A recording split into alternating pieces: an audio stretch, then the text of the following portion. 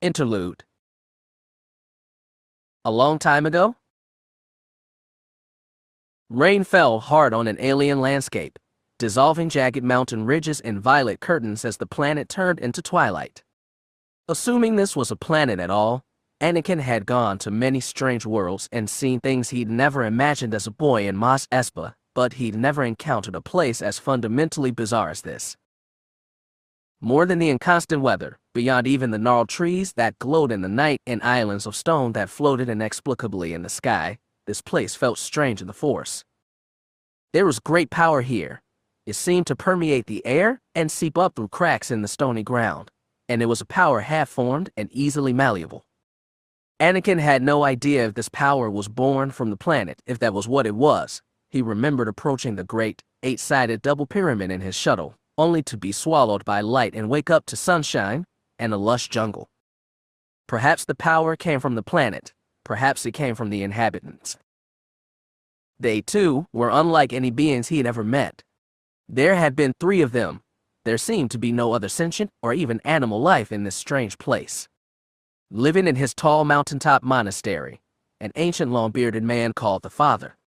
In a nearby cathedral of red-stained glass and black stone, a son. And finally, a luminous daughter. They were shaped like humans, but Anakin knew those were only shapes. Several times they had transformed at will before his eyes. They had been 3, but now they were 2. The daughter was dead, killed by a thrust of some mystic blade, aimed at the father and held by the son. Anakin could not shake the feeling it was his fault. He did not understand these strange beings, didn't even know if they were real, but he found it easy to understand the passions that drove them. The daughter had seemed like the embodiment of the Force's light side, selfless and self-sacrificing. The son, with his molten eyes and black armor, had seemed like the worst Sith, though he denied it. The son had said Anakin would destroy the Sith and the Jedi. He shuddered at the thought. Finally, there was the ancient father, who tried and failed to keep the balance between them. Perhaps if Anakin and his companions had never come here, if they'd never heard the strange distress call, been sent by the Jedi Council, and gotten swallowed by the inexplicable double pyramid in space, then none of this would have happened. The 3 Force wielders had been shocked and intrigued to discover that Anakin was the so-called Chosen One. The father had set to test his powers by making Anakin defend his companions, Obi-Wan and Ahsoka, against the son and daughter.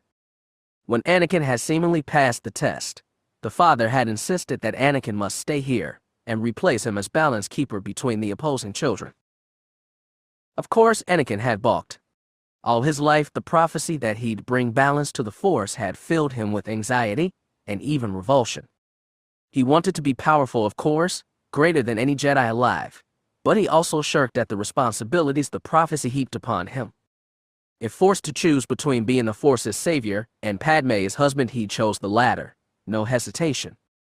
So he'd refused the father's offer, and the son and daughter had set to fighting, and now the seeming embodiment of the Force's light side was dead. Even now, somewhere in that rain-shrouded landscape, her father was putting her in a grave. Where they'd heard the prophecy of the Chosen One, Anakin couldn't guess, given they'd been locked here for countless millennia. That was another point in favor of it being a dream, along with the inexplicable appearance of Qui-Gon's ghost, and of course the surreal, ever-changing landscape itself. But it didn't feel like a dream. For all its strangeness, there was a constancy, a solidity here. He could feel his companions in the Force, and they felt clear as ever, anchors in a strange sea. As Anakin sat in the cockpit of their crashed shuttle, watching the rain and darkening sky, he could sense Obi-Wan standing thoughtfully at the rear access hatch, and Ahsoka putting all her industry into repairs the ship's scrambled guts. They were real, he was sure of that, if nothing else. If the rest of this was real too, Anakin found himself drawn to an inescapable conclusion. The prophecy that had hounded him since first meeting Qui-Gon all those years ago had been leading him to this place. Not even expecting it, he'd stumbled into the climax of the story of his life. He had to do something to rebalance a Force knocked perilously toward the dark side. He'd balked before, out of knee-jerk fear and resentment of his destiny. A beautiful, luminous being was dead because of that. He couldn't leave the father and the son here to destroy each other, especially when their struggle might affect the whole galaxy. There was a mess he'd made, and only he could clean it up. Obi-Wan wouldn't like it. Unlike Qui-Gon, he'd never bought wholly into the Chosen One myth. Ahsoka might offer to help, but she'd already been overpowered by the son once, and Anakin would never forgive himself if something happened to her. He had to face his destiny alone, whatever it might be. With a heavy sigh, he pushed himself out of the pilot's seat and moved toward the rear of the shuttle. A portion of the floor in the aft hold had been removed, and Ahsoka was currently inside the compartment. From her muttered swears, it sounded like she was hard at work, and Anakin didn't bother her.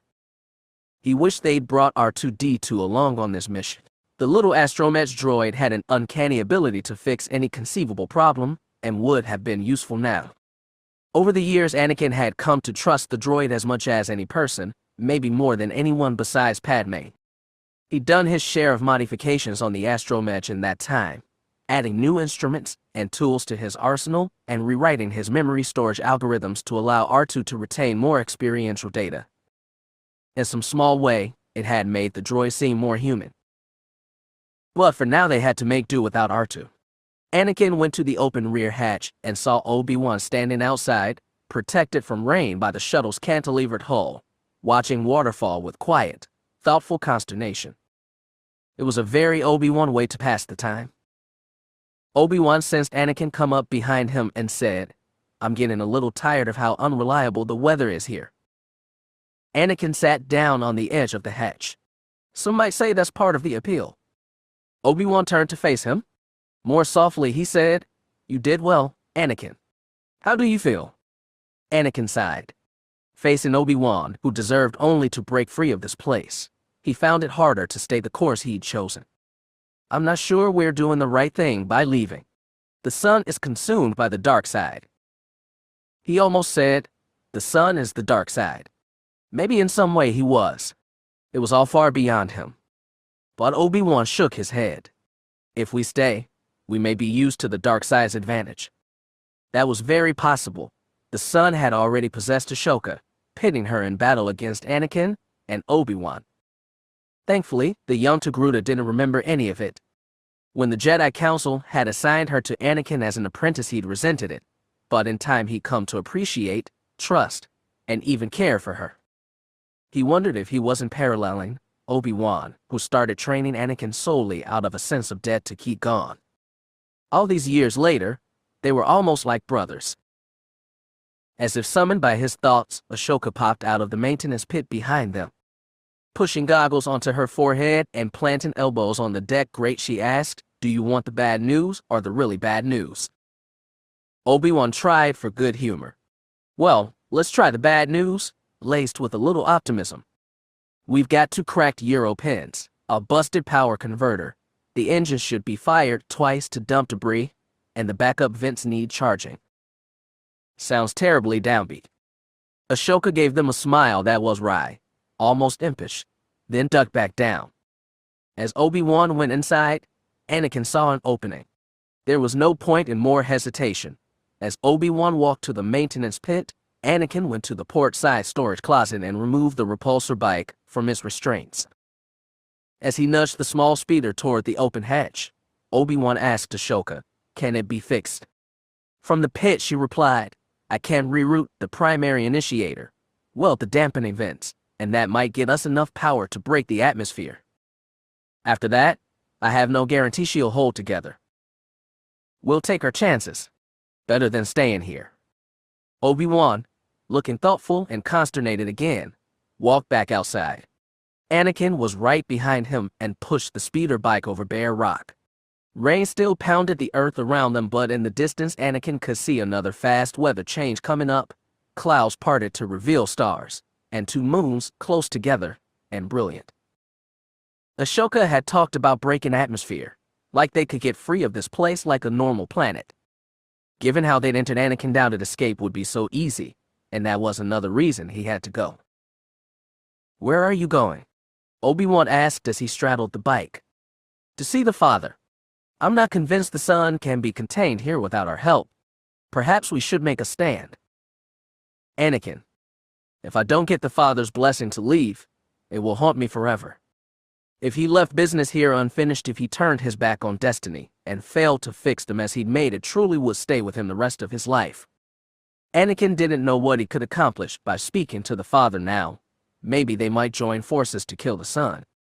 Maybe he'd have to take the Father's place as ruler of this strange world, keeper of the balance between darkness and light. There was no way of knowing. All Anakin could do was decide. Resolving to face the consequences, whatever they might be, Anakin pushed his speeder bike into motion and soared away, leaving his friends behind. As he rushed across the alien landscape, the rain died and the clouds parted, leaving him alone in a cold and starlit night. Chapter 22. Baviyar's ocean surged and receded, rose and fell, occasional whitecap waves breaking the monotony of deep blue water that reflected the textureless color of the sky. And then, the explosion. Water geysered 10 meters in the air and fell back to the sea, sending ripples that distorted the uneven mass of waves into widening concentric circles. When the foam died down, the rounded, oval shape of the airspeeder submersible could be seen, bobbing slightly on the ocean surface. "There it is," Aslan Ray said. "Take us down." It hadn't been necessary to give the order. The pilot of her amphibious transport, a Mon Calamari member of the same survey team that had discovered the Loyur beneath the ocean, was already cutting altitude and lowering them to the same spot. Aslan was anxious. She couldn't help it. She and Master Rassi Tuum were the first Jedi to arrive on Bavinire, but they were still too late to have caught Ania Solo before she went down to make contact with the ancient Ark. As they were still without the Force, there was little Aslan or Rassi Tuum could do with the Loyur, but just knowing the Black Pyramid was waiting a kilometer beneath them filled her with tension, excitement, and even hope. The pilot guided them to the ocean surface and laid them to rest behind the recently emerged craft. The Mon Cal tapped the communications panel and said, "This is Makvar. Salk, Resker, are you there?" A gruff voice replied, "We're here, Makvar." "Did you locate and contact the Loyur?" asked Rassi Tuum. There was a pause. Then new voice, one Aslan vaguely recognized as Salk's, said, "There's been complications."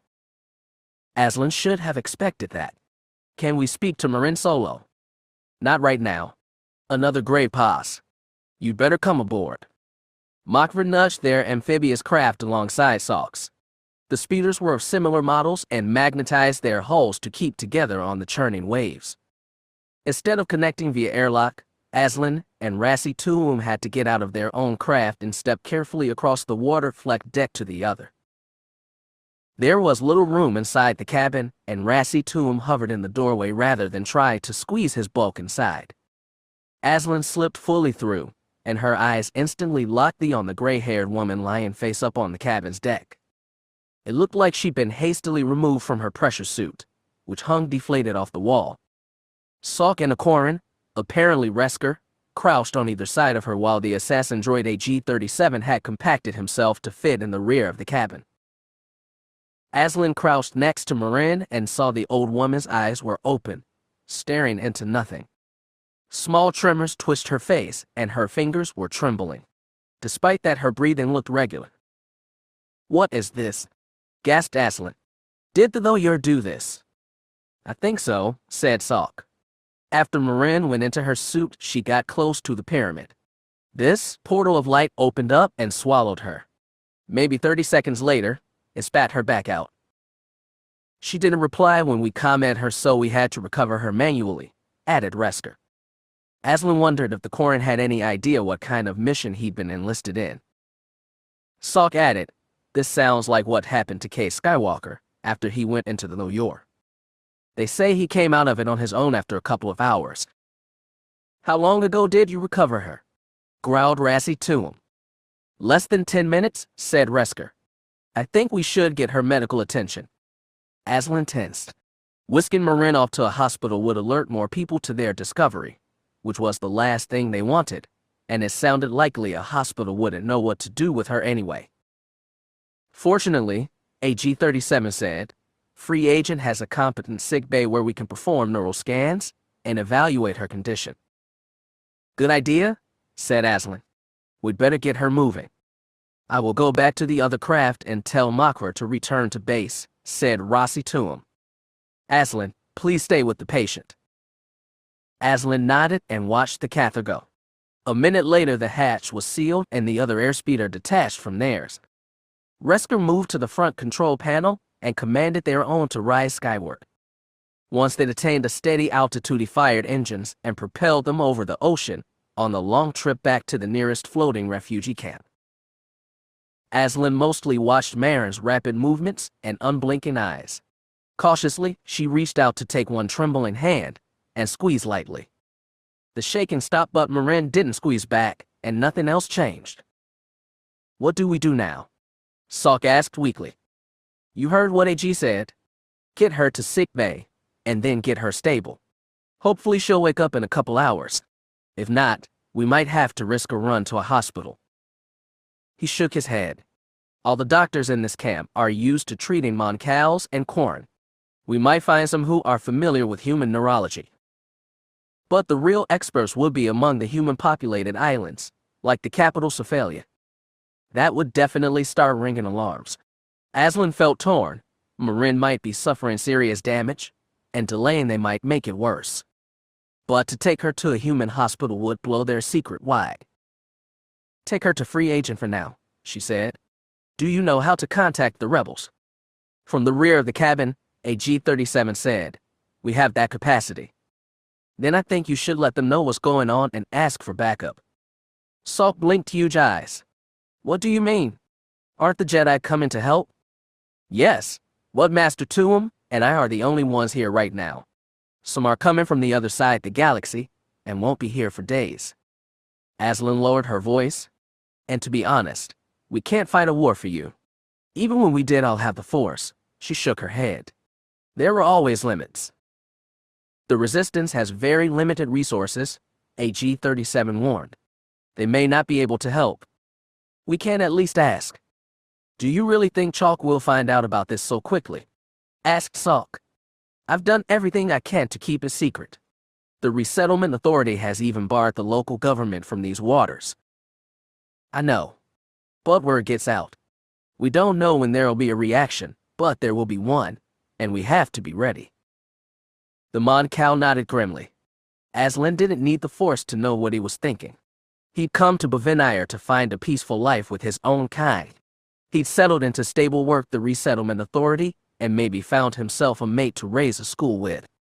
His days of adventure and danger were behind him, or so he thought. Well, things never went the way you planned. Just when you thought you were settled, something sudden happened and upended everything you knew.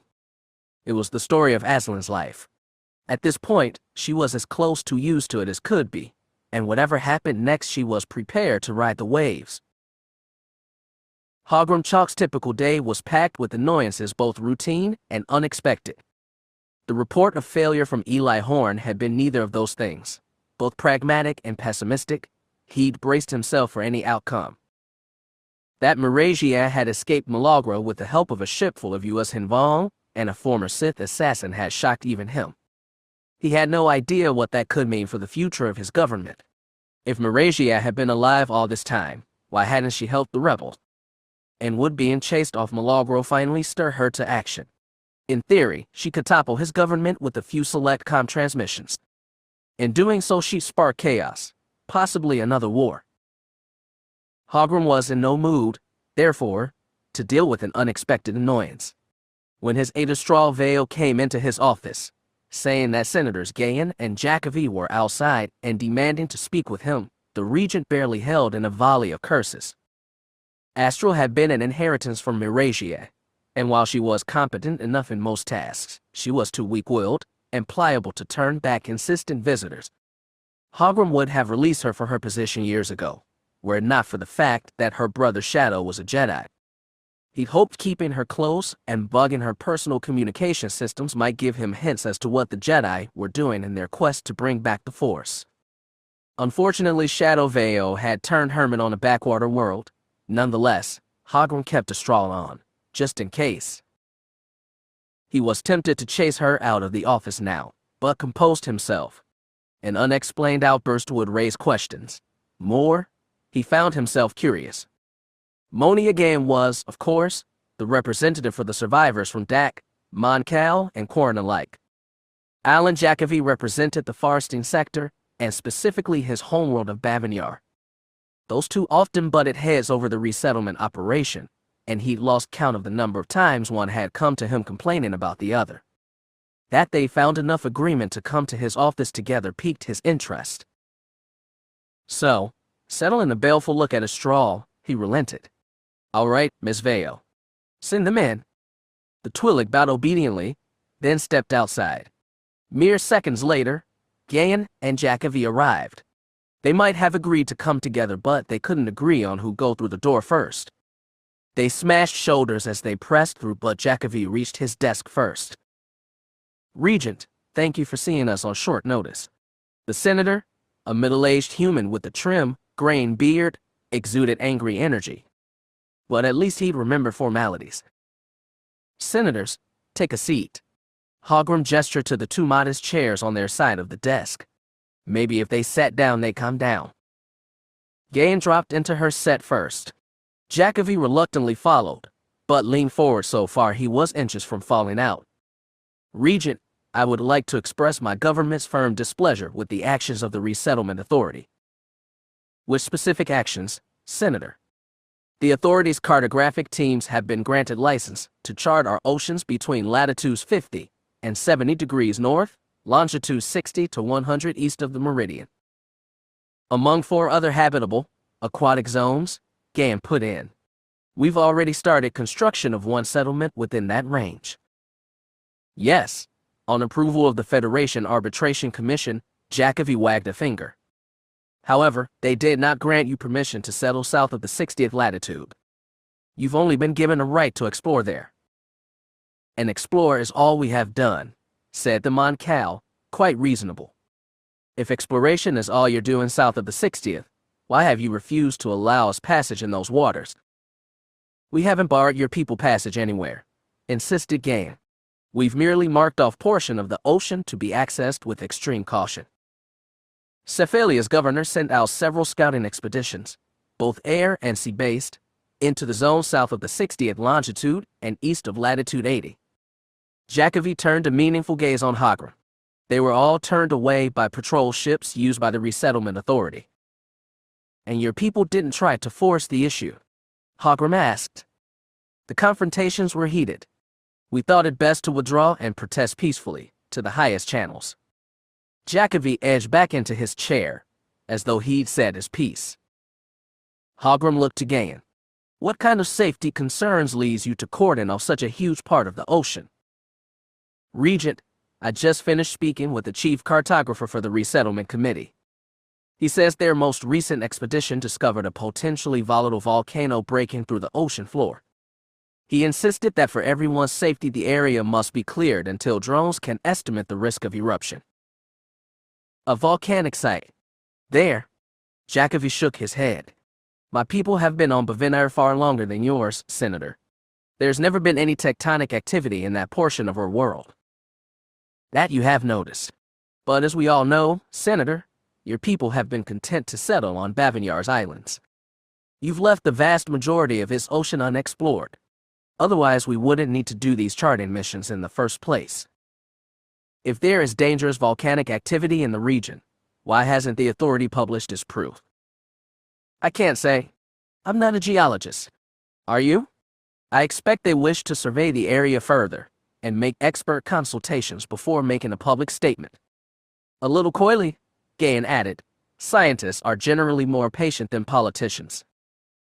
"How long has this area been cordoned off?" Hogrum asked. "Less than 2 standard days." She turned one large eye to Jacovi. "The senator is making a fuss over nothing, I assure you." "This isn't just about a strip of ocean," the human insisted.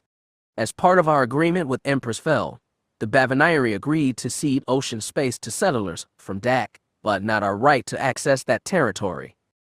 This was a key part of her provisions.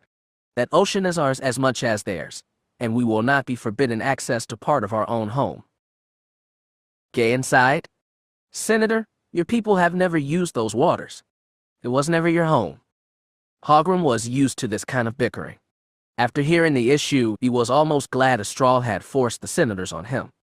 This was a small problem, easy to solve, and a relief from his bigger woes. Drumming fingers on the desktop, he said, "Senator Gayan, talk to the Resettlement Authority. Tell them I want preliminary results from their survey on my desk within a standard day. It doesn't have to be polished or final. I just want to see what you're dealing with. Until then, Senator Jacoby, your people will abide by the authority's request and stay clear of the area." Muscles in the man's neck tightened. "And after you receive the results, I'm no geologist either, but I'll have the best ones in the Federation look at the data. My scientists will work with the Resettlement Authority, and together they'll draw up a plan. Naturally, we'll keep Cephalia abreast of everything and consult with them before making our final decision." Reluctantly, Jacoby nodded. The human Bavanayari had a long history of stubbornly resisting authority. They'd been founded by settlers fleeing the Old Republic in its waning years, and had staged a fierce, if futile, resistance to Palpatine's new empire. They were currently unhappy with the refugees they were being saddled with and unhappy with the Federation that had saddled them. But for now, it seemed, they behaved themselves. Hogrum thought the matter finished, but Gayan said, "I assure you, there's no need to go to such lengths. While we appreciate the offer, Regent, the Authority already has some of the best underwater geologists in the galaxy. I've been told they're well on their way to assessing the situation now.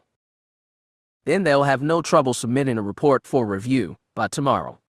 Of course it's possible, sir, but I really think. You two came here asking me to arbitrate. I've arbitrated," he said firmly. It was like trying to deal fairly with children. Sometimes he got so sick of these politicians' petty squabbles he wanted to blast the whole Senate to ash. "My decision is made. Both of you will abide by it." Gayan and Jacoby exchanged awkward looks. The human said, "Of course, Regent. I'll relay word to Cephalia." "And I will contact the authority," Gayan said with a wet sigh. The two of them rose as one. This time Gayan staggered slightly behind to let Jacoby through the door first. Neither of them looked back as they left. Hogrum sighed and stayed behind his desk. The dilemma he'd solved was so minor and petty, and nothing had been settled yet. Gayan's attempt at last-minute obstruction had surprised him, and he tried to puzzle it out once she was gone. His request had been simple and, he thought, quite fair. It was almost as though Gayan had been hiding something. He had no idea what could be worth hiding on the ocean floor of a planet like Bavinayar. There were some mineral deposits on the southern hemisphere that miners had been working for a century. Perhaps they discovered a great load of something buried in the northern ocean. Yes, that made sense. Per the agreement Marasiah had made with Cephalia, the refugees had something of a finder's keeper's policy on the territory they chart. They were probably trying to keep their webbed hands on something lucrative. It was all so petty. Hogrum had grown sick of managing little beings and their little squabbles, but someone had to do it, and it had been decades since he'd trusted anyone's judgment except his own. He certainly didn't trust Jacoby or Gayan, so he turned on the comm system attached to his desk and prepared a call.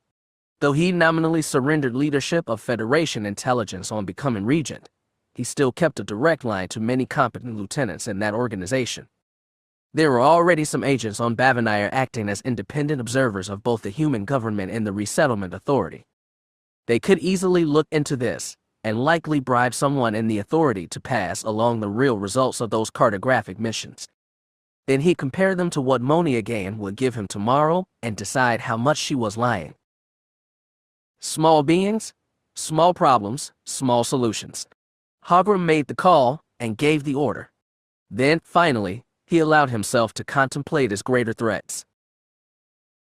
As they were effectively stuck inside the safe house by the Western Sea with no way off planet, it had seemed to Saray, Josam, and Yalta vowed that there was nothing left for them to do and nothing that could happen. The bred frustration, most of all in Jo, but Saray too. They'd laid the groundwork for the mission to rescue Stazi, but the Admiral's fate was effectively out of their hands now. All they could do was wait. And then, Instead of nothing happening, it all came at once. First, using an old rogue squadron code transmitted to the Safe House's secure comm unit, Anjdal had told them that a request had come from the Jedi for assistance on Bavinire. Since the planet was, more or less, Monia Gayan's home turf, Sare had passed an inquiry to the senator using the same code. Monia had been aware of the situation but confused. Sare's message that an object of great interest to the Jedi had been found inside the exclusion zone on the bottom of the ocean floor hadn't done much to clarify things for the Mon Calamari before she went off to discuss things with the Regent and Senator Jacobi. When she got back, Monia reported the Regents asked the Resettlement Authority to submit its data on the site. I told him that was unnecessary, but he didn't budge. You can't give him that information, Jael said urgently. The former Imperial Knight had been on edge since coming here. The revelation from Bavinire seemed to have pushed him over the brink. If Chalk finds out what's down there, he will attack Bavinire. He'll take a Star Destroyer and pulverize the planet. Monia's image blinked large eyes in disbelief. Surely you exaggerate. No. He already did it once on Tython. Jael leaned close to the comm system. The object they found the Loyur is the key to re-establishing a connection with the Force. Monia blinked again. That is, quite an assertion. It's the truth. It has to be protected. As I understand it, said Val, there's already some Jedi on Bavinire. They've been working with the Resettlement Authority. Right, said Jael. My friend Sawk's with the Authority. He's the one who gave the heads up in the first place, and he's probably the one who got them to put up the exclusion zone. Which aroused the ire of Cephalia, and now the Regent, sighed Monia. Listen, you have to stall Chalk. Get the Authority to send him false data. That is, extremely risky. Then don't say anything. We'll get in touch with Salk and have him send bad data. The senator looked like her head was spinning, and Sare wasn't much better. Jael was fiercely intent on protecting that Loyur. The man's desire to have the Force back was intense, verging on desperate. For Sare, the situation was much more complicated. I will try to stall Chalk as best I can, said Monia, but I will not do anything illegal. Jael looked ready to snap, but Sare soothed. We understand your position, Senator, and we know what risks you took just to contact us. Thank you. We'll be in touch. Before Jael could say more, she closed the link. Monia's holo disappeared. As calmly as she could, Sare told him, there's not much we can do here. You have to accept that. There's not much I can do about anything, Jael growled. His hands turned to fists. Not about the Bavinire. Not about Ania. I'm sick of being helpless. Val put a hand on his shoulder. Calm yourself, Jael. We won't help anything by being rash. We can't help anything at all, he scowled. The older knight looked to Sare. We should get back to the Resistance and give them an update. They might even be able to help. A reasonable requested, but Sare programmed the comm device to hail Anjdal. It was hard to steady her thoughts. As part of the Resistance leadership, she'd been kept vaguely aware of the search for another Loyur. The Jedi had been scouring far and wide for any hint of an ancient ark that might, apparently, lead to another gateway through which the Force might be recovered. All the while she'd silently dreaded such a discovery, and after 3 years she'd comforted herself with the thought that they'd probably never find it. But all that was over. Bavinire. She couldn't wrap her mind around the fact that the Loyur had been waiting for them there, of all places. A Jedi would start talking about the will of the Force now. She hated that, just as she hated the Force. As a Sith apprentice, she'd been taught to draw strength from it and command its will. But no one, especially not the Sith, really had power over the magnificent, inexplicable energy. Her father had thought himself a master, and his arrogance had doomed him. So, too, Darth Krayt, and every Sith who'd gone before.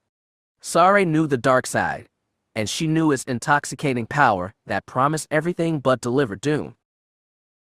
Even before she'd lost the Force, Sare had been slowly losing faith in what she'd been taught.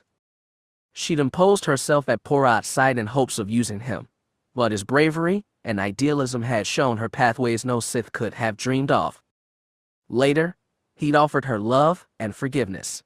Her father had said those things were delusion, but her father had been wrong about that and so much else. As she finished punching in the code, a chill ran through Sare's body. She was terrified of the Force. She had to admit that. She had no idea what would happen once it came back. Maybe the purity of light would smother her, maybe she'd fall back to intoxicating darkness. All she knew was that the person she'd become over the past 4 years, liberated from the Force, would be enslaved again. With slightly shaking hands, she entered the code and stared at the console's blinking green diode, afraid to even punch in the call. When Val asked, "Are we ready?" she nearly jumped. But she composed herself, nodded, and pressed the button. 30 seconds later, Ange-Doll's face reappeared over the console. Jo jumped in before Sare could, quickly explaining their conversation with Monia. "Time's running out," he insisted. "Do you know if anyone's gone down there to contact the Lawyer?" "I've been told somebody has. Still not sure who," Ange said. "Apparently that person, whoever they are, is still recovering from the after effects." "I've heard about those," Jo nodded. "But is the Lawyer still on the ocean floor?" "The object hasn't budged, no." "Well, Chalk will be coming for it, probably within a few days." "Wait a minute," Ange said. "You said all he wants is the survey data. They have to send him a fake package. Get online with Salk and tell him that. Tell him I told him that." Wait, Ange waved both hands. "I can't tell them that." "Fine, but we've got our hands full right now." Sare's heart rose. Is the operation to Selva's underway? The team should be inserting into the system any minute now. Ange glanced at Jo. "Your friend Kyra's with them." The man took a breath as that sunk in. It allowed Sare a word in edgewise. "What kind of forces have you committed to Selva's?" "Nearly everything we could spare. The insertion team is pretty small, just 20 people, but we've got half the fleet on standby. Remember, there's not much in that system, but it's right close to Bilbringi. As soon as they realize something's wrong at the prison, they can call a whole fleet for backup." The Resistance only had a meager fraction of what the Federation stocked at Bilbringi alone. "Hopefully," Sare asked, "so you don't have the forces to commit to Bavanire?" And shook her head. "No, especially not in the time frame you're talking about. I'm sorry." "You have to do something?" Jo pleaded. "This could be the key to defeating Chalk." The pilot looked skeptical. "Are you saying the Jedi could help us win the fight? I don't think you're in the position to make those promises. You're not even one of them." "Captain Dahl," Val interjected, "I am still an Imperial Knight, and I can promise you this.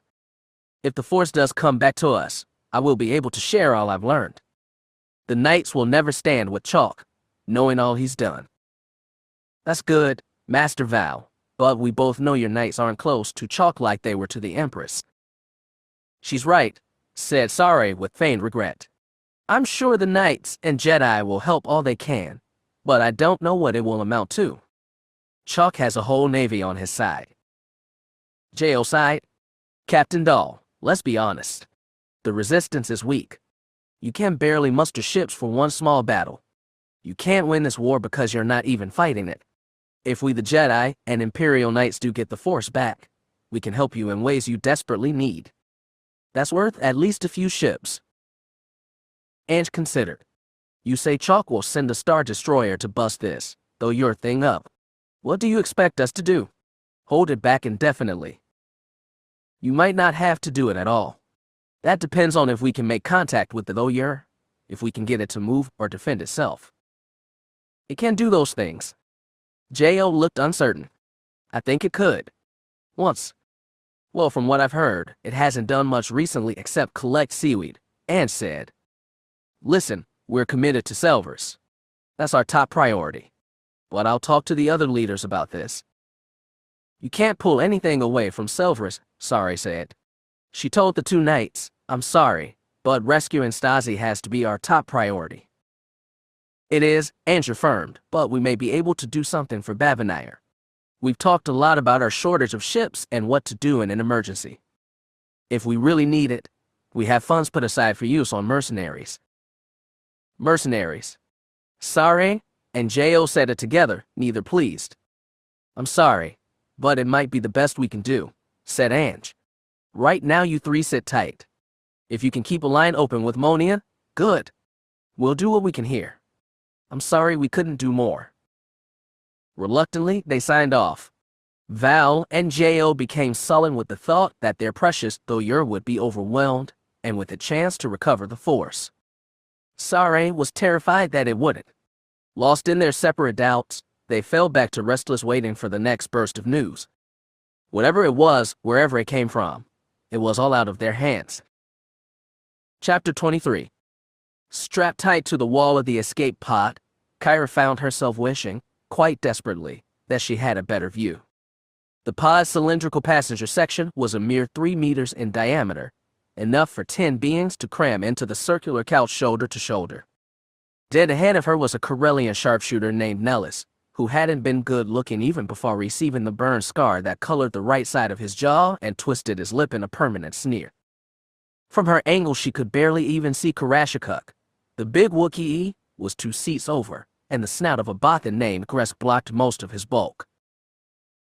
When Kyra tilted her gaze back hard to do with the headrest directly behind her, she could peek through the escape pod's porthole window and see the blur of hyperspace. The pod was still attached to his ship, or more accurately to the unpiloted drone that carried them through hyperspace. The second pod was locked snug in his berth right next to theirs, and when she reached out with the Force, Kyra could faintly sense Ganner and Asok as anxious as her. They'd gone over the plan for insertion into Selvers in detail, but nobody was totally confident in it. The reconnaissance ships they'd inserted over the planet had reported no orbital defenses, and only one satellite hanging in geosynchronous orbit directly above the prison complex on the southern hemisphere. The satellite would surely detect an incoming starship, which was why they devised this nerve-wracking entry. The drone that carried them through hyperspace was programmed to drop to sublight speed beyond Selver's orbit. From there, inertia would carry it into the atmosphere on a pre-programmed vector that would take them roughly above the prison complex. At that point, the drone would explode, simulating a mere asteroid burning up in atmosphere, having ejected both pods seconds beforehand. If all went according to plan, the pods would fall to the surface and land undetected within 50 kilometers of the prison, at which point Kyra and the others would initiate a long march through Selverus, jungles to the site. It wasn't easily said, and it would be even harder to do. Yet when the pod jerked out of hyperspace, and stars winked through the porthole window, Kyra felt everyone tense with anticipation. They'd all agreed to this mission knowing full well what might happen to them. They'd been strapped in these crash seats for hours and were ready to get the job started. Kyra was as restless as them, but she knew landing would be the easy part. The Federation had built a maximum security jail on Selverus specifically because it was so inhospitable. 100-some years ago, the U.S. Henvong had occupied the world and used it, appropriately enough, as a prison camp. They'd initiated their terraforming projects, only to abandon the planet with the project half done, leaving the local and invasive ecosystems to battle it out on their own terms. When the Jedi had put together the Asas project, they hadn't bothered to try and fix Selverus. The world was, simply, irrelevant. It would become a lot more relevant if they could free Stazi.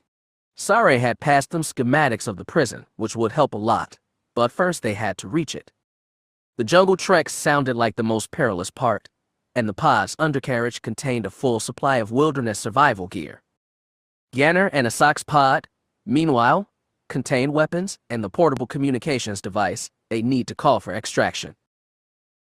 But first things first, Kyra strained her neck back and watched the porthole. After long minutes of drifting through space, she finally spotted Selverus' green disk slip into view. Nellis, who'd been looking for the same thing, gave a whistle and muttered, "Heads up, boys and girls. We're almost here." Kyra tensed and waited as they continued the approach to Selverus.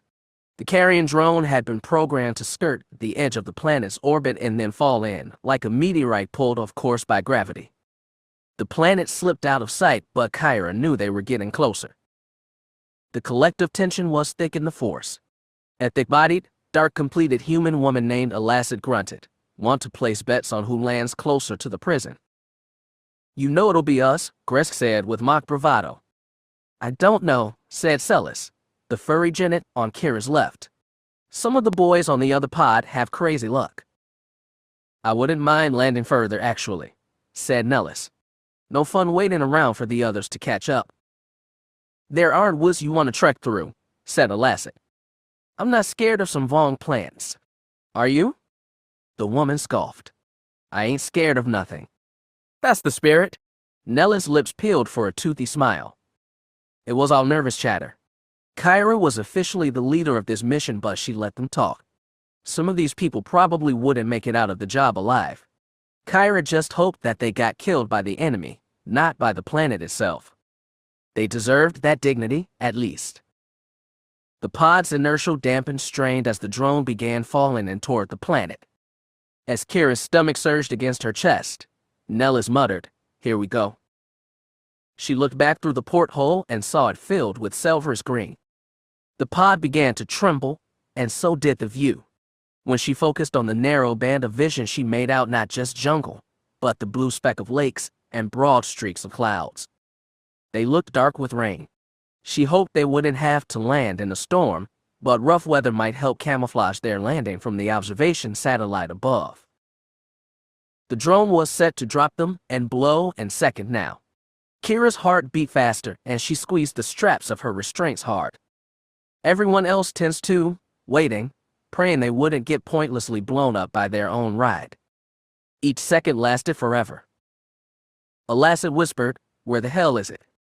And then they dropped. The whole pod rattled violently. Even in her restraints, Kyra's shoulders jostled painfully against Gresk's and Celis, and she couldn't knock her head back to look through the porthole. She could only fall. She tried to reach out with the force. Squeezing her eyes tight, blacking out Nellis' ugly mug, she felt the lives packed around her.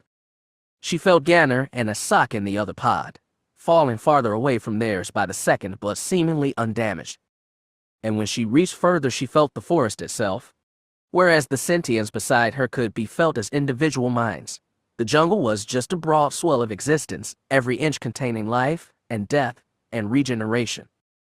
It was a dizzying thing, all the more because it was coming at them so fast, like it might swallow them whole.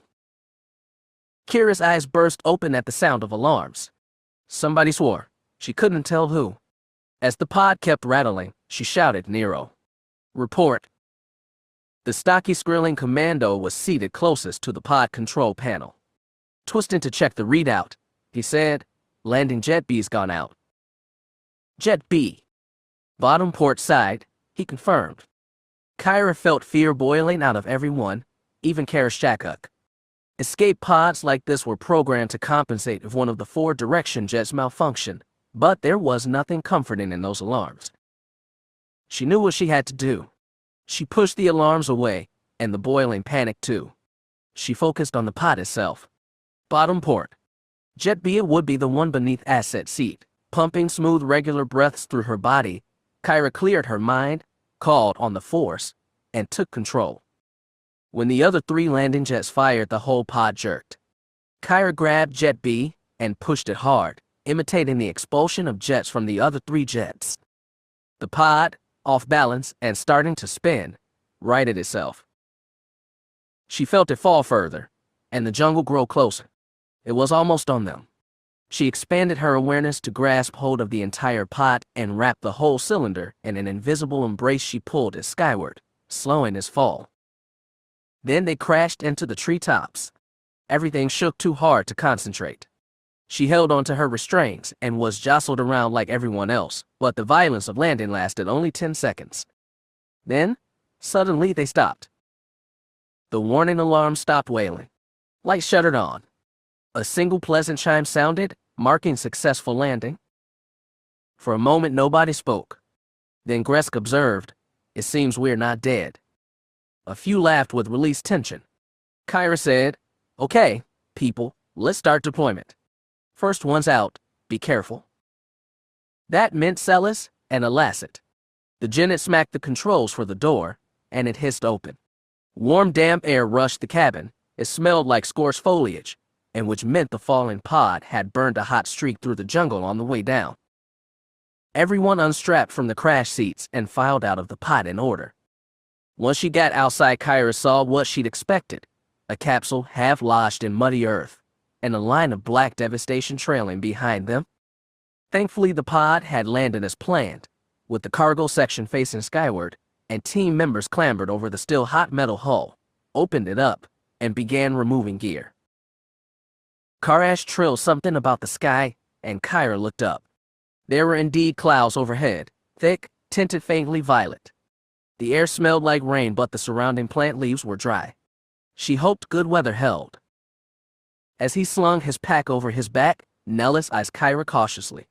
He asked, "Were you the one who righted our landing, ma'am?" It felt strange being called ma'am by a guy twice her age. "I helped," she said. "Well, I am sure as hell's glad you're on our side," he said, then went to check on the cargo. Karash added in a soft moan. They were all glad to have her. Kyra flushed at the compliment, but she appreciated it too. There was no point in having these force powers if she couldn't be useful. She'd protected the team thus far as only she could. Right now she felt confident she could continue to. Next they had to meet up with Ganner's team. She hoped their landing had been smoother. Their pod had landed in a deluge. As soon as Asak opened the hatch, muddy earth poured inside, and rainwater spilled into Ganner's face, quickly soaking his shirt. He shouted at Asak until the Togruta managed to close the hatch most of the way, though enough mud had clogged the hatch's frame to prevent a full seal. "Well, this is lovely," spat Sevmer from his spot next to Asak. "I'm glad we're getting off to a great start." Ganner didn't begrudge the foul mood. The Ishitib had barely escaped the Praxel 7 mission with his life. He'd been brave to volunteer for the follow-up and deserved a smoother job. "Well, look at it this way," said Asak. "Their satellite definitely didn't see our landing. Consider this a successful infiltration." "It'll be successful if our equipment doesn't get soaked," groused Lazar, the young human in charge of the communications array. "What do we do now?" Sevmer asked Ganner. As leader of the team, it was his call. Compared to other decisions he might have to make, this one was simple. "We wait out the storm," he told them, "and then we figure out where the hell we are." Nobody objected. They listened to rain pound the hatch for another 10 minutes before it receded to a drizzle. Then they ventured outside. The pod had come in to land next to the base of a large tree whose roots prevented it from sinking into the mud, but the earth around them was still a mess, and within a minute outside, Ganner's legs were entirely coated in mud. Several team members helped Lazar remove the transmitter and affix it to the man's backpack, while Sevmer and a few others took out the weapons cases. As for Ganner and Asak, they tried to get the locator working. Because there were no friendly satellites to ping for telemetry, they would have to find their location on maps recorded by the recon drone flight several days ago.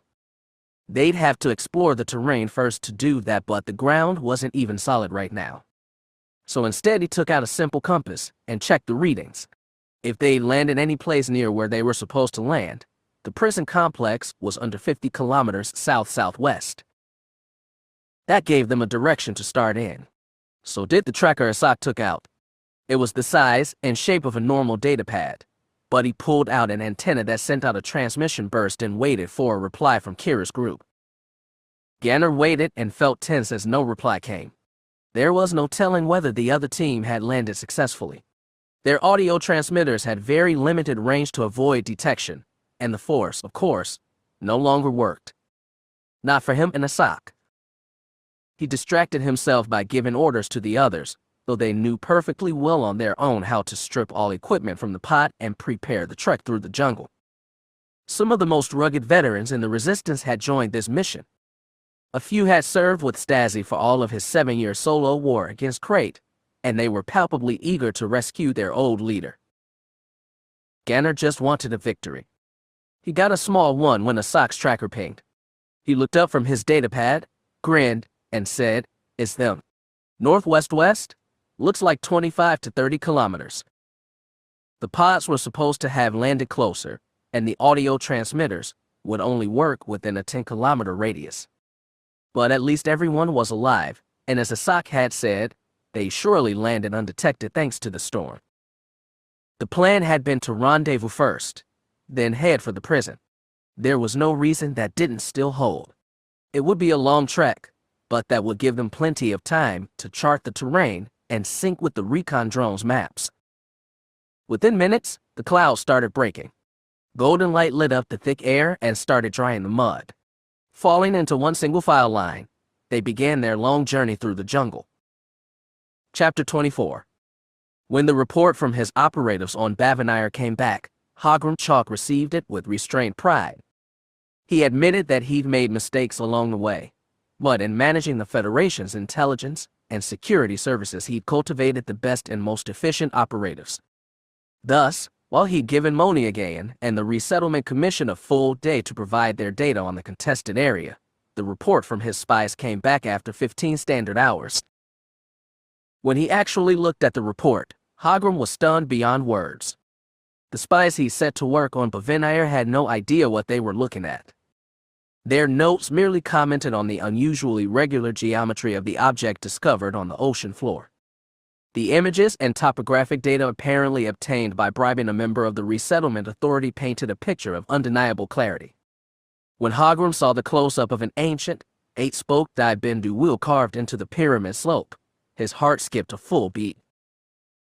He sprung up from his chair, repulsed by the sight of it.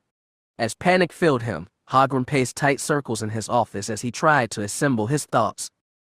There was a though you're on Bavanire of all the worlds. He didn't bother to ask how or why. It was a simple fact to deal with.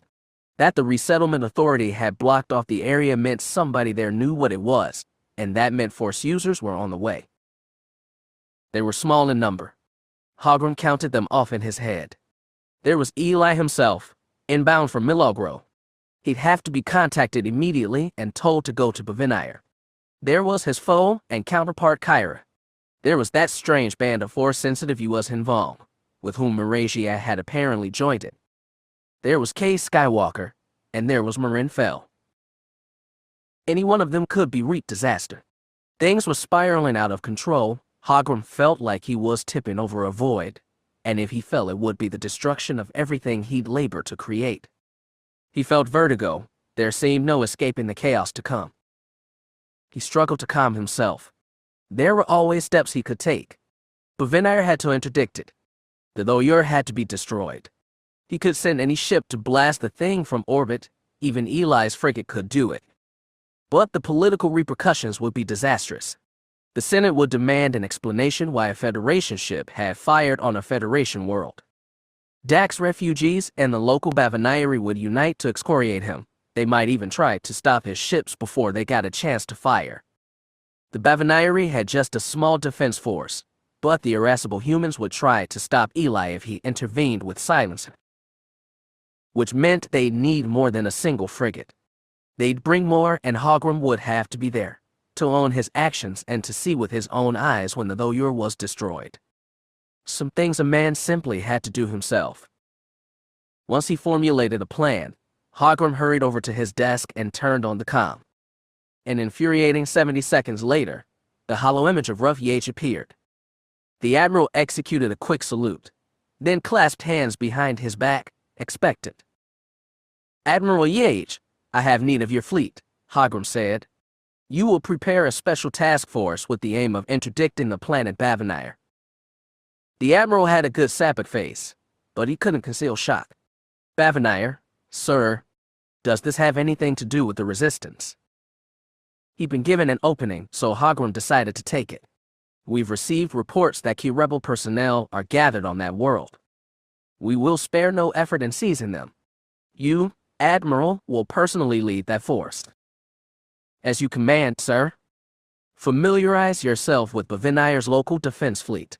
You are not going there to fight them, and you should do everything you can to avoid confrontation, but be prepared. The Bavanire are fiercely protective of their planet." "I understand, sir. Do you have specific intelligence on where the rebel leaders are meeting?" "Not at this time. However, I will join you to personally supervise the siege." Yage looked stunned again, but recovered. "Very good, sir. Should I expect to welcome you aboard Warhammer?" No. I'll be taking the Jagged Fel and meeting you there. That was another snap decision. He'd feel most in control aboard the old Imperial flagship. Yates was a good officer, but then, he'd been a good officer for Darth Krayt before switching sides. You could never trust a man who turned traitor, even when he'd done it in your favor. Hogrum would have rather called on Edward Fennel, but the Admiral was currently at Yaga Minor, a week away from Bavanire, at best speed. I understand the importance of this, sir, said Yage. I'd like to be prepared as best I can. I'll draft a report and send you all you need to know before you reach Bavanire. Prepare a force that is small but capable. Use your best captains. Yage clearly wanted more to go on before he launched an expedition, but like a good soldier he nodded. Yes, sir. Absolutely. Good. Contact me before you set out. I'll be aboard the Jagged Fel by then. Understood, sir. Yates snapped another salute. Hogrum turned the holo off before he let it go. He stared at his desk, trying to figure out the next course of action. Contacting Eli was the most immediate, and he quickly patched in a call to the young man's frigate. He appeared before Hogrum, still looking ashamed. As well he should. He'd come so close to seizing Marasiah, then let her fall through his fingers.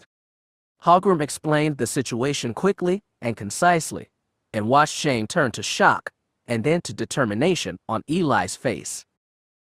I'll do whatever I can to keep the though you're from being activated, he said, but realistically, sir, our enemies have a head start. I know. I'm sending Yage there with the task force. I'll bring the Jagged Fel also. You're closer than either of us, which means you'll get there first, but do not approach Bavanire. In fact, don't go closer than the system edge without telling me. Eli frowned. Why is that, sir? Because if an Imperial frigate appears and starts firing on their planet, the Bavanire, the humans, and the refugees will be furious.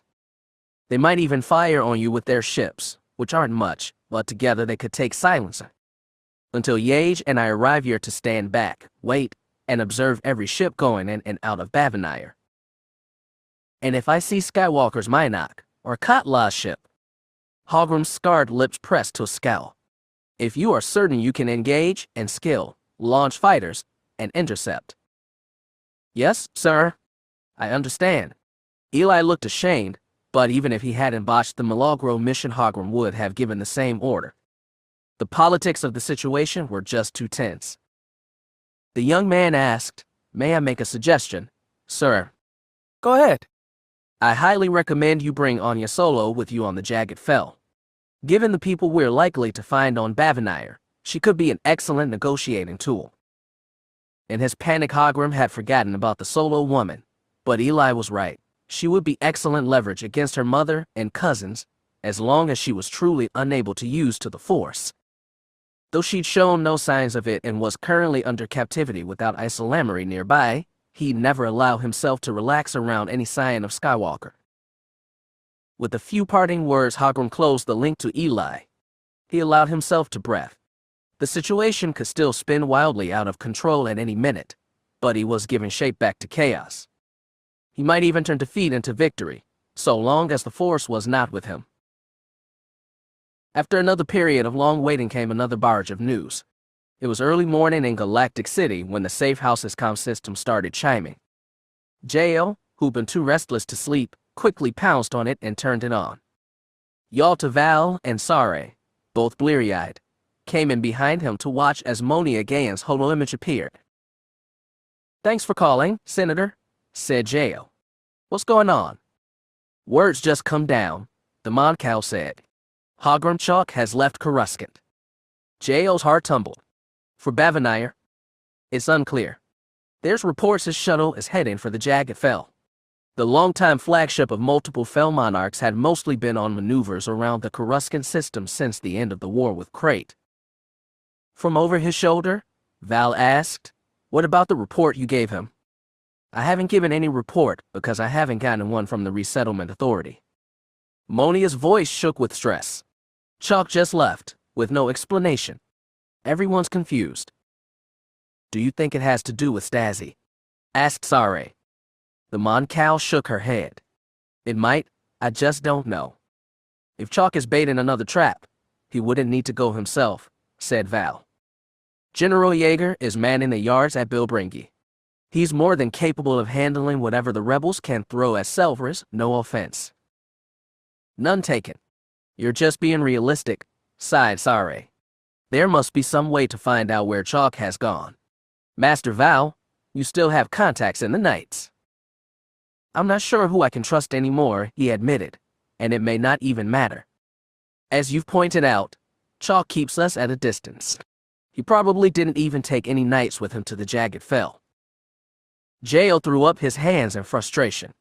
So what happens now? We just sit around and wait. We may not have to, said Monia. There's something else that's come in.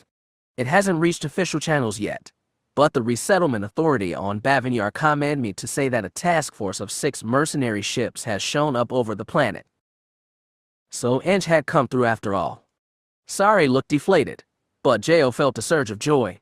Small help was far better than no help. They're there to protect the Thoyur, he told Monia.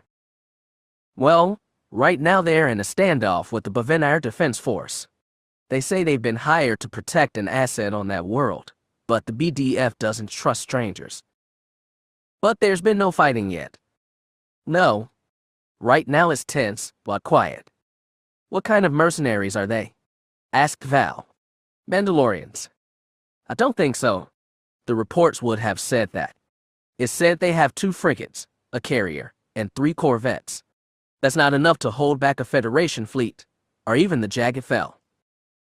Combined with the BDF, it might be worth something, said Val. That's not a combination you're likely to see, Monia said. The BDF does not trust strangers, though it might have to. So what happens now? Asked Jael. What are you doing? He knew he was pushing, maybe too hard, but Monia lifted her barbed chin. That's the main reason I'm calling you. In light of the situation on Bavanyar, and the critical role Dax refugees are playing in this, I've decided to go to the planet myself to help resolve the crisis. She said it with the firm confidence of a stateswoman, but Jael knew how dangerous that was. She was likely on a collision course with Hogrum Chalk, the Jagged Fel, and whatever else the Regent brought with him. But she was going anyway. Sari smiled tightly. I'm proud of you, Monia. There's still a rogue in you after all. Maybe, the senator said seriously, but I have a responsibility to protect my people on Bavanyar. Protect that Thoyur and protect us all, Jael assured. He learned enough about Mon Cal expressions to tell she looked uncertain. Monia said, I have a MiG-28 transport I use for ambassadorial missions. There's space for around 20 passengers, plus standard crew. In other words, there's more than room for you. Are you sure that's safe? Asked Sare. If you use that disguise you first met me in, I think I can pass you off as an advisor. Masters Assam and Val could stand in as bodyguards, assuming we don't get anywhere near Chalk himself. If we do, you lock yourselves on the ship and stay well clear. Do you understand? Jael's heart leaped, then fell. He yearned to be there at Bavanyar for whatever happened, but he also needed to rescue Ania. Yalta Val, perceptive as always, put a hand on his shoulder. Jael, there's no telling where she is right now. She might not even be on Coruscant. We can't do anything for her here. But at Bavanyar, just possibly, we could be of use. He smirked tiredly. And it would get us out of this damn safe house.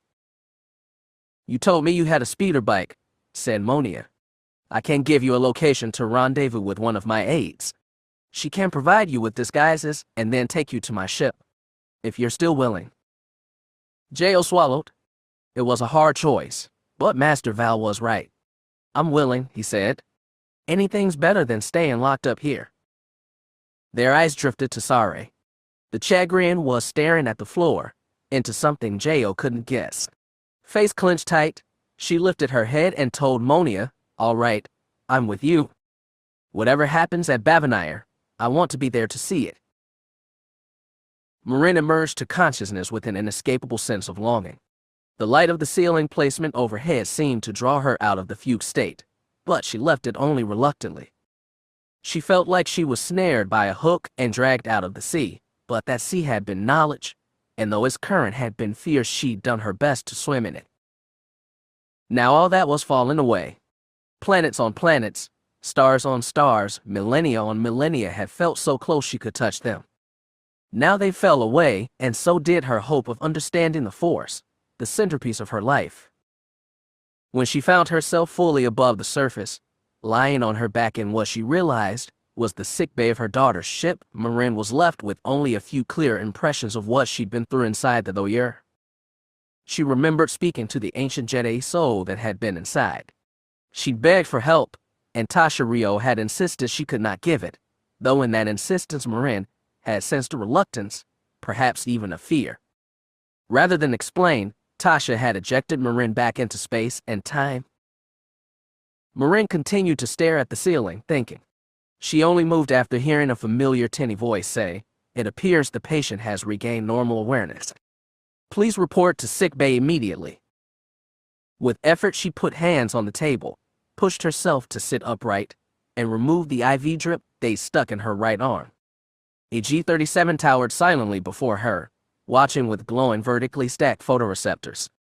It was not a pretty face, but it was welcome nonetheless. She gave the assassin droid a weary smile.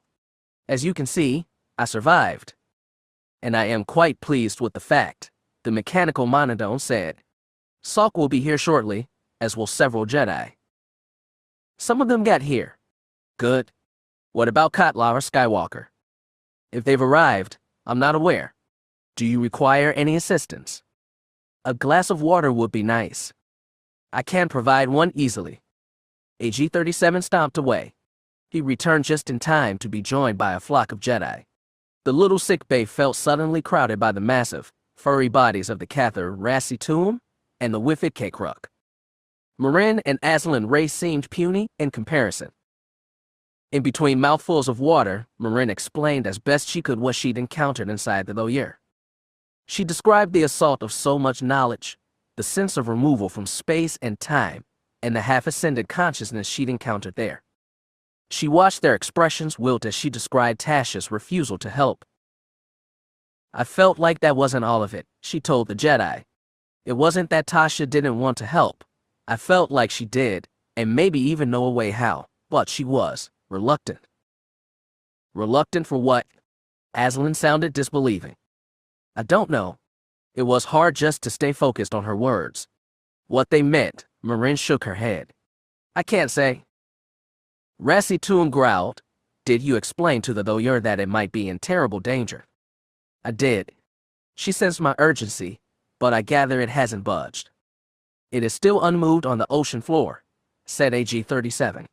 "The Resettlement Authority has cordoned off the ocean around it with an exclusion zone, which has not escaped notice of the Babinairi government or the Federation." No surprise there.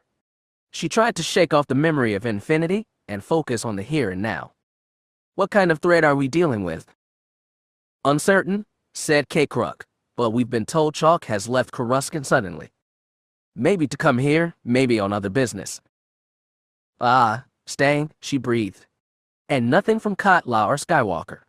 They might get more out of Tasha Rio than her." "I believe they are en route," said Kakruk, "but we do not know who will arrive first." The smallness of her mortal self oppressed Marin. Inside the Doyer it had felt like she could know anything and do anything. She felt closer to the core of the Force than ever. Now she was just one old woman, about to be overwhelmed by events past her control. "There's some good news," Aslan offered. "We contacted the Resistance and asked them to send help. They're apparently committed to a big operation elsewhere, but they hired a batch of mercenaries to help guard the Doyer." "Mercenaries? You mean Mandos?" "No," said Marasiah Fel. "I doubt the rebels could afford what Thormral is charging for services nowadays. Another company, called Black Spear." That wasn't familiar, but Marin had stopped following the guns for higher business. "Are they here now?" "Yes," said a G-37. "They have 6 ships, which are currently sharing orbit with the BDF, uncomfortably but peacefully. The unit commander has come down to this settlement asking to liaise with our leader." They all stared at her, and Marin realized what they meant.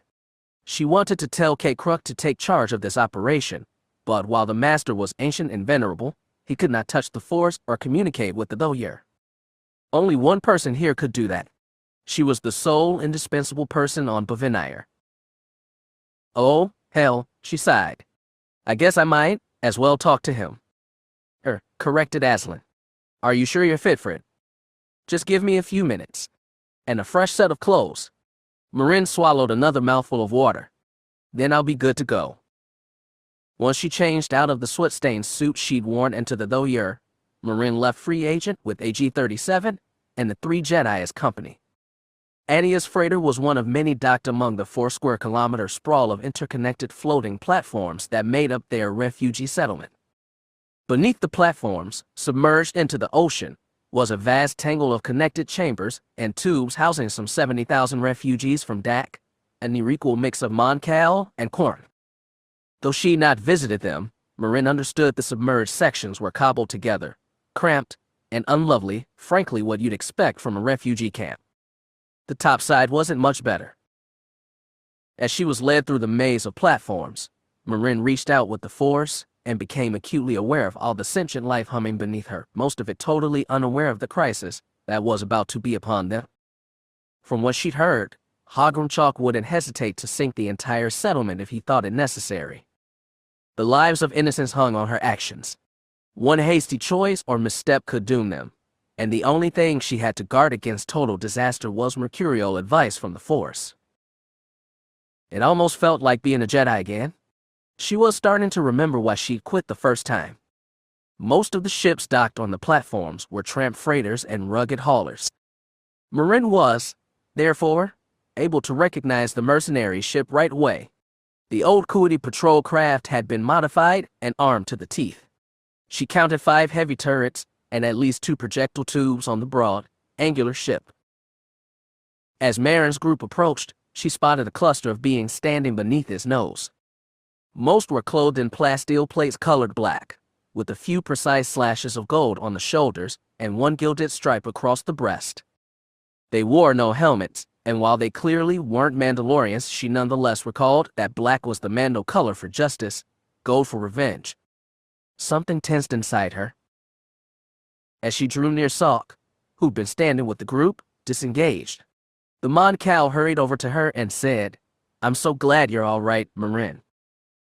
He didn't sound glad at all. Is something wrong? Well, Salk shifted anxiously on his feet. You should find out for yourself. Curious and cautious, Marin let Salk take her to the mercenary ship. Only one of the group turned to approach her. It was the shortest of the lot, a human woman with dark brown hair cut to a severe bob. She was young, probably even younger than Ania. When her eyes lit on Marin, she stopped dead in her tracks, and one hand brushed the blaster at her hip. Marin froze too, and if she'd had a weapon, she'd have reached for it. Instead, she stared at Sora Alchus for a long moment before asking, "Are you the leader here?"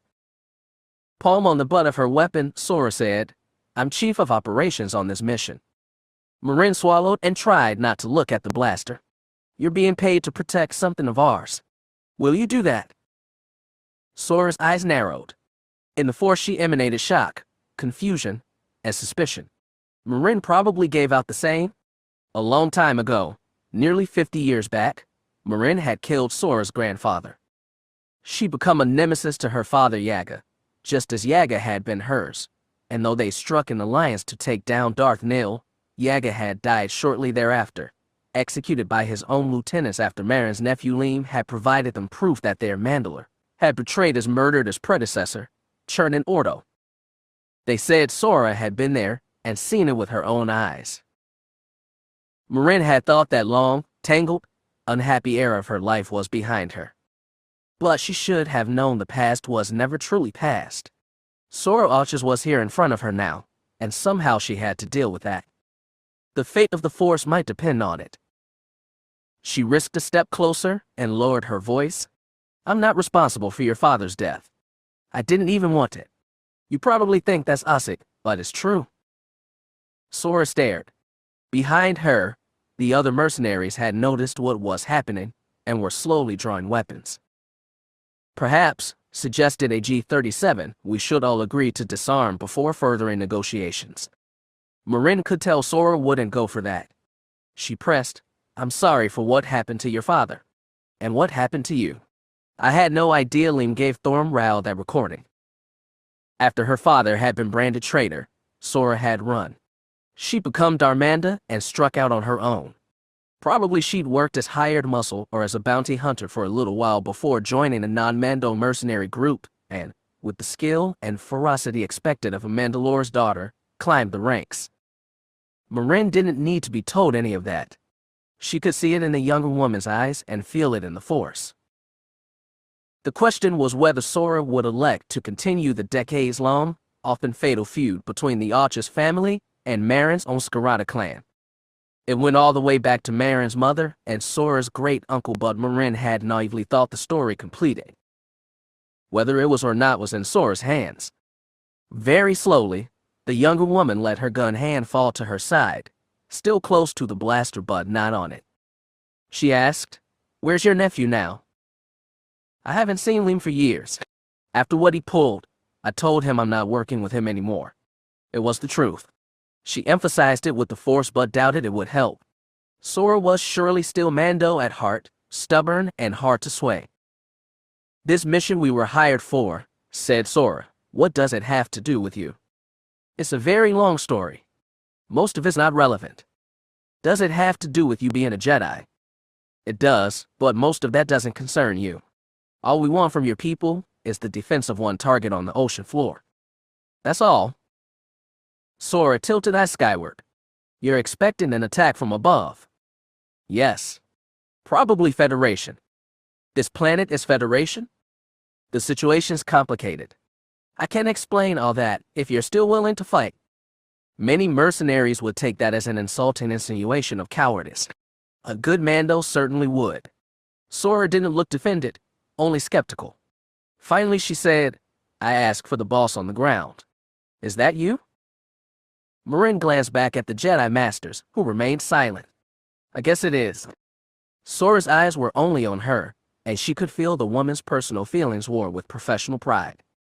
But she moved her hand fully away from the weapon, clasped it at her back, and said, Black Spear Company is at your service. Now, you'd better explain to me what exactly we're supposed to protect. I'll tell you everything you need, Marin said with relief. She wasn't so stupid or optimistic to think things settled between her and Sora, but for now they stood down from confrontation. For now, that was enough. The U.S. Hinvong Davin Basil's flung Kadla's flyer through lightspeed with silence and smoothness that felt strange to Marasiah. It was unlike the hyperdrive-propelled rides she'd known, and, more, their frictionless leap toward Bavinire was in stark contrast to her feelings inside. Contact has been made with the Thoyur, but it remains under the ocean, informed Katla after completing the transmission, apparently to Jedi on site. A mercenary company has arrived to help protect the site, in case of Federation intervention. Mercenaries are fickle, Zonkar told those gathered in the flyer's small rear hold, but they are better than nothing. Talon, cleaned and poised after the fight on Milagro, asked, What do you mean contact was made? Has someone entered the Thoyur? Someone has, Katla nodded. Not Cade Skywalker. He is, as yet, unarrived. Talon pressed, if someone entered the Thoyur then they spoke with it, yes. If they did, what happened? Kruk was not specific. It's possible that another conversation may be required. You mean you? The U.S. Hinvong nodded. I mean me. I have done it before, on Tython. The mind inside the Thoyur may yield more to me. In the meantime, said Zonkar, we must be prepared for any battle. Indeed. Katla shifted his gaze to Marasiah. The ex-Empress, also cleaned and changed, sat on a bench along the wall, listening but not speaking. It is possible your uncle may appear himself.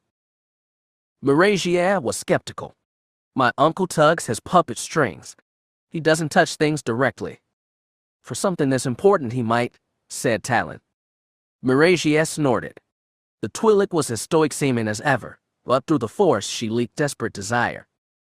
She craved reunion with her powers so badly it was pathetic. Zonkar is right, said Katla. Come. We must prepare the other warriors for a fight, of any kind. The two Yuas Henvong moved out of the hold, leaving Marasiah and Talon alone. The Twi'lek moved to follow them but stopped, turned, and lingered in the doorway, watching Marasiah. The ex-Empress has no desire to start bickering with Talon again. It had nearly gotten them killed on Milagro. She held her tongue and looked away, but Talon asked, "Do you want your uncle to be there?" Staring at the floor, Marasiah said, "I never want to see him again." "Why would I?" "To kill him, of course." She said it with simplicity and no judgment. Marasiah glanced up without raising her head. "Do you approve?" "I don't disapprove." "But..." Talon tilted her head thoughtfully. "You are not the woman I expected." The words brought Marasiah to her feet. She glared at Talon from across the room. "You should leave now." "I'm sure you want to kill me as well," said Talon, so dispassionately. "You have a reason. I killed your teacher all those years ago, and many more of your father's knights. If you want to die..." "I don't," said Talon, very softly. "And I don't think you want to kill me." Marasiah took deep breaths to restrain herself, like Elke Vetter had taught her. She told Elk's killer, "On Milagro you accused me of sulking, crying, hiding in grief when I had the Force and could do anything I wanted." Talon stared, motionless, in silent affirmation. "You don't understand. You Sith, you think all power is there to be abused. If I faced my uncle, knowing all he's done, I would strike him down. I'd burn him away. I would use every spark of darkness inside me. Like you did on Milagro." "Milagro was just a taste," she whispered. Marasiah could barely remember the fight atop the outcropping. All she knew was that, surrounded by enemies and desperate, she'd given herself entirely to her anger and hate, and in doing so had rendered matter with the storm of Force energy. She'd never done anything like that before, but it had felt so easy and natural, and it had felt impossible to stop. She'd drawn on the dark side before, but never gone so fully over, not like that. And when she thought of her uncle, she knew she could do it again. "You are afraid of your power," said Talon. "I should be? You're afraid of it, I can tell." Talon said nothing, another wordless agreement. "I didn't hide on Milagro all those years because I'm a coward," Marasiah said. "It's not because I'm afraid of the dark. I am a Fel. I was taught from the day I was born to protect peace and order in this galaxy. Look around now, and what do you see? Peace and order. My uncle's built it on blood and lies, but he's built it. And you'd let it stand like this." For the first time, Talon sounded surprised. "That may sound like an excuse for cowardice, but it's not. My uncle stabilized the Federation like I never could. Topple or kill him, and anarchy could be unleashed again. I won't have that. Whatever else I am, I'm still a Fel.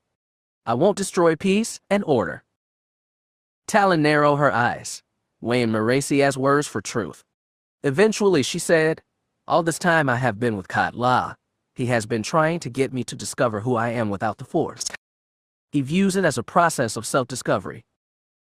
Marasiah found it hard to care about a Sith's problems. How valiant of him. "You have not lost the Force, but you've lost your throne, and I see that's harmed you just as deeply. Don't pretend to understand me. I neither pretend nor understand. My point is that, before coming to your rescue, I spoke with someone who told me I had no self to discover. He told me I was an empty vessel, and I meant nothing until I was filled with a purpose from the outside. And he said that even if I couldn't feel the Force, it could still fill me. And how is that supposed to solve my problem? It isn't. But it may help solve mine. I've been thinking on it a great deal lately." Finally, Talon turned for the exit, but tilted her head back for parting words. "Perhaps you should think on it too, before we reach Bavanire." With that she left, leaving Marasiah alone in the end, final words echoing in the flyer's absolute silence. Chapter 25. Stazi stopped and held position, back and legs straight, arms bent on either side and straining from his own weight, face just inches from the floor.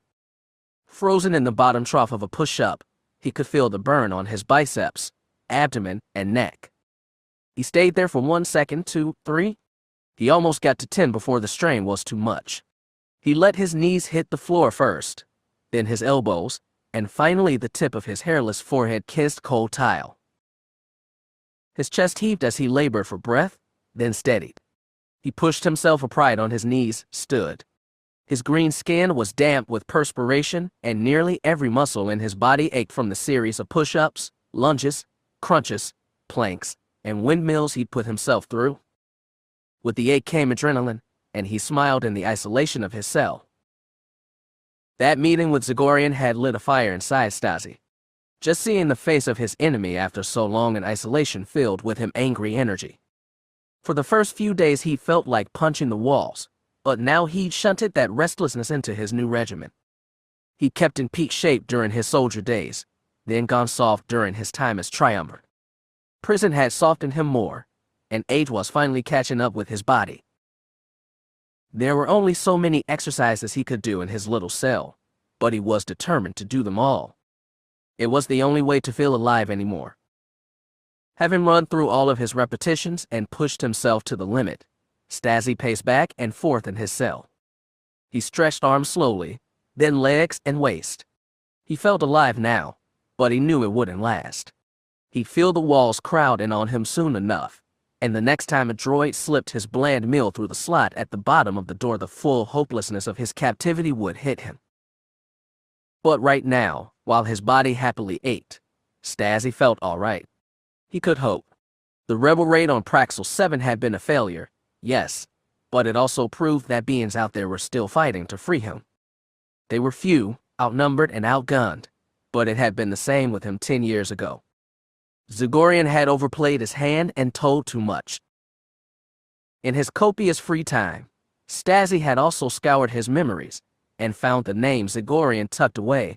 He remembered that the general had been part of Roan Fel's army, a man more notable for his loyalty than his tactical skill, but a competent administrator who'd managed the Bilbringi shipyards for a year after the war's end. Like many military men of modest talent, he'd made the peacetime transition to the Federal Correctional Authority. Scouring memory further, Stazi found Zagorian again. The general had commanded a garrison at Ortrassi during the Sith Imperial War, one that Stazi himself had successfully raided. So perhaps it all came down to a grudge. That was fine by Stazi. Passion fueled a man, but it also clouded his judgment. He knew both aspects personally. Knowledge was a weapon. He didn't know how to use it, but he kept it in his arsenal for later use. In the meantime, he continued as he had for the duration of his captivity. Still waiting, still hoping day after uncounted day. There was something fundamentally strange about Selvaris. The planet was like nothing Kyra had experienced before. That was plain to everyone as they made their trek through the jungle, marching toward the rendezvous with Ganner's team, but she felt it unique in the Force.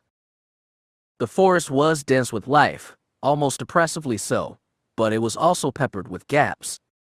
She'd known that the planet's ecosystem contained a chaotic mix of native and US-Invong life forms, but she hadn't expected them to be so intertwined.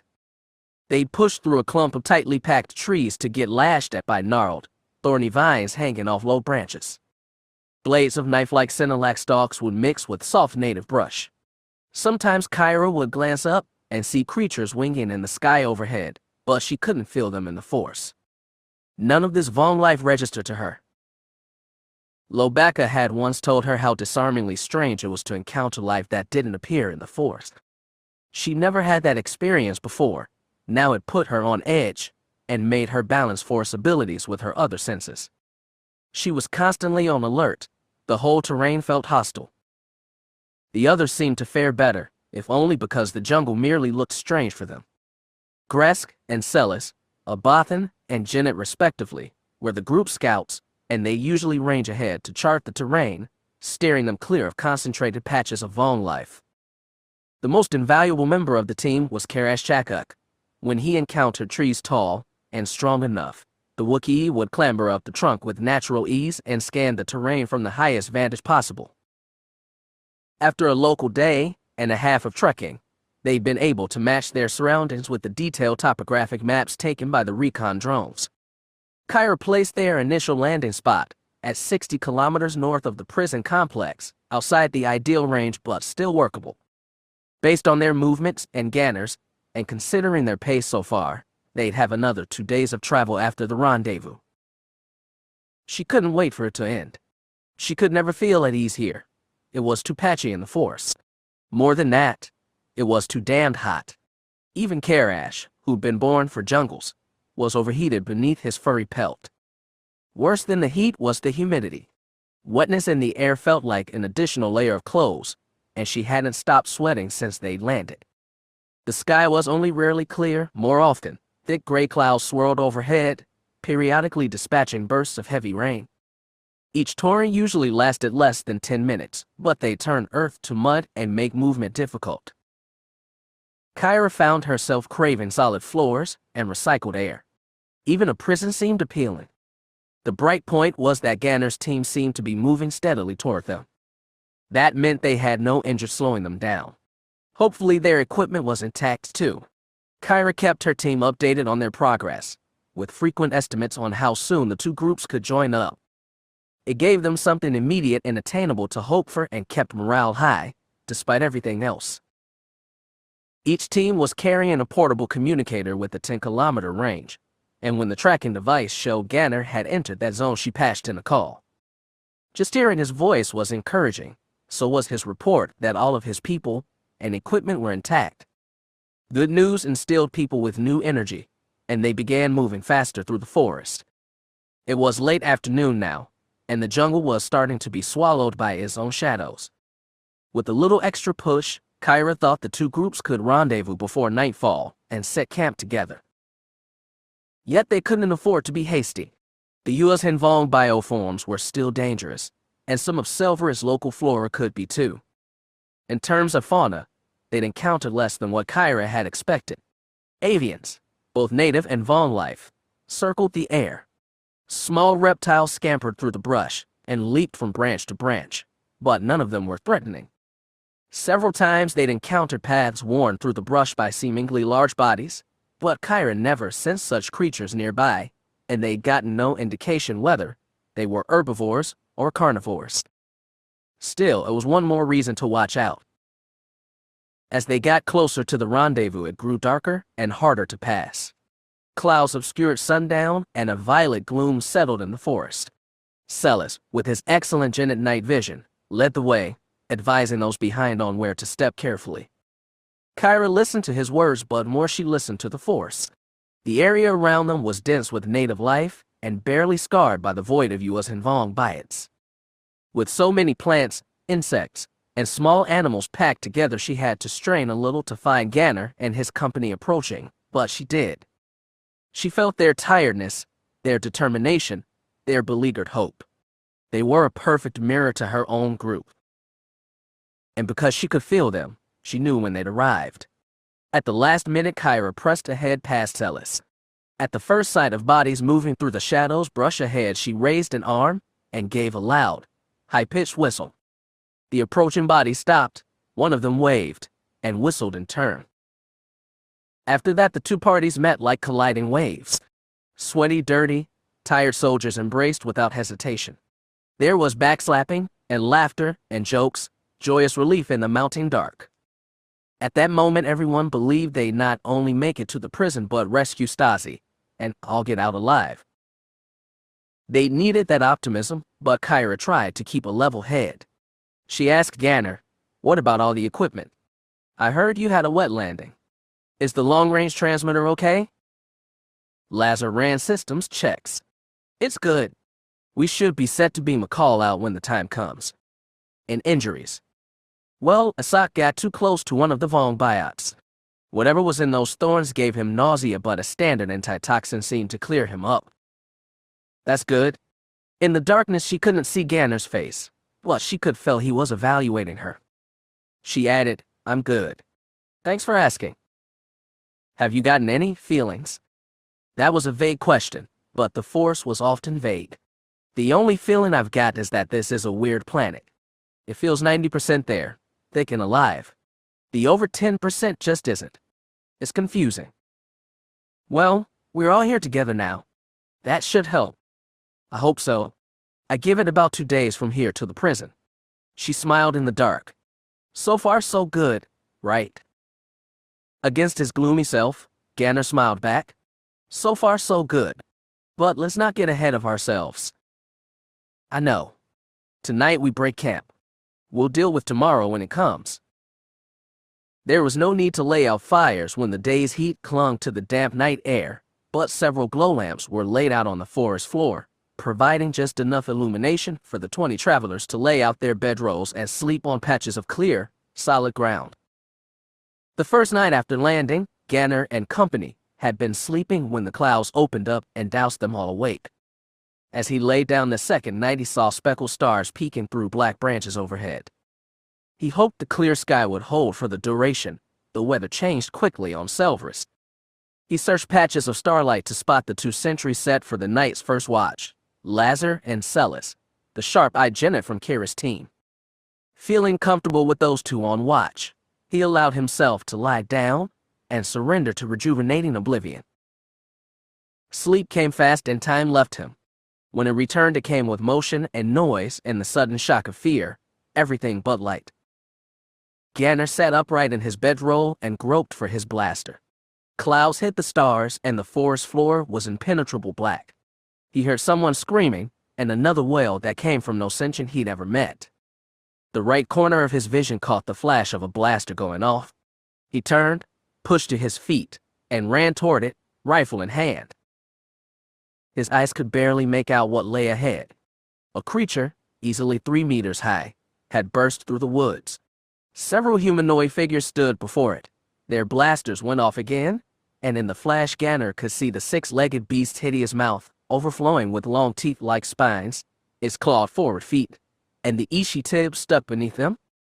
A rifle flashed again, and he saw Sevmer, pinned by the monster, flailing in desperation and pain.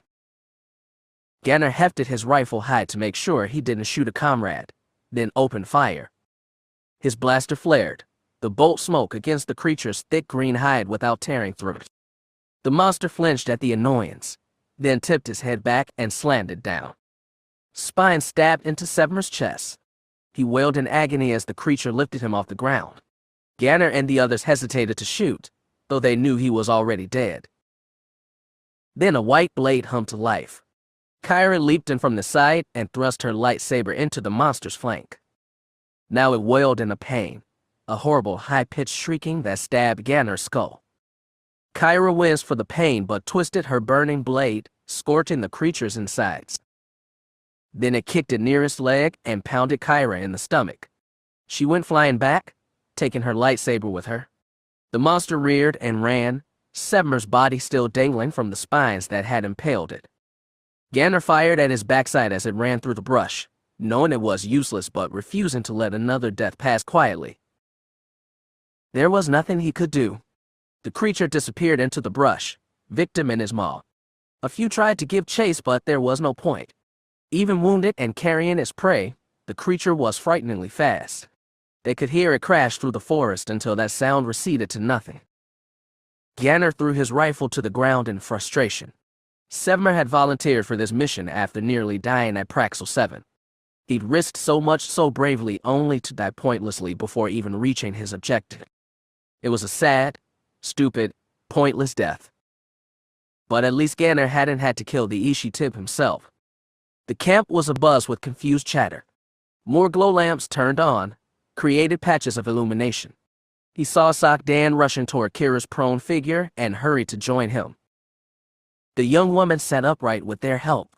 Asok immediately touched her abdomen, asking, "Does it hurt? You may have cracked a rib." "I don't know," she winced, clearly in pain. "Just lie down," Ganner said. "Stay here. Don't move. Asok, get Windax." "Right," the Togruta said, then dashed to find the team medic. Ganner looked back to Kyra as she lay in the dirt. She clasped her inactive lightsaber in her right hand, tight. He took her left hand and said, "You did all you could. That creature was Vong life. You couldn't have felt it in the Force." I know, she creaked. I was asleep, didn't see it coming. That's what I mean. It's not your fault. There's nothing you could have done. Nothing. Kyra didn't speak, didn't nod. She just stared straight up at the forest roof and the black sky beyond. She accepted what he said as truth, but that brought her comfort. Instead, the truth of her helplessness wounded her like no failure could. Yana didn't need the Force to know that. He could read it all in her eyes. Chapter 26. From Silencer's Bridge, Bavenire was barely a blue speck, but the planet was just light minutes ahead, near enough for the frigate's long-range sensors to scan activity in its orbit. There was nothing encouraging in what they found. Eli Horn had been hoping that the Jedi, scattered across the galaxy, would be ill-equipped to defend the Year, but they clearly come up with something. The two frigates looked like refitted Imperial Contest-class ships, Captain Morben said as he leaned close to the tactical readout. Very old, but they could be dangerous. The carrier looks like a Soro Suub, even older, but from this range we can't get a clear read on their armaments.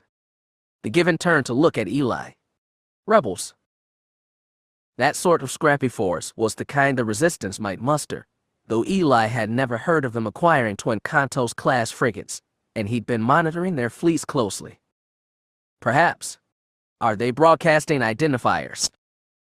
Nothing we can pick up at this range. They are holding in a loose cluster in geosynchronous orbit. Protecting the Year, Eli muttered. I can't believe Bavenire's defense fleet is just letting them stay there. There's BDF ships are ringing them on all sides, but no signs of conflict. It might be a standoff situation. The two forces seem roughly matched, but they're nothing our own fleet can't handle, of course. No, but the BDF and this new group could still cause trouble, especially with forces combined. The surprise just compounded Eli's smoldering frustration. Since Milagro, he'd gone over those crucial seconds time and again, wondering what he could have done differently to capture Marasiah. He knew his biggest weakness. He'd hesitated to attack Talon. He still couldn't figure out what his old master had been doing there. The woman he'd known had been Sith to the core of her being. From what she told him, her very first mission for Darth Krayt had been to kill Marasiah. Yet now, she was protecting her. He thought he was used to a galaxy upended, but that, combined with Kat La's appearance, had taken everything to a new level. He couldn't get his mind off Talon, even now. He wondered how 4 years without the Force could have changed her. He wondered if she'd renounced the Sith's teaching, as he had, and embarked on a better path. The thought actually warmed him. If true, it was proof that he'd made the right choice back on Rahakala. In liberating the galaxy from the Force, he'd freed Talon from the dark side, and that was a small victory. What waited at Bavenire looked like defeat. At least, it was too much for Silencer to handle until Chalk and Yage arrived. He said, Captain, prepare a link to the Jagged Fel. I need to explain the situation to the region. Of course.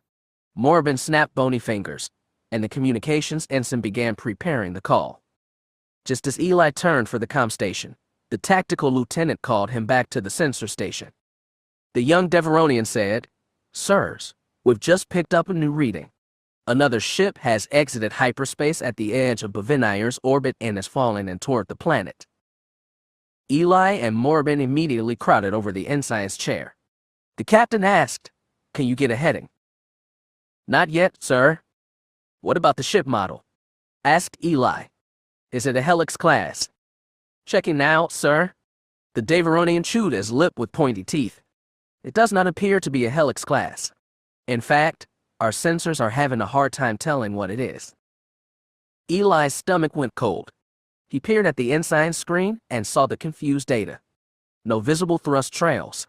It had to be Kat La's organic ship, and that meant the U.S. Vaughn, and Talon and Marasiah were all plunging toward Bavenire now. He opened his mouth to order a micro-jump to the planet, but words caught in his throat. He knew every second was crucial, but he also knew that, even if they did jump, the second flyer was already well ahead of him.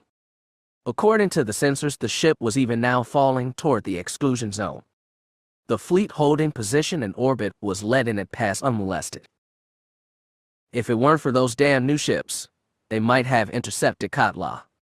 They would have at least tried. But any attempt would be useless, Silencer would be beaten back or even destroyed. They'd been outgunned and outplayed before they'd even arrived. And now two powerful Force users, one of them a Skywalker, were heading for the Loyer. "Sirs, that ship is falling into the atmosphere," the ensign said weakly. "They're out of our reach now." It was all Eli could do not to scream. Breathing deeply, voice very cold, he said, "Come, get me that connection with the Jagged Fel. I need to speak with the Regent immediately." For Ania, everything since her capture had become a blur. The only things she remembered clearly were cold gray walls and bright light. Everything else was distorted by the drugs they kept pumping into her system, courtesy of a hovering black ball she was pretty sure was an interrogation droid. She'd never dealt with one of those before, not even when she'd gone to prison the first time. She recalled a person interrogating her, but he was also a blur. She recalled his black shape standing before her, demanding answers and hurting her when she refused to talk. Despite her refusal, he'd found a way to get answers. She remembered that much, even if his methods escaped her. She wasn't sure what she told him. Sometimes she thought it was the location of the Resistance fleet, but when she tried to remember it now, in her haze, she couldn't pull it up. Sometimes, with a stab of cold fear, she thought she'd revealed the location of Marasiah and her mother on Milagro, but that was something she would have guarded with her life. At least, she'd have tried to. Ania was going through a lucid period now, relatively, and tried to piece her garbled memories into order. She recalled being strapped to a chair and interrogated by the man in black. She also remembering lying flat on a bunk, surrounded by gray walls. She was on a bunk now too, but these walls were slick metal. She'd been pressed by Duracrete before. Maybe she was on a ship now. If so, they were in hyperspace, since she didn't feel the vibration of sublight. Ania had been raised on a starship and could tell that much, even in her drug haze. When the door to her cell opened, she wasn't sure if it was real. The blurred figure was draped in black, but something told her it wasn't the one who'd interrogated her. This one was bigger, taller. More, half his face was metal with a red light in place of one eye. The last interrogator had been sinister, but this guy was on his own level. Ania struggled to sit upright. As she did so, she saw the black metal ball hovering past the man's shoulder. The interrogator droid, probably set to deliver her another dosage. "Is it a new one?" she asked, both the droid and the man. "A new, concoction. Are you gonna mess my mind up a new way? 'Cause I'm still feeling pretty fragged." "How long since her last dosage?" asked the man. 4.27 hours, replied the droid. The effects peaks approximately 2.86 hours ago. The man leaned closer, and as he did, Ania could focus on his face. She saw lips pressed tight in a scowl, burn marks running down the cheek, dark heavy eyes. She also saw her own warped reflection in the metal plate covering half the face. Even in her haze, she was surprised how bad she looked. "Your friends are resourceful," he growled. "How did they get a fleet to Bavinire so quickly?" Ania's eyes fluttered. "Bavinire? What? You mean Salk?" One name implied the other. She couldn't think of any other connection. "Salk. Yes. Your ex-crewman. So you do have allies there. Who brought the fleet?" "The rebels." She knew that ugly face. She'd never seen it in person, but she'd seen it, many times over. How could she forget a mug like that? But she couldn't place the name. "I don't understand," Ania muttered. "What fleet?" "The fleet in sitting over Bavinire right now." He boomed. Hogrum chalk, that was it. Stupidly, Ania laughed. "Oh, Shab, I'm really in trouble now." Chalk slapped her hard enough to whip her head halfway around. There was a delay before she felt the pain, but once she did, it hurt. "Your friend Salk? Did he call in the rebels? Is that the connection?" "Rebels, no, Salk's not with them. He went to Bavinire to make a home, maybe a school." "What about Katla? Tell me about him." "What, that Vaughn? I don't know anything about him. Haven't seen him in a long time." Politely, the interrogator said, "This questioning is ineffective." The fleet appeared over Bavinire 6.92 standard days after the captive was apprehended. She had been placed in strict isolation since capture. She is not capable of answering your queries. Chalk scowled at the droid but didn't argue. Instead, he stood up and straightened his black robes. Dignity returned, the regent said. "Give her a dose of counteragent. I want her clear-minded by the time we reach Bavinire. I can inject the counteragent, but it will take 1.7 hours to reach peak effectiveness. Bavinire is 1.18 hours away." "Just do it," Chalk growled. "Stay in this cell and monitor her condition until I return. If she struggles, stun her." "Yes, sir." With the flare of his cape, Chalk spun and marched out of the cell. That droid hovered close, proffering a gleaming syringe from its stubby right arm. "Please do not resist," the droid said. It always said that before sticking her with its needle, like she had any other choice. Generally, Ania liked droids. This one she wanted to see Vate. She knew what was going to come, but she backed against the wall anyway. "Hey," he said, "any chance you can tell me what happened to my friend J.O.?" Mute and menacing, the interrogator droid dropped in front of her arm and extended its needle. "Figures?" Ania whispered, then twisted her face in pain as she took her latest dose. Kade had never been good at waiting, and the long ride from Essos to Bavinire was starting to wear on his nerves. Delia was doing her best to keep him happily distracted, but even she could only do so much. He wasn't even sure if he wanted to get to Bavinire. His last trip inside of the Ur had been mind-bending, and his experiences on the other side of Rahakala's gate had been even more so. For a time, he'd been trapped inside an eruption of pure force energy so powerful it has physically dissolved Lobaka and others who touched it. But because of his damn Skywalker blood, Kade had been able to hold himself together, barely. The eruption had been a bridge, and the bridge had carried Kade to a place that was not a place.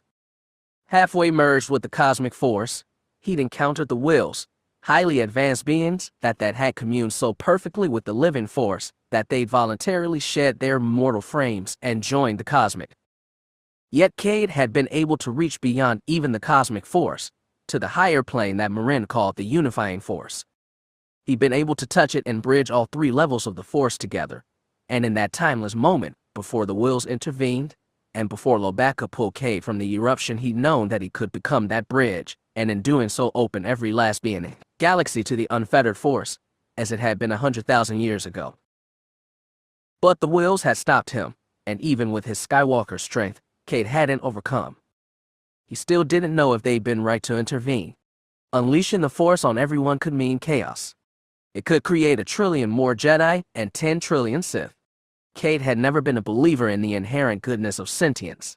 He had a hard enough time being good himself. He prayed that the Ur could direct them to another planet like the one beyond the gate. Then the Jedi could make pilgrimage and open themselves to the Force one by one. One day the planet's secret and its powers would get out, but it would give the good guys a chance to re-strengthen, rebuild, and right some wrongs. That was all anyone could hope for. But if the only way for anyone to touch the Force again was for Kade to step into another eruption and wrestle once more with the Wills, he wasn't going to try. He didn't think he could succeed, and even if he could, he had no desire to be a bridge. Being a man was all he'd ever wanted. All this time, C-3PO had been nagging him to take a look at some of R2-D2's memory files. Helping the little droid put things in order alternated between amusing, affecting, and annoying, and he'd frankly liked Blue's distractions a hell of a lot more. But because he needed variety, he went to check on the droids. He found a seemingly exact replica of the scene he'd left, astromech and protocol droids facing one another in the small rear hold. And like last time, they both turned photoreceptors to meet him. "Hey," Kade said, lingering in the door with a hand on either frame. "I heard you had something for me, 3PO. "Me, sir." The droid cocked his head. "Yeah, you said there was something you wanted me to see." You mean R2 wanted you to see?" "I was merely relaying the message."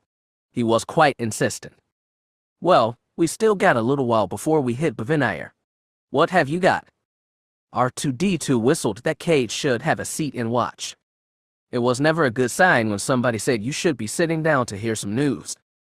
Cade didn't even try to guess that R2 might have for him, so he tugged an empty crate from the corner of the room, put it in front of the astromedge, and sat atop it. More gamely than he felt, Cade said, "Okay, R2, hit me with it." The droid whistled again and a holoimage sprang to life.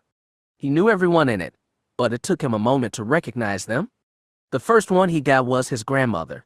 Though Cade Skywalker was decades younger than when he'd known her, her eyes and the shape of her face instantly rang true.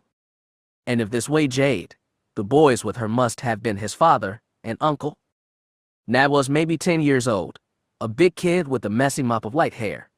Cole was 4 years younger, smaller with short red hair and piercing eyes. Cade watched as his grandmother said, "I've been waiting to tell you boys this for a long time. You deserve to know how your father died." Cade's chest tightened. He'd heard the basics from his own dad, probably a recap of this exact conversation. Cade gestured for the boys, sitting on the floor in front of her, to scoot closer. Nat did first, then Cole, a little hesitantly. She said, "I should have told you earlier, but it was hard. I didn't know how to do it and I didn't know if you were ready." "I heard what they said about him," Nat said, voice hollow. "They say he hijacked a star cruiser, that he crashed it into Coruscant and killed 1 million people." "And it's a lie?" Cade said. "Well, too many people believe it." "Is that why we never use his name, only yours?" Cole asked. "Yes. But you're still Tainers, as much as you're Skywalkers." She swallowed, thought, and went on. "Hogrum didn't do those awful things on Coruscant. Abelleth did." "You told us Dad killed Abelleth," said Nat. "And he did. That's why you have to understand how brave your father was." She reached out to touch both of them by the hand. Hogrum was taken by Abelleth. She possessed him and used his body as a host. She used her face to do the terrible things that she did. But Hogrum was still in there, buried inside her. "I don't understand," said Cole. "What was Abelleth?" "You know what she was," said Nat. "This ancient force monster that sucked up souls and used Jedi's bodies. She lived for thousands and thousands of years. They say she was a human who tried to become a celestial." "I know, but what does that mean?" Jay squeezed his hand. "Nobody really knows. Our minds aren't built to understand it.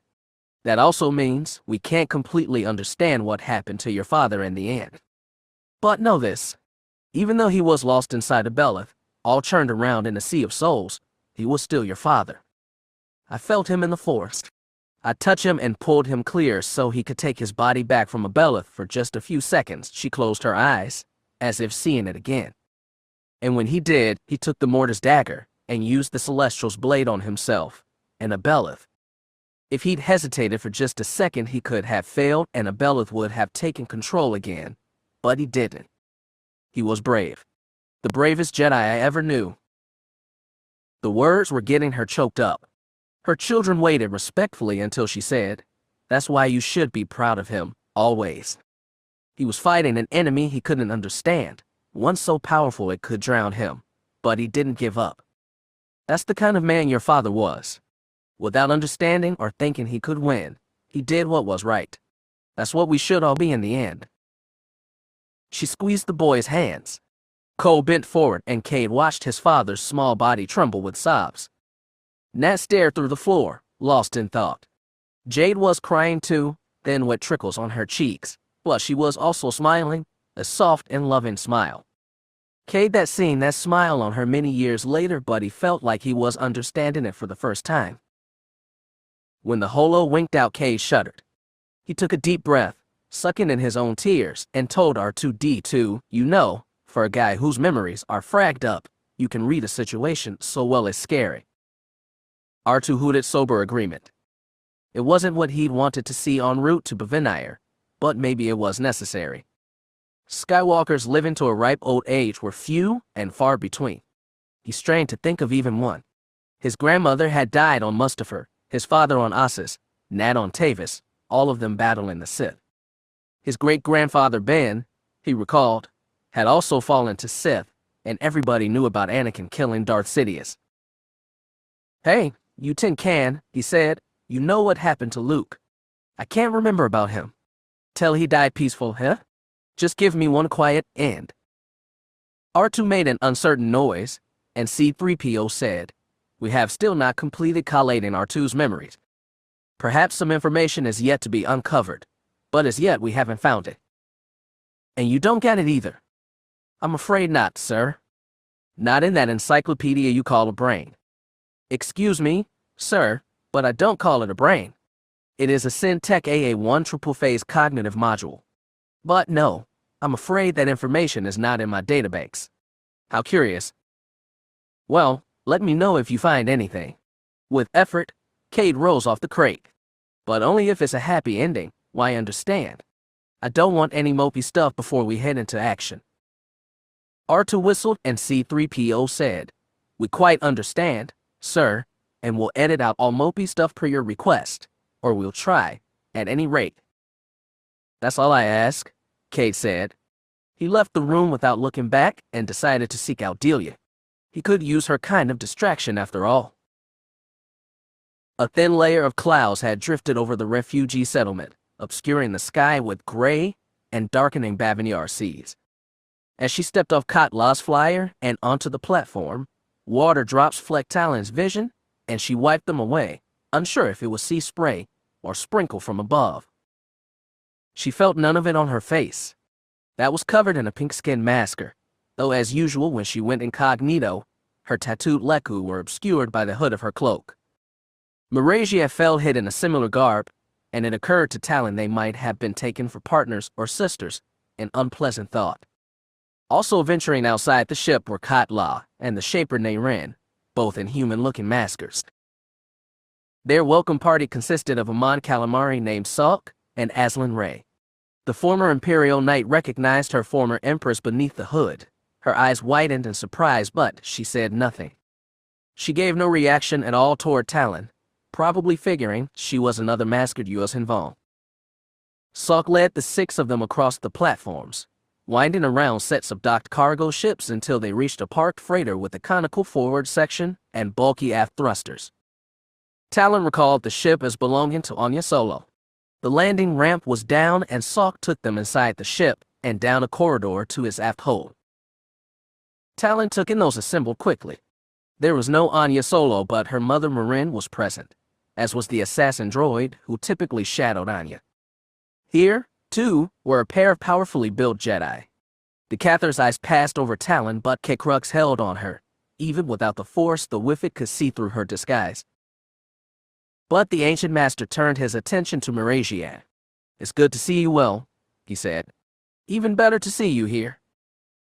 The ex-Empress pulled the hood off her face and said, "I'm not here by choice. Our settlement on Milagro was attacked." "Attacked?" Marin said, alarmed. "By who?"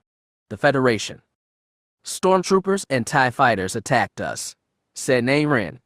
With a touch to the back of her neck, her masker peeled away to expose the Shaper's tattooed face. None acted stunned by her appearance. Katla rushed in to save us, but even still, some of our Shapers were killed. Others may have been captured. I do not know. The male U.S. Hinvong removed his own masker and added, 2 of my warriors were killed also. The troopers were led by Eli Horn. "I'm familiar with the name," said Marin. "So Chalk found Milagro. How? And how much damage did he do?" "I do not know how he found Milagro," said Nayren. "When we escaped, it did not seem that the planet itself had been damaged. The terraforming we did there should be salvageable. We also managed to save the cassettes that contain the shaping protocols used to repair the planet's ecosystem. So it wasn't a total defeat," Salk offered. "That's something." "Back to the immediate issue," said Katla. "What were the ships in orbit over this site? And how did they know to let us pass?" "Mercenaries, hired by the Resistance to give us a hand." Marin crossed arms over her chest. "Apparently the rebels are short-staffed right now." "You don't seem happy to have them," Marasiah observed. "No, but that's my problem to deal with. That said, all of you should give those mercs a clear berth. She focused on the eccentric. Especially you? Marasiah simply nodded. Most importantly, Katla said, what of the Thoyor? The old woman exhaled. She looked around the room, and her eyes lingered knowingly on Talon before she said, I went down. I went inside. I spoke, if that's the right word, with the being called Tasha real. So it is her, said the U.S. Vong. Even though it is a different Thoyor on a different world. Well, she was less helpful this time. She insisted she had no way for us to access the Force. Just as Talon's heart fell, Marin added, I'm not sure if I believe her. How so? Asked Katla. I could touch her mind, but I felt her reluctance. She was afraid of something. Perhaps it was my uncle, coming to blast us to atoms, Marasiah said dryly. Not just that, Marin insisted. She flushed me out before I could protest or struggle. And best we can tell, that Thoyor hasn't budged since. Then it is as I suspected, said Katla. You must take me to the Thoyor, and I will make contact. You don't know Tasha will accept you any better. No, but we must try. My uncle could be coming for us, Marasiah said. Is this really the time to dive into the Thoyor? I've heard how it left Skywalker out of commission for hours. The same thing happened to me, Marin admitted. The effects were less on me when I entered the Thoyor on Tython, Katla said. Perhaps it is my species physiology, but it does not matter. He sliced a hand through the air. The enemy may be bearing down on us, but that is exactly why we must act now. If the Thoyor is not awakened before they arrive, then all will be lost. Those ships in orbit cannot hold an entire Federation attack fleet. And one Thoyor can? Asked Salk nervously. That remains to be seen. Can you take me there? Do you have a vehicle? The Mon Cal nodded. I do, and I know the way. Then take me immediately. He tapped the back of his neck, and the Uglith masker emerged to wrap his head in human countenance. He turned that new face to Marasiah, Talon, and Nayrin. You will stay behind. Do not go on any ship besides ours in this one. Without another word, he started for the exit. Salk stared at the others helplessly. Marin volunteered, all right, I'll go with you. I've already done this once. No, Kikruck held up a claw. I will accompany him. The rest of you will stay here and prepare for whatever comes. So the U.S. Vong, the Mon Cal, and the Whiffet marched from the chamber, down the ramp and out of the ship, leaving the others behind, stunned by the speed at which everything was moving. Once they disappeared, everyone lingered, uncertain what they could do. Then Talon, relinquishing herself to a long stay, threw back her hood and removed her masker. Pain spread from her nose, past her scalp to the back of her head as the Uglith retreated, and when it was gone, everyone in the hold was looking at her Sith-marked face without shock, surprise, or fear. That would have been unthinkable once, but she knew the marvel was minor compared to what the day had in store. Chapter 27. Everything changed after they lost Sevemer. The Selver's mission had never been easy, but the team of 20 rebels had maintained cautious optimism despite the difficult terrain, smothering humidity, dangerous from foreign plant life, and sporadic downpour. Now they were down to 20 and it all felt different. They hadn't seen more of the U.S. Vong creature that had attacked the camp and dragged poor Sevemer away, but as they pushed south toward the prison, they encountered trails in the brush clearly made by a large animal. The fact that Kyra couldn't feel the Vong-formed beast in the Force put them all on edge. For years, the rebels had looked on the young woman as a leader, a guide, and in many ways a good luck token. Just going on a mission with the Force user gave them a shield of confidence. Now everyone was unsettled, Kyra most of all. Ganner knew she viewed the Force as a responsibility, heavy but still to be borne proudly. She reminded him of himself, when he'd been an Imperial Knight. He also knew that sometimes the Force simply wasn't enough. That had been hard for him to accept then, and it was harder for Kyra to accept now. She didn't want words of comfort. She'd made it clear she wanted to get on with the mission, and so they did. Slowing somewhat for extra caution, the project today trek to the prison extended to 2.5. On the afternoon of the third day, the sky clouded over for what looked like another heavy cloud burst, but to everyone's surprise it cleared away. Though the air still smelled of oncoming rain, Kyra sent the scouts, Gresk and Celis, ahead while the others paused for food and drink. The Bothan and the Jenna came back together 30 minutes later. The sky was still clear and both scouts were excited. Their maps had led them true. The prison lay 0.9 kilometers south. And that meant it was time to get to work. Kyra seemed eager for the action. She gathered all personnel around and brought out her small, waterproof holoprojector. Their Coruscant contacts had gotten them a basic schematic of the prison compound, and from that they'd organized their attack plan. The compound itself was framed by Durcrete walls 4 meters high and topped by electrified barbed wire. Watchtowers were placed at the corner and midsections of each wall, making for 8 total.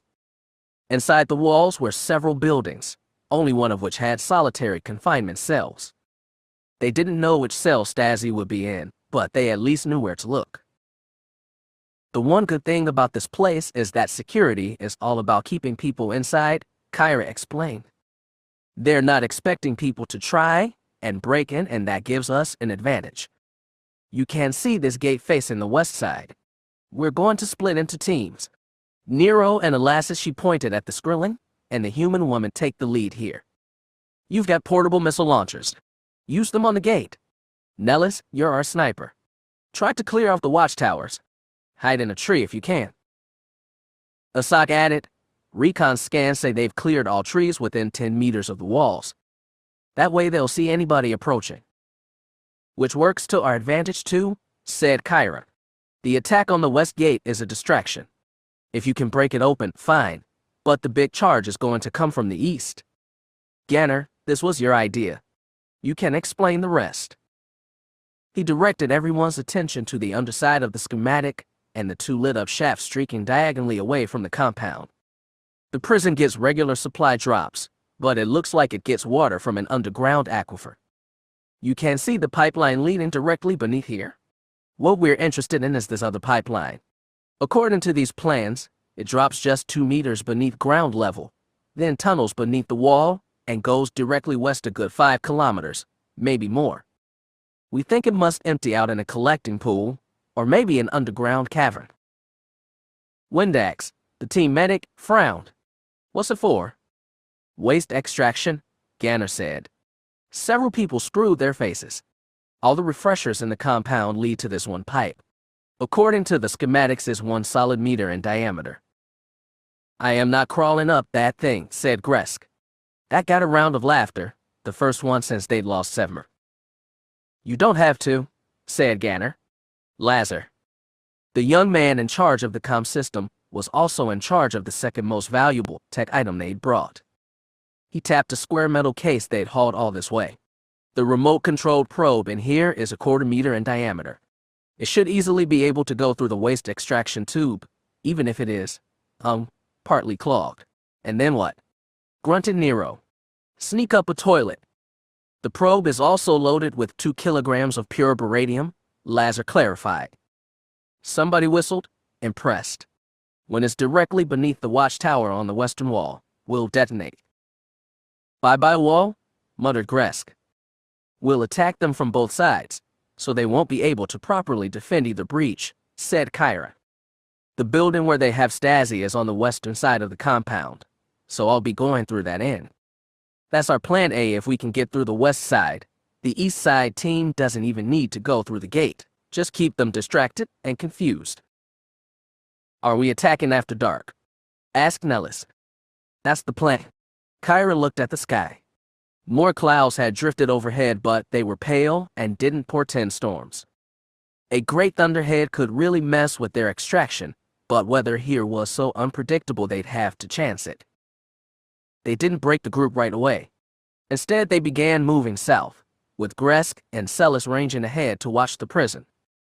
Before they got a view of the compound walls, they began moving west, circling carefully around the perimeter without actually coming inside of the watchtowers. Always they moved in single file, causing as little commotion in the bush as possible.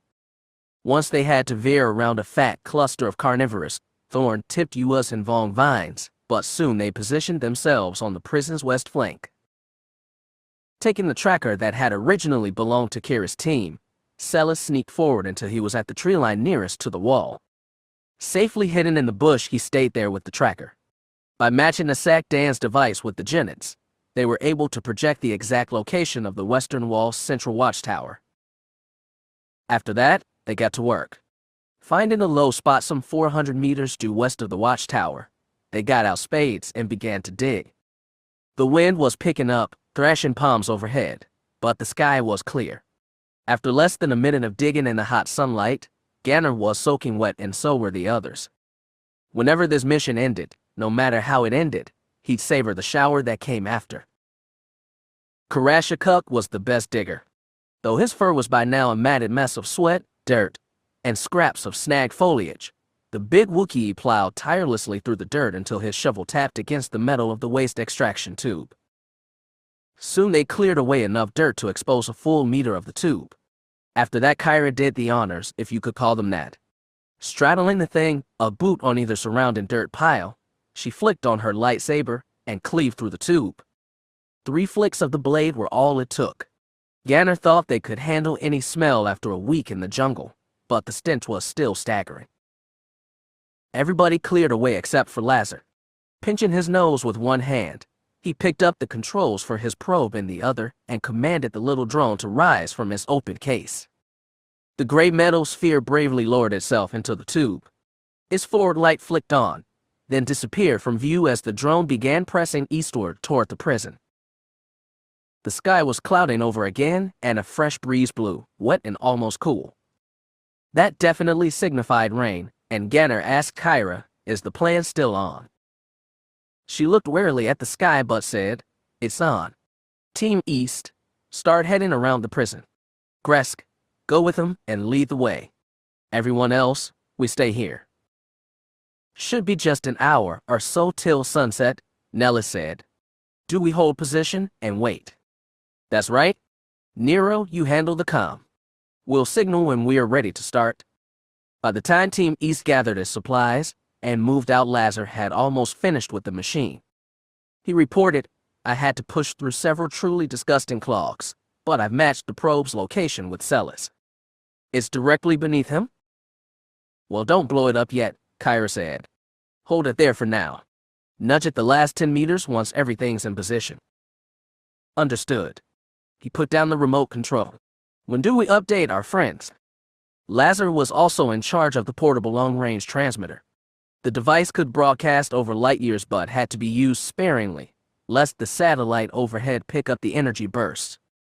The plan was to signal just twice, once to announce they were in position, the second time to declare they'd recovered Stazi and needed evacuation. The first signal was just as important as the second. Selvaris was a nothing world, but it was precariously close to Bilbringi, one of the best fortified places in the galaxy. If it cried for help when under attack, help would come fast. That meant the satellite in orbit had to be taken out right before they made their move. "Wait until we get in position," Kyra told him. "We'll watch the sky and watch the weather. And when everything looks set, we light the spark." Her voice was hard with determination. Ganner didn't know if she felt the confidence she was projecting, but he did, and so did the others. They gathered their supplies, then set off together toward the prison, ready to do what they come here for. When the signal came, the rogues were on call. The transmission burst from the Selvaris team contained no data. The burst itself was the message. The signal was caught by a sensor buoy at the edge of the system, which in turn bounced it to the Resistance fleet mustered 7 light-years away. When it arrived, the clocks on Paramount were set to daylight hours, and it took only 15 minutes to prep and fly the 4 crossfires that would mount the preliminary response. The lightspeed jump from Paramount to Selvaris took just shy of 17 seconds, barely enough time for Anjdal to tell her wingmates to get ready. When the planet's gravity well yanked them out of lightspeed, they fell fast toward the planet. Ange's nav computer linked with long-range sensors to pinpoint both the prison complex, now hidden on the planet's night side, and the single satellite locked in orbit over the facility. Rogue Leader pushed her ship ahead while the other 3 trailed behind in a diamond formation. Their S-foils were open to attack position, but it was just a precaution. There were no enemies to fight here, not yet, and the satellite itself had no shield. The second Angel's targeting computer spotted as she locked on and flew a straight inbound line, as fast as she could. As soon as she got within range, she tapped her trigger and spewed out 4 fast laser bolts. Without changing course, she watched them flash ahead and dwindle to nothing, then burst bright as they turned the satellite into a fireball. With a tug of the control stick, Ange gently swerved to avoid the debris, then dropped altitude and locked her crossfire into low orbit above the prison. 3 more fighters formed up behind her, still in diamond pattern. Rogue 3 opened her comm line, the first transmission since leaving Paramount. "I'm having a hard time spotting the target on the surface, lead. Lot of cloud cover down there." Ange glanced at her own sensors. The air above the southern continent was cluttered with packets of fast-moving, water-rich clouds, periodically releasing tropic thunderstorms on the jungle below. From what she could tell, one such formation was brewing right above the prison site. From this distance she couldn't tell if it was raining, but she picked up lightning bursts sparking through the clouds. Whatever happened down there, she reminded herself, it wasn't her problem. She'd have enough to deal with up here. "I spot incoming, 0.78, Rogue 4 reported, voice tense," and shifted attention upward. Her sensors picked up an old Corellian corvette exiting hyperspace. Its identification beacon immediately marked it as one of their own. 2 equally old Corellian gunships appeared after that, and all 3 fell toward Selvaris. Bigger capital ships would join the party, once they were prepped. The Resistance was allocating a risky amount of resources for this mission. The destruction of their orbital satellite would ring alarms on both Selvaris and nearby Bilbringi. The latter would send ships to investigate, probably a scout or frigate at first, then more forces when they realized what was happening.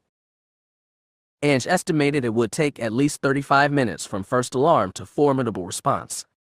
She hoped the team on the ground would make use of every second. And when time ran out and Chalk's fleet came for them, the Resistance would stand firm and hold them back for as long as it took to get Stazi out. But for now, all Ange could do was watch one storm below and wait for another above. A rampart of clouds had appeared from the east, riding fast wind and eclipsing twilight. Lightning flashed unseen through their upper layers and thunder shook the air below. A violet gloom deepened over the Selvaris jungle, and as the first tiny flecks of water tickled her cheek, Kyra wondered whether they shouldn't call a delay on the attack. Ganner, crouched beside her in the brush 200 meters from the prison wall, knew what she was thinking. "We already sent the first signal. They've probably taken out the satellite already, which means the people on the ground are going to know something's up. Wouldn't want to ruin the element of surprise, would we?" she muttered. "No, we wouldn't," he said seriously. Ganner was right. They'd come this far and couldn't let the weather spoil everything. She expected rain to come hard and pass quickly, like most Selvaris storms. The downpour might help their initial attack, then clear away by the time they grabbed Stazi and called for an exit shuttle. She hoped that would happen. She didn't feel either encouragement or foreboding from the Force. It had failed her once this mission and a good being had died. For the first time in a long while, she didn't know if she could trust it, which meant she could only trust herself. Wind blew fast, thick clouds continued to roll. Rain fell, but only lightly. She said, "All right, let's do it." Ganner nodded and took out his communicator. The thing was short-range but covered the far side of the compound, and after a scratch of static she heard Nero's voice. "We're standing by and in position," the Skrilling said. "So are we. First signal sent. Attack when ready." "I've been waiting for that," Nero said, then closed the link. The dozen beings crouched in the brush with Kyra went silent and listened for the first strike. They were positioned 100 meters from the clearing and could barely see the wall's blank gray face through the darkness and dense trees. They waited, hearts beating heavy, and when a deep rumble shook the forest, a few of them jumped. Kyra opened her mouth to tell them not yet. It was just thunder. Then the real boom came. With it came the sharp sound of laser fire as Nero's team began its attack on the east gate. At the same time, Nellis would be sniping, hopefully from a tree up high, picking off the watchtower guards before they knew what was happening. From their hiding place on the west side, all Kyra saw were a few flashes of light. She asked Ganner, "How long?" 22 seconds, he said, staring at his wrist chrono. They'd agreed to let the attack on the east gate go for 70 seconds before blowing the western wall. The next 48 seconds felt interminable, but when Ganner announced it was time, Lazar was ready. The technician gave his drone's control pad a simple tap. A split second later, the western wall ruptured from below. This explosion was blindingly clear even through the trees. Kyra could see massive chunks of the wall take to the air and drop into the field, and smaller chunks of debris went whistling into the forest, smacking into high palms and clattering down to the dirt around them. Black smoke swirled through the night, fully eclipsing the gap they'd torn through the barrier. The explosion was so loud Kyra could barely hear herself scream, "Go. Go now?" But the others could, and they surged through the forest and into the field. Kyra lagged a few steps behind, but she was with them, holding a blaster in one hand and her inert lightsaber in the other. She tried to stay behind Celes, trusting the Genet's excellent eyes to lead her around chunks of debris that flattered portions of tall grass. Strong wind dispersed curtains of black smoke, revealing the damage they'd done. Through the blown-open gap in the wall, at least 10 meters wide, she could make out rockets impacting the eastern gate. The metal portal still held, but the eastern team was attacking ferociously. Prison guards were running around the central yard in no apparent order. As the first of Kyra's team threw themselves into the rubble-strewn breach, she realized no defensive fire coming from above. Nellis must have taken care of the watchtowers already. Propelled by adrenaline and desperate optimism, Kyra raced for the gap. Celes dropped to all fours to scamper over one chunk of the fall and into the compound. She did better, calling on the force as she jumped and propelling herself over the debris and into the yard beyond. The second her boots hit soft earth, the deluge started. Rain stabbed her shoulders like a million soft knives. It turned spotlight beams into golden waterfalls and scampering figures into black blurs. Kyra had no idea who was friend or foe. Not even the force afforded clarity in this sudden chaos. She staggered to her right and found the earth already turned to mud that sucked at her boots and tried to hold them down. Calling on the force again, she elongated her strides and tried toward the place where Stazi's bunker would be. Something slammed into her hard from the side. Only suction from the mud kept her from falling. The one who knocked into her staggered into her range of vision. He pivoted and she made out an unfamiliar face and the uniform of an FCA guard. He raised his blaster. She thumbed her lightsaber. Kyra took him before he could get a shot off, one wrist flick and a swipe across the chest. He dropped in the mud. She tried to start forward again, but the earth had grabbed her feet even tighter, sucking her boots halfway down. Then someone grabbed her from behind and lifted her out with one tug. She knew only one being who could do that, and when she spun on Karash, she found a 3-meter pile of soaked fur where the Wookiee should be. White teeth opened amidst the mess and howled for her to follow. With massive forceful strides, Karash charged ahead. Calling on the force again, Kyra followed. They ran together to the rim of a building and slammed themselves into the side. The overhang protected them from the rain, but water spilled in curtains off the slanted roof, obscuring everything beyond. Thunder cracked above, matching explosions as the assault on the east gate continued. Laser fire flashed throughout the courtyard, but she couldn't tell whose. The storm had turned the entire attack into a bedlam. Karash shook violently, giving Kyra another shower as rainwater flew off his fur. Then he pounded the building wall and roared. Kyra asked, "This is it. Are you sure?" He nodded and started for the entrance. He smacked the controls, but, unsurprisingly, they'd been locked. Kyra stepped forward with her lightsaber and looked inside with the force. She felt over a dozen individual beings there. Some, probably prisoners, were confused by the commotion. A handful were concentrated and bleak, determined to defend the bunker. Those minds were just beyond the door. Kyra hesitated for a second. Another body to Gruta, pink skin plunged through the waterfall and into their dry patch. "This is it," she told Asok Dan, half shouting over the downpour. Where's Ganner? Where's Lazar? The latter had the transmitter and was supposed to signal for pickup the moment they pulled Stazi from his cell. I don't know, Asok said, but they've almost blown through the east gate. It would be nice to have a second wave, assuming they could spot friend from foe. Kyra smacked the butt of her lightsaber on the door. This is where we need to be. There's guards on the other side. I understand. Asok lowered his blaster and reached into his equipment belt with his free hand. It came out bearing a lightsaber, and with the twitch of the thumb he summoned the blue blade. A second later, a silver one extended from Karash's furry fist. Kyra looked between the two ex-Jedi. They seemed as ready for action as any knight ever could. If anything happened to them, Karash especially? No time for that. Kyra plunged her blade into the door's upper left edge and carved a straight line down. Asok cut down the right side, and Karash easily swiped through the top. She could feel mounting fear and desperation on the other side as the guards watched not one but 3 lightsabers cleave through their locked door. The armored portal held, even with its frame cut out.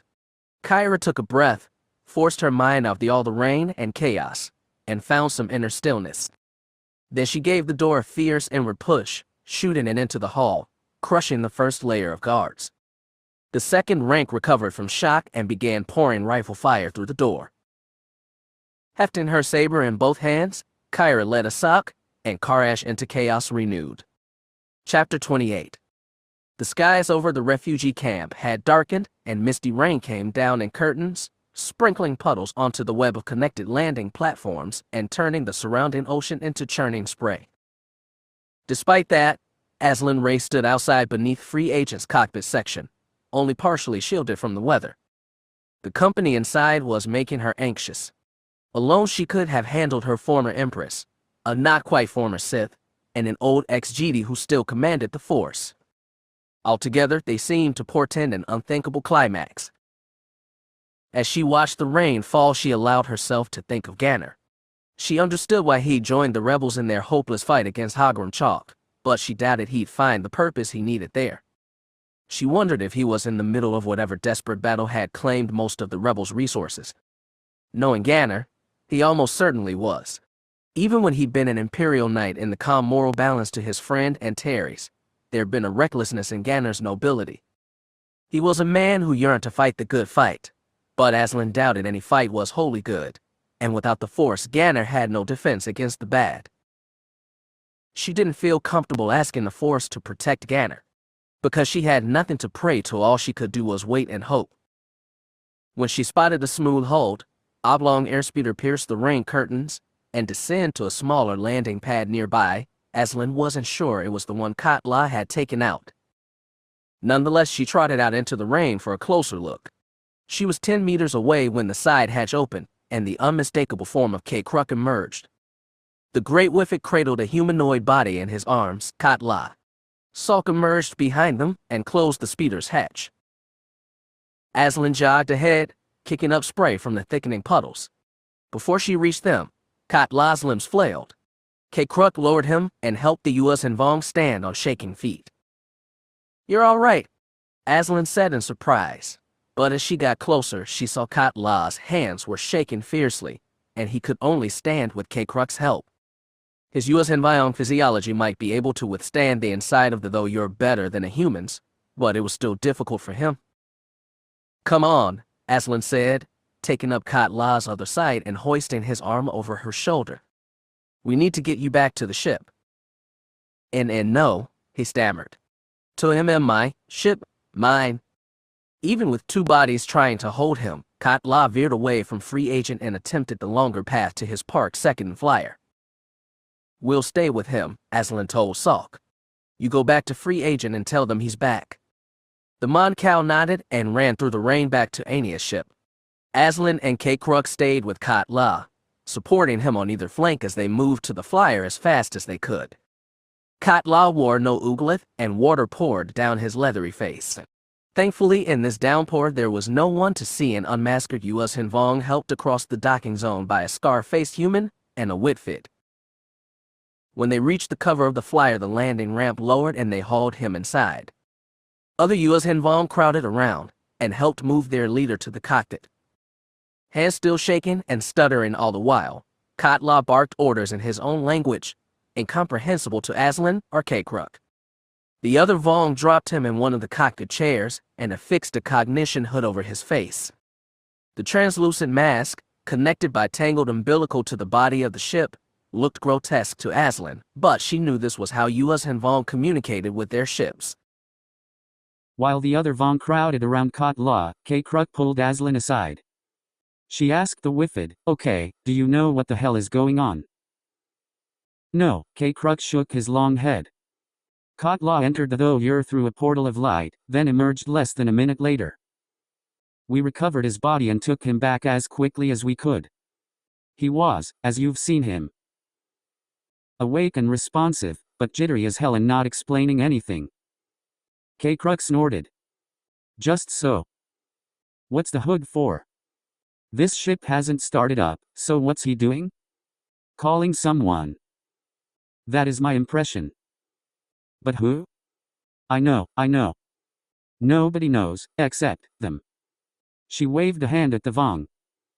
One of the group, a warrior with both tattoos and facial scars, approached them. I apologize for the confusion. Katla needed to use our transmission system right away.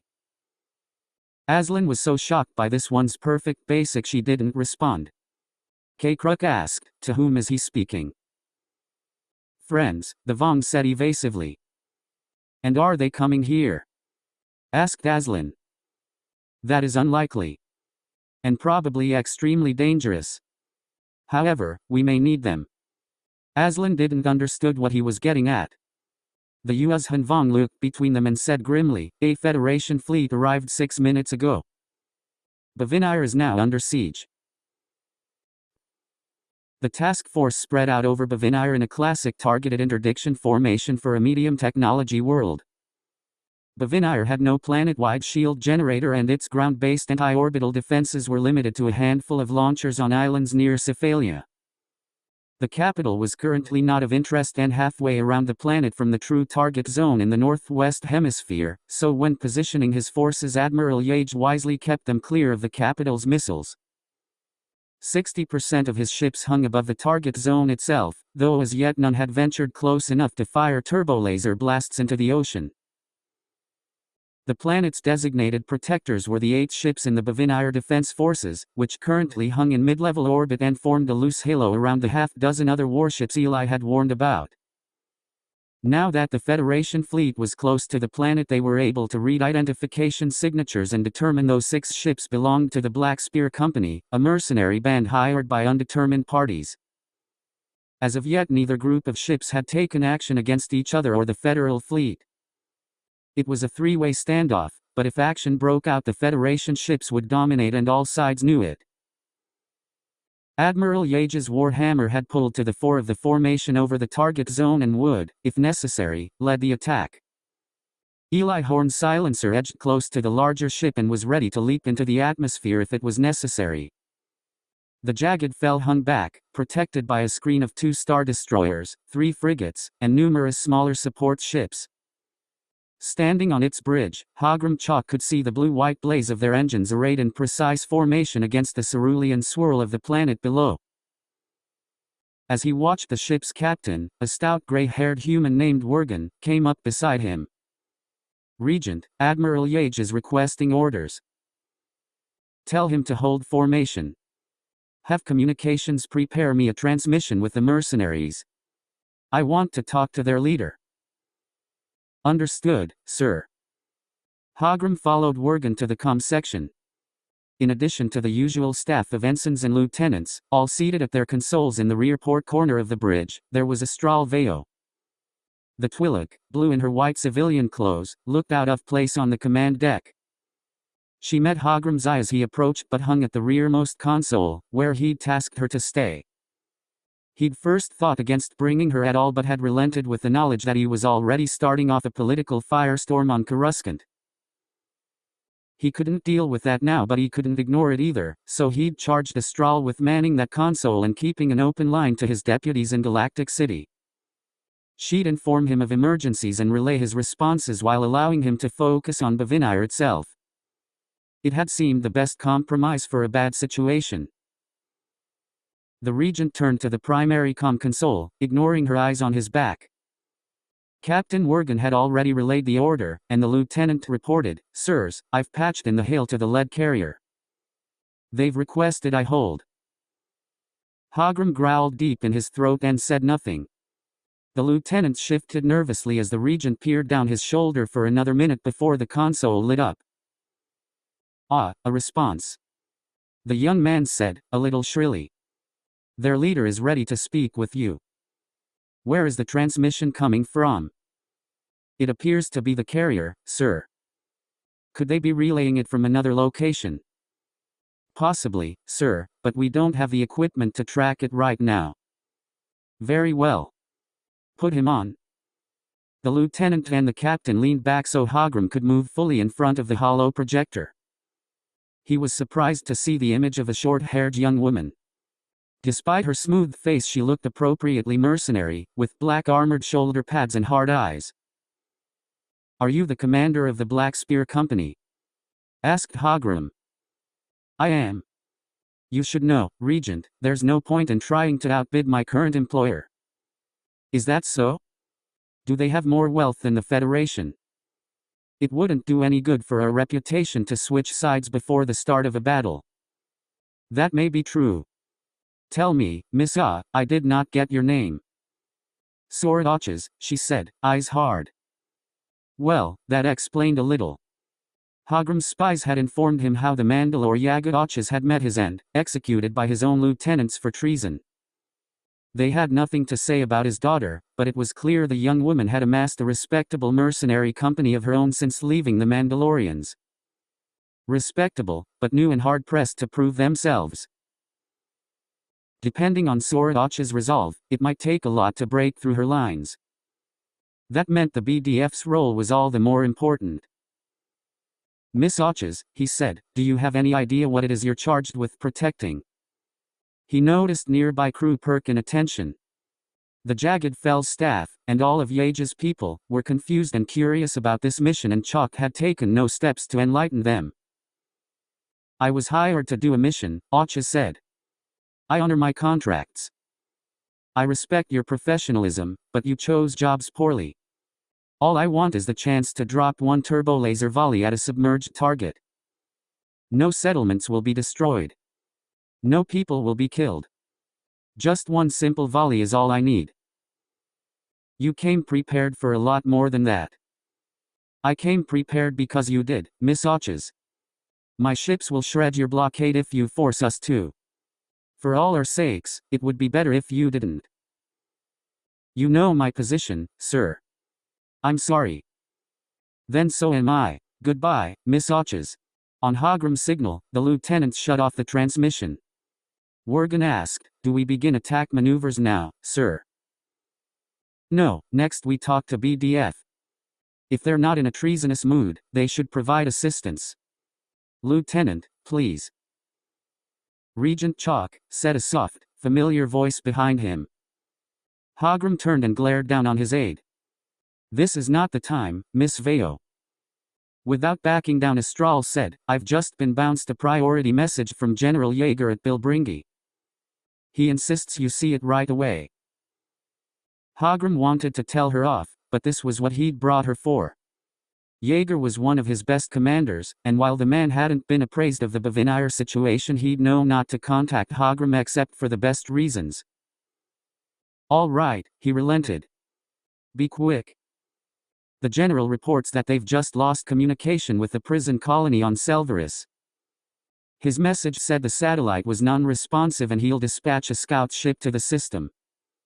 Astral paused, then added, "He said you'd want to be notified." Astral didn't know it, but after the rebel attack on Praxel 7, he'd placed the prisons holding Stazi and Senator Kyra on high alert. He'd requested any usual activity be brought to his immediate attention, and this was it. What happened at Selvaris could be just as important as what happened here, but he couldn't afford to be distracted. There was no sense taking risks either. He said, "Tell Yeager to send whatever capital ships he can move on short notice and prepare for a larger response. Tell him to ready a Star Destroyer. Astral blinked in surprise. Is there anything else, sir? Tell him to treat Selvarus with highest priority. Do it now. Yes, sir. The Twi'lek snapped a brief bow and went back to her station. For a moment it had seemed like he was in control of the situation, now it was spilling out of control again. Chalk spun back to the main comm console and asked, "Are we ready?" "Yes, sir," the shaky lieutenant said. "We have a line patched directly to the BDF flagship." "Excellent." Hogrum tugged his robes straight around him. "Open the channel." The holo appeared with another surprise. Hogrum had been expecting to see some Baviniri naval officer in those dark-colored uniforms they wore. He got one of those and more, a Mon Calamari in elegant robes whom he recognized at once. "Senator Gayan, I was not expecting you," he said, polite but stern. "You should have informed me if you wanted to observe the situation on Bavinir. You'd be much safer aboard the Jagged Fel. I wanted to be able to observe my constituents directly and their allies, like Captain Rand of the Jerevith sign. And, most likely, do something underhanded behind his back." Hogrum had allowed the senator to act freely these past 3 years because of her visible position and broad public support. Once this was over, he'd find cause to imprison her for a very long time. "In that case, Senator, I hope you're convinced Captain Rand of the need to lay down arms. We have only the best interests of this planet at heart." "That remains to be seen," said Rand. He was a trim, fit-looking human with black hair and a beard going gray. "Regent, please state why you've brought a full battle fleet to our world." "There is an imminent threat to the entire Federation hidden on your world," Chalk said. "A group of rebel leaders, the same terrorists who launched the attack on Galactic City 3 years ago, and orchestrated an assassination outside your capital, are using Bavinir as a hiding place. They can't be allowed to escape." Rand frowned. "You should have approached us through proper channels. Bavinir has cooperated well with your security forces in the past. On this no one could be trusted. This mission is too critical. That's why I've come myself to oversee the operation." It was the line he planned to feed the Senate and the press, and he waited for Gayan to contradict him, but the Mon Cal remained silent. Hogrum added, "You can see our forces are arrayed nowhere near Cephalia or your other major settlements. We have no intention of harming them, or you.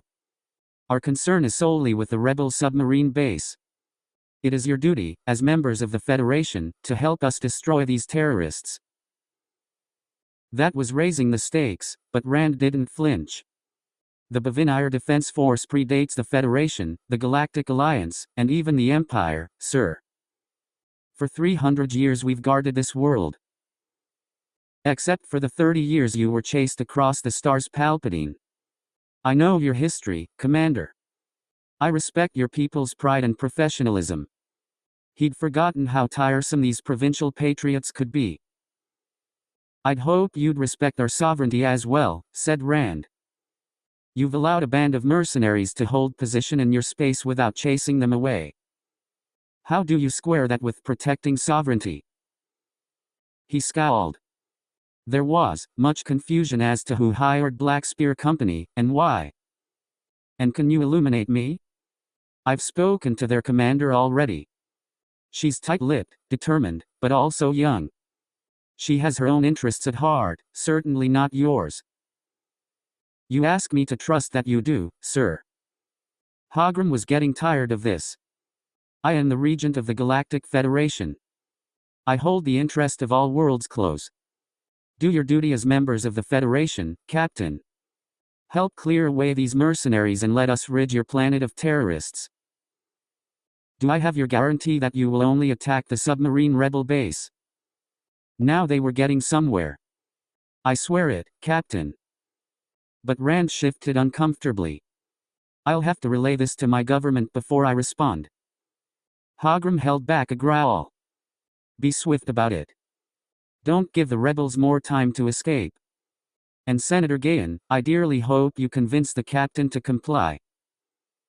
He didn't need to threaten her more. The Mon Cal responded with a simple nod. And then the holo winked out, leaving everything still in limbo. When Hogrum Chalk's image disappeared, Sari could barely restrain herself from hurrying across the Jerevith Signs Bridge to Monia. Instead she held near the rear entrance, where Jo, Sam and Yalta Val were anxiously planted in their hastily fitted senatorial guard uniforms, audience rather than participants in this drama. Captain Rand turned on Monia and said, "Frankly, Senator, your lack of support for your regent was deafening. I can neither confirm nor deny that there's a rebel base there." She spread webbed hands. "What I know is that I haven't seen any evidence, or even heard about a base until just now." "Then what is inside the exclusion zone?" "The resettlement authority won't tell us, but they're your people. You should know." Rand was angry and impatient, and frankly had every right to be. Sari couldn't tell which way he'd jump. She wasn't even sure where she wanted him to go. If he threw his lot in with Chalk and helped destroy the mercenaries, probably the smartest move, though Ur could be destroyed in minutes. If he stayed neutral or even helped the mercenaries, he might buy time for the Jedi on the surface to do whatever they could with the Ur. Sari's heart twisted as she tried to weigh whether she hated a Chalk victory more than she feared the Force Awakened. Carefully, Monia said, "I've seen the survey team's maps of the exclusion zone. I saw nothing like what Chalk suggests." "Then what is down there? What could possibly be worth all of this?" Rand waved toward the viewport, through which the Federation fleet could be seen as gray flecks against starlight. Monia shook her head. "I'm sorry, I'm not at liberty to say." Rand scowled at her, but the man wasn't a fool. He knew that Monia was willing to invite the wrath of her own regent to protect whatever was down there. He was stuck in the middle of a situation he hadn't wanted and which beggared his understanding. And that meant he was going to fall back on his most basic purpose, protecting his homeworld. "Senator, I need to consult with my government," Rand said. "Please wait with your staff on the bridge." With that he retreated across the deck, taking long fast strides to his personal command salon aft of the bridge. Monia retreated to the corner where Sari, Jo, and Val were clustered. "We have to get the BDF to side with the mercenaries," Jo whispered. He always seemed to know what had to happen. "It's the only way to hold back Chalk." "Chalk's brought enough ships to crush the BDF and the mercenaries," Monia said wearily. "Yes, but will he? Think. Bavinir is a member world of the Federation. If he attacks their planetary militia, he'll claim they attacked him," Val interjected. "But either way, it will invite political crisis. It could even break his government, depending on how the Senate reacts. The question is, how far is Chalk willing to go to destroy that Ur?" said Sari. "We know how ruthless he is, but everything he's done has been calculated to win public support. Firing on Bavinir, especially if the local government forbids it, could wreck everything he's been building." "He'll want that Ur destroyed," Jo said firmly. "And it's not just the Ur down there." He lowered his voice.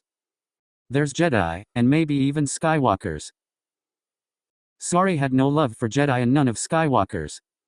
If they were wiped out, she'd rage not for their deaths but for Chalk's victory. Torn by indecision, she thought back to Porat. In the months after his death, when she'd found herself at an impasse, she'd ask herself what he would do. She'd done less of that over time, and it was almost comforting to fall back into that corner of imagination. When she consulted the Porat in her mind, the answer became immediately, chillingly clear. Her husband had been ambivalent about Jedi and the Force, but he'd been adamant against Imperial tyranny. Chalk presented a new, kinder face for that oppression, but the kindness was all lies, masking a peace built on innocent blood. Porat's blood. Sari couldn't stand that. She couldn't deface her husband's memory, and if, by some astronomical chance, the Jedi down there really did find a way to resurrect the Force, she'd deal with its chains when they were shackled on her. At least that way she could bravely face the memory of the one being who'd ever loved her. And she could strike back, just a little, at the man who'd killed him. Sari drew in breath and said, "Excuse me, Senator. I need to talk to the captain." Monia and Jo blurted her name as she started for the door through which Rand had left. She only stopped when she heard a commotion from the opposite side of the bridge. "That's another incoming ship all right," one crewman said. "It's running the Fed blockade." "What do we do?" A lieutenant looked around for orders. Another, maybe the first officer, said, "Hold position." "Where's the ship now?" "Trying to get past the Fed line. It's got ties chasing it." "Then hold position. Do nothing. Let the Feds and mercs sort it out." The officer chewed his lip. "What kind of ship is it?" The lieutenant checked his board. "Sensors show it as a light freighter, sir. Looks like Helix class, heavily modified." And from the back of the bridge, Jo gave a loud, dry, disbelieving laugh. Of course he'd show up now. As she pulled out of a twist and accelerated her TIE Predator onto the trail of that damned familiar ship, one massive dorsal-mounted engine, flat wings on either side, red hull marked by black crossbones, Gunner Yage muttered under her breath, "Of course you'd show up now, you son of a Murglak." Along with everyone else aboard Warhammer, even her father, Gunner had frankly no clue why they'd hurriedly laid siege to Bavinire. Something about a rebel enclave, apparently, but her gut had told her there was more to it than that. Seeing her half-brother's ship streaking toward the exclusion zone was pretty much proof. "That ship's fast for an old hauler, but I think we can take her," Skull 2's voice said in her ear. He was a young pilot and hadn't been with the Skulls during their past encounters with Minok. 2, 3, get ready for a pincer maneuver, Gunner said. "Take them on their port flank." 4, with me. "We're hitting them from starboard." The four ties in Gunner's flight split into halves, each rolling away, then arcing toward Minok. The ship had been cutting a straight line to the exclusion zone and the batch of mercenary ships orbiting above it, but when he saw the four ties coming at him, Cade twisted his ship off course.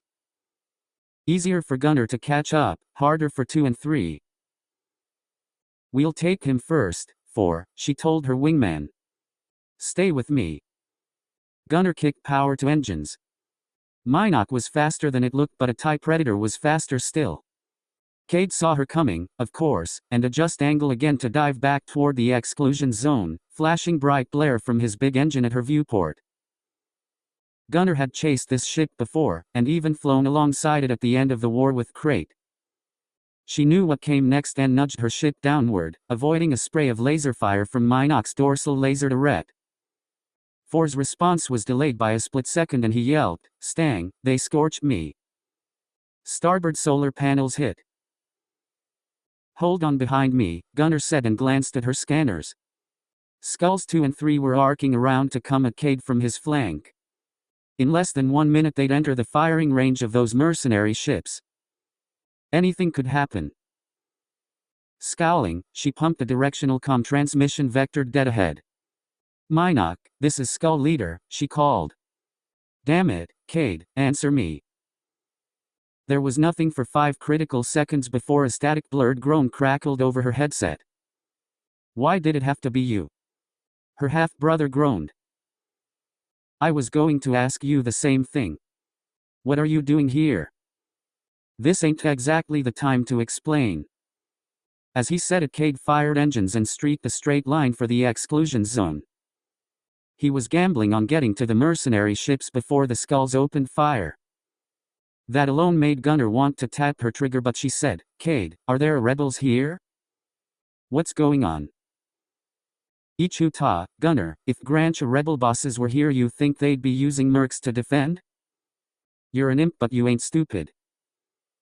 "Then what is happening? Tell me, or damn it, Cade, I will shoot you down." "No, you won't," he said seriously. "You want the full story, try asking Chalk." "Talk to you later, Gun." Minok, out. As soon as the transmission closed, a new one opened, Skull 4 begging, "Lead, do we take the shot?" 2 and 3 are almost on him. Gunner felt like punching the walls of her cockpit. Cade was streaking ahead, seconds from the shelter of the mercenary fleet. He was proof that whatever was going on here wasn't as the Regent said it was. And as aggravating as her half-brother was, she found she couldn't pull the trigger on him. So stabbed her comm controls, she barked. 2, 3, hold position. Leave Minok to me. As soon as she spoke the ship's name, she realized she shouldn't have, but she also shouldn't have given the stand-down order. As Minok raced into the almost friendly embrace of the mercenary ships, Gunner sprayed a volley of laser fire at the ship and 4 joined in. Her shots went purposefully wide, 4 splattered pointlessly on its aft shield. Maybe it wouldn't look like she'd botched pursuit on purpose, but if her father had been watching the engagement from Warhammer, he'd see through it all. But that was another challenge to face. As Minok slipped through the mercenary ships and fell toward the planet, Gunner wheeled her tie around and called to her pilots, "Skulls, on me. We're falling back to the line." With wordless assent, all 3 ties formed behind her and retreated back to Warhammer, leaving Bavinir and Cade behind them. Chapter 29. Though he wore only a loose prisoner's jumpsuit, Gar Stazi stood facing the door of his cell with one foot staggered before the other, knees slightly bent, elbows crooked and hands closed to fists. He was ready for anything. He'd been sleeping when the great thunder nearly knocked him from his bed. Old combat instincts had kicked in. He'd stood up, looked around, listened and tried to make sense of things as best he could, which admittedly wasn't much given his confinement. But he could hear a ferocious melee now. Given the level of armor and insulation this bunker had, the fighting could only be happening inside its walls. He heard the tang of laser fire and a heavy crashing sound, like 2 big metal slabs colliding. He thought he heard shouts of panic too, all drawing nearing. There was another noise, muffled by the heavy cell door, but the faint humming seemed half familiar. He heard another blaster fire, very close, and the thud of body hitting hard floor. It was right outside now. Stazi stepped to the door, lifted his fists, and waited for whatever came through. He stood so close he was nearly speared through by the glowing blade that stabbed through the metal. He jumped back, dropping hands and warrior's poise and shock as weapon the lightsaber carved through his door in smooth, elegant swipes. It was white, the color of Imperial Knights. He was trying to make sense of that when the cutout section of his door was wrenched clear and thrown into the hall. Standing before him, hefting the white blade, was a human woman he'd never seen before. She was young, dark-haired, soaking wet and half-caked in mud. When she looked at him she exclaimed, "Now we got it right." 2 more figures shouldered in, each bearing lightsabers of their own. One was a great Wookiee, not Lobaka but another one. He'd seen the pink Togruta before, met him. Was this Ahsoka Dan? Were the Jedi back? Had they regained the Force? "You've got a lot of questions," the human said, "but now's not the time." As the human took Stazi's arm and pulled him through the broken door, he nearly stumbled over the body of a guard prone in the hallway. The sound of violence had vanished from this corridor, but he could hear more, muffled and distant, apparently from outside. Slightly dazed, he said, "I take it I'm being rescued." "That's right, sir," said the Togruta. "And you have no idea what we've been through to get here." "I might." He recalled his last time outside his cell. "Where's Zagorian?" "The warden, have you found him?" "I don't know, sir, it's a little messy out there." The Togruta took his shoulder and told the human, "Kyra, we need to find Lazar." "Got it. Let's get out of here." Bravely, the young woman held her lightsaber in front of her and started toward the exit. The other Jedi stood on Stazi's flanks and followed her back to the fray. He joined them, sparing 1 second to stoop low and grab the dead guard's rifle. He didn't know what fight he was getting into, but he wasn't going in helpless. To her dismay, Anj had underestimated the alacrity of the enemy response. She'd expected them to send a small scout to investigate the loss of contact with Selvaris. Instead 2 gunships and an Ardent-class fast frigate arrived, just 19 minutes after she'd blown the satellite. Alliance pilots liked to call the Ardent-class a mini-Imster, and not just because it looked like one. The wedge-shaped ship had powerful guns, sturdy shields, and a respectable complement of 3 TIE squadrons for support. They were already spilling out of its ventral hangar and leaping ahead to engage. Thankfully, the Resistance had used its time to shore up its advantage. In addition to the corvette and gunships, one Mach-160 Mon Cal cruiser, Seaflower, had joined them, along with its complement of Crossfires and Twintails. For now they still had a numerical advantage over the enemy. Ange just hoped the evacuation call came before time ran out. Storms still washed across Selvaris' southern continent, obscuring the side of the prison. Ange, along with a full rogue squadron, pulled out of lower orbit and soared to help the fight higher up. Explosions began to burst through space, the scattered flares of a large dogfight. "All right, everybody, you know the drill," she told her pilots. "Get a target, get a lock, and let a torp rip before they know we're onto them. After that, break and bust them up the best you can." The rogues clicked affirmatives. She watched her targeting screen until she was close enough to track both friendlies and enemies as they tangled above Selvaris. The gunships from both sides were moving not the fray too, picking off hostile starfighters with quick turret guns. Seaflower and the Federation frigate were holding back, as though sizing each other up for a brawl. But not yet. As Ange watched the fighters and waited to hit firing range, she saw some TIE Predators peel out of the fight and begin cutting straight lines toward them. "Looks like we've been spotted," she called. "Everybody, shift targets. Lock on incoming. Fire at will and scatter." The crossfires and TIEs barreled toward each other through the void. They seemed far away still, but Ange knew how the gap would close with frightening speed. She shunted extra power to forward shields, picked one TIE out of the formation, got her lock, and concentrated on nothing else. And here was the worst part of these suicidal charges. The sooner she fired her torp, the sooner she could break free and the more time the TIE would have to evade the warhead. The longer she waited, the better chance she had of making a hit, and being hit, and even colliding with the enemy ship. She'd heard how on backwater planets kids would stand in front of speeder buses, daring them to hit. This was like that, but even deadlier. But she waited arduous seconds as that TIE grew closer. It wasn't slowing down and neither was she. It seemed to grow by inches, and then, as she'd known it would, the ship exploded in size as they neared the point of collision. Its emerald laser fire spewed out and splattered on her shields. As she went blind, Ange tapped the trigger, released her torpedo, and climbed. The TIE moved to evade, but she tracked it with her sensors and triggered her laser cannons, spewing her own red plasma bolts that tracked the head of the TIE and flashed in its face, forcing it to slow and juke again. But in that split second, the torpedo caught up with it, burst through its strained shields, and detonated. The explosion was bright and brief. Ange pulled well clear of the fireball and checked her sensors. One rogue down, ejected. Others were tangling with their TIEs and others still were joining the fray. And the fray was about to get bigger. She checked longer-range sensors and saw more big ships had exited hyperspace. She was shocked to see another Mon Cal cruiser, 2 more gunships, and Paramount itself. Half the Resistance fleet had shown up, probably in preparation for Federation reinforcements. They were in it to finish now, win or lose. All they needed was the signal from below. Ange threw a frustrated glare at Selvaris, then joined the expanding battle.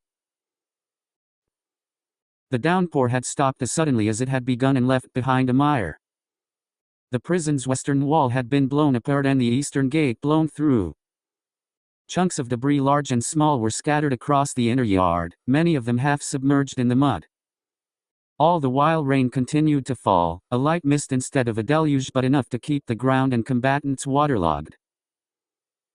Because it was so hard to move around, the guards and rebels alike had taken to cover and were holding position, exchanging bursts of laser fire from behind makeshift shields. The battle was on verge of turning into a stalemate, and Ganner was getting frustrated. He crouched behind the wreckage of a 4-person speeder that had attempted to gain aerial supremacy of the fight, only to get taken down by one of Nero's shoulder-mounted rockets. The bulky Skrilling squatted in the mud beside Ganner and sporadically peeked his heavy repeating blaster over the rim of the speeder as it wallowed on its side, stuck in the mud. "You're sure you saw them go into the bunker?" Ganner shouted as Nero ducked beneath return fire. I didn't see them, but Livno saw 3 lightsabers bust down the door. Nero looked at the body of the Rodian, who'd been too slow to duck. Ganner would have to take the word of the dead. He peeked around Speeder's front bumper, now a vertical barricade, and saw rainwater still spilling off the low building's roof. He bent back under cover and looked for the slab of western wall that Lazar was hiding behind. He thought he saw the comm technician still alive and under cover, but in the darkness it was hard to be sure. Then Nero yelled, "They're out! They're out!" Ganner looked back to the bunker and saw the door opened. 4 figures were running out into the night, 3 with blazing lightsabers, plus 1 more with a rifle. Kyra was in the front, nimbly batting back laser fire with the grace only the Force allowed. Ahsoka and Karash stayed close to the 4th figure, and as all of them ducked for cover behind a broken chunk of wall, their lightsabers flashed close, illuminating the flat, familiar face of the Duros they'd rescued. That was it. Ganner's heart surged. He turned to Lazar's hiding spot and screamed as loudly as he could, "Do it! Call for evac! Do it now!" A shadow moved behind the slab. Lazar turned toward him, halfway rising like he was straining to hear what had been said. That was when a laser blast skimmed over the top of the slab and took him in the head. The young man dropped, instantly dead. "No!" Ganner shouted. "No! No! No!" They'd come too close to fail. Without thinking, he rushed out from behind the downed speeder. He tried to sprint, but mud grabbed his legs and stole his purchase. He tumbled face forward in the muck, a lucky fall as laser fire sizzled over his prone back. He kept crawling, churning the mud with elbows and knees, inching toward the slab, Lazar's body, and the transmitter in his backpack. Ganner heard an explosion and looked sideways at a fireball bursting from one of the guards' positions. Somebody had probably used up their last grenade to give him cover, so he bravely pushed himself halfway upright and tried running again. He made it 3 long steps, 4, 5. Lazar was almost within reach. 6, 7. Scalding pain burned through his left shoulder and consumed his arm, but Ganner kept trudging. When he thought he could make it, he dove, landing face first against Lazar's body. He tugged his legs behind cover of the slab, curled himself around the wet, still warm corpse, and began pulling apart the man's bag with his one good hand. He found the transmitter, still running despite the rain. It was a simple device, but he struggled to remember how to use it. The orange button? No, green. He stabbed it. Beneath the sound of laser fire, he heard a single happy chime. Signal sent. That was when the pain caught up to him. Ganner slumped against the corpse, panting and groaning, and squeezed his eyes shut. Maybe their ride would come. Maybe he'd die here. He was too exhausted to care. He had done what he could. That was what mattered. He'd done what he could. Ange had just cleared off Rogue 5's tail and was forming up on his wing when a priority hail came in from Paramount. She opened the link and said, "Tell me this is good news." "We've got the second signal," said Sucker himself. "You mean they've got Stazi?" "It seems so. Seaflower just launched the recovery shuttle. Permission to fly its wing." "You'd do it anyway," the Trandoshan grunted a laugh. "Keep it safe, Captain Dahl." "You bet." She switched frex and told the rogues, "All ships, form on me. We've got the signal, repeat, we've got the second signal. The rescue shuttle's on its way down and we're flying cover." She let her pilots indulge in a few triumphant whoops, then swung her nose to Selvarus' black face and fired her engines. None of the ties they'd been tangling with turned to pursue, which meant hopefully they were still ignorant of the situation on the ground. So far the Resistance ships had kept the ties busy in orbit and prevented them from getting into the atmosphere, but that could change at any time. The time might come soon. As she plunged toward Selvarus, Ange marked new arrivals on her long-range scanners. 2 more Ardent-class frigates and Pelion-class Star Destroyer. They were bringing out the big guns now, and while the Resistance could hold them back for a while, they'd never win. All the more reason to get Stazi out fast. Ange felt Selvarus gravity take hold of her ship and accelerate its plunge, as though the planet was as eager as her to get this done. The raining had finally stopped and the clouds passed on, but Kyra could only spare the shortest glance at the twinkle of starlight overhead. The sizzle and flare of deadly laser blasts demanded attention.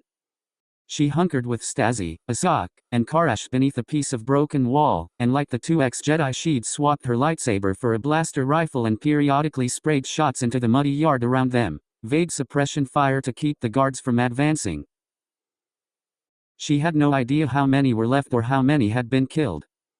She had no idea what kind of counter-offensive they might muster with the rain finally gone. She only knew that the longer they stayed here, the less likely they were to get out. After peeking above the wall's rim and firing off a few shots, Stazi asked, "Are you sure help is on the way?" "Ganner sent the signal," insisted Asok. "And sir, please stay down. We didn't come this far for you to catch a stray." "I didn't sit in a cell for 3 years to cower either," the Duros growled, but stayed hunched low. "Can you communicate with your ships in orbit?" "No," admitted Asok. Thankfully Stazi didn't ask if they had ships in orbit, because none of them knew. This whole plan had been a giant leap of faith, faith that Monia Gayan and Yalta Val had collated proper intel, faith that they could land and trek to the prison successfully, faith that the meager resistance fleet could overcome whatever reinforcements came from Bilbringi. And in Kyra's case, it had required faith in the Force, faith that was starting to strain. She could only feel the chaos around her. Fighters on both sides were confused and desperate, soaked to their skins and disgustingly dirty.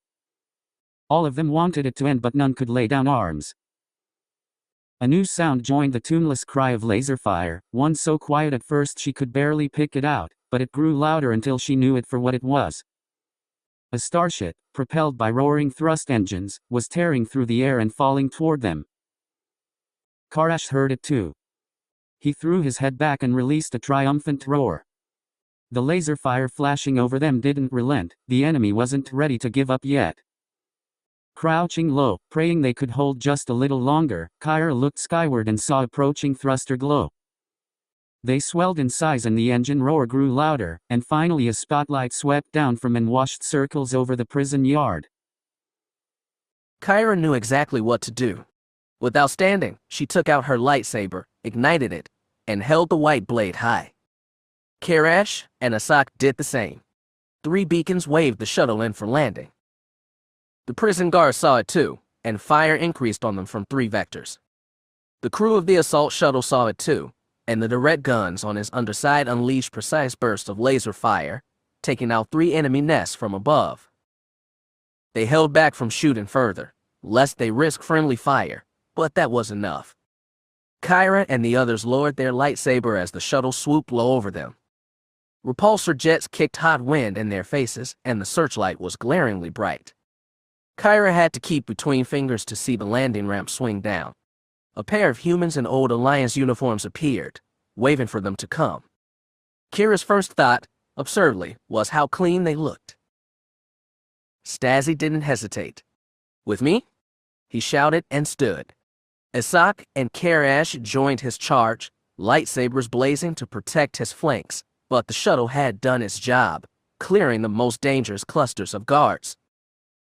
Kyra leaped up next and with a force-propelled jump landed on the ramp. As one human pulled Stazi into the hold, she grabbed the other and said, "We have more out there." "Understood," the man said, and relayed the message to the pilot via comlink. The shuttle rose 5 meters and began a slow pass around the yard, ducking low to scoop up clusters of rebels. They pulled Nellis and Elacid out of one mud pit, then recovered Nero from behind a crashed speeder. Celis and a few more were using a piece of the eastern gate as a shield, and as they climbed aboard, the scattered guards mustered one last counterattack. The Jenna took a laser bolt to the leg and barely made it up the ramp. Kyra deflected the spray as best she could with her lightsaber, and once they were all aboard, the shuttle rose sharply again. "Wait," she shouted at Ganner. "Where's Ganner?" The crewman looked at her, confused. The shuttle rose higher, and more small arms, fire pummeled his belly. They were making a run for it. Kyra tried to calm herself and find Ganner's presence. She scoured the muddy field below. She felt all the weary guards, defeated but glad this was over, but one sharp mind still raged. And she felt something else, familiar and faint. Ganner, she breathed, then slapped the crewman on the shoulder. Ganner. Down there. The man looked reluctant. Kyra snatched his comlink away and yelled to the cockpit, "We've got one more. Just one more. He's behind that chunk of wall on the north side. 5 meters west of the speeder." The shuttle kept rising, like it would run anyway, but then it dove. Kyra held tight to the landing strut and watched as the searchlight flashed in the spot where she directed. She saw 2 bodies there, both so covered in muck and mud as to be unrecognizable.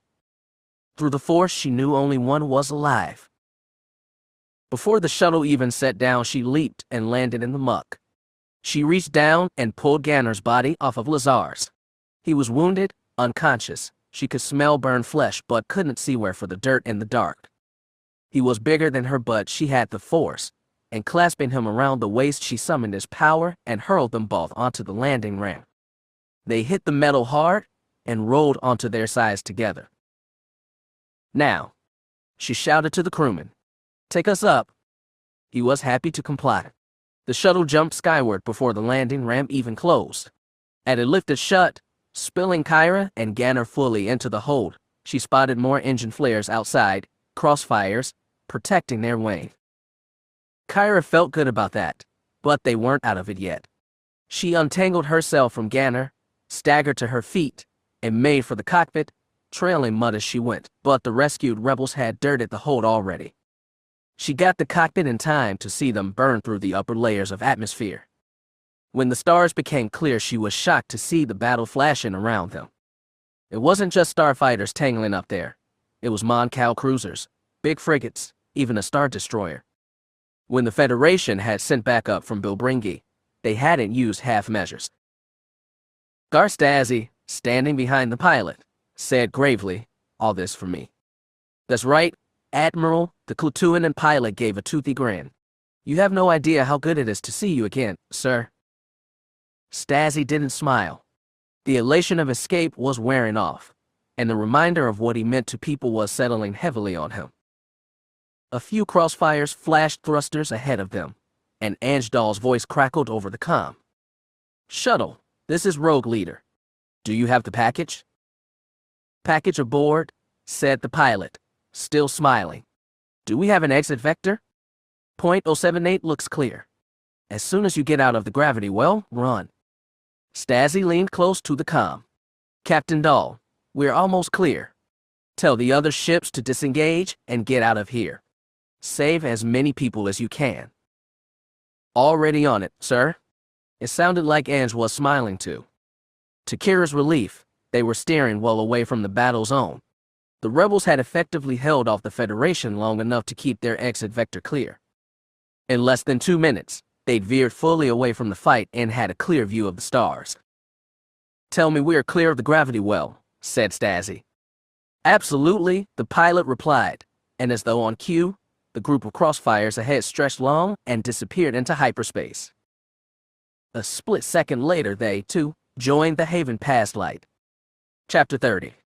When Sare stepped into the Jareth Sign's command salon, she found Captain Rand alone at the far side of the darkened chamber facing a half-circle of holographic figures.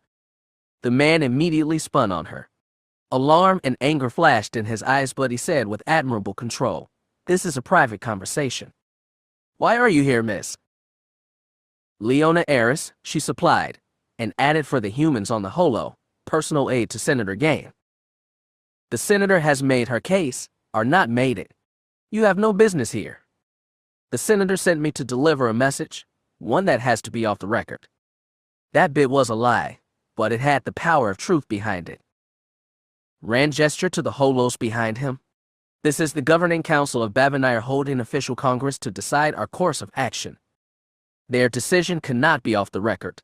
I understand, but the rationale can be confidential. Unless your government works radically differently from the one on Coruscant." An older woman on one of the holos said, "Let's hear what she has to say." "I don't like this," said another man. We've already been too tangled up in Federation politics as it is. Then you deserve to know what's really going on here, said Sare. As a Sith, she'd been trained to lie well. Now she'd see if she still had the skill. A third counselor said, "Go ahead, young woman, but be quick."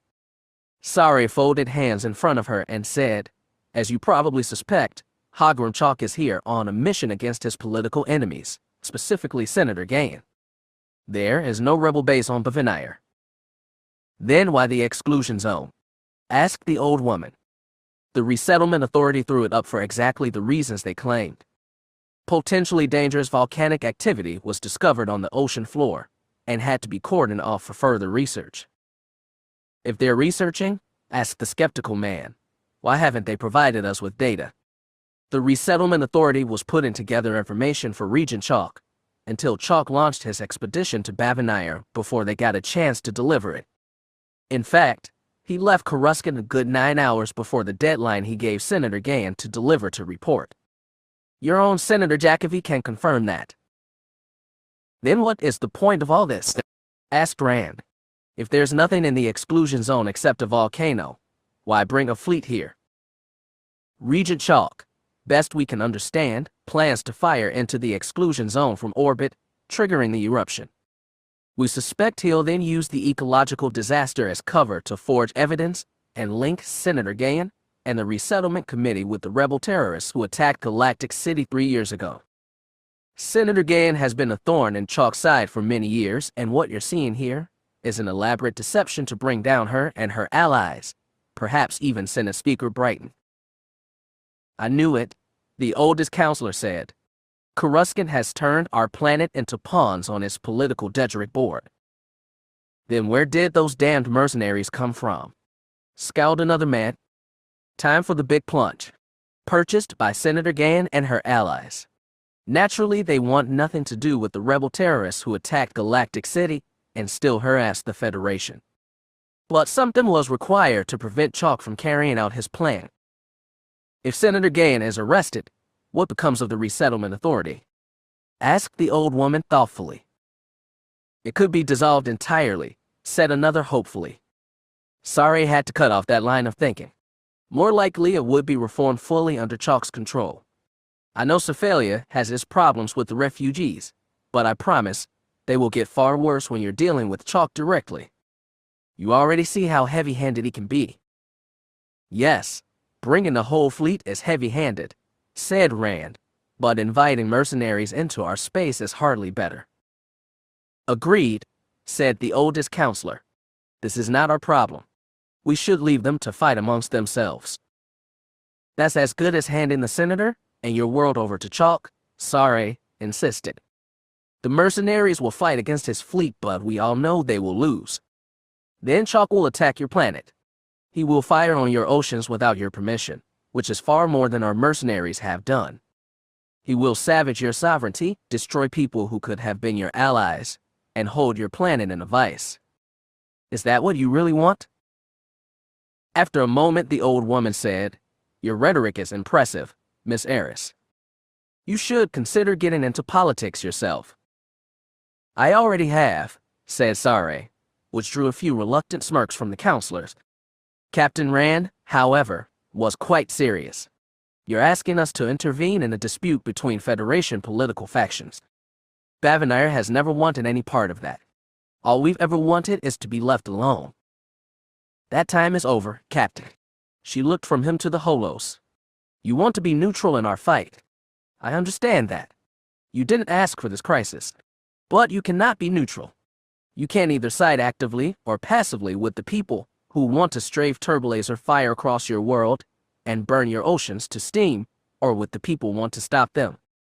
One group intends to harm Bavinire. One doesn't. I'm not asking you to make a lofty moral choice for our benefit. I'm asking you do what a proud Bavinire would do all along." Her father had once told her that the best way to get someone to do something was to convince them it was their idea in the first place. Wirelock had said something similar once, but she wondered if she'd come off too strong here. The counselors exchanged looks, and Rand's expression wilted from indignant to thoughtful. Sari tried for one last push. You didn't ask to be placed on the cusp of history, but here you are. You're not just passive observers in this. You can't make a choice. You can't stand up for your home. That's all we ask you to do." After a long, tense moment, the old woman said, "Thank you, Miss Eris. Please leave now, so we may consider." Rand tilted his head toward the exit. Sari knew not to argue. She snapped a deep, respectful bow and said, "Thank you for your consideration, counselors. I know you'll make the correct choice for us all." And then she stepped out of the chamber, back onto the bridge, and wondered whether her own choice had been the right one. Kate sat Minok down on one of the refugee settlement's floating docks, just as the sky was clearing and late afternoon sunlight fell on the rain-wet platforms. Because he had no idea what they were getting themselves into, only that it was a big mess, he told Jariah and Delia to stay on Minok and keep it ready for a quick takeoff, then hurried across the gleaming puddles to Ania's ship. When he clambered up Free Agent's ramp and into his hold, Kate found it packed with familiar faces.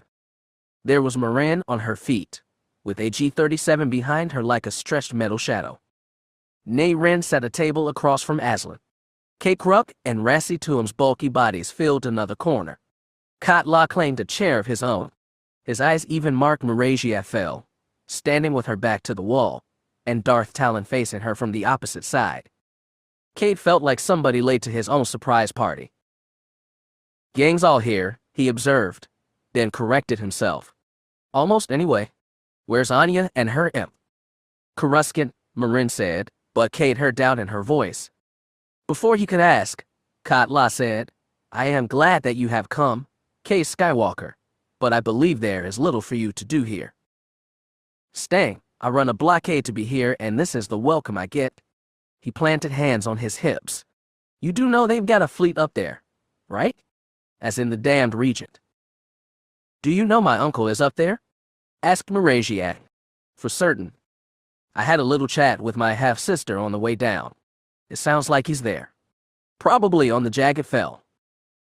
She blinked twice at the name of her old flagship. "Did you recognize any other vessels?" "Well, if Gunnar was out there, she was probably with her daddy's ship, Warhammer." "Rough Yage is an honorable man," Marasiah said thoughtfully. "I find it hard to believe he'd consent to all this as he knew what was going on." "He probably doesn't know," Kate said. Before he could suggest the rest, Talon did it for him. "You could hail Warhammer and tell him yourself." For a tense moment, all eyes went to Marasiah, who dropped hers to the floor. Then Aslan muttered, "The Federation ships have a jamming field up, and they're refusing all hails from the surface." "Well, that's damned inconvenient," Kate said, though for Marasiah it seemed the opposite. "Listen, what about the Thoyur? Why are we all sitting here with hell over our heads when we could be doing what we came here for?" "We've already talked to the Thoyur," said Moran. It was uncooperative. Tasha Rio insisted there was nothing she could do to help us recover the Force, said Katla. "No planets to seek out. No gateways to build." That explained the looks of crushing defeat. It seemed Kade really had run that blockade for nothing, and he felt the weight of 3 wasted years coming down on him. But if the Thoyur was useless then, cruel as it was, there was no reason for them to stay and be crushed by Chalk's fleet. Kade was trying to figure out how to say it delicately when Katla spoke again. "When I spoke with the US, Hanvong said, I made the best argument I could. I hope she will consider my offer and approve. That choice is in her hands now." "What kind of offer are you talking about?" asked Kade. But Katla looked away, like he didn't want to answer. "Damn cryptic to the last." "It may come to nothing," he said. "We shall see. Our fate is not ours to command." Kade hated being out of control. "Listen, if you think it's worth it to go out there again, I can try to talk to her. I'm a Karking Skywalker." "So am I," said Marin, voice dry. "I think if she'll listen to anyone, it will be Katla." If she was listening to anyone, Kade thought, Tasha would have done something by now. The ancient Jedi inside the Doer existed outside of space and time as Kade experienced it, and if she made a choice she could do it in less than a real-time instant. If she was still stuck in the ocean floor, it meant she wanted to be there, and Kade Law's attempted negotiations, whatever those entailed, had failed. He was about to suggest escaping again when boots clapped the deck behind him. Kade turned to see the Mon Calamari mechanic, Suck, came through Free Agent's main hallway. The sight of Kade froze him in surprise, but only for a second. Looking across the group, Sock said, "We're getting new readings from orbit." The fighting started. The first flares of combat weren't exploding starships or bursting warheads but the scatter of emerald laser fire against the shields of a mercenary corvette. As soon as they landed, the corvette returned fire, and the squadron of old tri-wing interceptors from the carrier veered to counterattack. Per orders, the TIE Predators began to fall back toward Silencer, but the tri-wings were faster, and one unlucky TIE burst into a fireball to mark the commencement of battle. Standing on the frigate's bridge, Eli could just spot the distant explosion with his naked eye. It dwindled quickly, but the tri-wings kept chasing the TIEs, and he turned to Captain Morabin to say, "Pull forward and prepare all guns for anti-starfighter operations." "We're protecting our TIEs." The Given hesitated for a second, just as he'd hesitated to order the TIEs to attack the corvette in the first place, but then he did as commanded. The moment the Bavinair Defense Force announced it was standing beside the mercenaries and refusing the Federation access to its surface, Eli knew what had to be done. Before the standoff could intensify, he'd broken it. A glance at the tactical holo warmed his heart. Warhammer was launching a full wing of TIEs, and its two support frigates were pulling ahead to engage the mercenaries in ship-to-ship combat. Silencer was pulling ahead too. The planet filled the bridge's viewport, and they drew close enough that Eli could make out individual capital ships against the ocean blue face. Explosions grew more frequent as the mercenaries' fighters clashed with the TIEs, and Silencer's own squadron flashed past the hull, dragging a trail of chasing tri-wings. The frigate's guns were precise and accurate, and 3 of the old fighters burst in front of Eli's eyes, their debris scattering harmlessly against his ship's shields. The real test, though, was whether the BDF would really join in the fight. Another look at the tactical holo told him the ships were still keeping position and holding fire, but the growing battle with Black Spear Company would envelope them soon. The question was whether to push or let them be. Firing directly on them, as he had with the mercenaries, would likely draw them in. Eli decided on a different tack here. "Captain," he told Morabin, "bring us ahead. Keep weapons trained on the mercenary ships, but put us within firing range of the BDF." The Given froze. Morabin was used to taking Eli's unliteral orders, but turning his frigate into bait may have been one step too far. "I have no intention of risking the ship," Eli said. "We're just testing their mettle. Expose one flank and raise shields to full. Keep all cannons pointed at Black Spear targets only. Do you understand?" "I understand." Morabin's voice was ragged, but he turned to relay the order to Helm. At the same time, an officer from the comm station told Eli, "Sir, we have a priority hail from the Jagged Fel. They want to speak to you, personally." That would be Chalk, no doubt, scolding him for his impetuousness. Eli didn't have time for that. They were partners in this, and Chalk was not his master. He had no master, not even the Force. So he said, "Tell Jagged Fel I'm busy, and will return the call when possible." The lieutenant frowned but said, "Understood, sir." As ordered, Silencer pulled ahead. The TIEs formed on his starboard flank to guard against mercenary attacks, while the frigate pulled ahead and turned its port side toward the nearest BDF corvette. At the same time, a Black Spear gunship moved ahead to engage them head-on. Missiles and turbolaser volleys arced between the two ships, lighting up their forward shields. Though Silencer's bridge was on the rear of the ship, Eli still felt tremors through the deck, the first of the battle.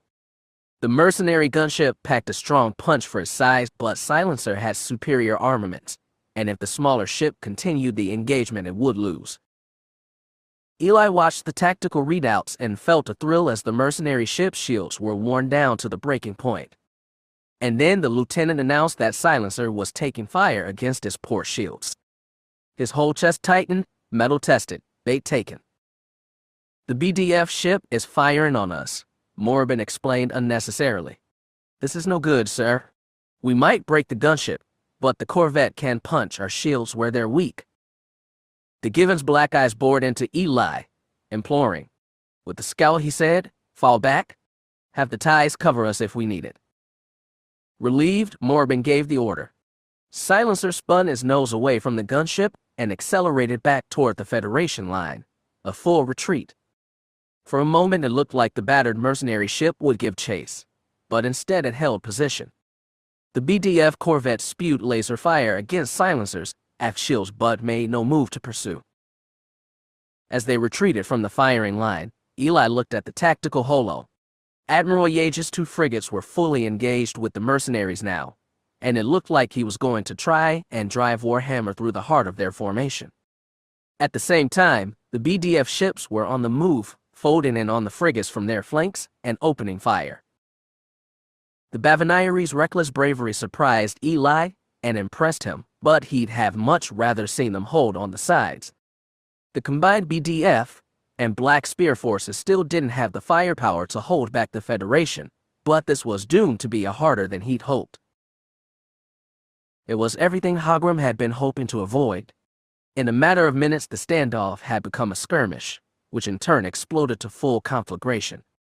The space over the target zone was aglow with explosions.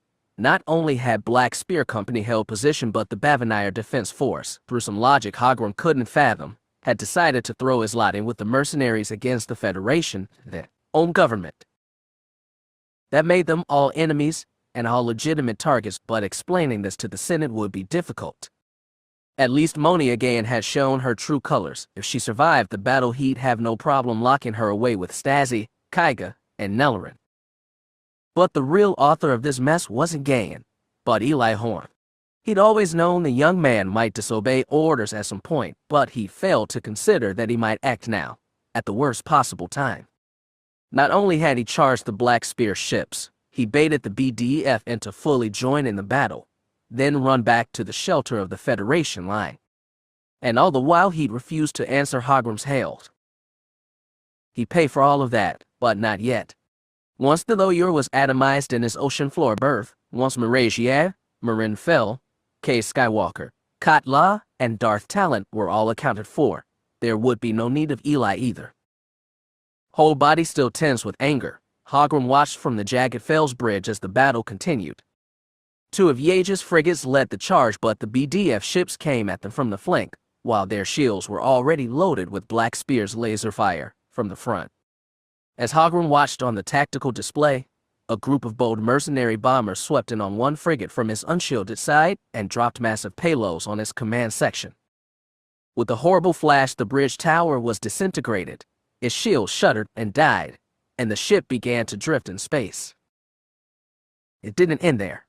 The mercenaries and Bavanieri, with impressive coordination, managed to use the dying ship's bulk as cover to attack the other frigate. Starfighters and bombers made fast sorties, swarming the second ship, then retreating behind the body of the first. Ties that pursued were picked off by a Black Spear gunship hanging well out of the range of the frigate's batteries. At the same time, the frigate was overwhelmed by the combined enemy. It started to pull back toward its own line, only to suffer another deadly bomber run that collapsed its forward shields and ignited its dorsal missile batteries.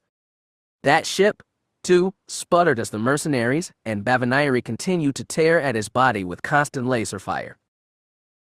Grim silence had settled over the jagged Fel's bridge. For this battle to have happened at all was an embarrassment. To lose it would be a disgrace. The Federation still had 4 Mighty Stars destroyers plus support craft, more than enough to blast through the combined BDF and mercenary ships, but the attack would be costly, and worse, it would buy time for Marasiah and the other Skywalkers to act on the lawyer, if they hadn't already. As he watched the tactical holo, Hogrum saw the BDF was using tractor beams to tug the 2 crippled frigates into steady position over the combat zone, effectively turning them into living shields. That officer, sounding more nervous than ever, said, "Regent, sir, Admiral Yates is requesting instruction. Hogrum allowed a frustrated sigh. He'd let Eli Horn to drag him into this fight, and that was a mistake.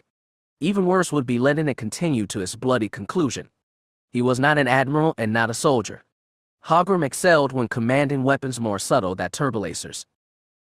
He said, "Tell Yates to hold. Patch me a new line with the leader of Black Spear Company." "One minute, sir." Hogrum waited and let the plan form in his mind. He should have attempted this from the start. Instead, he'd allowed the situation to spiral out of control. Maybe he could rein it back in and salvage it yet. "We have an open line, sir," the comm lieutenant reported. "Do you have her location?" "It seems to be coming from the carrier, sir, but like I said before, it could be relayed." Hogrum doubted at this time. A Mandalorian by birth, exiled through no fault of her own, Sora Auchus would be with her fleet for the fighting, if only to prove to herself she was still brave.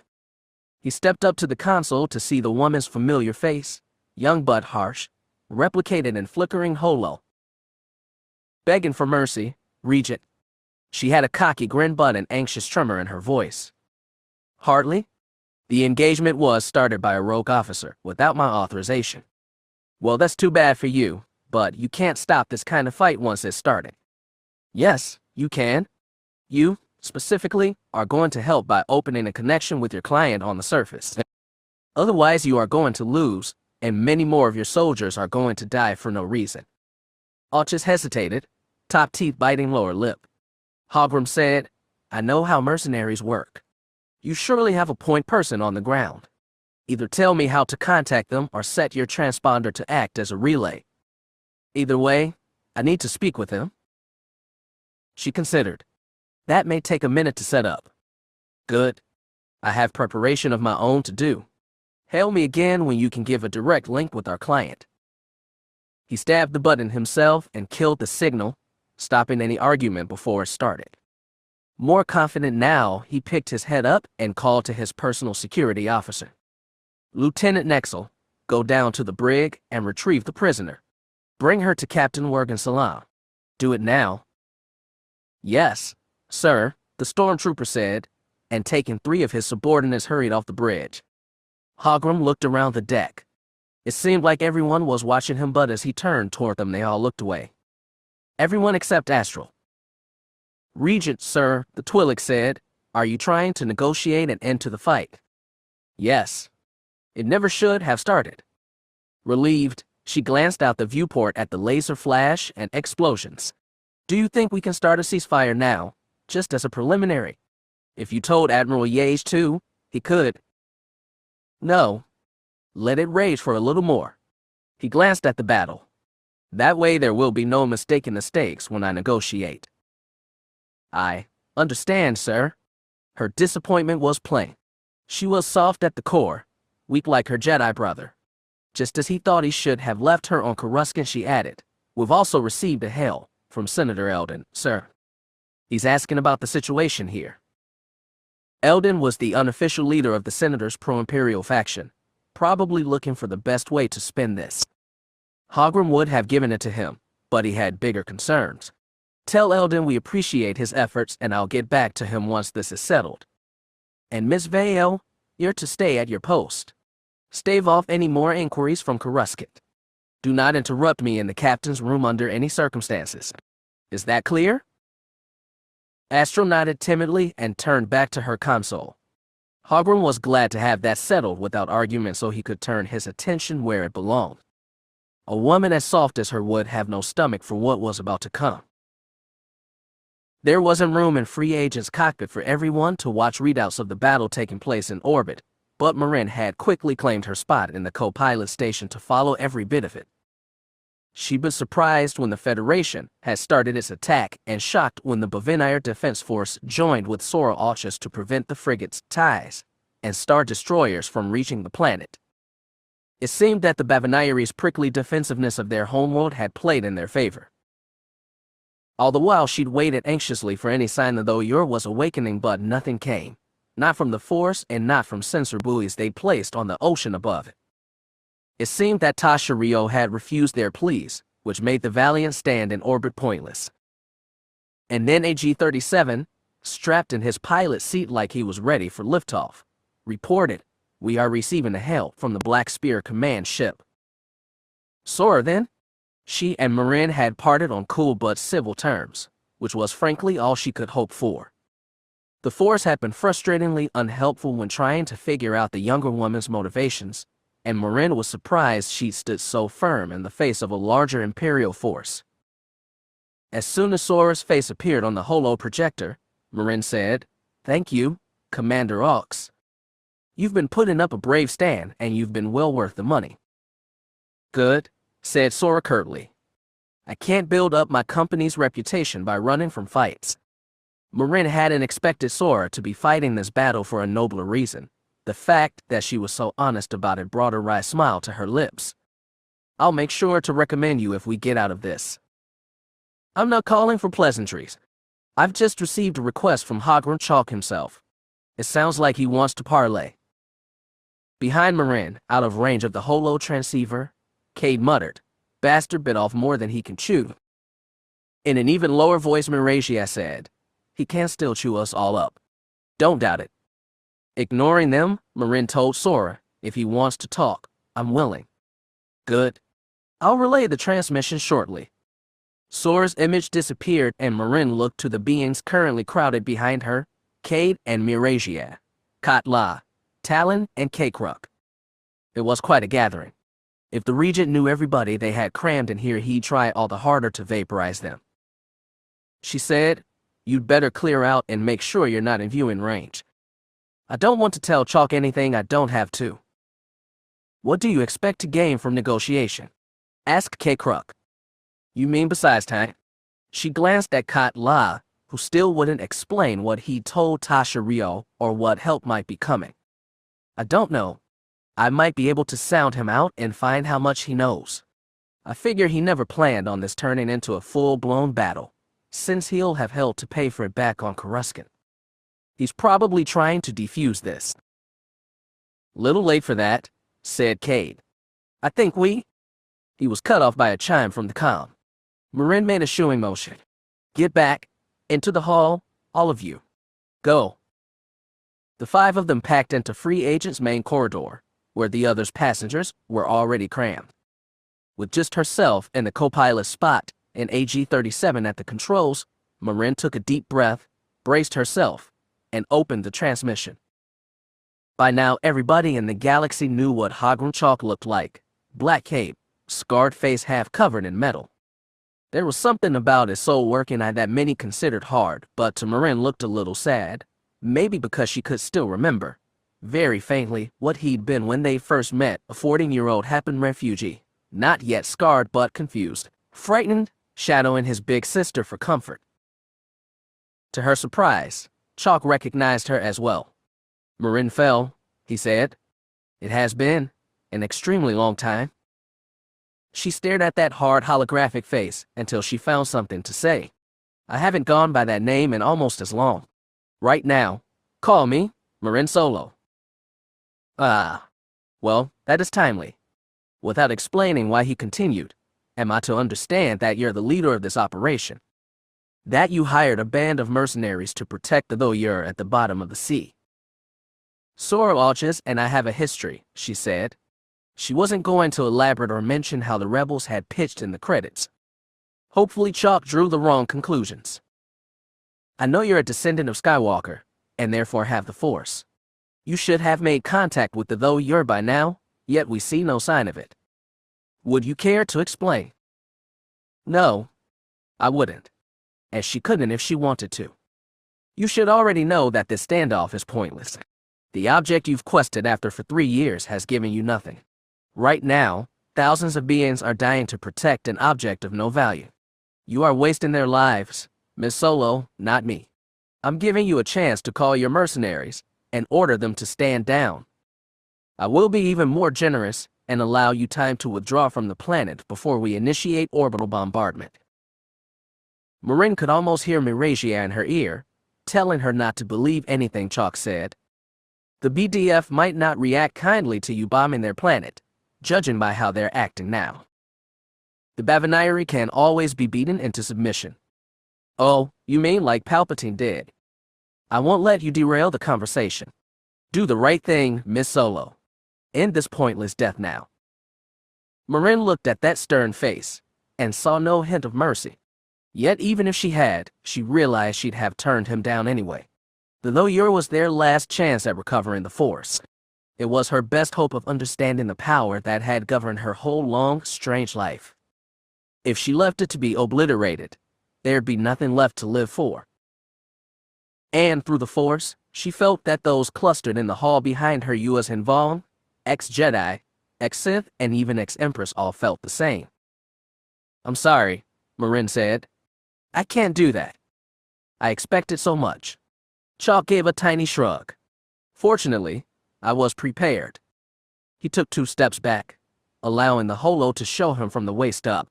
His body bent out of the view field, then came back with the second figure. It was a head shorter than him, smaller and thinner, with hands bound behind the back, and long dark hair pulled into a ponytail that Chalk used to drag the rest of her into view.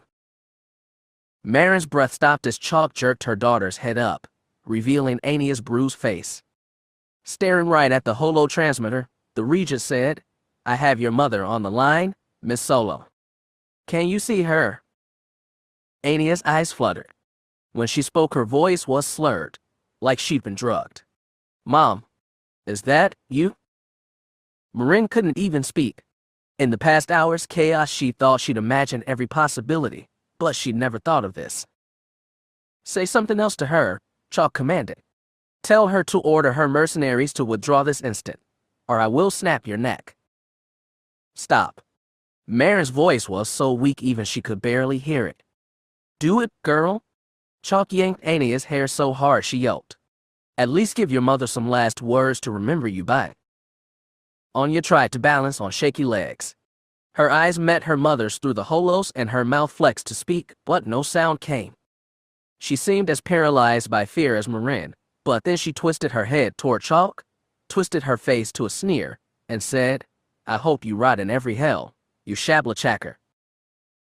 In a flash, Chalk released his grip on her hair and switched it to her throat.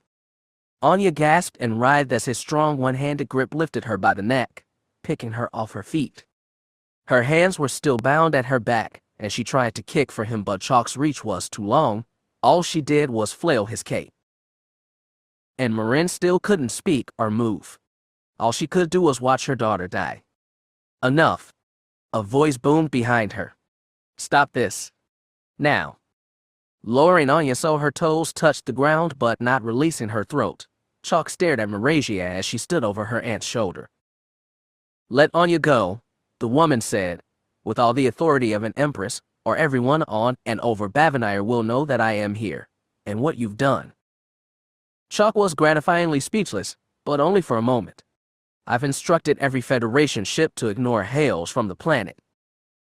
Then the Bavanire will hear, and Aux mercenaries, and they will tell the rest of the galaxy exactly what you are. He glared murder at her.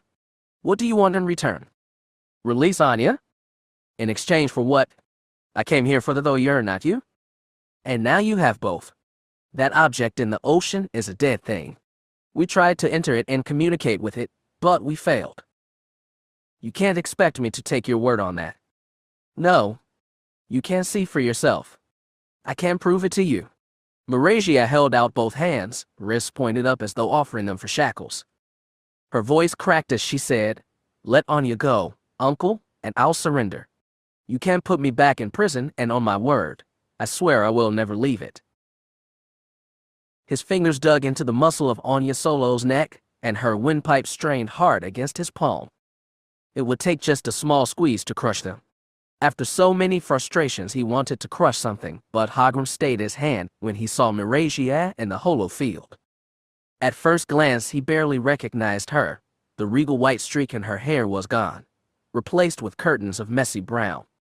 Her face was drawn, her eyes dark. She'd lost her pride and so much more. When he heard what she had to say, he was instantly skeptical. You give up your freedom for this woman. There's nothing. She is family, uncle. That meant something to you once. It still did. He found himself relieved by her offer.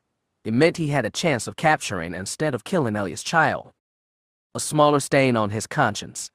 The question was whether he could afford that bomb when the stakes were so staggeringly high. "Do you expect me to trust your offer?" he asked. "No. But for what I'm offering, there's little choice. I noticed there's a small island chain in the southeast corner of the exclusion zone. We can meet there for the exchange." He found he couldn't say no. "I will send a team with the prisoner. And yourself, Uncle. I won't surrender unless I see you there." That meant it was likely a trap.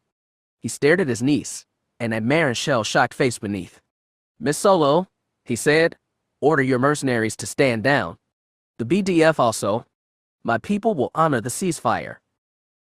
Marin swallowed, coming back to herself. "I won't make them withdraw. And I won't withdraw mine. This is a prison exchange, not a surrender." He tightened his grip on Ania's throat, just enough to make her choke. "Your soldiers will let me pass, and you will not bring any mercenaries to the exchange." The old woman's face tightened. "If you're bringing troops, so will we." "Fine. I will allow you to bring 2 small shuttles, no more. 3. No. 2, and only 2 ships. I will bring the same." Reluctantly, face still pinched, Marin nodded. "Then we have a deal." Chuck released Ania Solo entirely. Gasping and retching, the woman collapsed to her knees, head bowed, hands still tied at her back. "To the holo," he said, "you surprise me, sire." A woman raised to be empress, giving herself up for scum like this. Marasiah shook her head. "I am tired, Uncle. Tired of running. Tired of ruling or trying to rule. I just wanted to stop. I could have announced myself to the galaxy at any time for 3 years, but I didn't, because it would do more harm than good. I do more harm. So I'm giving myself back to you. This way everyone wins." Her words rang with bitter truth. She was a broken woman, and it was all his doing. That gave him no pride. "Agreed," Hogrum said. "I will come down with the prisoner 1 hour after a complete ceasefire." "Then I'll give Sora the order now," said Marin. "Anything else?" "Not at this time." Hogrum looked down at Ania. "You'll see your daughter shortly. I'm a man of my word. If you're not, Chalk, I will kill you." He could tell she believed what she said. Hogrum gave her a tiny nod, then killed the transmission. Leaving Ania Solo on the floor of Captain Wergen's office, he went to the door and summoned Lieutenant Nexel. After ordering the man and his stormtroopers to prepare the prison for transport to the surface, he walked back onto the bridge and quickly commanded a ceasefire. Within 30 seconds, the explosions over Bavanire started dying down. Within 2 minutes, not a single cannon flashed in the vacuum, though debris still drifted in slow orbit. The Jagged Fel's crew sank into collective relief, and many of them stared at Hogrum with gratitude bordering worship. "This is merely a ceasefire," he reminded them, "and it may break at any time. Keep on red alert and stay vigilant while I negotiate a permanent solution." That only increased their gratitude. A few young officers even clapped. Hogrum didn't get to bask in appreciation very often, and he savored it briefly, though when he turned his eyes to Astral, his aide averted her own. "You should be happy, Miss Veo," he told her. "We may end this without any more bloodshed." She forced those soft eyes toward him. "I hope so, sir. I really do." But there was still a great hurdle. Chalk went to the main comm station and told the jittery lieutenant, "Hell silencer again. Maximum priority." "Yes, sir," the young man said. "We'll see if he answers this time, won't we, sir?" Hogrum didn't dignify that with a response. He merely waited until the hollow image of Eli Horn appeared. He stood with shoulders squared and chin lifted. He was trying to look defiant, but to Hogrum's old eyes the young man seemed petulant. "As you can see, I've orchestrated a halt to the skirmish you started. The skirmish was going to happen anyway. I got it started to keep them on edge," Eli said, unbowed. "You pulled the BDF into this fight also. I forced them to play their hand early. And it still cost us 2 frigates," Hogrum snarled. "But we will deal your discipline later. I've spoken with the leader of the rebels on the surface." Eli took his meaning. His expression softened to curiosity. I take it that's why fighting has stopped. Yes. I called for the ceasefire to allow a parlay on an island chain in the southeast corner of the exclusion zone. He nodded. I've studied the charts. They're the only islands in the exclusion zone. Then you should have no problem finding them. Take your best troops, load them on a shuttle from Silencer, and meet me there in 1 hour. You, sir?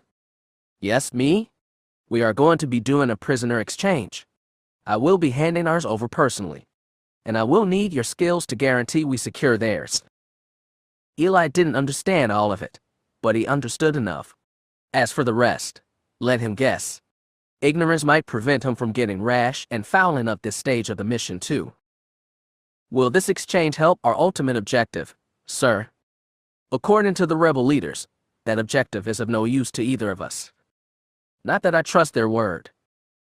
I look forward to investigating myself, sir. It was less a show of eagerness, and more a non-subtle reminder that Hogrum still needed Eli's force powers. He looked forward to the day he didn't and could put the errant young man in the Isolamary-shielded prison alongside Marasiah Fel and whoever else he managed to seize today. As he shut off the connection with Silencer, Hogrum brought out his personal comm to remind Lieutenant Nexel to bring one of the force-blocking creatures with the prisoner. He brought them along without expecting to need them but was glad for it now. With stakes so high, no caution could be spared. Chapter 31. After so long in captivity, Stazi was astonished by liberty. Once he was transferred to the Resistance carrier Paramount, itself an old warship decades past its prime, but the best they had, he was surrounded by people all begging for attention. Some beings he knew well, like Ikorian, Sucker, and Anjdal. Others, like the Jedi who'd rescued him, were half-remembered. Many were strangers but still looked on him like they'd known him all their lives. The human girl who led his rescue from Selver stood out among them. Her name was Kyra, just Kyra, and somehow she alone could use the Force. That baffled Stazi, but he'd gotten no explanation since the frenzied escape from the prison. Along with all the others, the first thing he needed was a shower to wash away Selver's muck.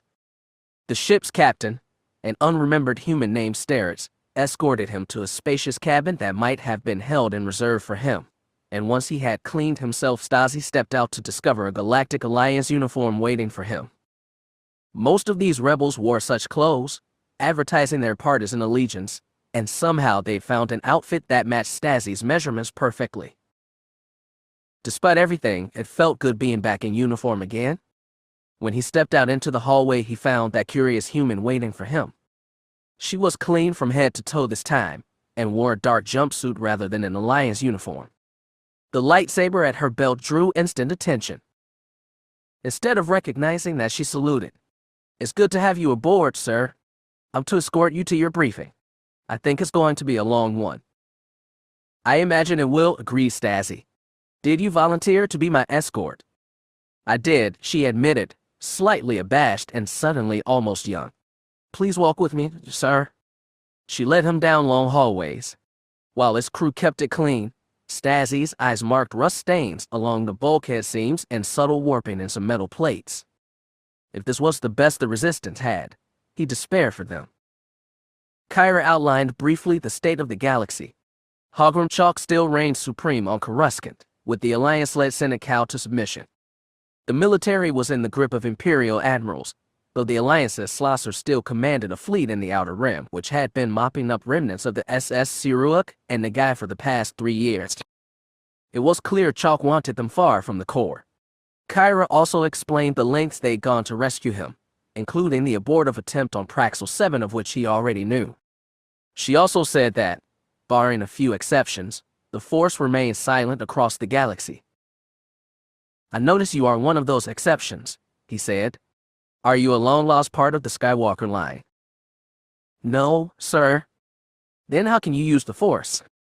"We're almost at the conference room, sir, and there's not enough time to tell the story. The Jedi are still looking for a way to get it back themselves, but they haven't had any success." Her voice became resigned. "I think the way it is now is the way it will stay." "Were you one of my soldiers during the war?" She looked too young for that, but he was no expert on human ages. "No, sir." Then why are you fighting with us? Not that I don't appreciate the help. The guarded conference hall doors loomed ahead, but she stopped in the middle of the hall to face him. I have a power almost nobody else does. That means I have the responsibility to use it for good. This is the good fight, sir. It doesn't have the best chance of success, as you're about to fight out. But it's the right thing to do, and I'm standing by it. Looking suddenly very old, Kyra added, I lost my whole family in the last war, sir. I want to make sure people can live in a real peace.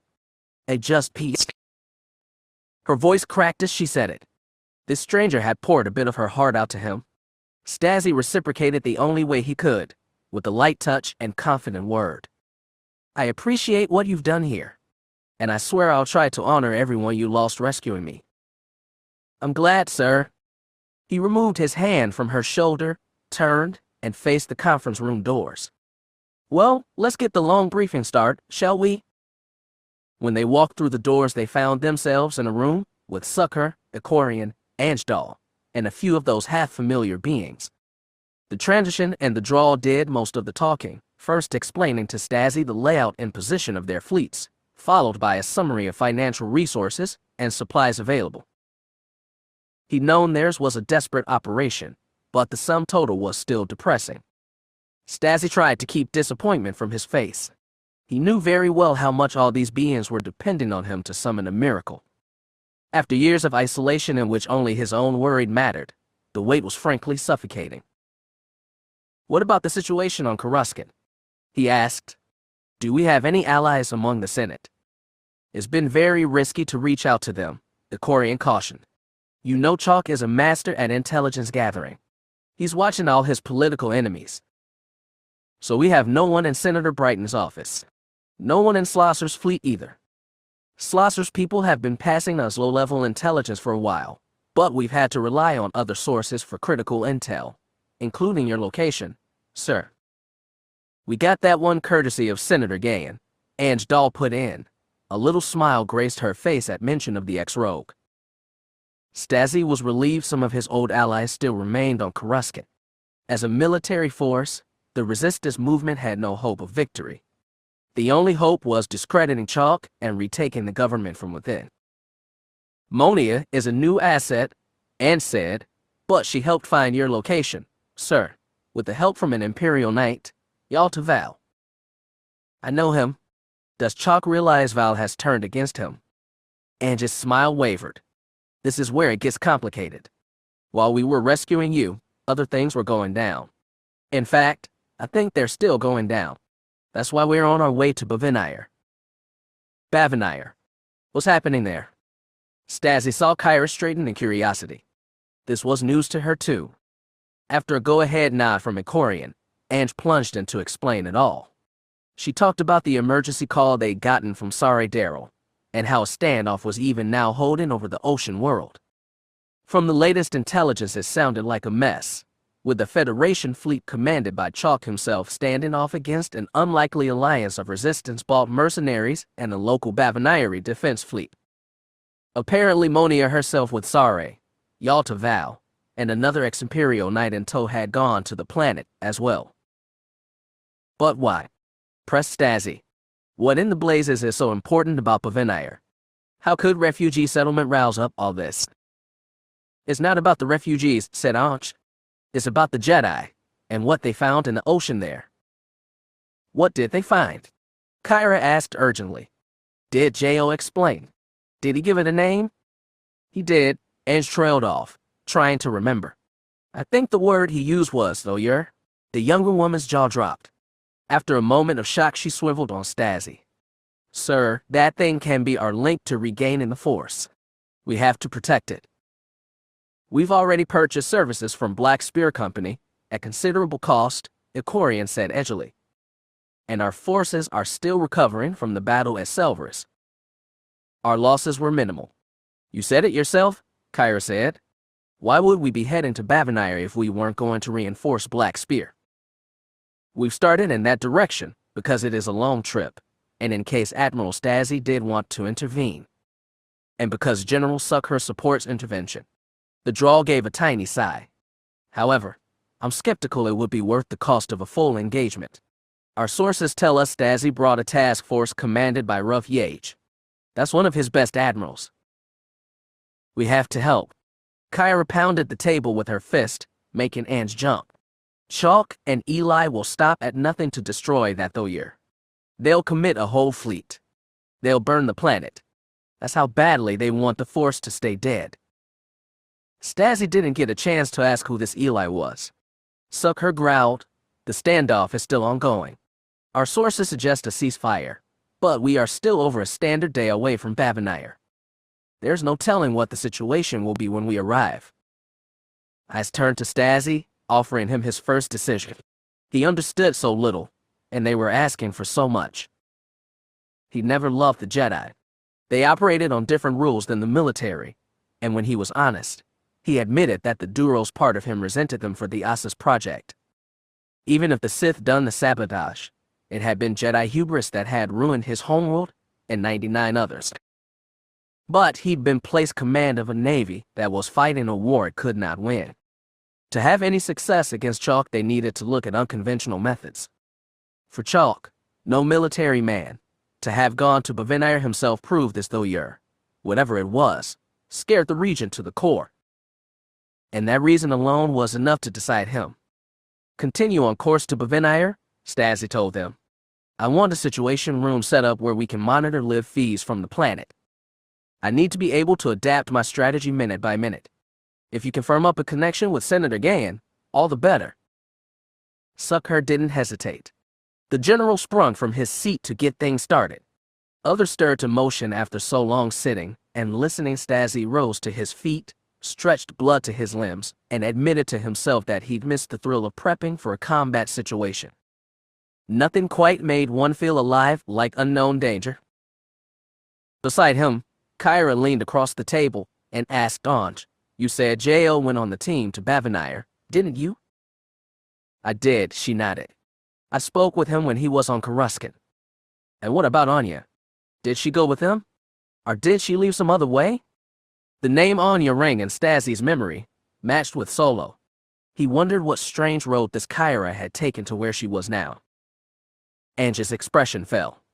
Kyra, I'm sorry, but from what I gather, when they went to extract Yalta Val, Ania was captured by Chalk's people. I'm so sorry. Hope fled her eyes in an instant. Kira's body sunk into his chair, and she stared into nothing. It was like her whole world had fallen down. Seen from the viewport of the Admiral's cabin aboard Warhammer, the space over Bavinire looked bleakly calm. Debris from broken starships tumbled slow and weightless through the vacuum, appearing as gnarled silhouettes against the planet's blue face. Federation warships stood out like fat gray diamonds amidst the stars, while the combined Bavinire and Black Spear fleet clustered closer to the planet, a dark stain. Despite the visible ravages of battle, no explosions or plasma bursts lit up the sky, and picket ships swept the void, clearing up wreckage as they would after a battle's end. Gunner Yage knew better. Fights that stopped suddenly could restart just as fast. It hurt to think she wouldn't be back in it. After failing to shoot down Minox, she'd been ordered back to Warhammer, and had missed all of the first brawl. The ceasefire allowed time for her to be judged for her actions. Over the years, she'd almost gotten used to serving on her father's ship, but right now she ached to answer to another officer. They might be harsher in their punishment, but she'd feel less ashamed before them. Rough Yates stood on the other side of his desk. Gunner faced him, still in her flight suit with hands clasped behind her straight back, head lifted to attention. Her father's eyes, thankfully, were more on the incident report on his desk than her buddy lifted them occasionally to fix her judgmental gaze. Finally, he said, I realized these were extenuating circumstances. She'd have preferred a scolding to mercy. It reeked of favoritism. I had my orders to intercept and shoot down Minox. I failed them. And you feel terrible about it. But not as terrible as if you killed your brother, I think. Half-brother, she corrected. Ruff pushed the datapad to the side of his desk. Your report says that Skywalker made several, in your words, irreverent comments before closing his transmission. I've never heard any remark of his that wasn't irreverent, so I'd like you to be more specific. She swallowed. Permission to speak off the record, sir. Granted. Skywalker said there's no rebels on Bavanire.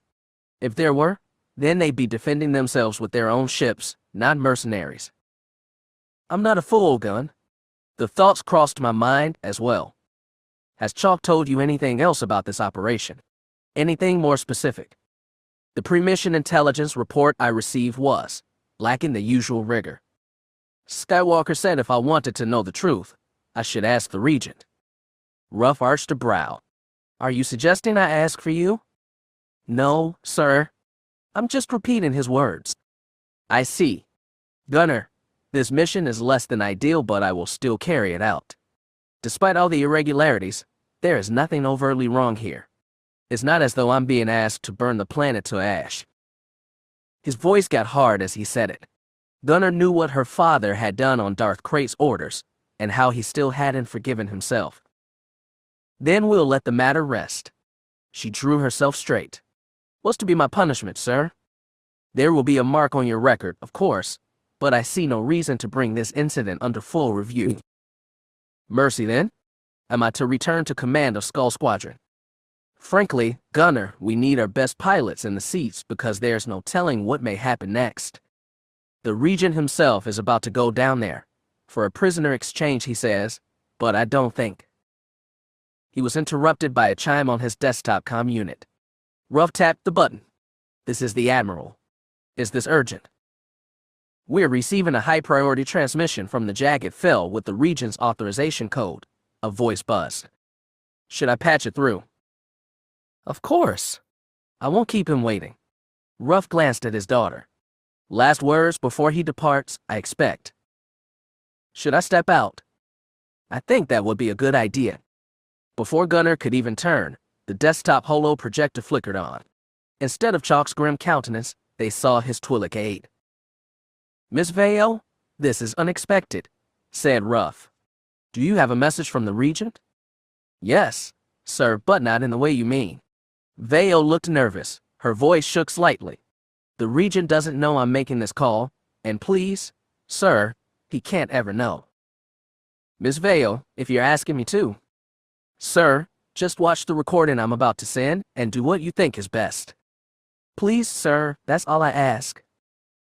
Before the Admiral could protest, Astral's image winked out and was replaced by that of Chalk himself, hoisting a bound woman upright by the hair. Ruff stared, unmoving. Gunner stalked back toward his desk, transfixed by the image there. Say something else to her, Chalk's voice grated on the recording. Tell her to order her mercenaries to withdraw this instant, or I will snap your neck. Stop, said a new voice. A second holo appeared of an older woman, seated in a chair. Gunner realized this was a two-sided transmission record. Do it, girl. Chalk pulled the captive woman's hair, making her scream. Ruff winced. At least give your mother some last words to remember you by. But the captive turned to Chalk and snapped, I hope you rot in every hell, you shabla-chacker. Suddenly Chalk was grabbing her by the throat. Gunner winced too. She'd always seen the Regent as a stoic figure. His physical violence and anger was stunning. He lifted the woman off her feet, one hand still tight on her neck. Enough. Stop this. Now. Another woman appeared on the second holo, younger, with long dark hair to her shoulders. There was something familiar in the voice and figure, but Gunner couldn't immediately place it. Release Ania, the woman said, or everyone on and over Bavanire will know that I am here, and what you've done. Chalk was clearly stunned, but he said, I've instructed every Federation ship to ignore hails from the planet. Then the Bavanire will hear, and Aux mercenaries, and they will tell the rest of the galaxy exactly what you are. There was strength in that voice. Gunner recognized it, but her mind refused to make sense. It was impossible. What do you want in return? Asked Chalk. Release Ania? In exchange for what? I came here for the though you're not you? And now you have both. That object in the ocean is a dead thing. We tried to enter it and communicate with it, but we failed. You can't expect me to take your word on that. No. You can see for yourself.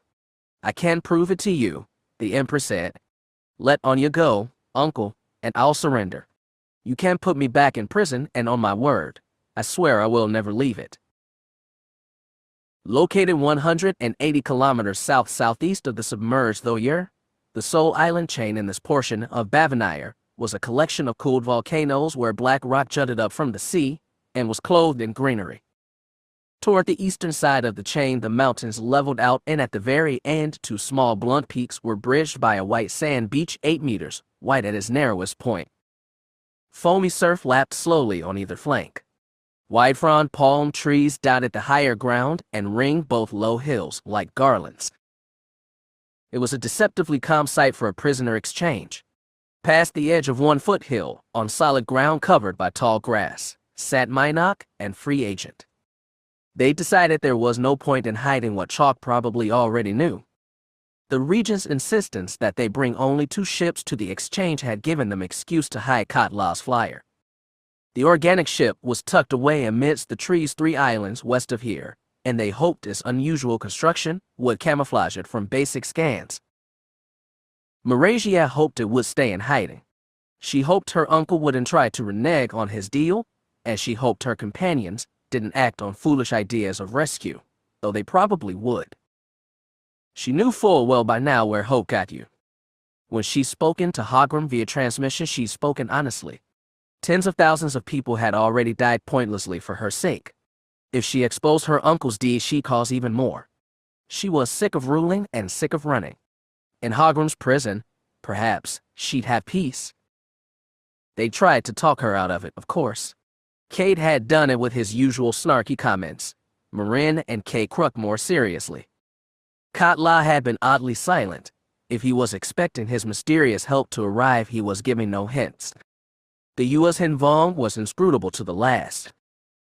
Marasiah stood apart from them as she waited for her uncle to come. She wandered out across the sandbar, feeling the ground slightly sink beneath every step. She watched the sun and felt warm wind play on her face.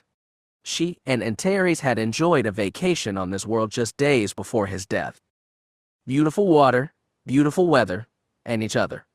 It felt like remembering another woman's life, but that was good, she thought, because if she remembered it directly, it would hurt. Sometimes she glanced behind her. Skywalker stood beside AG-37 and Ania Solo, all within the shadow of Free Agent's hull. The mechanic Salk was still inside his ship, and likewise Skywalker's companions were in theirs. There was no telling if they'd have to make a fast takeoff. Azum Ray stood with them outside, and she watched her Empress silently, eyes narrowed against the glare of sun on sand. On Kade's insistence, the Jedi Kade Kruk and Rassi Tuum had stayed with their ships at the refugee settlement. Talon was with Katla and the other U.S. Hinvong, crammed into their waiting flyer. What a strange group they made. Marasiah wasn't sure how long she waited before she spotted flecks of darkness in the blue sky. They grew in size as she watched, resolving into the shapes of 2 Imperial noon-class shuttles with ovoid bodies and stout folding wings. She was dismayed but not surprised to find 6 TIE fighters flying escort. Already cheating on the deal. Not good. She turned to see Skywalker had come up behind her unnoticed. We're cheating too, she reminded. Yeah, but he can cheat better. Marasiah sighed and looked back at the shuttles. I expect my uncle will have an Isalamir with him. He'll want me incapacitated right away. You and Marin. We can't take care of ourselves. They watched the ships get close. The howl of the ties preceded the lower hum of the shuttle's engines. Finally, the ties broke off and began flying wide circles around the island while the shuttles moved into land near the opposite hill. Marin and Aslan stepped across the sands to join Marasiah, while AG-37 lingered beneath Free Agent.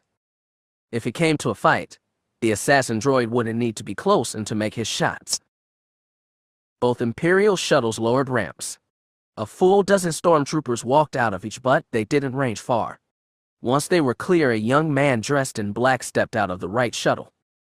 Wind rustled his dark hair, and a lightsaber bobbed at his hip. Eli Horn.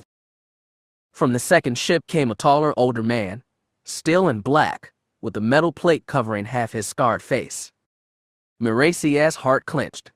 Seeing her uncle in the flesh brought back so many memories. Not just the awful ones, like when he'd admitted to arranging her father's death, but the good ones, when he'd given her calm advice or soothed her after the deaths of her mother.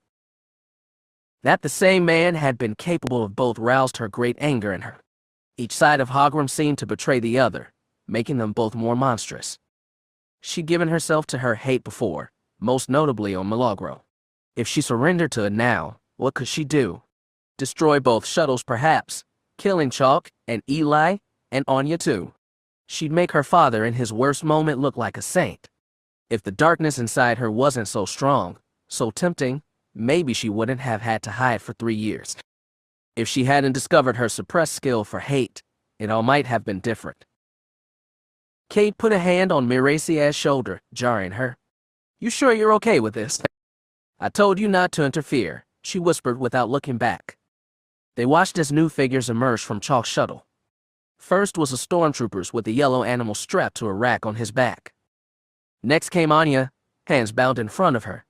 Her face was bruised, her steps awkward. She wore the same white jacket and black trousers she always favored. Somehow that made her state seem worse. Cade leaned closer. "Listen, give us a signal if you want AG to scorch that Isalamir. He can't do it, you know. He can't take out 24 stormtroopers, Skywalker. And neither can you. Give me challenge, you never know what I can do." He tried a cocky smile, but it didn't work. She looked at Marin. The other woman had eyes on her daughter, everything else forgotten. Ania had nearly lost her mother breaking Marasiah out of jail. This seemed like a small repayment. She should have never left that prison. They faced each other across the long stretch of sand. On Hogrum's signal, Ania's stormtrooper escort began walking her forward. They stopped midway across the isthmus, waiting for Marasiah to walk the other half. She did. Her steps were slow, and even despite the softness of the beach. Sometimes she looked at Ania, growing closer every step. Sometimes she tilted her head back and looked at the beautiful sky, blue streaked by thin clouds. She might never see a sky again, or feel wind's soft touch. She wanted to savor this. She wanted her last moments of freedom to be peaceful, inside and out. When she reached Ania, the stormtrooper stepped forward. The Isalamir's force repellent field enveloped her as he patted her down, then guided her forward by the elbow. He removed the stun cuffs from Ania's wrists and placed them on Marasiah's so her hands dangled useless in front of her. "All right," said the faceless trooper. "Come along, miss." Not even a hint she'd once been his empress. Before Marasiah budged, Ania grabbed her by the upper arm and leaned close. "You don't have to do this," she half whispered, half growled. "It's better this way. I didn't bust you out of jail so you could walk back in. I am fine with this." Marasiah pulled her arm free. "Consider it payment for all you've done for me. Good eye, Ania." Her cousin wanted to say more, but the trooper commanded her to walk ahead. Ania stared down the beach at Cade, Aslan, and her mother. Slowly, regretfully, she started toward them. Marasiah spared one's backward glance and felt satisfied. Then she turned toward her uncle's shuttle and her future. With empty peace in her heart, she walked forward across the sand. Even in a place without time, there was such a thing as waiting. When Marin had come to her, Tasha Rio had cast her out. When Katla returned, she had expected another plea for something she couldn't provide.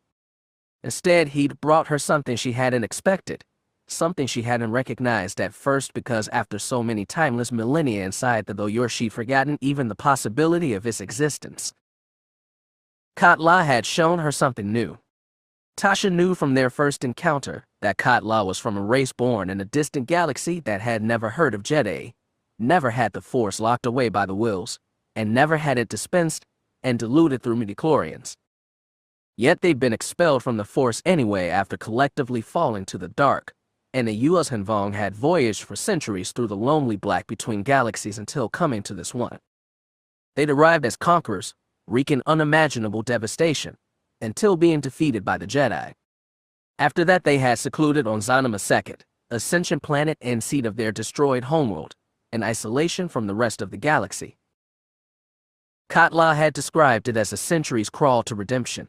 To her, a century was nothing, and it had been a struggle to remember what that meant for mortals.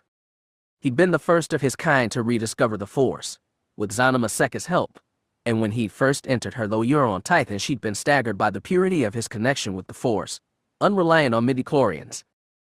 She'd wondered if his living world could touch the Force with the same purity. If so, one day its cumulative life essence might ascend to become a will, as other living worlds had done as eons long gone. She thought those things, and they'd been in the back of her mind during her talk with Marin. Katla's return brought them to the fore. The U.S. Hinvong had explained to her the stakes, and his plan he himself admitted it might not work. They were working with power not even Tasha understood. The one clear point was that, succeed or fail, Tasha Rio would cease to exist. Tasha had spent so long as everything she could not conceive of being nothing. The very attempt scared her.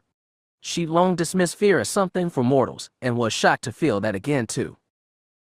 Katla, Cade, Marin, Katla again, each time bringing the shock of surprise. Her succession of visitors made her feel more alive than at any time since her sacrifice at Anil Kesh. Life even as she knew it now was a painful, joyous thing, and she feared to give it up. For the first time since sinking into Bavanyar's oceans 25,000 timeless years ago, she dared reach outside her hard stone shell. During her voyage across the stars, guiding the Jedi to Mortis and thence the ancient Will world, she'd reached out with the Force to touch the minds of her Uncle Hawk, Master Quanjang, and Lenore Brock. For her long isolation, she'd retreated into herself, but she retained the ability to touch and to feel.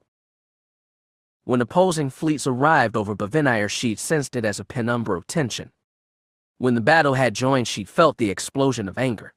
And when the ceasefire had been declared, she'd known that too. All the while, Tasha had refrained from acting. In reaching outside herself, she was reaching back into time, and she was discovering all the more how painful and joyous life could be. One after another, she felt them snuffed out. And now, far closer than the warring fleets, she felt the convergence of four luminous beings. Conceived by the Wills and their midichlorians, the Skywalkers' connection with the Force was not as pure as Katla's, but their potential was so much greater. They were the hinge on which the fate of the Force would turn, and now all four stood together on one small island. Tasha felt them converge, and she felt them break apart. And she knew that if she did not act now, there would be no point in acting at all. She had to rise and meet her fate with the bravery only mortals knew. It was a bittersweet sensation, another she'd forgotten. After 25,000 years, the Loyur began to stir.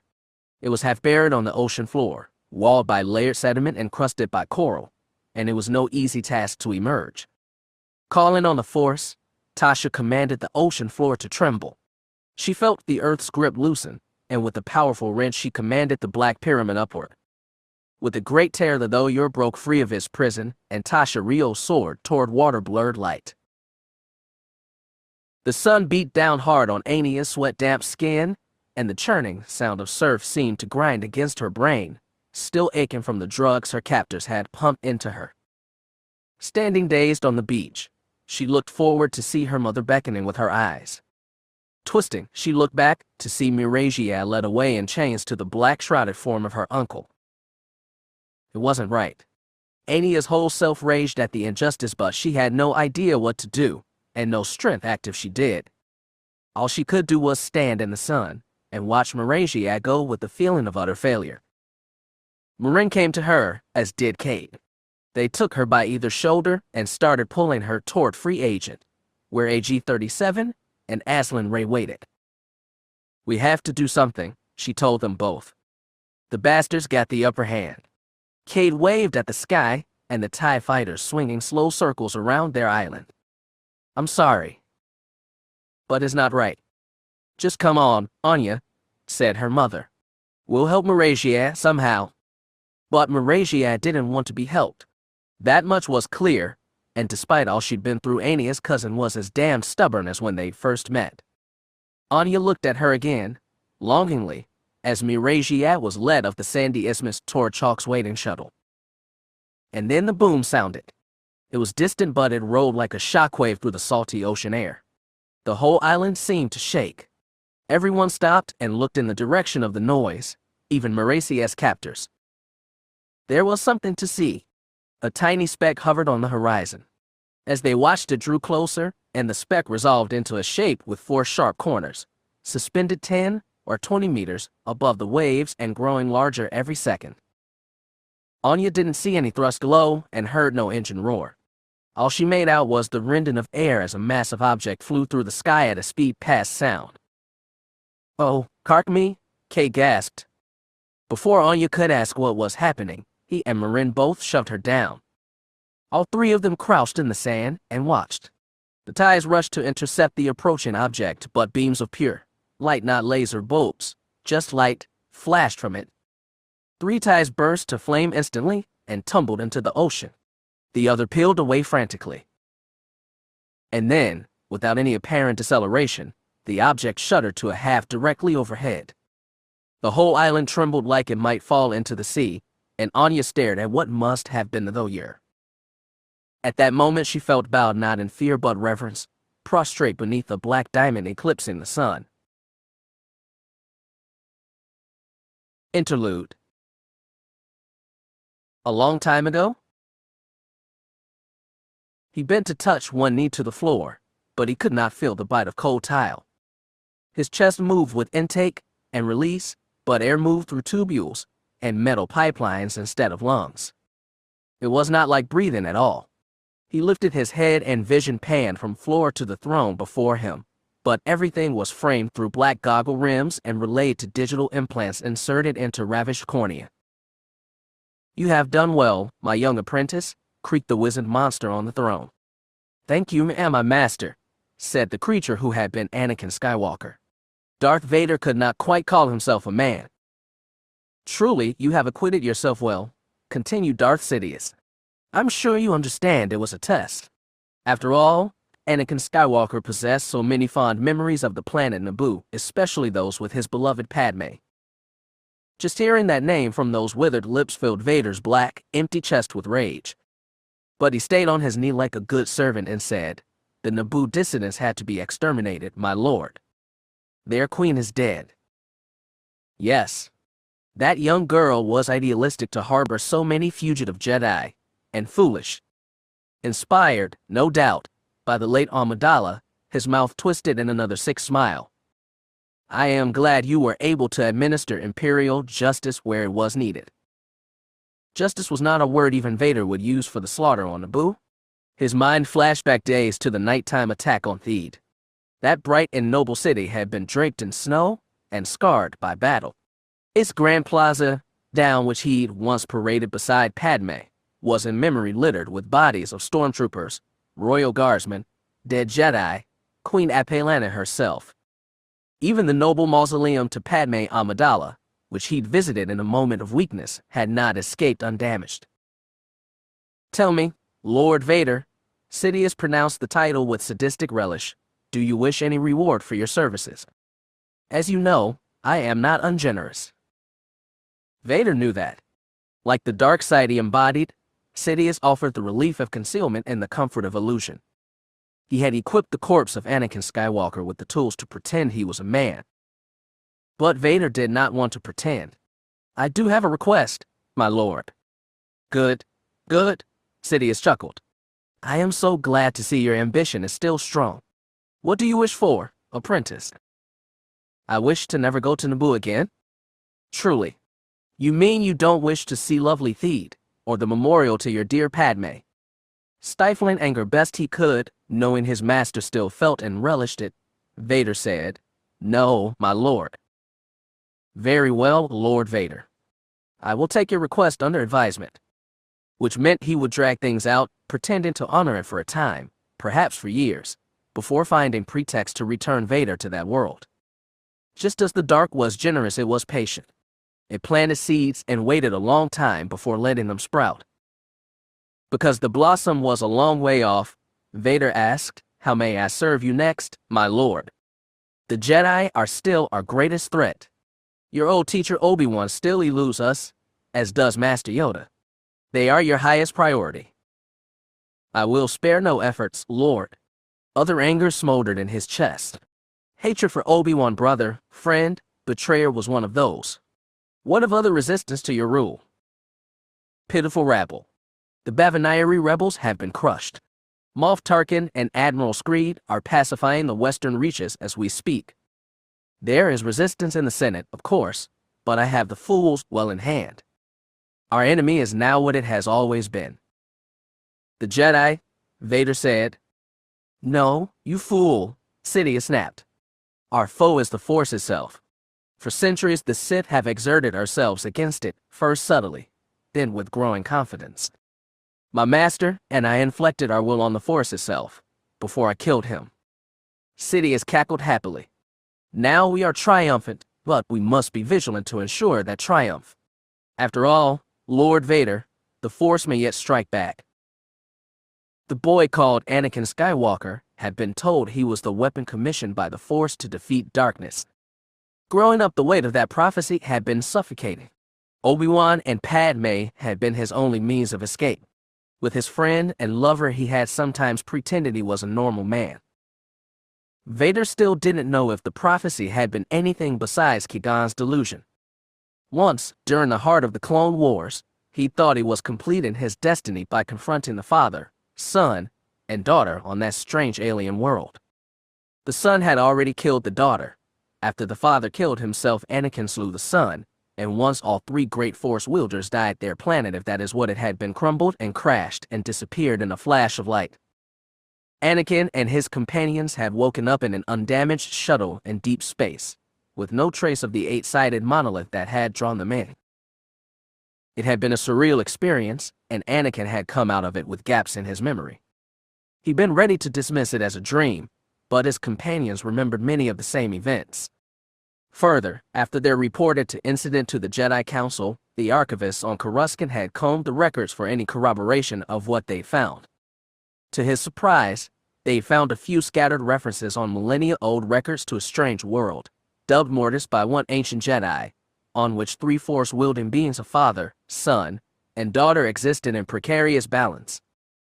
None of those encounters had ended like Anakin's had. Maybe it had been real, maybe not, but the Clone Wars had grinded on, seemingly unaffected, and so had Anakin's life. In time he dismissed it as a dream after all and focused on other priorities, of which he had plenty. But he'd never fully forgotten it, just like he'd never forgotten the Chosen One prophecy. If there was any truth to that, and he had been created through the will of the Force, Sidious had shown whose will was stronger. The Jedi had attempted to train and tame him, but it was Sidious who'd mastered his fate all along. Since he was a boy, Sidious had cultivated him, encouraging his arrogance and entitlement, eliciting secrets through the guise of fatherly tenderness. Anakin had loved the man almost as he'd loved Padme and Obi-Wan. But Anakin had been a fool, desperate to fulfill his destiny but desperate to human. In seeking to reconcile those impossible halves, he'd laid himself open for manipulation and destruction.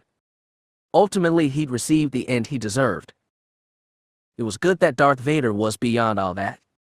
To Sidious he said, "I will keep vigilant, my lord." "I am sure you will, Lord Vader. Rise and go. Return to your quarters and meditate. I'm sure you'll soon be presented a chance to show your dark talents yet again." "I'm sure," Vader agreed and rose to both feet. He walked out of the throne room on legs that were not legs. Guided by eyes that were not eyes, he breathed through a chest without lungs and made his way slowly through the corridors of the Emperor's grand palace back to the small sanctum where he was safe from everything but Sidious' omniscient beckon. Sidious often spoke of the dark side as a vehicle of liberation.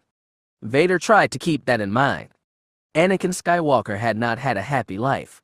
Real or imagined, his destiny had been a curse. Vader was free from that. More, he was no longer on the side that fumbled for truth and staggered to its own immolation. He was a creature of the dark side now. The dark was generous and patient, and it always won. And it was all he'd ever have. Chapter 32. When she first saw the though you're suspended in the air, Talon thought the Force had returned. The rush of purpose she felt was that strong, and it sung in her heart like joy. Propelled straight skyward by his Davin basils, Kade La's flyer pushed free of the trees in which it had hidden and turned its nose straight toward the island on which the prisoners were being exchanged. The Thoyer hovered in place over the central sandbar, gleaming for the sea water still spilling down its rough black surface. As Talon watched from the flyer's cockpit, one TIE fighter attempted to dive bomb the ancient ark and was blasted from the sky by a burst of pure bright energy.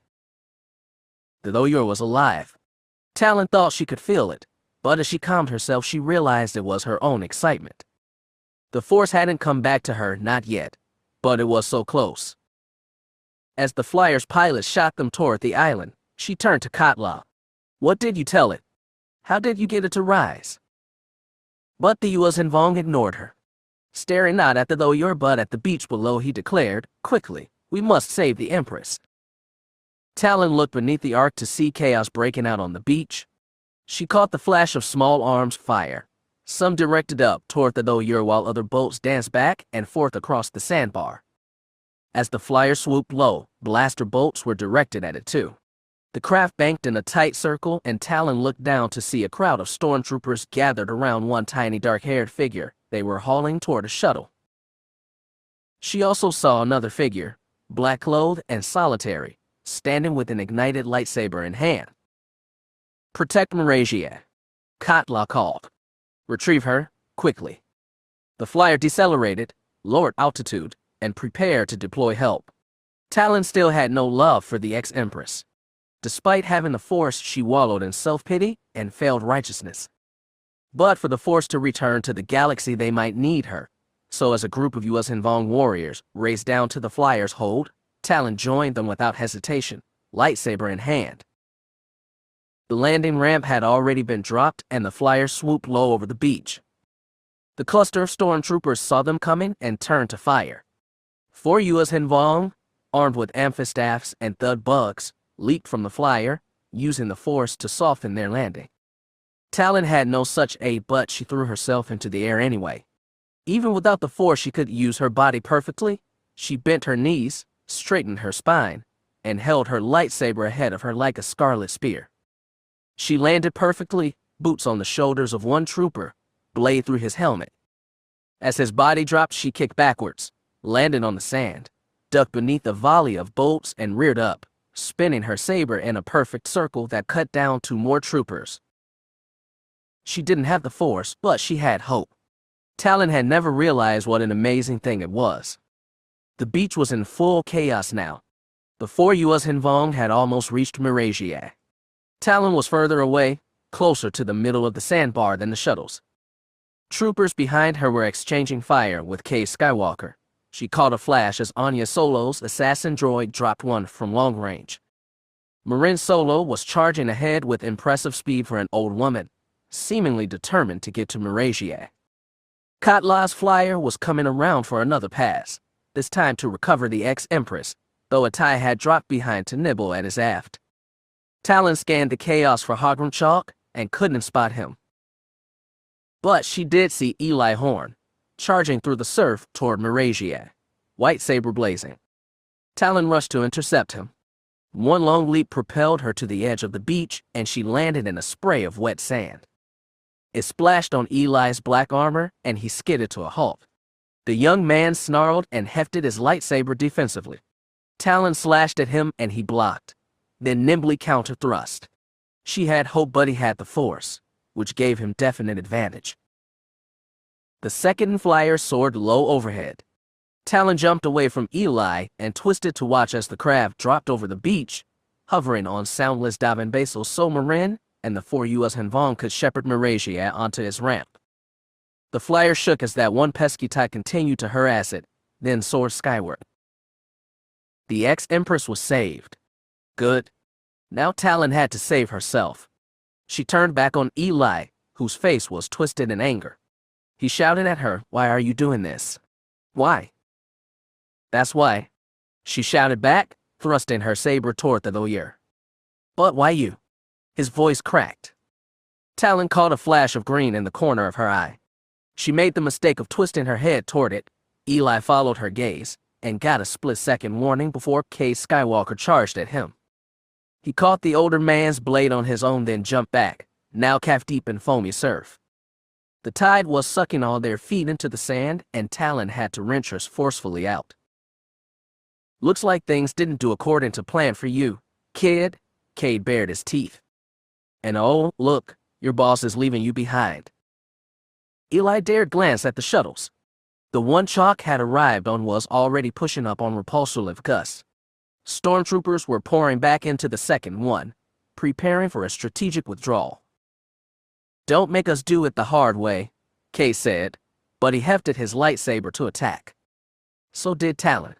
They edged on Eli from opposite angles.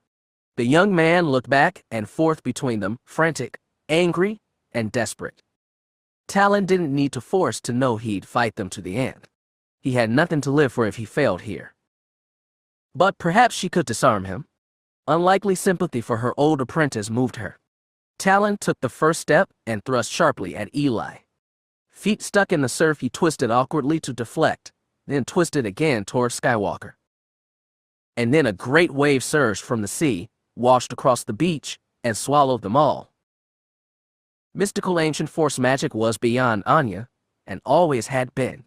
Physical, material things always made more sense to her, and even as chaos broke out on the beach, she knew that if the Thoyur had torn itself out of the ocean, that would have caused a massive displacement of water and a powerful rippling movement that would race across the ocean surface and might even be strong enough to reach their island. Therefore, she'd expected the tsunami that washed across the beach. Aslan had already led her inside free agent, taking her forcefully by the shoulders after her mother had insisted on rushing into the fray to rescue the Empress. With Salk's help, they'd gotten her to the cockpit just in time to see the great wave hit. The sandy isthmus connecting the two island peaks was instantly consumed. Stormtroopers in their white armor shells were swept off their feet, but Ania's eyes were on the white, red, and emerald lightsabers. All three blades winked out and the figures holding them were quickly obscured. The tsunami carried sand and silt with it, churning the once blue ocean water into a brackish mess. Damn it, Ania breathed. Salk, tell me the engines are hot. Her friend reached for thruster controls. Warming up. I can fire repulsors now. Wait, where's AG? Asked Aslan. The wave had hit the high ground on which the freighters had parked, though not as strongly. Ania pushed out of her co-pilot's chair and ran back to the open landing ramp, Aslan behind her. The two women got there in time to see AG-37 stomping up it, with sand caking his narrow metal legs halfway up. I am sodden but undamaged, the droid reported. I am more concerned about our allies on the beach. As far as Ania knew, their only ally was Cade. Eli and Talon sure as hells didn't count, but Cade was enough. Let's get topside and see if we can pick him up, she said. Despite the residual drugs slurring her system, Ania made it back to the cockpit before Aslan and AG-37. The first thing she noticed when she dropped into the co-pilot spot was the water had mostly washed off the isthmus now, leaving behind a long stretch of sloppy, darkened sand.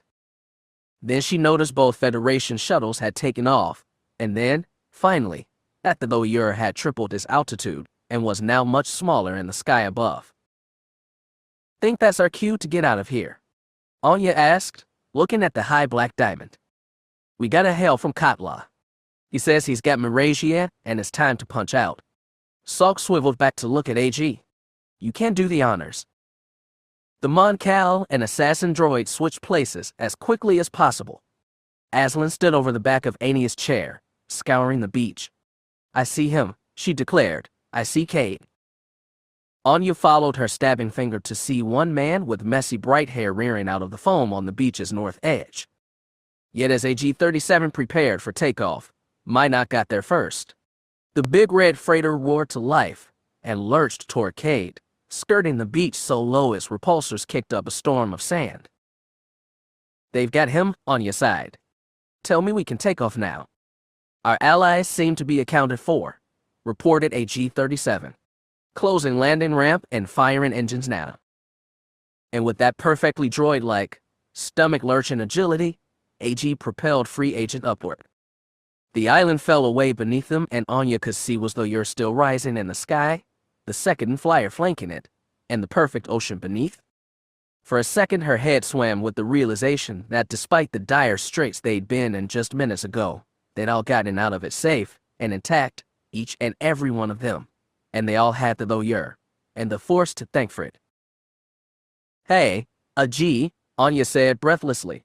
Have I told you how much I miss this? No, but the enthusiasm is noted. She was about to ask where J.O. was when the droid sent them after the lawyer with another gut-lurching leap. The control throttle shuddered in Jerry's hands. Like all of Minik was protesting the half-second full-bore thruster burst that shot them across the island to Kade's position. Normally Delia would have scolded him to that kind of thing was hell on the engines, but right now she jumped from her co-pilot seat, said, "Hold here, I'm getting Kade," and sprinted out. Jerry checked his scanners as he waited. The 2M shuttles had gotten the hell out of here and, unfortunately, the lawyer hadn't seen fit to blast them with those powerful energy cannon things had made short work of the ties. Scanners also told him the lawyer was 500 meters overhead and climbing, but Jiraiya didn't need those. He could feel that damn thing in the Force. It was a bright beacon of power and more. There was a mind to it, that ancient Jedi, or whatever Kade had talked about, and it was beckoning them to follow. Not just Kade and his Skywalker kin, and not just Katla's righteously awakened Vong. It was calling Jerry too, like it wanted him. He wasn't sure how to feel about that. He didn't have time to worry. The rescue team returned with the clatter of footsteps and labored breath. Jerry twisted in his chair to see Delia staggering with an arm around Kade's waist. He was soaked all right, trousers caked in patches of wet sand, and his tangled blonde hair was plastered against his face. But he was upright and breathing, and that was good enough. And, stepping out of the corridor behind them, was a pretty, lethal Twi'lek all done up in red and black. "What the hell is she doing here?" Jerry blurted. "That's what I asked," Delia said as she sat Kade's wet body into the co-pilot seat. "Don't tell me she's one of the good guys now," Jerry glared as she stood stoic at the cockpit's rear. "Good guys, bad guys, who gives a cark," Kade said as he pulled sand sticky curls off his face. "Correct," Talon agreed. "Right now, we desire the same thing." Jerry wanted to argue, and Blue did too, but Kade fixed them both with firm stares. "Let's get going, Batises. I can't feel that though it wants to punch out of here." Jerry felt it too, not just beckoning but commanding them to follow. He didn't much like that, and he didn't like having that Sith shudder on board after all she'd done, but he wasn't in position to argue with Kade or the Force. So he gripped the throttle tight once more, reoriented Minik toward the sky, and punched out. Eli Horn was soaked to his skin, cold for the recycled air and hot for his shame. But maybe he still had a chance. The tsunami had been a blessing of a sort. He'd been washed clear of Skywalker and Talon, freeing him from a battle he probably couldn't have won. He pulled himself from the surf to see both Federation shuttles leaving. It seemed Chalk had given up on him. But Free Agent and Minok had been there still, sitting on their hillside perches with landing ramps down. He knew Skywalker's ship would never be safe, but Ania Solo's ship might, so he'd raced for it, using the Force to speed himself across the sloppy wet sand and finally propel himself onto the ramp just as it retracted and sealed. And now he lay on the ship's cool deck and felt the metal vibrate beneath him as Free Agent soared up through the atmosphere. He heard faint chatter from the cockpit on the opposite end of the ship, but they didn't seem to have noticed him. With the Force, he could reach out and feel the beings aboard. He sensed 3, and none seemed to sense him back, which meant he was the only Force user. There was also the assassin droid, invisible from the Force but the most deadly of the bunch. Thankfully, he grabbed his lightsaber from the surf. Beyond the immediate lives, Eli felt another presence. Its power blazed bright, and he felt it calling him forward. It had to be the lawyer. Ania and her comrades wouldn't feel it, but Skywalker and Katla would, and Free Agent would join them as they raced to whatever destination the Force had decreed for them. And Eli would be with them on the way. He didn't know what he'd do when they got to their destination. Maybe, he thought with cruel irony, the Force would provide him with his answer. Until then, he would hide and wait. The ships tensely marshaled in orbit over Bavenire detected signs of a skirmish on the planet's surface, but no ships from any side took it was licensed to renew hostilities. Instead, everyone waited tensely, peering at sensor readouts and watching with increased confusion as the two Federation shuttles pulled out of the atmosphere and cut a straight line for the jagged Fel. Less than a minute later, new ships emerged from the planet. The sensors on the BDF flagship Jervith's sign detected 2 freighters, 1 shuttle, and 2 more objects of unknown design that didn't seem to be propelled by standard means. Jo had peering over the sensor officer's shoulder the entire time, and when the scanners produced the first magnified visual readout, his heart leapt.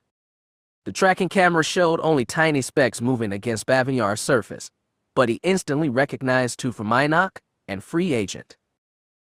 And that large diamond-shaped object, moving on mysterious power, could only be though you're awakened. Jo hurried to the communications console. "I need an open line," he declared. The BDF ensigns looked at him in befuddlement. To them, he was just a senatorial bodyguard who'd taken an inexplicable interest in whatever was happening on the surface. Even Monia, Sare, and Yalta Val, watching him from the other side of the bridge, looked confused. "It's the lawyer," Jo declared. "It's coming." Monia blinked in shock. Val rushed forward to see the sensor readout. Sare simply stood, like his words had frozen her cold. Jo turned from them to Captain Rand. "Please, sir," he said, "we need to use your comm system." The Bavignari was clearly frustrated with the way Monia's staff kept intruding on his ship. He was also damn curious as to what was going on. The second emotion went out, and he told his comm ensign, "Do it. Open the channel." "Thank you, sir," Jo said, and hurried to the station. "Contact that Helix-class freighter coming into orbit now." The comm ensign assented. Jo waited breathless for a good 30 seconds before a small holo appeared. It showed Cade Skywalker's head and shoulders, and it seemed through the blurry image that his hair was even messier than usual. "Oh," Cade said, "it's you." Jo hadn't expected a better greeting. "You woke up though you're..." "How?" "Don't ask me. I didn't do it." "Why the hell are you here anyway?" "That's another long story. I'm on the BDF flagship. Listen, we're gonna try and punch out of the system. If you want to follow, be my guest, but right now we got a gauntlet to run." Cade looked like he was reaching for the shut-off switch, but he paused and added, "By the way, we rescued your Munachica." Now things felt truly surreal. "You mean Ania?" "Ania was here. Right now she's back on her own ship. I recommend you call her once we get the hell out of here, cause it's going to get messy right about now." Cade shut off the comm, and Jo hurried back to the tactical station. Val and Monia had joined Captain Rand there, and all 4 of them watched the holo as the fleeing ship and there though Ur ran into a Federation intercept force over Bavignar. The readouts were confused. They reported the exchange of laser fire as TIE Predators, and a single Imperial model gunship tried to block the escape. The smaller ships scattered, but the big though Ur seemed to charge straight ahead. Sensors reported direct hits on the object's hull, followed by a series of energy bursts, powerful but not traditional plasma bolts. The Federation gunship was suddenly drifting, the ties gone. "What is this though, Ur?" asked Rand. "Is it a weapon? Is that what this was all about? A secret weapon?" "It's a lot more than a weapon," Jo said. "It was more than even he knew." The lawyer and his escorts continued to push toward the edge of Bavignar's gravity well. A larger Federation ship, a full frigate, moved to block them this time. Sensors reported more direct hits on the lawyer, and Jo's heart skipped when Free Agent took a blast. The lawyer counterattacked this mysterious way, but the frigate seemed to hold its own. It was not, however, powerful enough to hold back the escape run. The lawyer blurred and disappeared into hyperspace. Its trailing ships did likewise, first Minok, then the shuttle, then the organic flyer, and finally Free Agent. And then space over Bavignar went still again. Captain Rand, as confused as the rest of them, asked his crew, "Has there been any response from the jagged Fel?" "Anything at all?" "Nothing, sir," the comm ensign said. Awkward silence lingered over the bridge. Rand turned to Jo and said, "Young man, do you have the slightest idea what the hell is going on?" Only a little. He turned on Monia. Senator, we need to take your shuttle. Where are we going? She asked. I'm not sure yet, but we need to follow that Thoyor. The senator looked down, thinking. She'd already burned her bridge back to chalk, and probably couldn't even go back to Coruscant. The only place to move was ahead. Jael wanted to say that, but he didn't need to. She could come to the conclusion on her own. Very well. Monia drew straight. Captain Rand, your help has been incalculable, and I swear we'll find a way to repay it. But right now, we must be going. The captain opened his mouth to speak, discovered he had nothing to say, and simply nodded. Jael looked at Yalta Val, who gave him a tight, encouraged smile. And he looked back at Sare, still planted on the far side of the bridge. Her expression had changed from blank shock to something even more curious, resignation. As Hogrum stood on the jagged Fells bridge and looked out on a peaceful Bavinire below, he felt like he could vomit fire. Everything that could go wrong had gone wrong, and in the worst possible way. Marasiah and Ania had both escaped. The Thoyor was awakened and leading his followers to some promised place. And though Eli Horn had become more a liability than a tool, Hogrum was now bereft of him as well. According to Astral, a half-dozen messages had come from Coruscant asking for him to comment on just what the hells had happened at Bavinire. Senators Eldon and Brighton were among the requesters. Captain Wergen, meanwhile, reported that Sora Aushus and Captain Rand of the BDF had both sent tentative hails, and Admiral Yates requested to speak directly. Hogrum had never felt more overwhelmed. Half of him wanted to fling the jagged Fel into hyperspace. He didn't care where, and escape from all this. The other half wanted to bombard Bavinire until he'd burned his oceans to steam, then soar back to Coruscant and erase the Senate too. All his years of careful planning were falling to nothing. The Force was actively working to ruin him. He grinded teeth inside a clenched jaw. He would not permit that. He not allowed Eshker 9 or Roan Fel to see triumph, and he'd deny it to the Force too. It was his foremost enemy, and always had been. Hogrum understood that now. Once he thought he could control the tenor of his voice, he told Wergen to open a connection with Warhammer. When Admiral Yage's holo appeared before him, Hogrum said, I gave you clear orders to stop any ships trying to leave Bavinire. You failed, Admiral. Yage flinched at the scolding. I apologize, sir, but I only have so many ships, and the object that escaped Bavinire was using weapons we were totally unfamiliar with. His words were a statement, his tone a question. I didn't know what the object was capable of, Hogrum admitted, but the task of stopping it was yours. You were remarkably unsuccessful. Even its support craft escaped undamaged. I know, sir, and I'm willing to take responsibility. Yage bowed his head like he was offering his neck for a blade. The Admiral was normally more prideful than that. It was almost like he wanted to be relieved. But Hogrum had no one here to replace him. Admiral, you are to hold position over Bavinire. Prevent the Black Spear and BDF ships from leaving, but do not engage. If they try to contact you, reply only that they will not be harmed if they hold position. I understand, sir. This time Yates sounded relieved.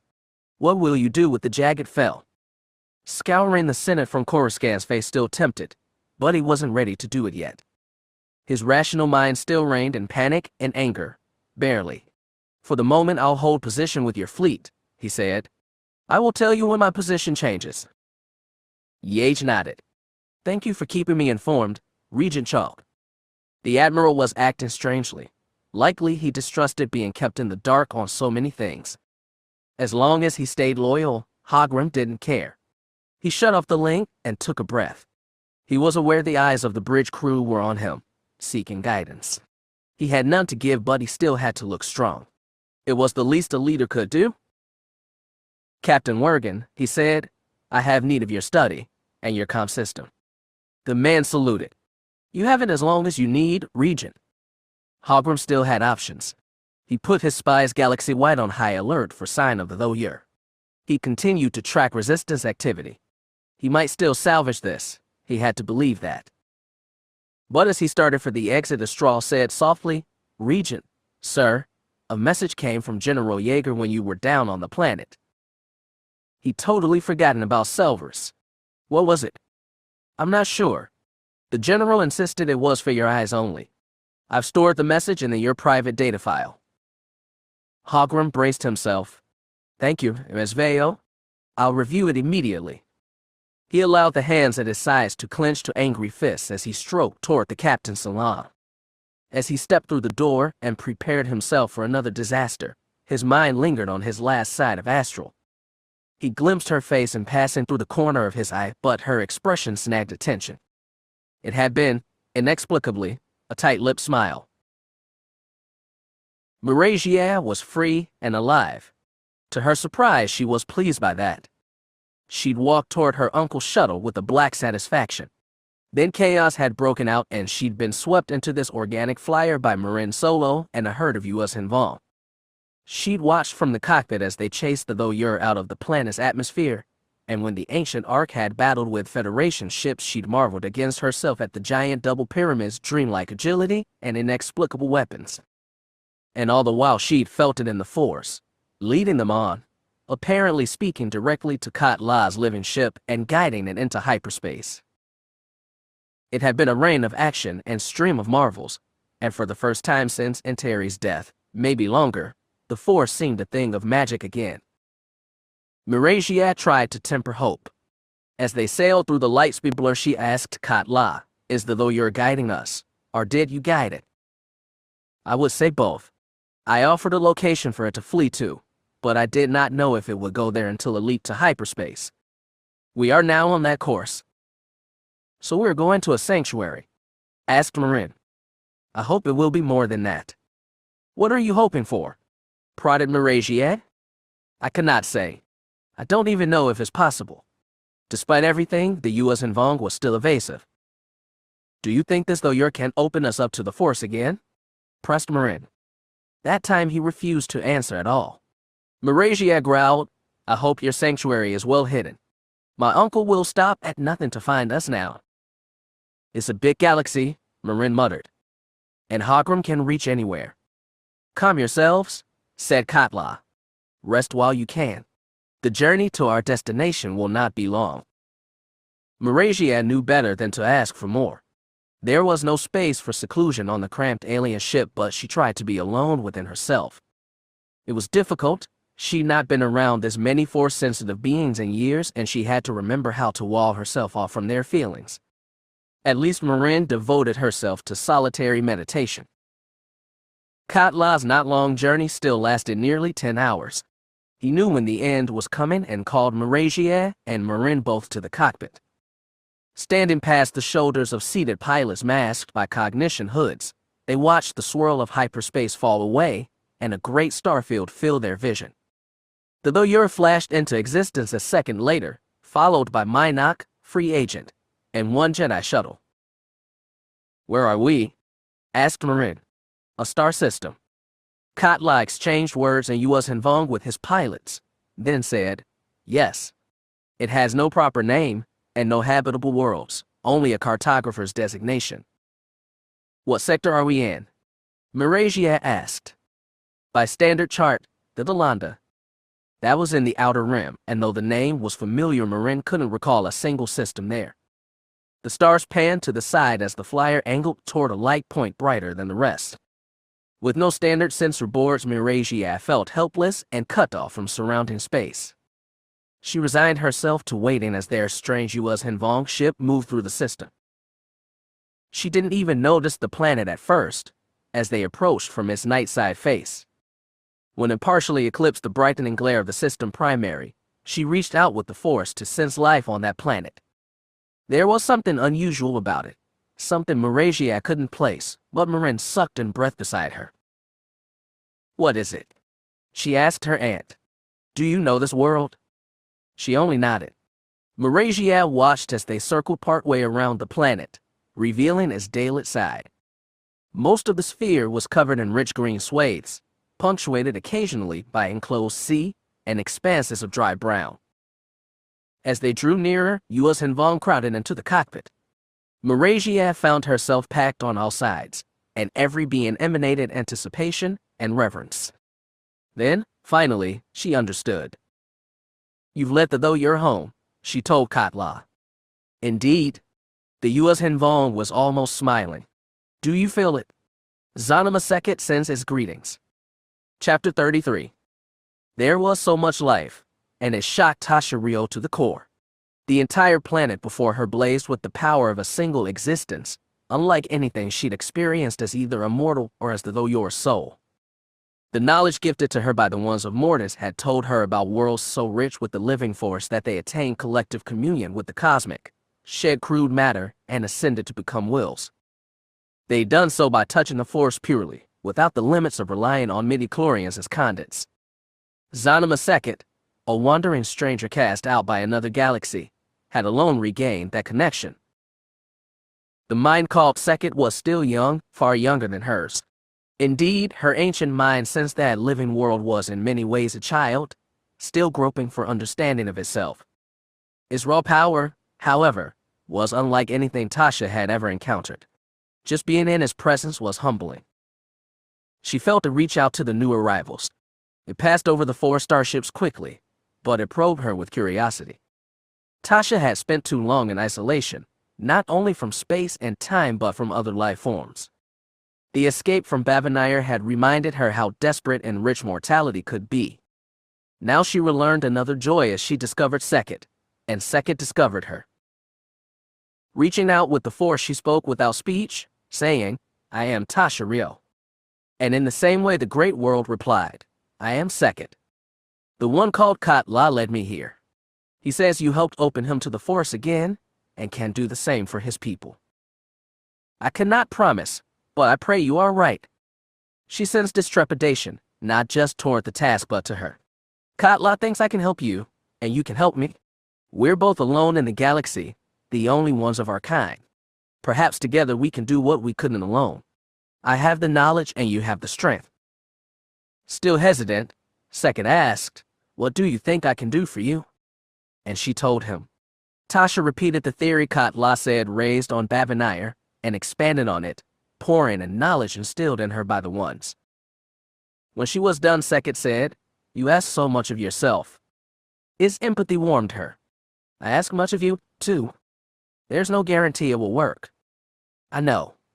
I understand if you need time to prepare yourself." Time had suddenly become critical again. Sekhet agreed and retreated within itself, marshaling the strength to do what had to be done. Tasha retreated too, letting her Thoyor drift in easy orbit over the living world while she gathered the knowledge, and more, the will to cross that final line. She spent millennia inside the Thoyor, trapped in strange limbo between death and ascension without the strength to move in either direction. Tasha was far from mortal but had been freshly reminded of how mortality felt. She learned anew how death frightened and change repelled. Though she was not a will, she felt a strange pity for them. Once living beings, they joined with the cosmic force so fully they could only vaguely direct the flow of the living. For all their power and wisdom, they were removed from the sensation and passion of life. If they hadn't forgotten, perhaps they could have found a way to remain in the living force instead of blocking it off. They might have erected a bridge instead of a wall. Tasha wondered which fate would befall her. She resolved to cling to the memory of life even when she moved further from time and fully past living. Though it had taken hours, the flight from Bavinire to Zanima Sekhet had seemed to pass in a flash. The great green world sat in front of them now, but none moved to approach. They hung in position around the Thoyor, which itself wheeled a slow orbit over the planet's daylit side. Ania had never been into force mysticism, but she liked oddities, and legends of a verdant world ruled by a single communal mind had intrigued her since childhood. She never exactly believed it then, and she wasn't sure if she believed it now. All she knew was that, for maybe the first time ever, she wished she could touch the force, just to find out if Sekhet would touch her back. "Have you ever been down there?" Ania asked Dazzlin Ray. The two of them had lingered in the cockpit since decanting from hyperspace, both drawn to the green planet that lit half the viewport. "I've never even seen it until now," the scarred woman said. "I heard about it, of course, from Kade and Kade's father, and some of the other masters. You sound like you always wanted to go. I did, Aslan said. Her smile was sad and Ania didn't have to ask why. There seemed little point in visiting a planet alive in the Force if you were deaf to it all. A signal lit up on the sensor board and Ania leaned forward to check it. A fifth starship had arrived in system and her heart beat fast. Then she saw what it was and felt simply confused. Aslan leaned in to see the console too. A Mon Cal M28 transport. Somebody else from Bevenire. Or a rebel ship. I don't know. They're heading right toward us but they haven't started shooting. Cause for optimism. Let's find out. Ania dropped into the co-pilot seat and reached for the comm board, but before she touched it, it lit up with an incoming call. She flipped the switch to receive and was greeted with the face she'd most wanted to see but never expected. Ania. J.O.'s eyes lit up. Oh, thank the Force you're alive. Thank that though you're, she replied, and realized that might have meant the same thing. To Aslan she said, get Salk and AG up here. As the other darted out of the cockpit, J.O. said, I'm in the shuttle, with Senator Gann. Their mission to Coruscant fell forever ago. Is Yalta Val with you? Yes, and Sare too. The Senator gave us a lift to Bevenire. You were there? Where? On the BDF flagship? You're kidding? Anya laughed. You mean you convinced them to throw in on our side? I think it was Sare, actually. Makes sense. She leaned back and crossed her arms. You don't exactly have a silver tongue. J.O.'s initial joy wilted. Anya, I am so sorry for leaving you back on Coruscant. I know that can't make up for what happened, but I never stopped trying to find a way to help you. You mean you ran all the way to Bevenire for me? He flustered again.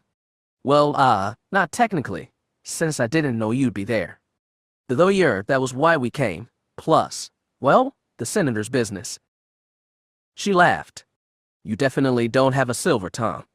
But if you're trying to apologize, J.O., it's rejected, because you don't need to apologize at all. She wagged a finger. And don't try it again, okay? I promise, he smiled ruefully. Aslan returned to the cockpit with a G-37 and Salk in tow. The assassin droid said in his ever-calm voice, Hello, J.O. It's good to see you, Will. Miss Ray reports you have joined us at Zonima 2nd. We got the coordinates from Skywalker. Did they drag you into this too, Salk? I thought you were retired. The Mon Cal gave an embarrassed shrug. I was getting a little bored, actually. Anya laughed again. Maybe it was a side effect of the drugs wearing off, but she felt lightheaded, even giddy. More likely, it came from seeing her friends back together again. Have any of our ships gone down to the planet yet? Asked J.O. Not yet, answered Aslan. Remember, Zonima 2nd is supposed to be under quarantine to protect from Maladi's virus. I thought that would have burned through the galactic population by now. Wasn't it designed to have a short lifespan to prevent mutations? In theory, yes, but we don't have the equipment on hand to check. Besides, I think the Doyer is what we really brought Second to meet. Does that mean there's really a J.O. search for the word? A soul of a Jedi in there? I don't think any of us would know, Anya said. But Katla and Kate seem to think so. And Mom. She's with you too. We got a little separated. She's on the Vong flyer now. What, everyone got off Bevenire safe? Even the Empress. Marasiah wouldn't like being called that, but Anya let it pass. She's on the flyer too. J.O. let that process for a moment. What do you think the Doyer can do here? Like I said, you're asking the wrong people. Right now we're all in waiting mode. She added a smile, which is fine by me, since we're in the clear now. So let's sit tight and wait for instruction. Maybe I'll even see you groundside. I like that. J.O. smiled back. As long as you're safe, I'm happy. Anya felt the tiniest flush. Good to know? Now, you'd better go inform your shipmates. I will. I'll talk to you later. The holo winked out. Anya closed the transmission and pivoted her chair to face the others. A G-37's face was as unreadable as always, but Salk's was tilted curiously, and Aslan's had a tight smirk. "What?" Ania asked. "Don't worry about it," said Aslan. "If we are going to hurry up and wait, we might as well eat something. This ship has a galley, don't it?" Ania realized she was getting hungry too. It does, and AG is a pretty decent chef, believe it or not. Or we can grab something quick, but personally, I haven't had a filling, non-toxic filled meal and I don't know how long, so I'm in the mood for. She was interrupted by a flurry of light. Pure white fans of energy flashed out from behind AG-37.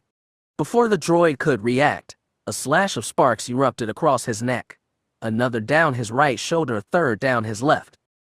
Pieces of him clattered to the deck, but AG's torso still tried to twist around. Then a fourth, final lightsaber blow slashed from shoulder to opposite hip, and the droid crashed, smoking and sparking, to the deck. Ania sprung up and reached for her weapon, only to realize she hadn't had one since her capture. An invisible hand picked her off her feet and hurled her hard into a wall. Her head smacked bulkhead and stars filled her vision. When they cleared, she saw Salk fly into the opposite wall and collapse. Aslan was closest to the intruder, a figure in black with a white blade, but with the wave of an arm, he tossed her into the doorframe. The intruder spun into view, and Ania knew him. Without drugs plaguing her system, she recognized him as the one who tortured her and wrested Milagro's location from her mind. Aslan struggled for him, but Eli Horn prodded the tip of his lightsaber toward the respirator on her chest. He snarled, "I don't want to kill you, but I will if you make me." Aslan stopped struggling and held her hands up. Ania used the distraction to creep closer to Eli. If she could get behind him and grab him around the neck, they might have a chance. But Eli knew that. From his belt he plucked a small blaster, one of Ania's own, and pumped a shot into Aslan's stomach. She dropped and Ania lunged. Eli's force-enhanced speed was too much. She barely got her hands on him when the blue bolt took her in the chest and numbness swallowed her whole. Eli stood, panting, over the bodies in the cockpit. The cramped space was full of them. The Mon Calamari lay on his shoulder, bruised bulbous head on the deck. Aslan Ray was slumped half upright by the door. Ania Solo was at his feet and had fallen over one of the assassin droid's cut-off arms. Eli examined the machine first. He'd only managed to take it from behind by sneaking around the corner. He planned this strike in detail and was relieved that decapitation, followed by severing limbs and slashing the torso, had been the proper way to dispose of the dangerous opponent. The others would wake up eventually, so he set to work on them first. Dragging them by the legs to rear of the ship was easy thanks to the smoothness of the deck. He found no stun cuffs aboard, but extra power cables were sufficient to bind their ankles and wrists. Once all three of them were secure, Eli went back into the cockpit, cleared out the wreckage of the assassin droid, and activated the comm system. He'd have to rig the thing to feign malfunction if anyone else tried to call, but he needed to get out one message first. After being abandoned on Bavanire, he had no love for Hogrum Chalk, but he'd had none at the start of their partnership either. The Regent saw him as an unpredictable liability, and might even be right too.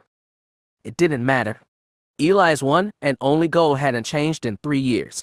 Now, at Zonima Second, he felt close to final success or utter failure. He'd memorized Chalk's personal emergency frequency and entered it into Free Agents console. Even though the Regent hated Eli, he'd surely bring every ship he could muster to kill the Doyer. Maybe once that was accomplished, he'd wash away Eli, too, with a rain of turbolaser fire. Eli decided he didn't mind. The Force had to be silenced, and he'd long ago accepted his life as an acceptable price to pay. Moran was relieved to discover that Katla's organic flyer contained a few scraps of recognizable technology. Though the ship's primary communication tools were a VLIP and the pilot's cognition hood, it also contained a small, long-range, wonderfully artificial transmitter system. The thing was sealed in a closet at the rear of the ship, as though banished for blasphemy, but Marin knew from one look at its metal box frame and touchpad controls that it would suit her purposes. The only question was whether Sora Auchus would reply to her hail. She waited for 2 long minutes before the blunt, bald face of a Chev male appeared before her. She explained who she was and that she needed to speak with Black Spear Company's commander. Then the holo went blank. Marin waited for another 5 minutes, just long enough to consider giving up, before Sora just appeared before her. The woman tilted her head thoughtfully and said, "I wasn't expecting to hear from you again. I'm sorry if it's an unpleasant surprise. Just a surprise. I take it you escaped with that weird object." "That's right. And the object was the reason we were hired in the first place, the reason you wouldn't tell us about." "Right, gang?" Sora crossed her arms. "Are you calling now to officially terminate the contract?" "Actually, I was hoping to re-up. If you're willing and capable. What's the situation at Bavinire?" She snorted, but seemed more amused than angry. "You asked that hours after running out on us." Marin resigned to take a tongue lashing. They needed help, and Sora was still her best bet. "I've been busy myself, but that doesn't matter. The mission we hired you for still stands. That object needs protecting, now more than ever, since Chalk's looking hard for it." "Does he know your location?" "No, and I realize I'm running a risk by even giving it to you. But if you do betray us to Chalk, I swear I'll use whatever time I have left to send a message to my family on Mandalore, and they'll spread word of what you've done to every corner of the galaxy." Blackmail. That's a very Sith kind of tool. The word stung. Sora went on, "I could also just turn you down. No hard feelings. It's just business."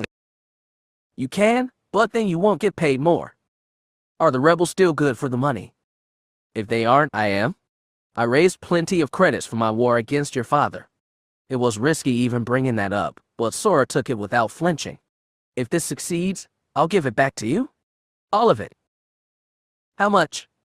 Marin named the total of her liquid assets, which had been masterfully inflated for over a decade by a Hutt friend of long standing. Sora's eyes went wide. "You'd give us that much?" "I'm getting old." She smiled tightly. "I'm running out of time to spend it. I want a guarantee. I'll send you a deposit. But first, my original question. What's happening at Bavinire?" "If you called 2 hours ago, I'd have said we were fully locked down. But the Federation is gone." "Gone?" Marin blinked. "All of them. The whole fleet. They all withdrew. I thought they'd leave a destroyer or 2 to interdict us and the BDF, but they just ran. They left both our fleets unmolested." "You mean you can just leave?" "They laid a few minefields on the way out, but they did it too fast. Sloppy things.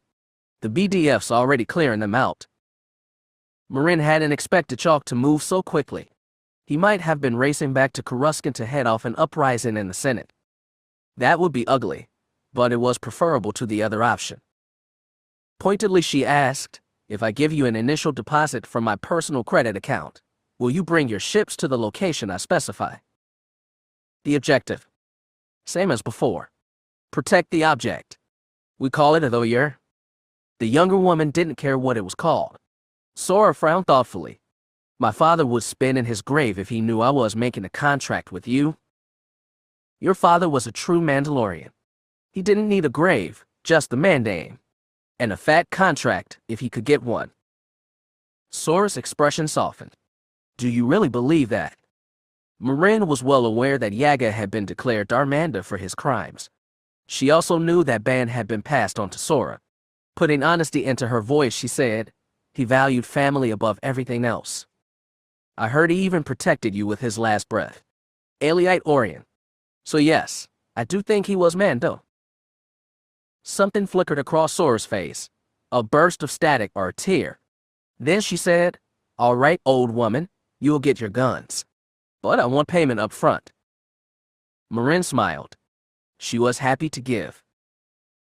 Kyra had never doubted her purpose in fighting for the rebels. Hopeless as the fight was, she charged on, using her mastery of the Force to advance its cause the best she could.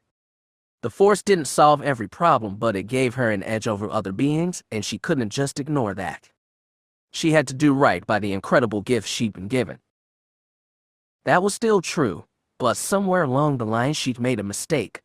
While she'd been using her Force powers to rescue Stazi, a total stranger, her friend Ania had been captured by the enemy.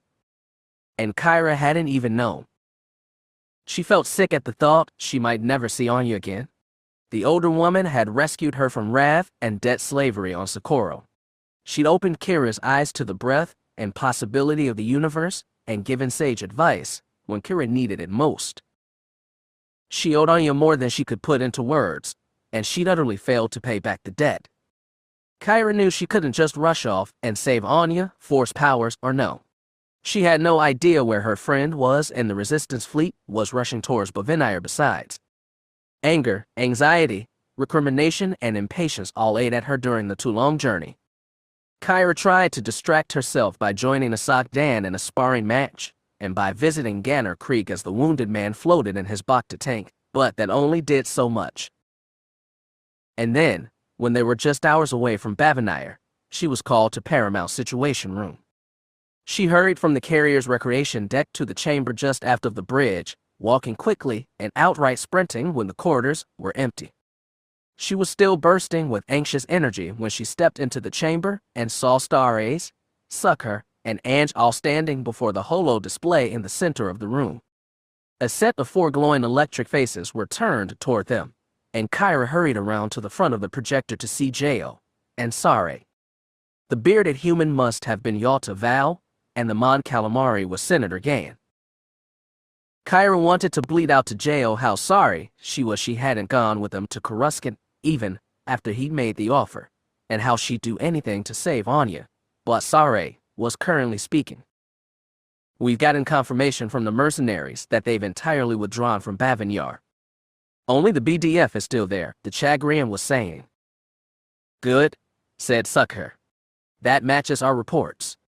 I'm sorry I'm late, Kyra interjected. What did you say? The Bovenire standoff is over? Chalk and his ships already left, and summarized. Nobody's got a clue where they've gone. But what happened? She looked straight at Jo. What about the Thoyur? The Thoyur is with us, he said. We're sending the coordinates with this message, and an invitation to join you. Where are you now, then?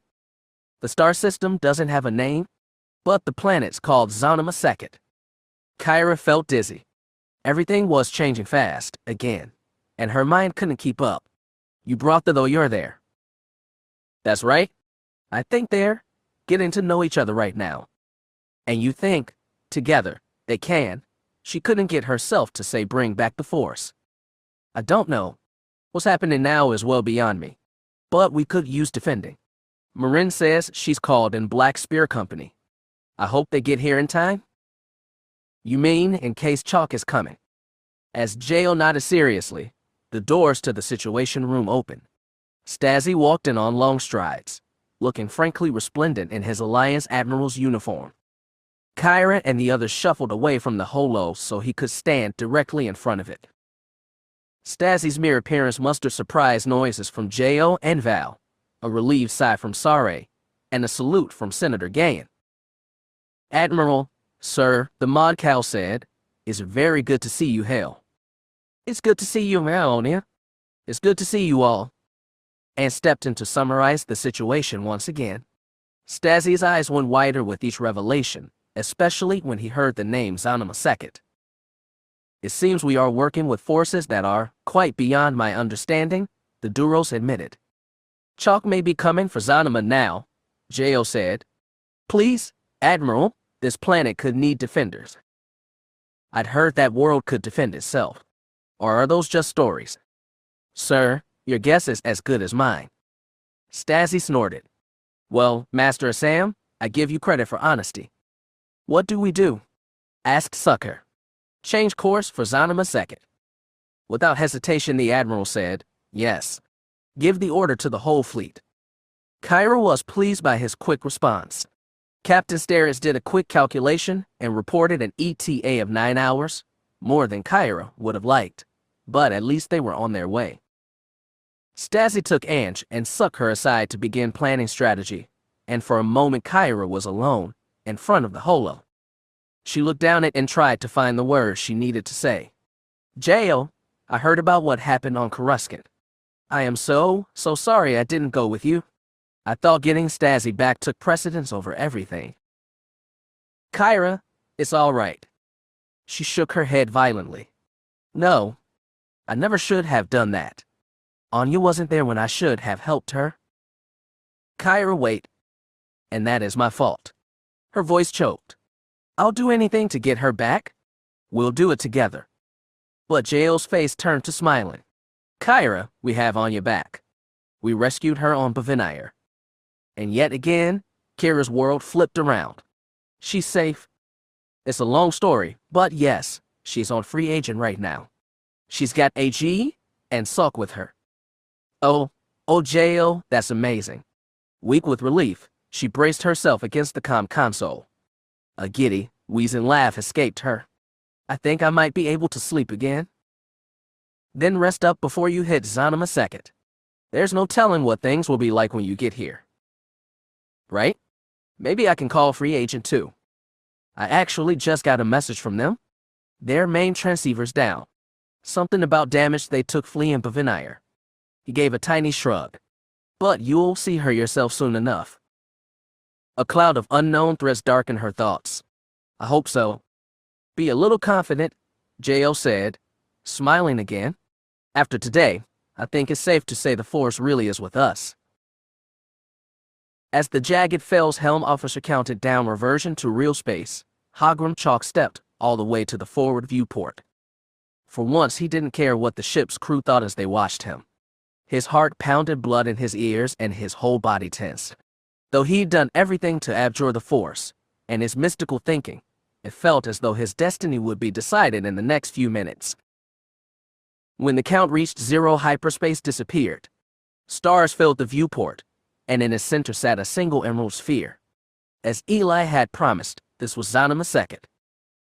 Though Hogrum wished he could reject the stories about this planet as mere legend, he knew he had to take them seriously.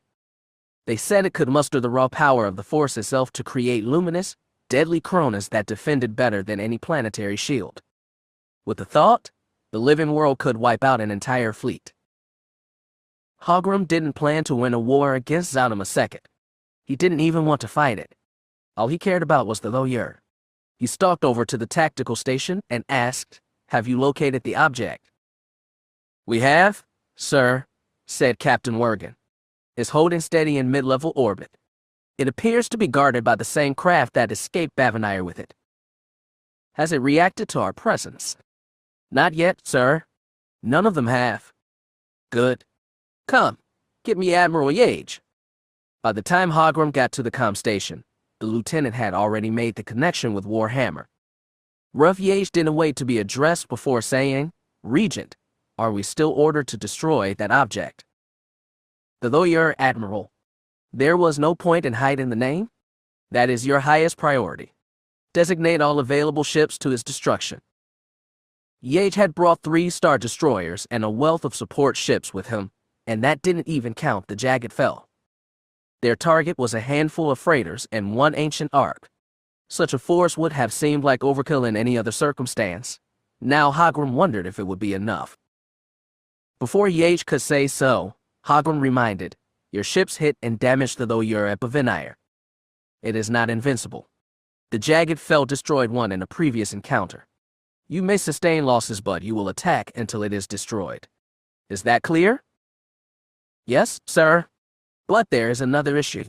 According to our charts, there should be no habitable planet in this star system." The planet is Zanima second. I'm sure you've heard of it. It took Yates a moment to recover from his shock. "I thought that world was lost in the unknown regions, sir. The stories say it's capable of many things." "I understand your concern. Strike quickly, before the planet can muster its defenses." That was call for Yates to sign off, but the Admiral hesitated. "Sir, I must ask, is this truly our first priority? With Stazi's escape, surely the rebels are our biggest concern." Hogrum has never seen such impudence from Yates. The man normally took orders like a good soldier.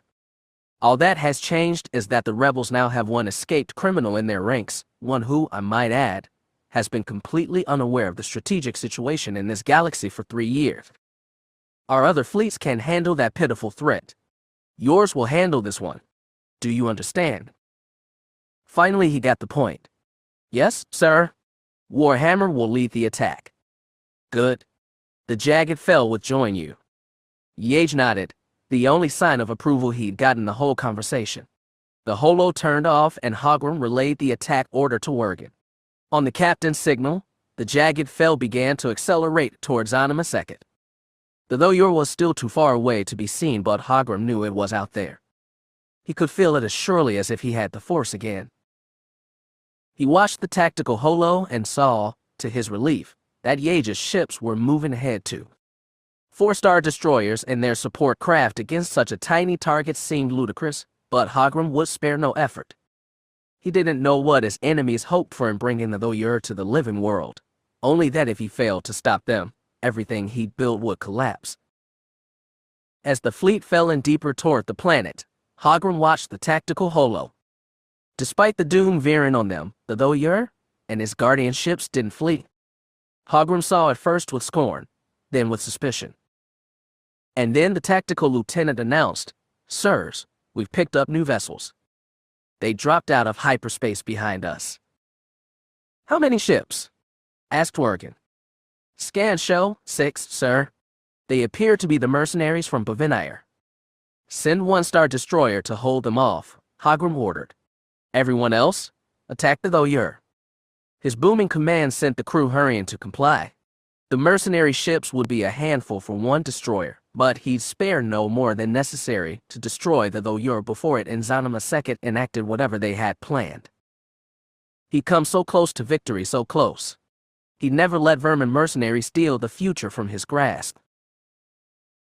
Time was a strange thing, sometimes fast and sometimes slow, always moving forward to one end, yet for every life it seemed to have a different trajectory. Tasha was still getting used to it after millennia of seclusion. She knew that her time had run out. Tasha sensed no animosity from the fleet veering down on her, and the Force's crew mixed confusion and solid resolve. Nonetheless, she knew they'd come to destroy her. She remembered, after so many millennia, the pain as her previous Thoyer shells had been overwhelmed and destroyed. So it would be here, and the break-in agony would be the last thing she'd feel before total oblivion. After 25,000 years, Tasha was mortal after all. Unless Kade was right, and Ania Solo could save her. The living planet had not reached out to her since their first contact, so she reached out to it. In the Force she told it, "The time has come. Are you ready?" "As I ever could be," said the living world. Tasha plunged, leaving her guardian starships behind. Her Thoyer fell towards Ania faster than even gravity could pull. Ablative friction flared around her black stone shell, but she felt no heat. Instead, she felt Solo reeling her in, not just toward its surface, but a specific location. "This is the place where I am strongest," it said. "Here is where the planetary consciousness first awoke. It is the place where I first experienced pain and knew evil. And from the agony of birth had come a magnificent being, the likes of which the galaxy had not seen in hundreds of thousands of millennia." Tasha fell, and Solo caught her. Without her even willing, the Thoyer slowed its descent. Cushioned by atmosphere, lifted by the Force, it was guided deliberately to the peak of a single mountain rising high above all others in its range. Snow dusted its slopes, but the top was bald, and scattered clouds drifted beneath its summit. When the Thoyer stopped, its lowest edge hovered just meters above the peak. Tasha could feel the agony of combat high above. Whether those dying meant to harm her or save her, she couldn't know. Solo had enveloped her fully. She'd forgotten the feeling of warm embrace until now. "Are you ready?" the living world asked. "As I ever could be." She had always craved transcendence. Tasha had been born 25,000 years ago on Shikakwa, her mother a Jedi master, and her father a petty crime baron. From that awkward and unhappy union she had been born, and for her short mortal life Tasha's parents had warred over her, each trying to make her in their image. To her the Force had not just been a tool, or even a guide. She'd imagined it as a gateway to an existence beyond such petty things. Tasha had stepped through one gate when she'd allowed herself to be subsumed into the Thoyer and Anil Kesh. Her sacrifice had breathed life into the great arcs, and allowed them to defend Titan from the Rakata, saving the nascent Jedi Order. Now she was about to step through an even greater door, and make a greater sacrifice. She never had been able to go through on her own. She had the knowledge granted to her by the Doyer and the ones who made it, but not the power. Sekhet provided what she lacked. The living world funneled all of its incalculable strength into the single luminous point that was Tasha Rio, and it lifted her up. The Doyer remained on the mountaintop. Tasha rose not as a physical being but as pure force. She'd been trapped in limbo between mortal and transcendent, but now, finally, she could touch the cosmic force and exist as the wills did. To do it required Sekhet to punch through the barrier, but once it was broken, everything was down to her. Tasha allowed herself to surrender everything, the joys and pains of mortality, the memory of her parents and Jedi friends, the natural beauty of Tython, and the strange joy of spreading her conscience wide in the Doyer. As the Father of Mortis had taught her, she allowed herself to exist as a being of pure light, beyond any need for physical form. Though there was no one there to see it, and Tasha herself was too enraptured to care, the black stone surface of the Doyer glowed from inside until it became like luminous crystal. The light grew so bright it became a second sun. Raw energy, shed by Tasha's ascendance, reverberated through the living force. Sekhet shifted its power to capturing the energy, sustaining it for as long as it could, but even as it did so, the living world gave Tasha a final push. The consciousness that she'd been was already firmly placed into the cosmic force. She felt the minds of the wills around her, divided but unified, shocked and curious toward the new arrival. And she felt something else too, a power beyond even the cosmic force. It was on another plane, walled off by another barrier, but she knew it was there. Though she had no body, and that plane had no time or space, she felt like she was being physically drawn to it. It is the ultimate wellspring, Sekhet told her. That is the heart of the force. Its voice seemed distant, still trapped on a lower plane. Tasha was surprised to hear it at all. What lies beyond the cosmic force? She asked. The unifying force. I cannot take you there, but I've shown you where to find it. But how could you find it? You're still a being of the living. A Skywalker showed me once, a long time ago. Before she could ask more, she felt Sekhet fade away. The breach it had made was not fully closed, but the living world devoted all its energy to keeping the gap between living and cosmic forces open as long as it could. As for Tasha, she had passed out of limbo from one plane to another, and there was no going back. But her role was not over. She remembered all of the mad, desperate, beautiful plan as explained by Kade, and she knew more was to come. And though she was removed forever from time and space, Tasha Rio still knew how to wait. On the mountaintop she'd left behind, the Doyer had dissolved into light. No trace of the ancient arc remained. Its matter had all been converted to raw force energy, left behind by Tasha's transformation and sustained by Sekhet's concentrated effort. To the outside eyes that would see it soon, the eruption manifested as a single pillar of light rising from the mountain peak. Chapter 34. High-altitude winds buffeted Free Agent and Eli struggled to maintain straight flight with the unfamiliar controls. Nonetheless, he managed to direct the ship in a steady dive, following the path Minok blazed into Zonama's atmosphere. The two freighters, along with the second flyer and two more shuttles, were all tracing the path of the falling Doyer. Even from a far distance, Eli could feel the seismic shift in the force. His heart filled with fear that the Doyer had already accomplished whatever it had come here to do, and his quest to silence the force was already defeated. And then, from high above and through thin cloud streaks, Eli saw light spearing skyward from a mountaintop. An eruption of raw force energy, as he'd seen on that planet at the galaxy's heart. A gateway, a bridge, a ladder to another plane. It filled him with dread and hope. Hold position here. Kade's voice said over Free Agent's galactic comm. Let me try to contact Sekhet before setting down. After putting Free Agent into a slow circle around the mountaintop, he tapped out a quick affirmative. He'd already told the other ships that his comm was malfunctioning, and he could only transmit short text-based messages. With everything else going on, nobody had asked further. He knew the excuse would only buy him a short amount of time, but that was all he'd need. Eli brought the actual comm system online and hailed Chalk on his priority channel. The Regent's stern face appeared in holographic form again.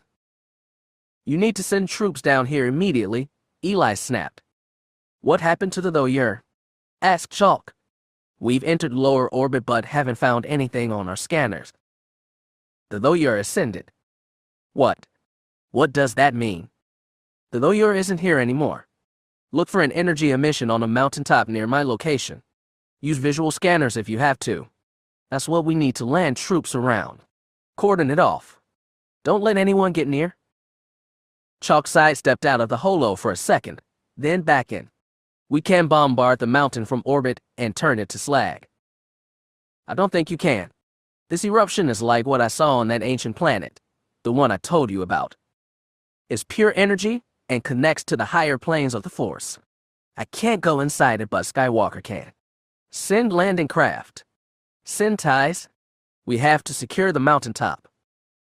For once, Chalk didn't argue. "I'll deploy forces to your position. Is Skywalker down there with you?" "Yes. All 4 of them." "Then you have to take care of them now." "I will." "I can't promise my troops can land. Zanima Sekit might intervene." "It hasn't yet." "Yes, I've noticed." Chalk sounded curious. "Regent, I think I feel something. A strain. I think Sekit is struggling to keep the eruption going. It's throwing so much energy into kindling the flame it might not be able to defend itself." "You'd better be right. Support teams are launching now. I'm sending 2 battalions. Make sure they're ready for high altitude, low temp operations." "They will be. Make things ready on your end, Master Horn." "Understood. I won't fail again." Eli killed the connection. If Chalk was launching now, it would be 5 to 10 minutes before the landing craft arrived to secure the mountaintop, but their approach would be marked much sooner. Taking firm grasp of free agents' controls once more, Eli was forced to make a choice. He'd hidden among the Skywalkers so far, but they'd discover his duplicity within moments. He needed to use surprise while he still had it. His mind ran through quick calculations. The 2 Jedi Masters in their little shuttle could do nothing with the eruption, nor could whoever was aboard the Mon Cal ship. The danger came solely from Skywalkers. From the comm chatter he'd learned Marasiah and Marin were aboard Katla's flyer. Kade was aboard his own Mynock. His gut told him Kade was the most dangerous, but the flyer had a pair of Skywalkers, and any of the 3 might enter the eruption and perhaps awaken the Force. There was another complication. The second flyer was propelled and defended by US and Vong Davin basals. The miniature singularities were always active, and the living ship's brain was constantly operating them. Mynock, by contrast, had electrically generated energy fields for protection. A glance at the scanners told Eli that those shields were currently down. That decided him. With gentle nudges, he decelerated Free Agent and brought it directly behind Skywalker's ship. The big ugly freighter continued to fly its slow circle around the mountaintop. It attempted no evasive maneuvers and didn't raise shields. Skywalker was totally unaware. Even his vaunted force was giving him no warning. Eli checked weapons controls and armed both concussion missiles and laser turrets. After he destroyed Mynock, he'd have to move quickly to destroy Katla's flyer. Maybe he'd succeed before Chalk's reinforcements came. Maybe he'd be shot down himself. Either way, he had to try. As his thumb settled on the trigger, a voice crackled over the comm. "I've got a buttload of hostiles headed our way," said Jerry S.N. "We got a plan or what?" Eli gave him answer. 2 concussion missiles shot out of Free Agent's ventral launcher and streaked right toward Mynock. He fired from such close range the freighter barely had room to dodge. Yet it tried. Skywalker's force-enhanced reflexes allowed him to juke and drop altitude, wrenching the ungainly ship into maneuvers that should have been impossible. But it wasn't enough. The missile's proximity sensors detonated them just meters above Mynock. The first ripped off his port side wing. The second tore off the upper half of his massive engine. The freighter immediately started falling, trailing a massive pillar of black smoke. Eli didn't relent. Taking control of the laser cannons, he sprayed hot plasma bolts into Minok's hull. More explosions peppered the ship. He could feel the heart-stopping panic of the ship's crew as it plummeted flaming from the sky. Eli pulled upward, leaving it to dwindle beneath and finally slam into the mountainside. Eli couldn't tell if they'd all been killed. He couldn't afford to check in the Force. Katla's flyer was diving toward him and releasing the first of his volcanic US Hinvong missiles. Eli wrenched his ship skyward and, in his panic, forgot where to turn on the shield generators. The molten warheads didn't track as well as his own missiles had, but the second clip-free agent's portmost engine. The freighter stuttered and began falling toward the mountain, while another ship, the Moncal shuttle that had joined late, rushed him from the starboard flank. Eli frantically shunted power to the other thrusters to regain altitude, then grabbed weapon controls and began spraying bolts at the shuttle, which splattered on its shields. That was when the howl of TIE fighters filled the thin air. 24 Predators fell through the sky, flying vanguard for 5 boxy assault landers. The Moncal shuttle immediately veered away, chased by a half-dozen TIEs. Katla's ship attempted evasives, and Eli watched as the nimble flyer dodged laser bolts with impressive grace, and those it could not dodge as Davin Basils neatly swallowed.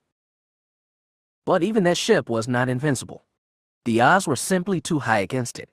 TIEs mobbed it, the Davin Basils were overwhelmed, and its beautifully smooth green hull became pocked with laser blasts.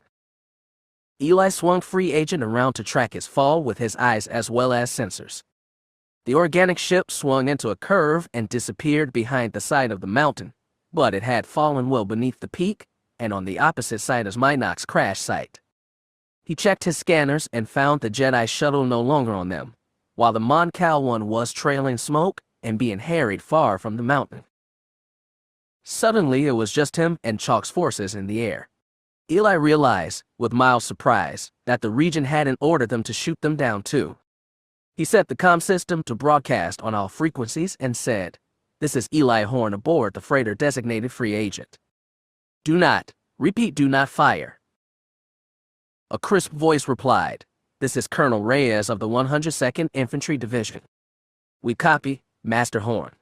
We've been commanded to put ourselves at your disposal." That was a pleasant surprise. Eli dropped altitude and edged his ship closer to the mountaintop. The spear of light still stretched skyward from the peak and scanned the surrounding terrain for a good place to set down. There weren't many, for steep slopes descended from all sides, but he spotted one snow-dusted Talus field and lowered toward it. As that section of the mountaintop came into better view, he noted ancient ruins, wind-worn and snow-dusted, scattered across the small flat land. "Colonel Reyes," he said, begging aerial deployment. "I'll assist in creating a cordon around the peak. I also have prisoners aboard that need to be secured. No one is to touch that light. It will kill you. Do you understand?" He surely didn't, but Reyes said, "Yes, sir." "And one more thing," Eli added. It was probably the most important. "Send teams to secure the crash sites for both downed ships." "Yes, sir." "What should we do with survivors?" For a moment, Eli's heart wavered. He tried so far to avoid taking lives. Merciless slaughter was a habit of the Sith, not him. Yet the stakes were so high now. He had one Skywalker trust in his hold, the other 3 unaccounted for. Any one of them could reawaken the Force. There was no room for mercy, not this time. He said, "Kill them, Colonel. Kill them all." Cade had managed to stay conscious through Minok's crash, barely. Through panic and confusion, slamming G-forces, wailing alarms, and streaming smoke, he'd been able to reach into the Force and do what Minok's exploded engine and dead repulsors couldn't. He had grabbed hold of the fallen ship and slowed it for the crucial seconds before impact. Yet when they hit the mountain, it was still jarringly violent. The first part of Minok to hit solid earth was the wreckage of his port wing. The twisted metal stub jammed into a rock, and the freighter's body snapped into the steep mountainside. Its blunt nose smashed into hard rock. Concussive impact tore shattered lines through the transparent steel viewport and nearly broke through, crushing everyone in the cockpit. Cade's crash restraints were the only thing that kept his head from being broken across the remains of viewport.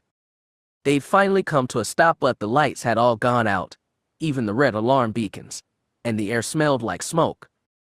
The only illumination came through the broken window, soft and snow pale. Cade fumbled to release himself from the pilot's chair, then twisted back to see his passengers. Jerial was removing himself from the co-pilot's seat. Talon was stirring back to consciousness in hers. R2-D2 had been plugged into the power socket on the rear wall, which had anchored him in place during the crash. The droid hooted woefully, and Cade could hear C-3PO's moaning from somewhere further back. He was about to make a cocky remark about his crash landing skills when he saw Delia. She was slumped in her chair, unmoving, pretty head tilted to one side. First he saw the speck of blood trailing from her open mouth, and then he saw the piece of shrapnel that just torn through the beside her and jabbed into her abdomen. "Blue!" he cried and leaped from his seat.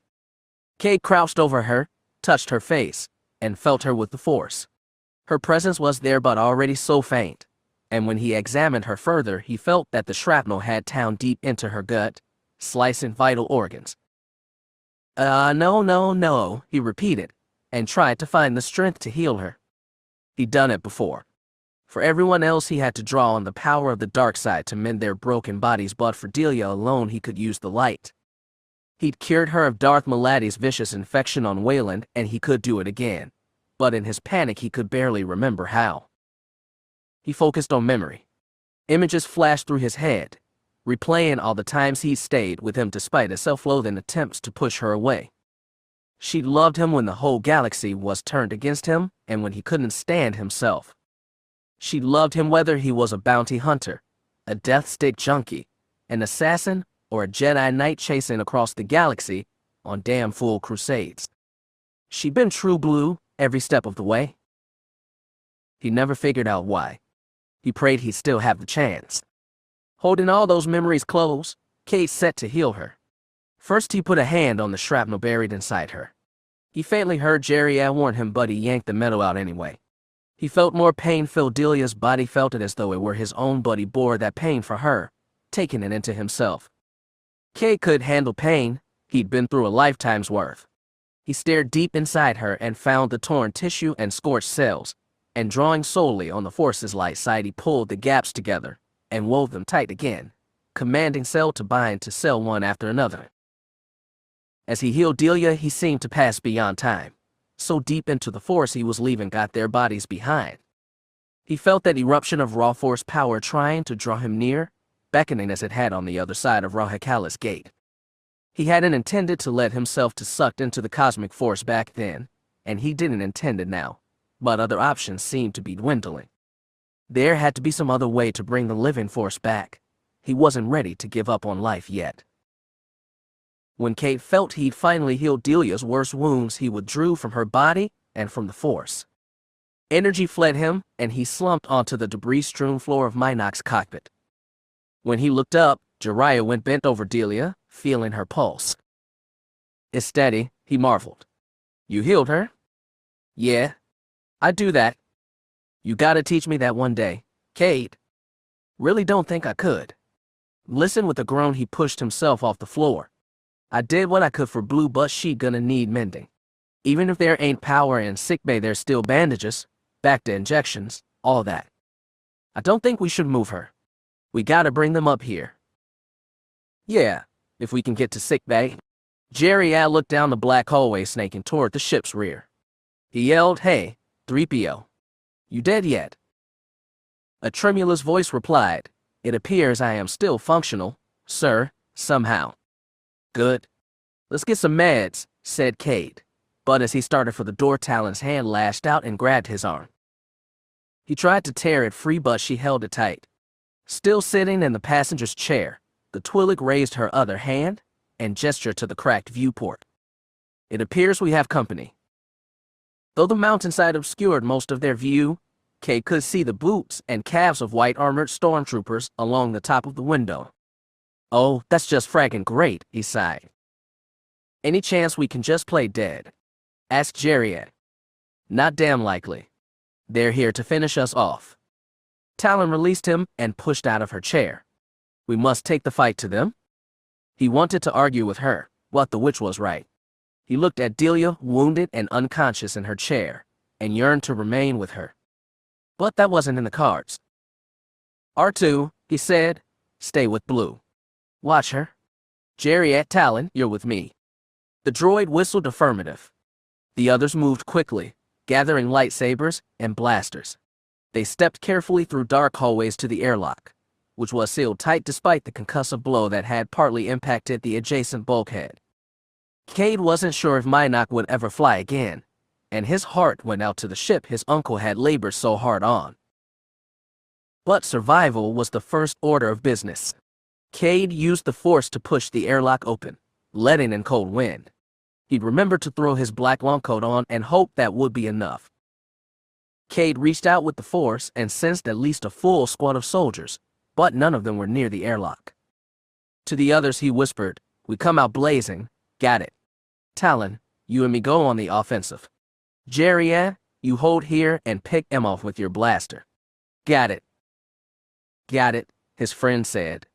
Talon simply nodded. With a push from the Force, Cade blew the airlock hatch open. With another he threw himself into the air, somersaulted, and landed boots first on the snowy slope. He let the Force carry him further, guiding his feet and his blade as the nearest set of troopers took notice. Propelled by that wave, Cade sprinted toward them, deflected their blasts, sheared apart their rifles, and Force hurled them down the slope. More soldiers came at him, but Cade kept moving, weaving and jumping, barely thinking at all.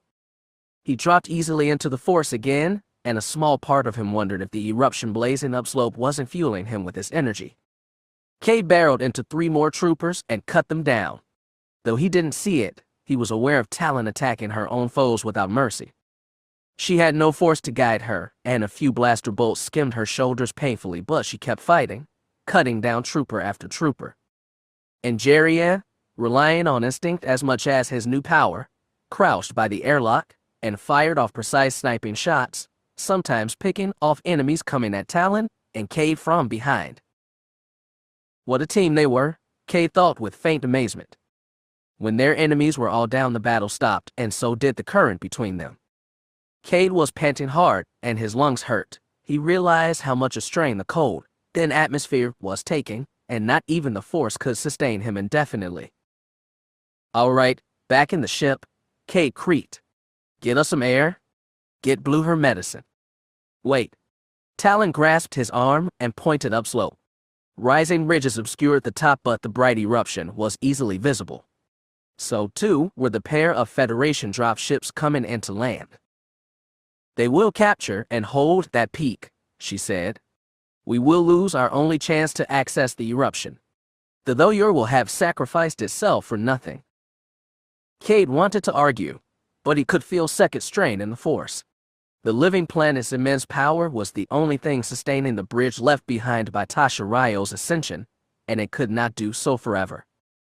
Chalk's troopers would surround the thing and wait for it to die, while more spread across the mountain to exterminate anyone they found. The team sent to Mynock had been defeated, but their failure would just mean another attempt. Cade sagged from exhaustion. He felt totally outfought. Talon's vice hold held him upright, and she said, "We must act now, or we lose everything." He wanted to shout that fine, they would lose everything. Let the eruption dwindle, and let the Force stay silent. Let Tasha's sacrifice go to waste. But even if they stayed with Mynock to protect Delia, they find themselves facing wave after wave of troopers, and eventually raw numbers would overwhelm them. He saw one path left, one he never wanted to take, because he knew there was only one end to it. But the only alternative was to surrender the Force to Chalk's minions, forever. "Oh, damn it all," he sighed. Destiny had him in the end. A curious tweak came from the airlock, and Cade saw R2-D2 peeking his metal dome into the cold. Jerry asked, "What happened, R2? Is Blue all right?" The little droid replied that Delia was stable for now but needed attention. He'd come out because he was curious. "Get back in the ship, R2, and stay there."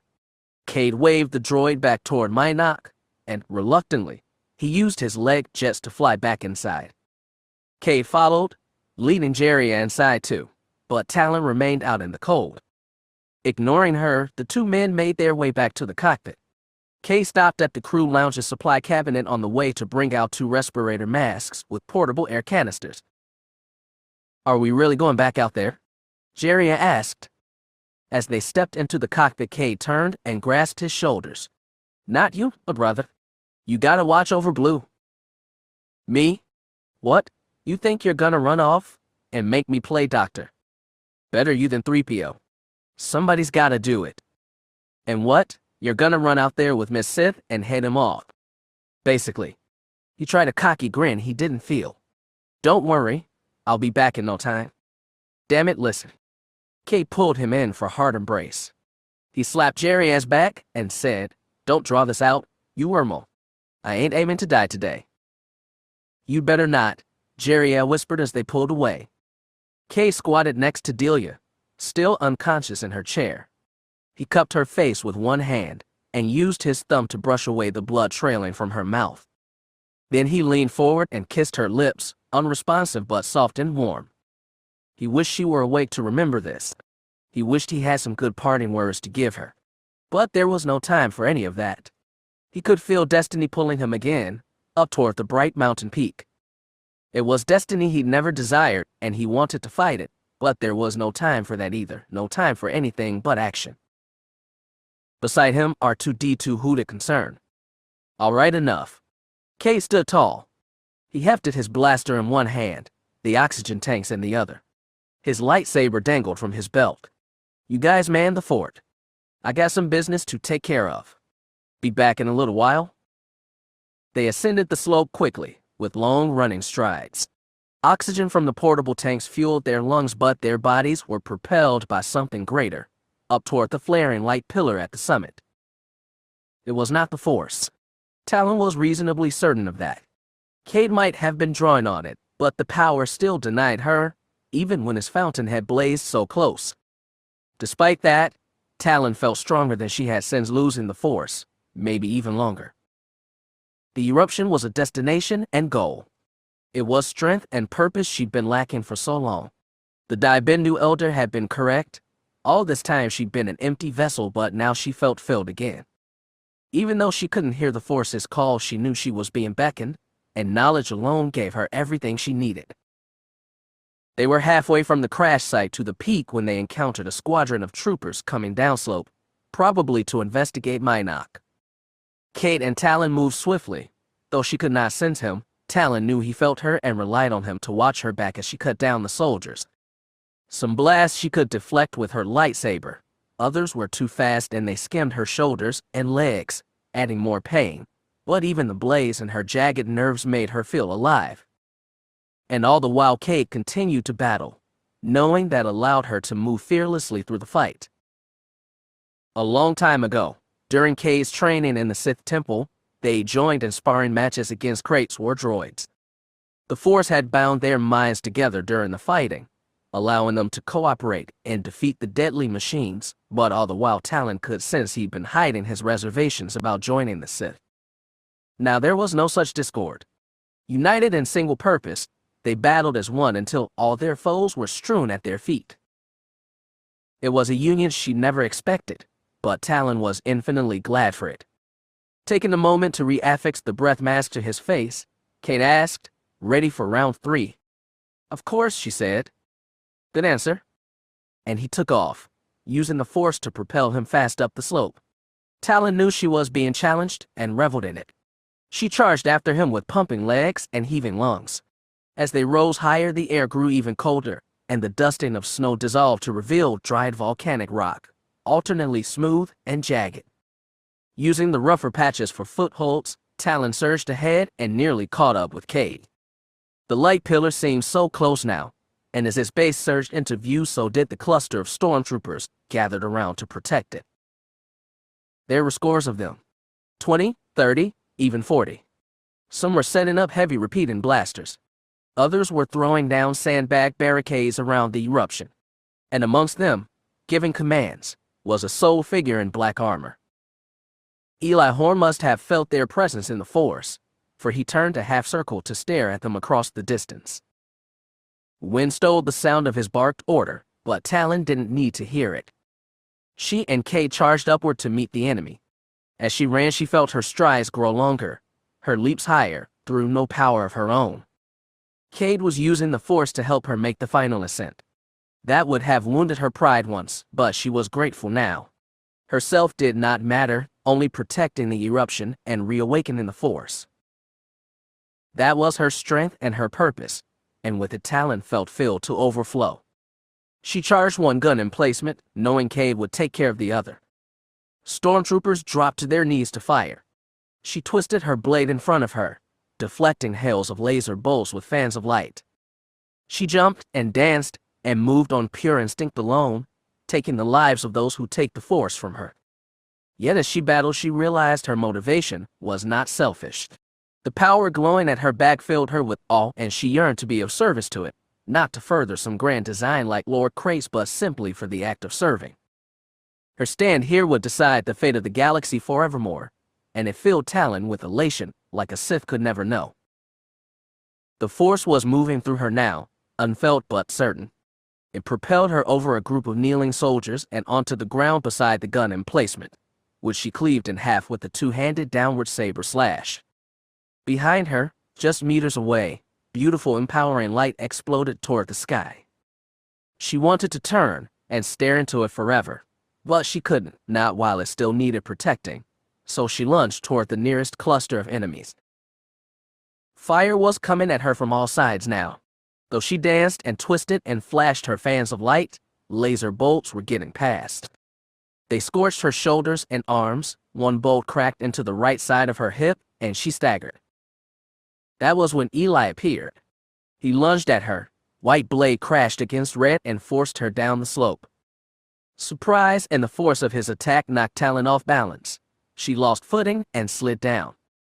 Still grasping her saber, she used her free hand to arrest the fall, but had still tumbled 5 or 10 meters away from the peak and finally stopped on a section of flat, snow-dusted ruins, on the cusp of a steeper drop. Eli fell on her from above. Talon rolled to the cusp's edge and sprung to her feet. Even as his boots slapped stone, Eli slashed at her with fury and desperation. All of his hesitancy from their previous encounters was gone. Her former apprentice was determined to silence the eruption at any cost, just as Talon was determined to preserve it. She realized she'd already given up on her life. That was fine. She'd been trained not to fear death from an early age. When the Force had deserted her, she'd lost that resolve and shrunken from her inevitable end time, and again. But now, finally, she knew the Force was with her. So Talon went on the offensive. Without anger or hate in her heart, she attacked her apprentice, smashing hard blows on his saber before half-stepping back and attempting a fast thrust at his abdomen. Eli twisted out of the way, but it left a steaming scrape in his armor. Eli lashed wildly, one-handed, and Talon ducked to dodge. She swept at his knees. He used a force-propelled jump to somersault over her head and land with his back to the edge, saber raised for another strike. The Force moved through Talon, but Eli could command it. It was a simple fact that he would kill her. Talon accepted that. It didn't mean she had to lose. She surged upward, getting as close to him as she could before he brought the blade down. She caught the diagonal slash with her own, and their weapons sizzled and sparked. Eli called on the Force to deliver a powerful slap to her face. It knocked her oxygen mask full off and her whole body twisted to one side. Eli slipped his lightsaber down, severing her blade hand at the wrist. Scalding pain shot up her arm as hand and weapon both fell dead on the snow-dusted rock. With her free hand, Talon grabbed the collar of Eli's armor and held herself upright. She saw the sorrow in his eyes, and also the resolve. "Surrender," he rasped. But Talon pulled herself close, impaling her body on Eli's hallowed lightsaber. White light and awful pain seared through her abdomen and spread upward. Darkness clouded the edges of her vision. Eli stared at his old master in shock, and she did her best to hold his eyes. Then, with her final strength, she hooked her leg around Eli's calf, brought it up behind his knee, and snapped it inward. Her apprentice collapsed to one side, lost balance, pitched over the cusp of the ledge, and fell down the slope. Talon didn't see it. She was beyond seeing anything except the paleness of the sky. She lay on her back. The cold of old stone seemed to seep into her body, consuming everything. Great pain gave way to greater numbness. She had only moments left. Talon wanted to die watching the eruption of light. She tried to twist her body but hadn't the strength. She strained her neck, rolling her head to one side, and finally caught the pillar with the edge of her viscera. It was beauty. It was strength and purpose. It was all she'd ever needed, and the last thing she ever saw. In the midst of the fray, Cade's mind flashed back to a short quip he'd shared with Marasiah. She said, "He can't take down 24 stormtroopers, Skywalker. And neither can you." And he said, "Give me challenge, you never know what I can do." But he hadn't really meant it. He didn't know how many he was battling now, but it was more than 24. It felt like hundreds. This close to the eruption, the Force was flowing through him with power like he'd never imagined, feeding him with energy and lifting his awareness to new heights. But numbers were still numbers. Blaster bolts were still blaster bolts, and flesh was still flesh, torn, battered, burnt. He could only hold back so much. One blast skimmed his left shoulder, sending pain down that arm, but he could still wield his saber with his left. Another shot caught the back of his thigh, forcing him to call on the Force all the more to keep moving. He continued to jump and slash, cutting down soldiers after soldier, detecting incoming shots with the Force and bouncing them back as best he could. But numbers were numbers, and though the Force was with him, he was starting to falter. Then Cade felt a distant shudder and knew that Talon was dying. Amazing that the thought would sadden him. It also meant he was on his own, and as he kept dancing and slashing and fighting, he reached out with the Force, trying to locate Eli, who was his greatest threat, but the young man wasn't anywhere nearby. That still left him with so many stormtroopers. Cade knew he was winnowing them down. He danced across the stage of the dead. White armored shells surrounded the eruption site like a plasteel nest. Only a few were left standing, but they weren't giving up. Lasers continued to lance at him from all directions. He threw himself at the largest cluster of troopers and cut one across the waist, sheared the gun arm off another, took a third through the chest. He felt the pain of their deaths in the Force too, and he found he grieved for those men who followed orders and died without knowing why. He was feeling generous, maybe because he was about to die too. Cade cut down the 4th stormtrooper and pivoted toward the ones coming up behind him. He missed the one on his right flank and didn't even see the laser bolt before it speared into his side, right below the rib cage. Pain staggered him, and the reek of burnt cloth and flesh filled his nostrils. He hefted a saber, still, and without intention bounced another blast back at his originator, cutting the trooper down. Pain ate at every step, but he kept charging. Cade reached the 2 troopers ahead and brought them down with one slash. Another shot came at him from behind, lancing him through the kidney and burning muscle and flesh. He could barely stand. Only the Force kept him upright enough to turn and see his attacker. The 1 stormtroopers stood like a white ghost among the bodies of his slain comrades. In seeming slow motion, the soldier hefted his rifle for another shot. Cade flung his lightsaber. Guiding it with the Force, the weapon pinwheeled through the air and cut the trooper straight through. He collapsed in pieces and the lightsaber sailed onward, disappearing into the white sky. Cade lost touch and lost control. He could barely even stand. Bracing himself, his hands on knees, he swayed above his mounted dead. Cold wind rushed him and tipped him toward falling. He heard the sound of footsteps behind him and tried to twist again. He caught the armored form of one last trooper and thought, without shock of regret, "Guess I missed one." There was a flash of light and his whole body collapsed. Cade landed on his side, then rolled onto his back. Pain came from everywhere, and he wondered if this was what his father had felt like during his final moments. Even as pain and numbness washed over his body in alternating waves, his vision was still clear. He still stared straight at the pale and cloudless sky. The last stormtrooper appeared above him, partly eclipsing the pillar of light. The soldier hefted his weapon in both hands and tilted it toward Cade. This was death, then. Pain shuddering through his body, teeth chattering, Cade said, "Give me a headshot, huh?" Make it quick. He'd know this was coming as soon as he'd left Minix wreckage. He hadn't even kidded himself. That was the Skywalker fate, wasn't it? To die in some self-sacrificing blaze of glory. His dad had done it. So had Nat. His grandmother had died fighting Sith, and his great-grandparents had too.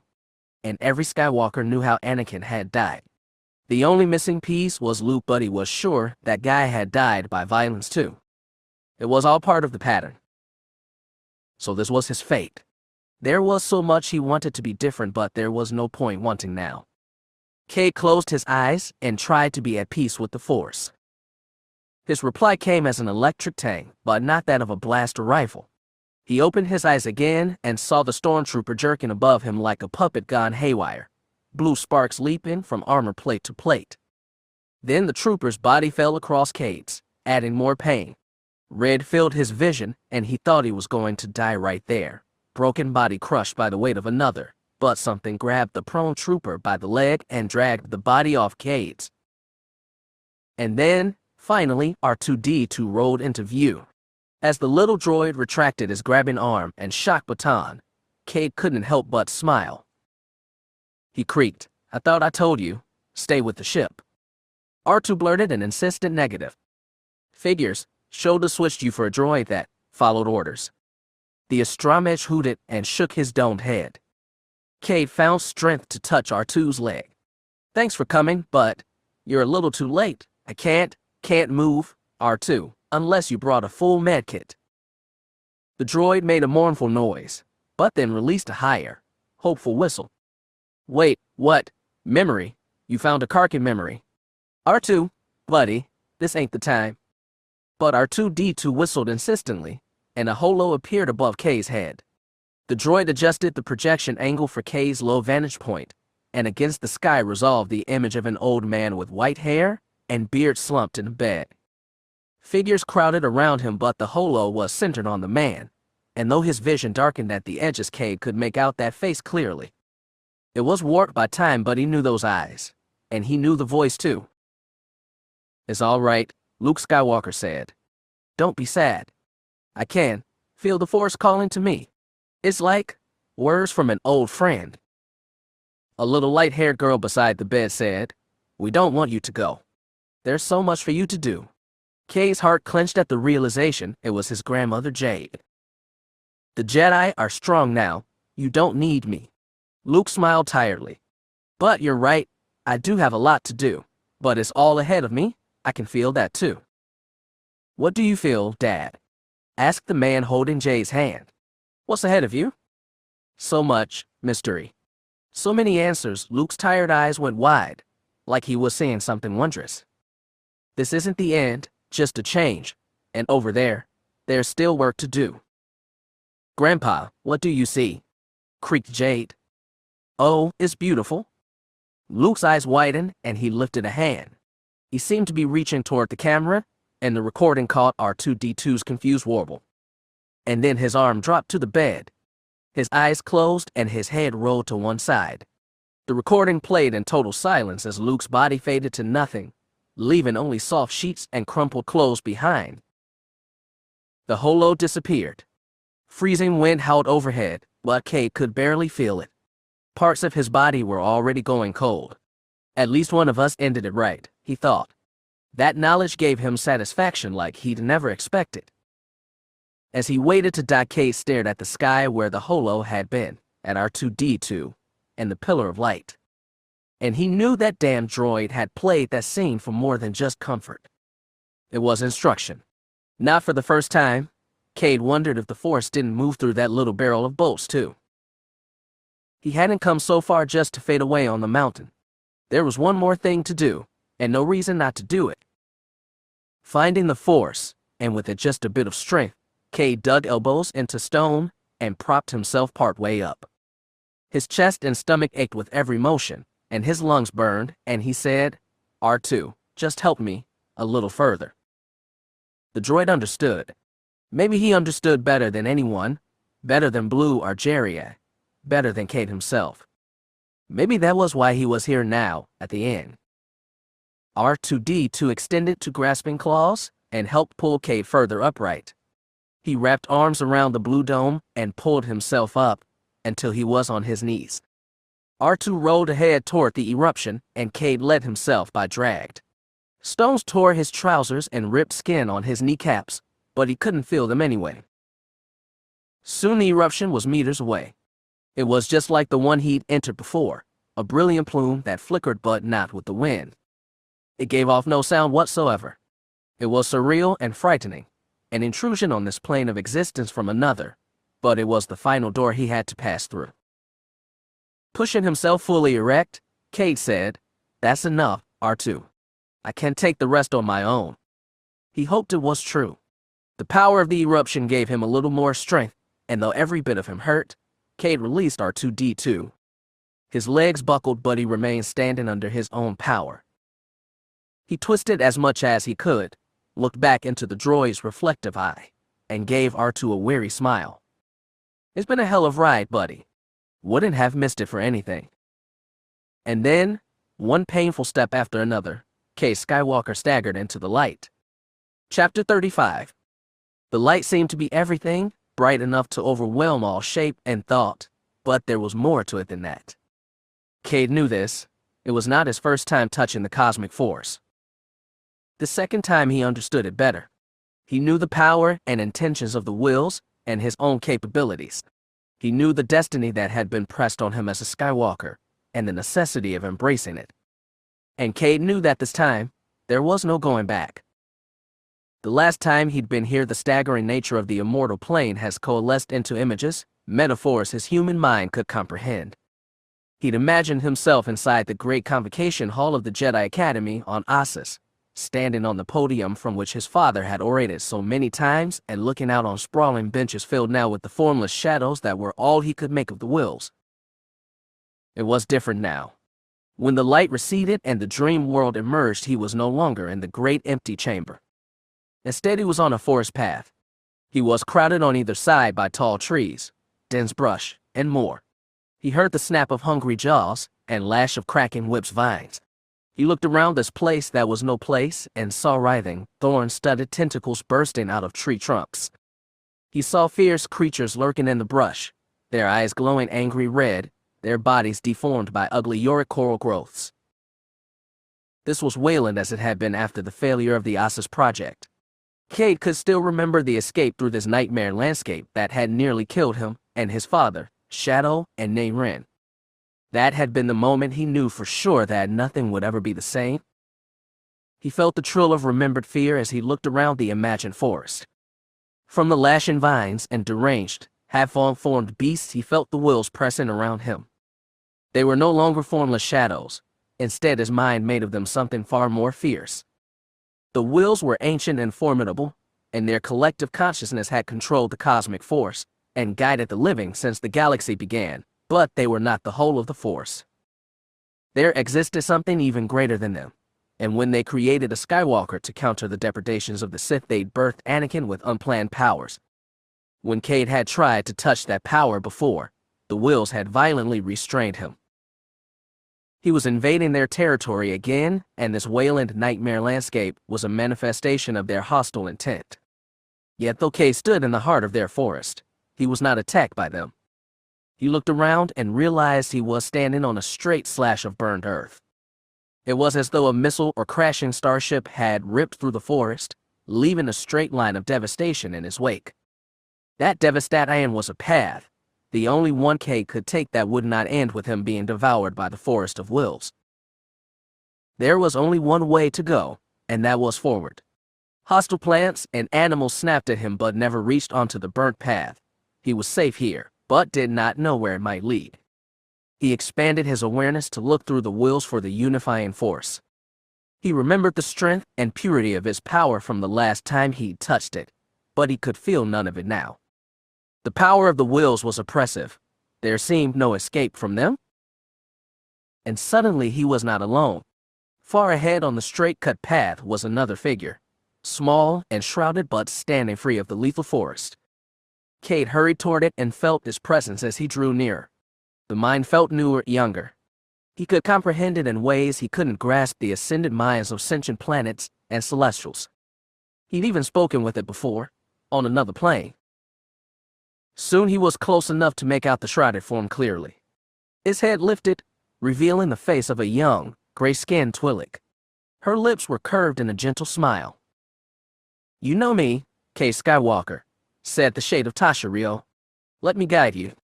Beyond Tasha he felt an even greater power, one beyond even the wills. It felt so distant, beyond even the end of this path. "Can you take me there?" Cade asked her. "Can we reach the unifying force?" "I will do what I can," Tasha said. "What is this place?" With a foot that was not a foot, he pounded the black scorched path. "This is the wound the Sith tore in the cosmic force." Her smile wilted. "It is only place where the wills cannot touch you. If you step off the path." "I know. It already happened to me before. But you're willing to risk walking to the edge." "Lady," said Cade, "it's the only direction I can go now." Once again, destiny had left him no other option. Tasha extended a hand that was not a hand, and Cade took hers in his, and he let her guide him further along the path. The black scorch mark began to twist and turn. It grew narrower, and the monstrous forest snapped and lashed at him. The wills knew his intention and were moving to stop him. Cade could feel them pulling at him from all sides, trying to sink Thorn and Fang into him and anchor him in the cosmic force where he could never leave. He followed Tasha without hesitation or fear, but the wills were many and strong. He was not one of them, just a mortal they gifted with unlikely power. But Cade had never bowed to anyone else's will in life, and he'd be damned if he was going to do it now. After a final turn, the path ahead of him finally dissolved to nothing. Knife-like blades of Senelec grass swallowed the earth. A bright light peeked through tangles of writhing, thorn-studded vines, but Cade could not see the source. He could barely feel it. Sadly, Tasha released his hand and turned to him. "This is as far as I can lead you, Cade. Don't tell me I have to do the rest on my own. You may have some help, but it will not be mine." Her form faded before his eyes, leaving Cade alone at path's end. Long-formed vines lashed out from the forest on either side. He recoiled as he felt them strike arms that were not arms, drawing blood that was not blood. The wills surrounded him now. There seemed no escape. He could feel their minds more clearly than ever, and he understood not only their intentions but their motivations. He felt the ancient schism that had torn apart this timeless plane and infected the force still. On his left he felt the dark side, angry and desperate and greedy. On the right he felt the light, certain and righteous and smothering in his concern. The wills of darkness said, "You cannot break the barrier that walls off the unifying force. If we cannot have that power, no one can. You will stay under our dominance forever. You will only know the force that we let you touch. Your power will never supersede ours. We will crush you if you try to break free." And the wills of light said, "We are doing what we can to save you. The force is dangerous. In its full strength, the darkness in mortal hearts will flourish and wreak destruction across the universe. You have seen the danger already in the Rakata, the US Hinvong, the Sith. Please, stop struggling and accept the peace we've given you.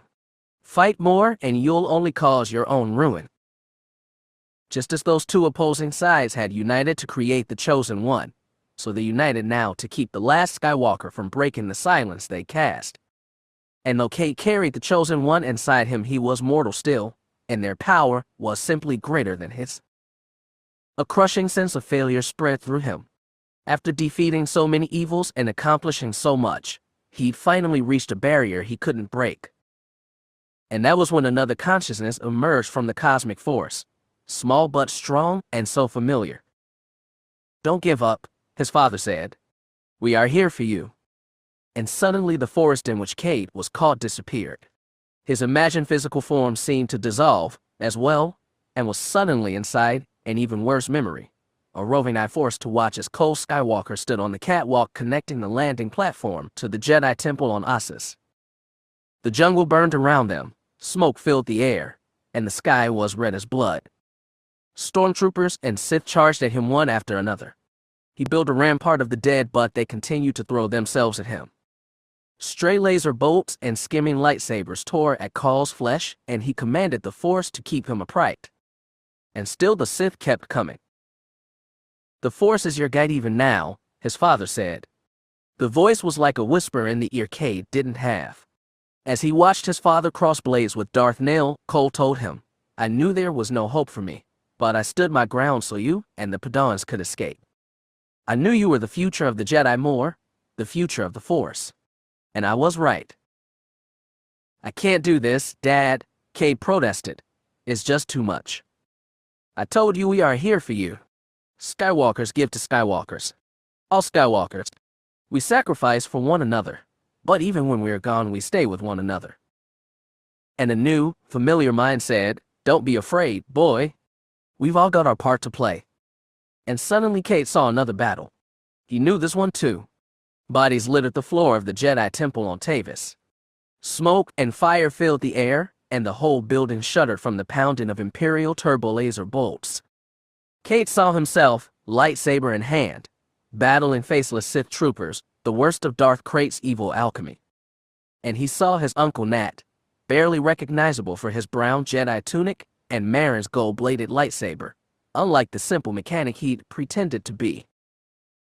Nat was an old man, but he moved like one far younger. He was so graceful, and Cade had never noticed in the heat of battle. This was to be Nat's final one, and Cade dreaded the thought of reliving that again, too. "You didn't have to do this," Cade told his uncle. "You could have stayed on Kifex with Drew and the kids. You could have been safe." "I could never have done anything but this," Nat replied. "You should know better than anybody how pointless it is to try running from destiny, boy.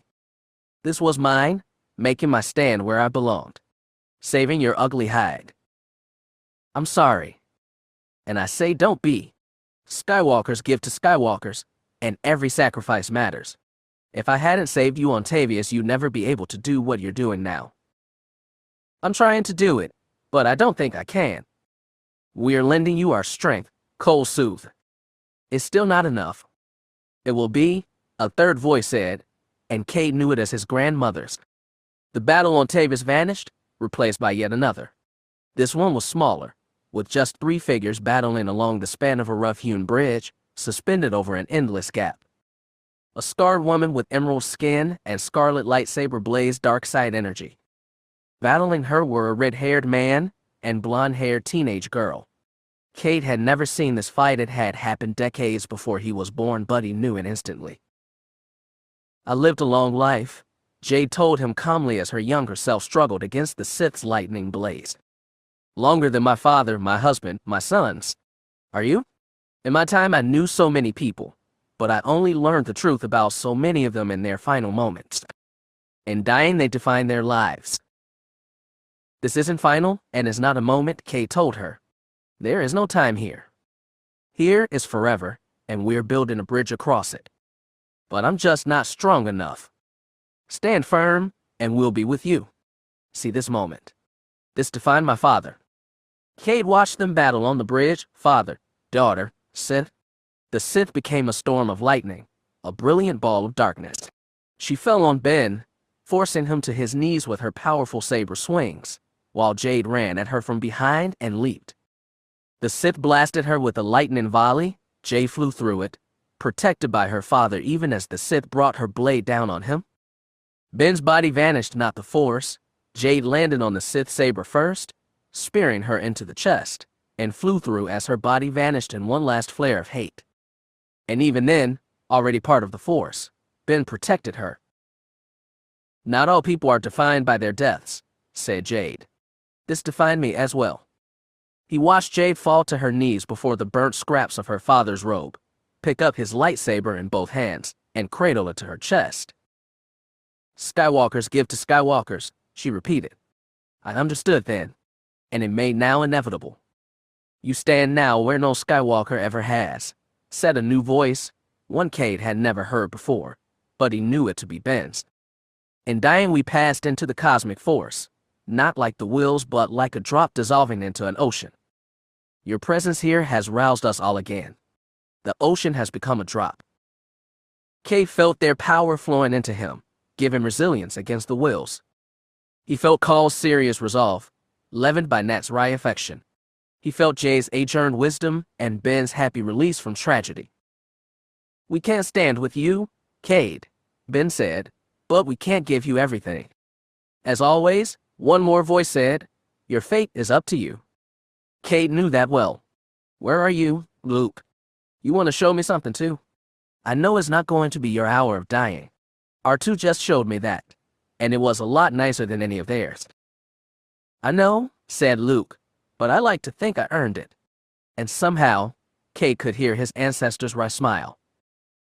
And Cade saw another fight, this one in a dark metal chamber, looking out on a raised dais while a distant battle flashing through the round viewport. A cloaked figure sat on the throne there, watching in sadistic glee as two men in black battled. One was masked and caped, more machine than human. The other was even younger than Cade, his bare face already heavy with battle and loss. Green saber clashed against red furiously, again and again, and Cade watched as Luke batted Darth Vader onto a short bridge suspended over an infinite shaft. Again and again he attacked until he cleaved Vader's hand off, leaving a sparking mechanical wreck behind. "This defined my father, and it defined me," Luke said. Cade watched as Luke stood over his father's prone body in horror of what he'd done. He watched Darth Sidious urge him toward murder, and he watched Luke throw his lightsaber away. "Sometimes surrender is the bravest choice," Cade's ancestor told him. "Sometimes you must choose to accept the gifts of others." And Cade saw Luke's body racked by Sidious lightning, and he saw Vader rise, pick up the flaring Sith, and hurl him into the black pit below, saving his son and saving himself. "Skywalkers give to Skywalkers," Luke said. "Always. Then what do you want me to do now? Just give in." "To touch the unifying force requires surrender of self," said Cole. "It demands you embrace the totality of existence rather than struggle against it." "But if I don't fight, how can I win?" "Let us fight for you, boy," Nat told him. And Ben said, "Let us hold up your bridge." Cade had spent a lifetime fighting, first against his destiny and then for it. He never felt like himself unless he was acting in a state of strife. "There is victory in surrender," said Jade. "Just allow us to hold you up." And suddenly Cade was back where he'd been, at the place where Scorched Path was overrun by forest, the tempting brightness of the unifying force frustratingly occluded by dense, hostile jungle. Yet still Cade tried to reach that pure power. One part of him remained firm in the cosmic force, anchored inside the wound torn by Plagueis and Sidious 2 centuries ago, the wound he'd been made to heal. Yet instead of plugging it, he was stretching it wider, praying that through ferocity and willpower and pure damn stubbornness he could rip it so wide the unifying force could flow directly into the living, pure and strong. Cade had to battle every instinct. He repressed the desire for struggle against the wills and the fear of being trapped forever without time and body by their power. And he found the less he struggled, the less they resisted. The will still surrounded him and pressed him on all sides, but he remained as he was, stretched long with part of him lodged in the wound the Sith had made in the cosmic force, the rest of him reaching for the unifying. The presence of the other 5 Skywalkers crowded him too, holding him in place, fending off the wills of darkness and wills of light.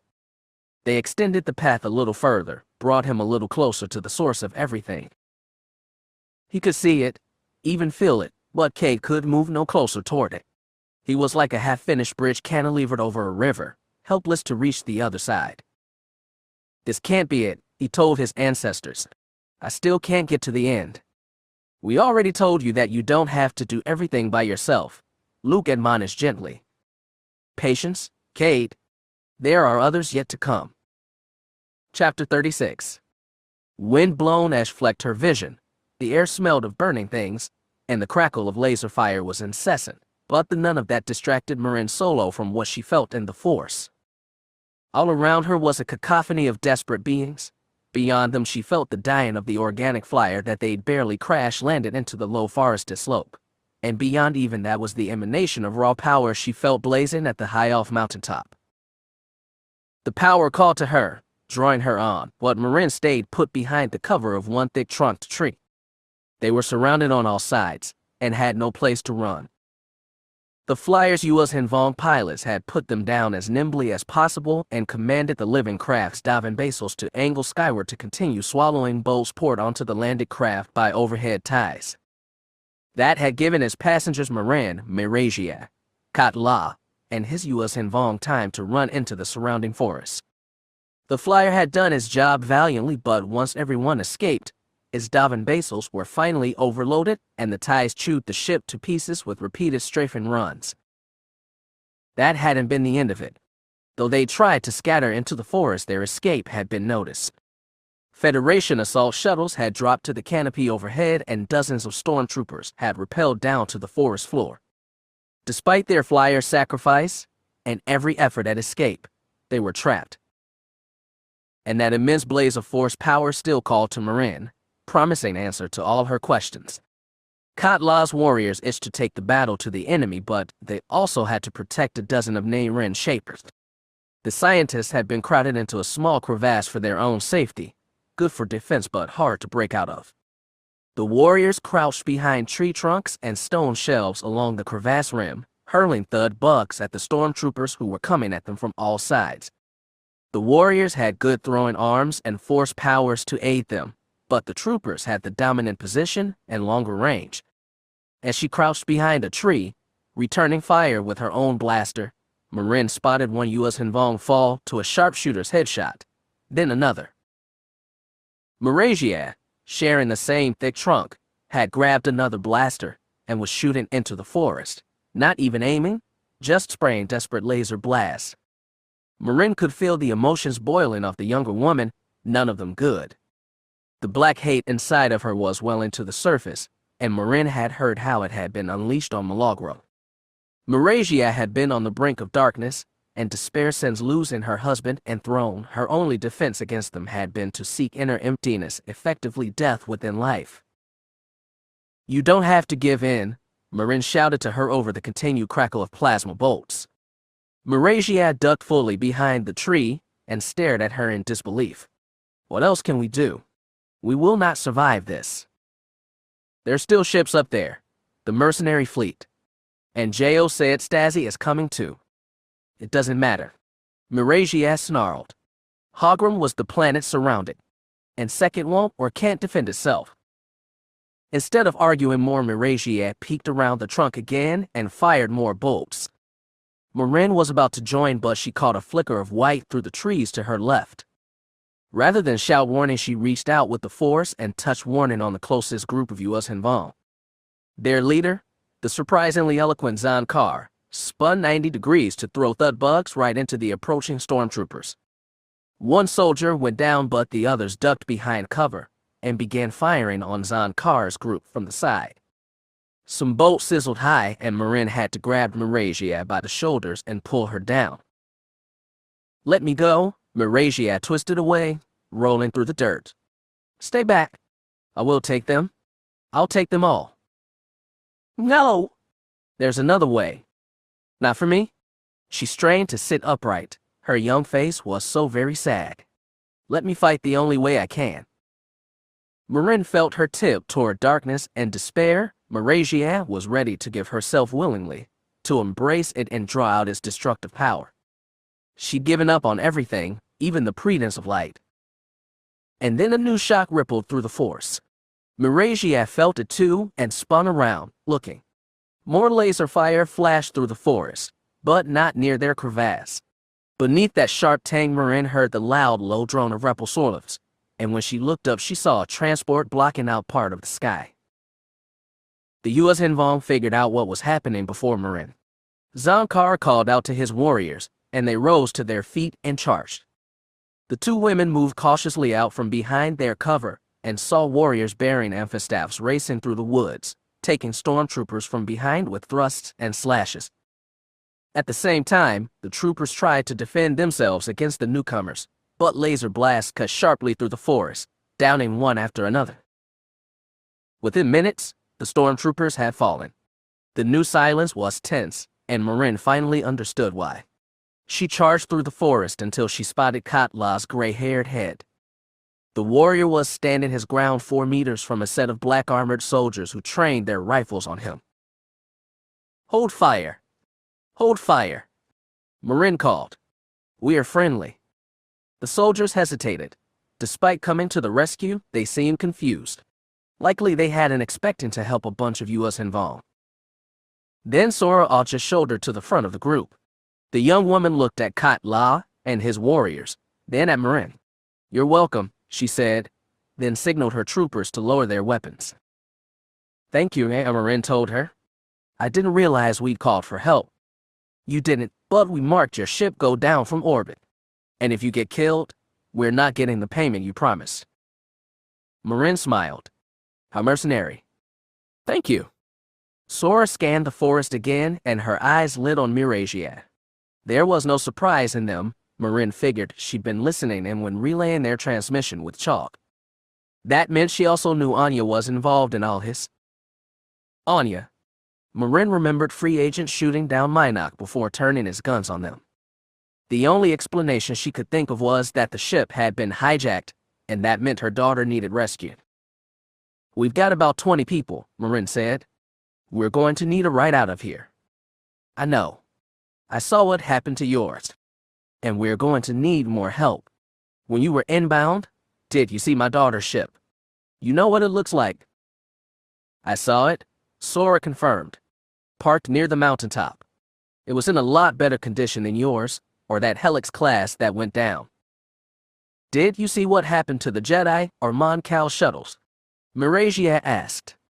Sora stared at the ex-Empress for a long moment before replying no. But we can look into it. First we need to get to Ania's ship, Marin insisted. She's aboard, and we need to rescue her. You seem to be doing a lot of that, Sora said dryly, but her eyes were narrowed on Marin, thoughtful. Again her thoughts were shielded in the Force, and Marin wondered what she planned to do if she got hands on Ania. Marin stepped closer until she was within arm's reach of Sora. She lowered her voice and said, My daughter had nothing to do with your father's death. She wasn't in the place to make that recording. You know that, right? I remember what happened on Bakura, Sora said stiffly. Then there's no reason to harm Ania, even if you think I had something to do with it, which I didn't. Are we clear? What's gone on between Arches and Skiratas is over. It's done. My father made mistakes. He was the first one to admit them, even if it was only to me. You don't have to repeat them. I know. I'm trying not to. She fixed Marin a hard glare. But you're making this such a challenge. Behind them, Marasiah interrupted. We may be running out of time even now. Are we going or aren't we? We're going, Sora sighed and told her soldiers. Load up the Vong. Get them aboard and prep guns to clean off some ties.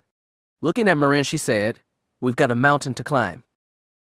Gunner's laser fire scattered green ripples across the gunship's shields, and as she cut across its bow, she twisted her TIE Predator into a series of evasive maneuvers to escape the return fire its tracking turret spewed. Though no shots landed, the inertial strain jarred her violently about, and the only thing keeping her from cracking her helmet against the cockpit interior was the crash webbing across her chest, which bit painfully through the shoulders of her flight suit. Once she was clear of the gunship, Gunner released a short burst of swears. The hard evasive had been bad enough, but she wasn't swearing because of that. This whole operation was a mess.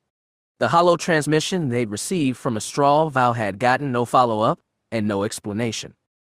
She and her father understood what the holo had seemed to show, and the implications were staggering, but they had no proof the thing was even real. But if it was an elaborate forgery, why reveal it now, of all times? And how could anyone, especially Astral Val, who was no master technician, have cooked up such a good fake in so short a time? Gunner had thrown all those questions at her father after they'd received the message. Rough Yage had had no answer to any of them. Worse, he'd clammed up like he had in the bad old days when she and her father barely spoke to each other. He'd ordered her to go back to her station and prepare Skull Squadron for combat and warned her not to say anything about this to her pilots, not that she'd been planning to anyway. When the order had come down to withdraw from Bavinire and redeploy at this place, wherever it was, she'd reached out to him again, but Admiral Yage had given no reply. As frustrated as she was with his indecision, Gunner knew he was facing an impossible choice. The suspicious holo was all he had as proof for Chalk's treason, and that was the word for betraying his empress, beyond a doubt. If Marasiah was alive and could be recovered, the path would be clear. As it was, they were all stuck in limbo, waiting for calls to act. Gunnar had no idea what planet they were battling over now. Her nav computer said there wasn't even supposed to be one here, and it didn't look like it had any large settlements. The mercenary fleet that had engaged them in orbit was not nearly strong enough to take on 4-star destroyers, and after deploying ground forces to the surface, Chalk had ordered the entire fleet to savage Black Spear Company. The Mercs knew the odds were stacked against them, so they'd done what fleets of little ships did best: constant hit-and-run attacks. They were leading Chalk's ships on a damn chase around the planet's orbit, drawing all 3 of her father's star destroyers away from the deployment zone. Their gunships and snub fighters nipped at the Federation picket ships, and always moved out before coming in range of the destroyer's turbolaser batteries. They were stalling for time, but Gunnar had absolutely no idea what they were waiting for. Once, when her TIE had dipped into lower orbit, Gunnar had attempted to hail her half-brother ship. Cade Skywalker might help clear up this convoluted, messed-up battle. He might even have the Empress with him.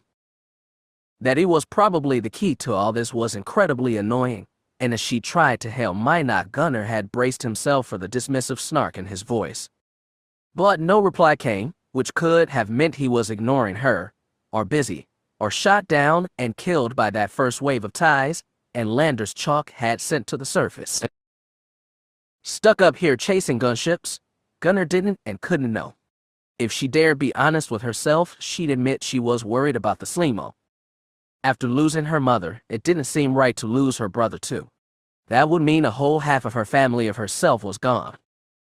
Skull lead, this is 9, coming in on your 6. Rimmond's voice jarred her mind back where it should be. Keep your head in the battle, she scolded herself as she checked the sensor board. 4 TIE Predators were settling behind her. She'd lost one of her pilots, and so had J. Acura's flight, but the skulls were still 10 fighters strong. She also saw that the Merc gunship lingering behind them, still in firing range, but his fighter screen had been pulled away to chase a squadron of TIE neutralizers. It looked like the bombers had just dropped their payloads, which meant the gunship shields would be nice and tender. Switching her comm to Squadron Freak, Gunnar said, "Form up, skulls. We're going to pound those Mercs until they scream for mercy, and then we'll pound them harder." "I love you when you get feisty, boss," Rimmond said eagerly. Gunnar ignored him. Sometimes she enjoyed the flirty banter, but now she wanted to get the hell out of here, but she was soldier enough to follow her father's order. Whether Rough Yage was soldier enough to follow his was another question, and she had no answer. Until she got one, all she could do was fight. When Ania woke up, she found her right cheek planted firmly onto cold, smooth metal and saw the legs of a stormtrooper, like 2 white tree trunks ahead of her. Then she felt the pinch of cable at her wrists and also at her ankles, and then she remembered how Eli Horn had jumped her in the cockpit, knocking out Salk first, then Aslan, then finally her. And she remembered, with a flare of rage, what he'd done to AG-37. She lay there for a while, collecting thoughts and observing. 2 stormtroopers passed in and out of free agents hold on lazy patrol. She couldn't tell if there were more elsewhere in the ship. They deposited Aslan and Salk in this room too, as well as the pieces that had been AG-37. When the stormtroopers had their backs turned, she twisted her head to get a better look at his pile of parts. It hurt her heart to see them, but she scoured them with a precise eye for something she could use. Salk still wasn't moving. He'd hit his head hard and might have a concussion, but Aslan was awake too. Like Anya, she tried not to stir when the stormtroopers were looking, but their eyes met from across the 3-meter distance of deck. Aslan's kept darting meaningfully toward AG-37, which meant she'd come up with the same idea. Slowly, Anya pieced together a plan. There was no way to communicate it directly to Aslan, but she was prepared to take the lead and let the other woman figure it out. She took the first small risk by rolling onto her back and moaning in view of a stormtrooper, as though she'd just come painfully out of shock. The Stormy looked down on her and told her to be still, but didn't pump another stun bolt into her. So far, So good.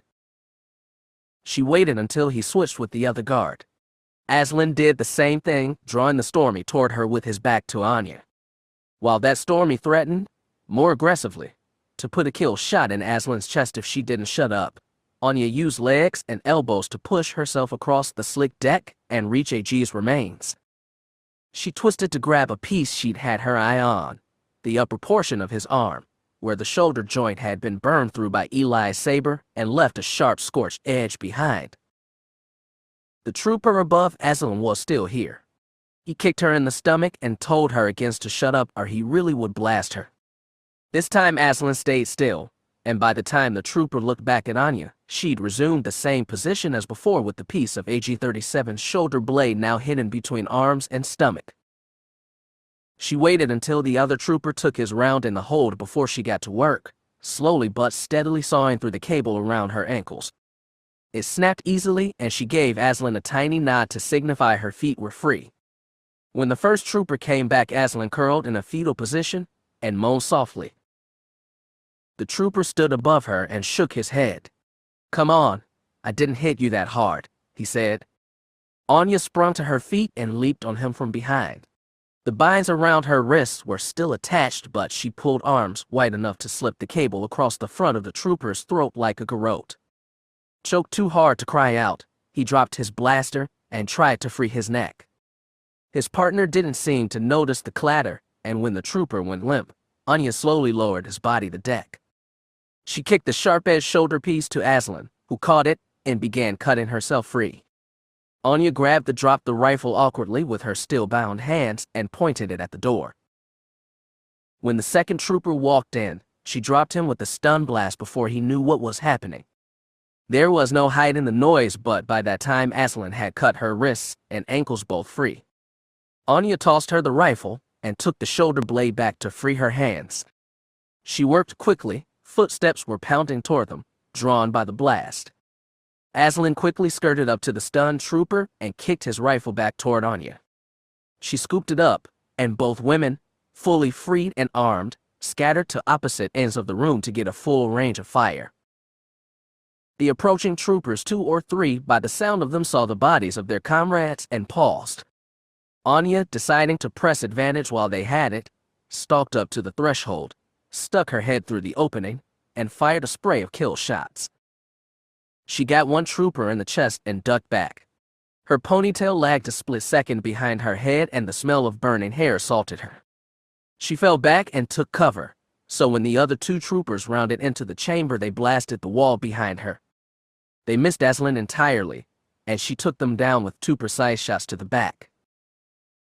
Silence filled the hold. It sounded like it was over, but Ania whispered as she said, "Okay, we've got to scour the ship. Make sure it's clear, get a med pack for Salk. And figure out where in the hell we are," said Aslan. "That too. Cockpit first. Let's go." They made their way up the long corridor to the ship's bow, rifles ready but unnecessary. Free Agent was parked at some level space on the snow-coated mountainside. Scattered clouds spread beneath them, and from this angle Ania couldn't see what was happening on the mountaintop. There was no sign of Eli, thankfully. With that done, the 2 women headed back to sick bay. They'd just begun looking through supplies when they heard the clatter of footsteps. Alert again, they readied their rifles and hesitantly peeked out into the corridor. Daylight spilling through the entry hatch turned the first figures into silhouettes. Ania marked the armor on their bodies, but their heads were exposed, not like Stormy's at all. Another figure walked in, unarmored, tall and thin, female and familiar. Lowering her weapon and stepping full into the corridor, Ania called, "Mom." Marin spun, saw her, and froze. "Ania, are you all right?" "Me? I'm just fine." She let the blaster dangle at her side and grinned. "What took you so long?" The battle above Zanima Second had settled into a pointless stalemate. The ships from Black Spear Company were refusing to engage Yage's destroyers directly, and instead leading him on a petty chase around the planet. They were too weak to win the fight, but too dangerous to be ignored, and Sochok had tasked Yage with keeping up the pursuit. They'd managed to destroy one mercenary gunship, and they'd pick off the rest one by one if they had to. Despite that, Hogrum was worried. Something had gone wrong on the surface. He knew it. Colonel Reyes and his 102nd Infantry had successfully deployed on the mountain, cordoning off the eruption of energy left behind by the Thoyer. Hogrum had gotten confirmation of that, and direct word from Eli Horn that he shot Cade Skywalker's Minoc out of the sky. It had seemed like cleanup was the only thing left, but Colonel Reyes had failed to report his next scheduled check-in. Attempts to raise him by comm had been useless, as had attempts to contact Eli. Orbital visual scans appeared to show stormtroopers still ringed around one bright point of light, but those seemed unreliable. According to his technicians, the discharge of energy wasn't appearing on their sensors at all. Hogrum had ordered the TIEs and remaining units of the 102nd to return to the mountaintop and report the situation, but so far none had reached it. But even in his panic, Hogrum was a man who knew how to wait. He tasked Yates with hounding those mercenaries and commanded the Jagged Fel to take up geosynchronous orbit over the mountain. Yates and his quarry were on the opposite side of the planet when he finally got his reply from the leader of the TIE Predator wing. "Regent, we've just flown a pass over the mountain," the pilot's voice crackled over the speaker. "The beacon is still lit, but the troopers are down. Repeat, they are down. All of them." Reyes had promises a full battalion would defend it, complete with heavy weapon batteries. "Yes, Regent." "How?" I'm not certain. There appears to be more forces deploying around the beacon." "Mercenaries." "Yes, sir. One of their troop transports has just set down." "And you let them?" "We attempted to get close, sir, but their anti-starfighter turrets already shot down one of my pilots." "Incompetence, all of them." Hogrum snarled. "Is there any sign of Agent Horn?" "No, sir." "Should we try and re-establish a cordon?" Hogrum ran through his potential options quickly. To retake control of the summit would be costly, especially if those mercenaries had anti-air weapons to ward off intruders. If they'd taken out that stormtrooper company, they must have had formidable weapons, and he wondered if any Force users might have helped them. It seemed the only explanation. It was always the damned Force ruining his designs one time after another. He wanted nothing more than to blast it to oblivion. Before he suggested leveling the entire mountain with the Jagged Fel's turbolaser batteries, but Eli had warned him off. This time he wouldn't hesitate. "Pull your ships well clear of the mountain," Hogrum told the pilot. "Send a broad hail and tell all stormtroopers left on the slope to evacuate, as well. We're going to launch an orbital bombardment." The pilot didn't argue. "We'll get clear right away, sir." Hogrum killed the link and called to Captain Wergen. "Move us into lower orbit. Prepare a fire and solution on that mountain. I want to crack open and ground to a flat field. Do you understand me?" "Yes," Wergen nodded. "But, sir, the planet's natural defenses. If it hasn't used them now, it won't use them at all. Drop altitude and prepare turbolaser batteries." "Of course, sir." The captain saluted and hurried off. Hogrum stood in the center of the bridge and watched them all scurry to motion. His gaze caught Estrel Veo at her corner console, and she immediately looked away. His aide had barely said anything to him since the flight from Bavenire. He was sure more calls had come in from Coruscant, but Estrel hadn't brought them to his attention, and he was fine with that. One threat at a time. Once he demolished the mountain and his surreal Force beacon, he could turn his focus to mundane matters. He remembered the last moments on Bavenire, and how Marasiah had been swept into the belly of that second flyer. Perhaps she'd been rescued by the mercenaries. Perhaps her burgeoning dark side power, the kind Eli had described to him, had been of use. Maybe she slaughtered the entire stormtrooper company herself. Time and again he thought he'd killed her and ended the threat she represented. Though he'd never feel comfortable without her body before him, he allowed the hope that she was on that mountain now, helpless before the incineration he was about to rain down. The Jagged Fel sank lower, and Zonimus Second's verdant curve filled the lower half of the bridge's viewport. They were nearing the outer edge of his atmospheric envelope, the perfect range for what they had to accomplish. As Hogrum stepped toward the gunnery crew pit, A call from the tactical station turned his head. "Regent, sir, new ships have entered the system," the lieutenant said. Hogrum hurried across the deck to see a row of lit-up markers past the edge of Zanima-Seket's gravity well. For a second they lingered at indeterminate yellow as the ship's computers identified friend from foe. Then they turned to bright, hostile red. The lieutenant's face fell. "Regent, these ship profiles match known rebel vessels." "Let me see," Hogrum rasped. He leaned over the man's shoulder to read the list of confirmed ship classifications. Those were exactly the type of craft used by the Resistance, old and second-hand but modified to still be formidable. They numbered more than twice as many as the mercenary ships, and, he saw with growing dread, many of them seemed to match ones that had been spotted at Selvarus. They dropped out of hyperspace on the same side of Zanima-Seket as the Jagged fell and were bearing toward them, their thruster speed accelerated by pull from the planet's gravity. Yage's ships might not even reach them in time. Another blow, the worst, came from the comm station. The lieutenant said, "We're receiving a hail from the lead ship. They're requesting to speak with you personally." Hogrum strode heavily toward the station. "Put it on your console, officer." He knew what was coming but didn't want the bridge crew to see. It might break their morale. It would certainly shatter his. He leaned close over the lieutenant's shoulder and watched the holo spring to life. It was a full-body shot, shrunk to a quarter-meter in height, but still intimidating. The Duros in the image looked fit in Hale, and Galactic Alliance Admiral's uniform fit him perfectly. It was like time had been turned back 6 years to another war. The voice was strong too as he declared, "This is Admiral Stazi, rightful leader of the Galactic Federation. We have come to defend Zanima-Seket. I promise all ships that if they remove themselves from the battle, they will not be harmed. Any that stand in our way or threaten the planet will be destroyed." When they reached the peak of the mountain, it wasn't what they'd expected.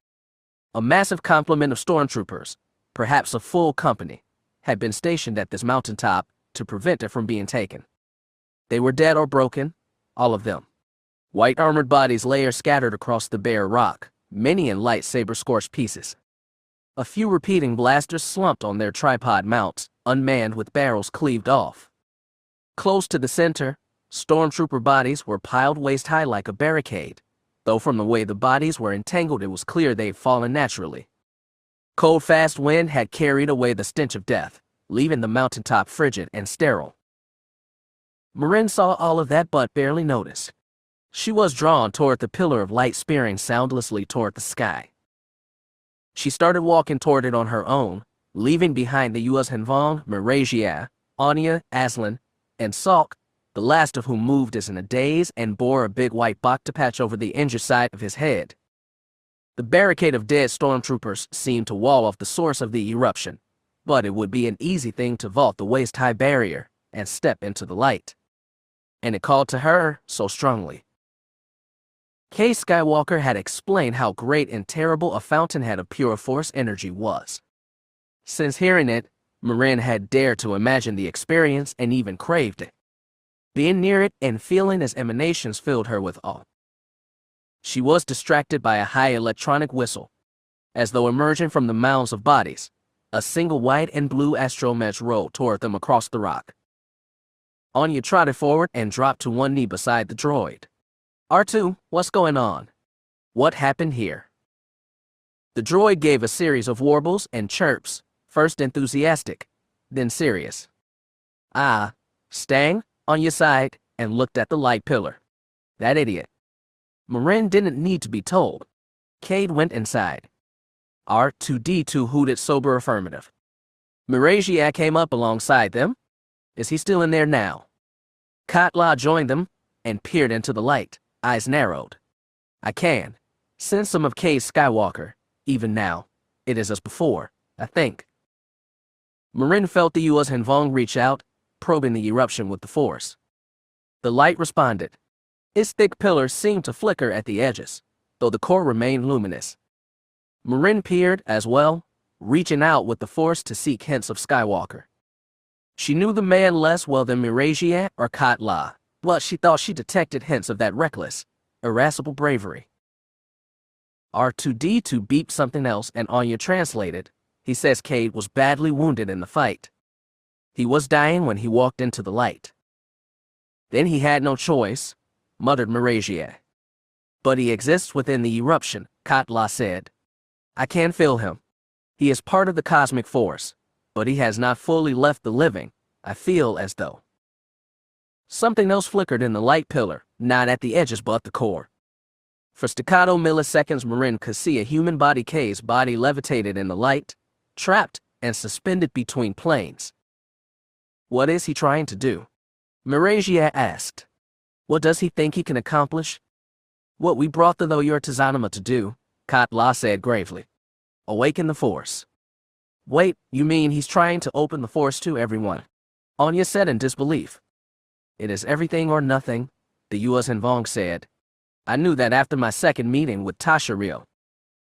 The ancient Jedi had seemed confused and hesitant, even frightened when Marin had encountered her in the Loyur.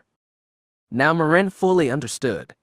With the help of Seket's raw strength, Tasha had propelled herself fully into the cosmic force, becoming a will and turning her mortal shell the Loyur into this eruption of energy. That blaze wouldn't last forever. She could feel Sekot straining, even now, to keep it lit. Even a living world didn't have infinite power, and that was probably why Zanima Seket hadn't defended itself either. It was expending everything to keep this gate open. Cade Skywalker had stepped into the light to do the only things left he could do. Bravely, recklessly, he was trying even now. But he needed help. A shudder ran through Marin's body, and with great effort she looked away from the light. Most of the U.S. Vong, both warriors and shapers, were holding well clear of the eruption, but their eyes were turned upward and faces slack in a purely religious awe. As she slipped past them, Sora Och's expression was quite different. Wariness and even fear threatened her professional aplomb. Slowly she came up to Marin and said, We've done some tracking and still haven't found that Jedi shuttle, but we found the location where the Moncal ship went down. Ania immediately turned to her. How bad did it crash? I'm not sure. It fled over 50 kilometers north of here before dropping into the forest. Marin knew what her daughter had to do. You should go get them? If there's anyone left to get, Sora said. There's still TIEs patrolling that area, and they may have dropped troopers. All the more reason to bring an armed guard. Sora didn't look pleased. She glanced warily at the silent, blazing light pillar. Is this thing what's left of the object you had us guard? It is, said Marin, but the U.S. Vong can protect it in case stormtroopers try to retake it. Your new job is to go with Ania and help recover the 4 people on that crashed shuttle. If they're alive, Sora reminded. Well, there's only one way to find out, Ania said. And we'd better get moving. This time I want to be the one to rescue somebody. All right, then, said Sora. We'll take my ship. Ania said sulk. I wish I could come for jail, but... You're in no shape, I get that. She put hands on his shoulders. I'll go with Sora. We'll get J.O. back, I promise. I should go with you, Marasiah said. I may prove useful. Ania's expression relaxed from surprise into a smile. You're definitely welcome to come. Mom, You can't handle it by yourself. I know you can. She glanced at Sora. But you'll have help. Payment on delivery, of course. The mercenary snorted. You'd better hold true to that. I'm a woman of my word, Marin said, very seriously. Sora stared into her eyes, still wondering if it was true. But finally she said, All right, let's get moving. She started toward her ship first. Marasiah followed, more slowly, and Aslan followed her. Ania lingered in front of her mother, wondering something she couldn't bring herself to say. Marin put hands on her shoulders. You'll get J.O. back? I know you will. The Force is with you, even if you don't think it is. Right now I really hope so, Ania croaked. I know so. Marin leaned in and kissed her daughter once on the forehead. Now get moving. Ania got moving. She jogged downslope after the other women. Marin watched her go, until the tip of her head had disappeared beneath the rim of gray stone. and even then she didn't look away. She waited until Sora's assault shuttle rose from the mountainside and took off in the air on a blaze of red thrusters. She felt her daughter in the Force, focused on the mission ahead of her, dwindle in the distance. Ania could take care of herself. Marin wished the reasons for that had been different, wished she'd been there to see her daughter grow up and protect her when she needed help, but despite all the ways she failed Ania, there was no shame in what she'd had become. Marin had a lot of regrets in life, too many, but her daughter wasn't one of them. She was unspeakably glad for that. Wind blew over the mountaintop, and the eruption blazed in silence. It was Salk who asked, "You're going in there, aren't you?" "I think I have to." Marin stared into the light. He didn't object. Neither did Kade. Instead, Salk asked, "What about Ania?" "She's not the type for messy goodbyes." "Neither am I, and this ending is a lot better than the last one we got." No one spoke. All Marin had to do was vault the white barricade and step into the light. She was prepared for that, mentally, in ways she'd anticipated this moment since Kade had first told her of his encounter 3 years ago. But before going in, she carefully, calmly thought on what else needed to be done. She found only one thing. Turning on Salk, she asked, "Do you have a data reader?" He blinked bulbous eyes. "I might have my portable one. Can I have it?" The Mon Cal ran hands over his jumpsuit pockets until he found the palm-sized data pad. He handed it to Marin, and she quickly typed in 3 strings of alphanumeric text.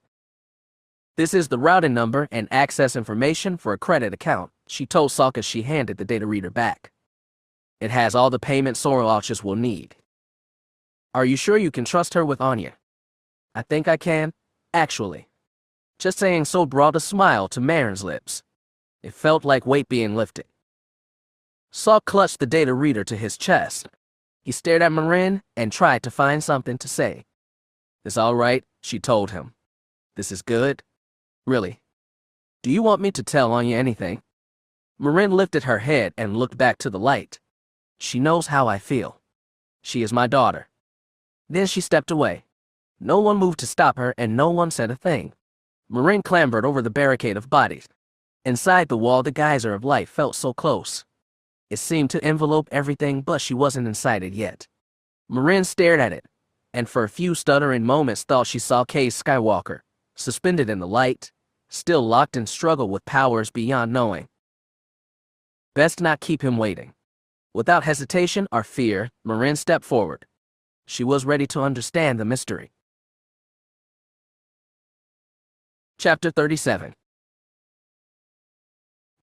When she entered the place that was no place, Marin had only the memory of Cade's words to guide her. She recalled how, on entering the cosmic force, his mortal mind had processed this incomprehensible power into the image of the convocation hall of the now-destroyed Ossus temple.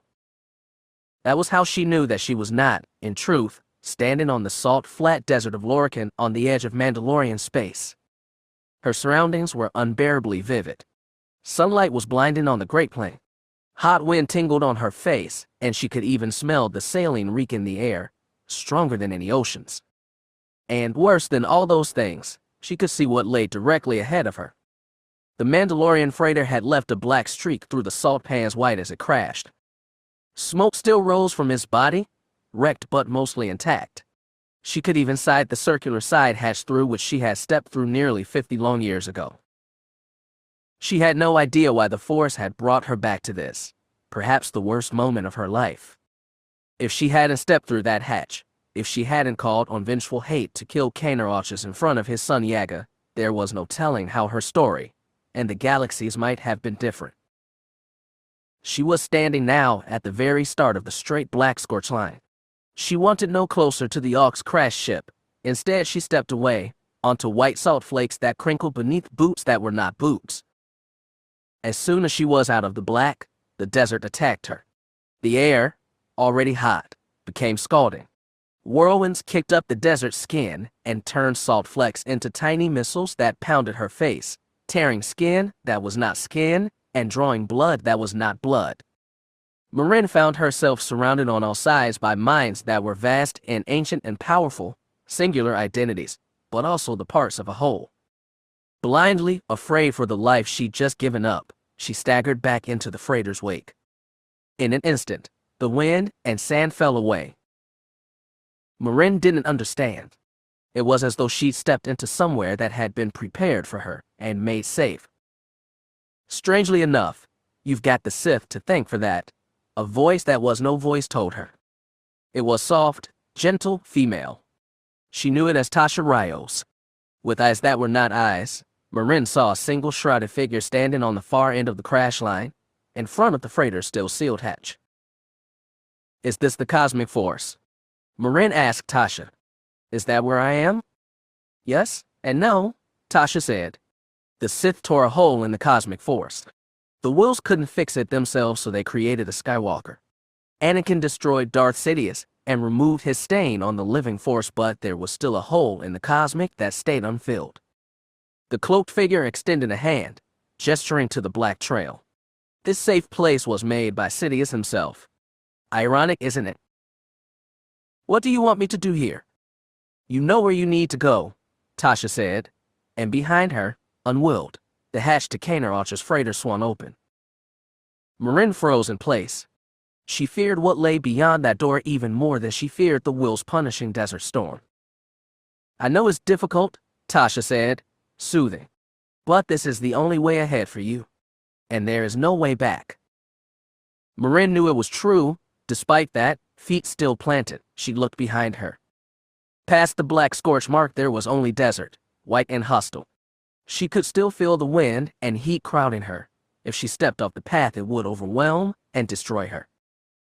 There was no way back, no way to Ania. Marin faced the freighter again. The hatch hung open, black and beckoning. Tasha Rio was gone. The only way was ahead. Marin stepped toward the freighter feeling small and alone. Through the hatch she saw nothing. No interior running lights, just pure blackness. The Force gave her no intimation of what lay beyond. Maybe Kaner and Yaga Archers would be waiting. Maybe it was something else entirely. She cursed the Force as she once had been, being cruel and inscrutable, but the Force was all she had. She surrendered to it. This was the fate she'd made for herself. She stood before the portal and saw only black. With no place else to go, Marin stepped inside. And a new presence was with her. She knew it instantly, even though she hadn't felt it for almost 50 years. It was sweet and bitter, and it filled her with sorrow and strength. If she'd had eyes, Marin would have cried. Vitor, she said, it's been a while. And the world beyond the doorway resolved out of black. Without eyes, she saw the awful scene in the Fountain Palace on Hapes, preserved in memory for nearly half a century, but now she was witnessing it through a roving eye. She watched a beautiful, deadly young Sith Queen twisting her double-bladed lightsaber, smashing both blades down on a red-haired Jedi more than twice her age, Ania Solo DJO. Vitor Fel preserved as in memory, so young was standing to one side holding the sparking ruins of his lightsaber. Marin saw herself there too, pulling herself back over the railing she'd been thrown past. Scarlet Beskar armor, inheritance from the dead, protected her body, but her so-young face was exposed.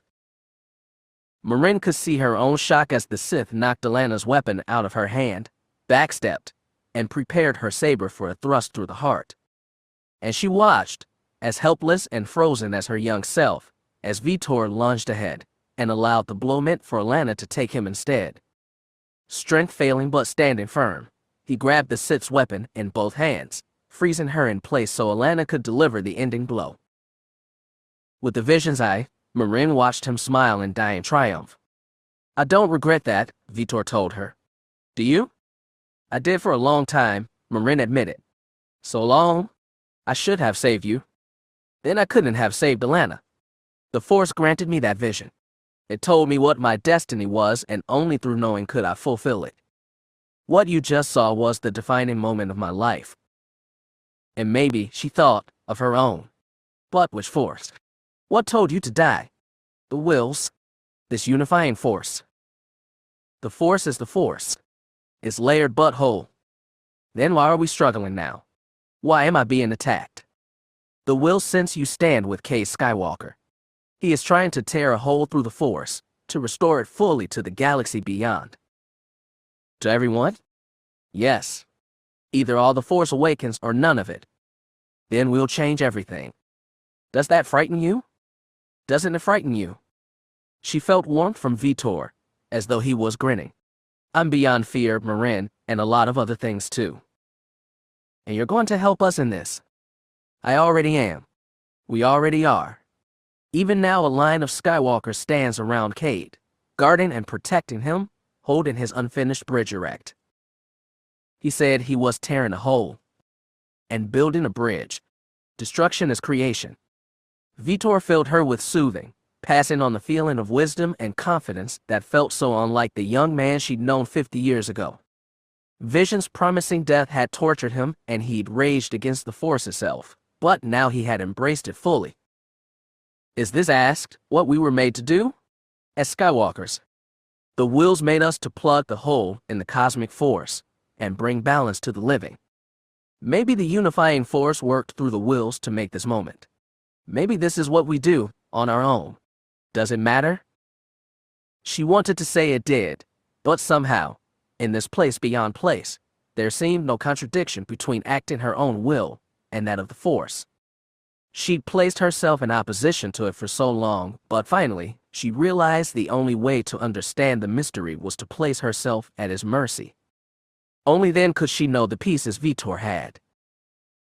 There are others who want to help you, he said. Let me introduce you to one. And Marin felt a new consciousness brush hers.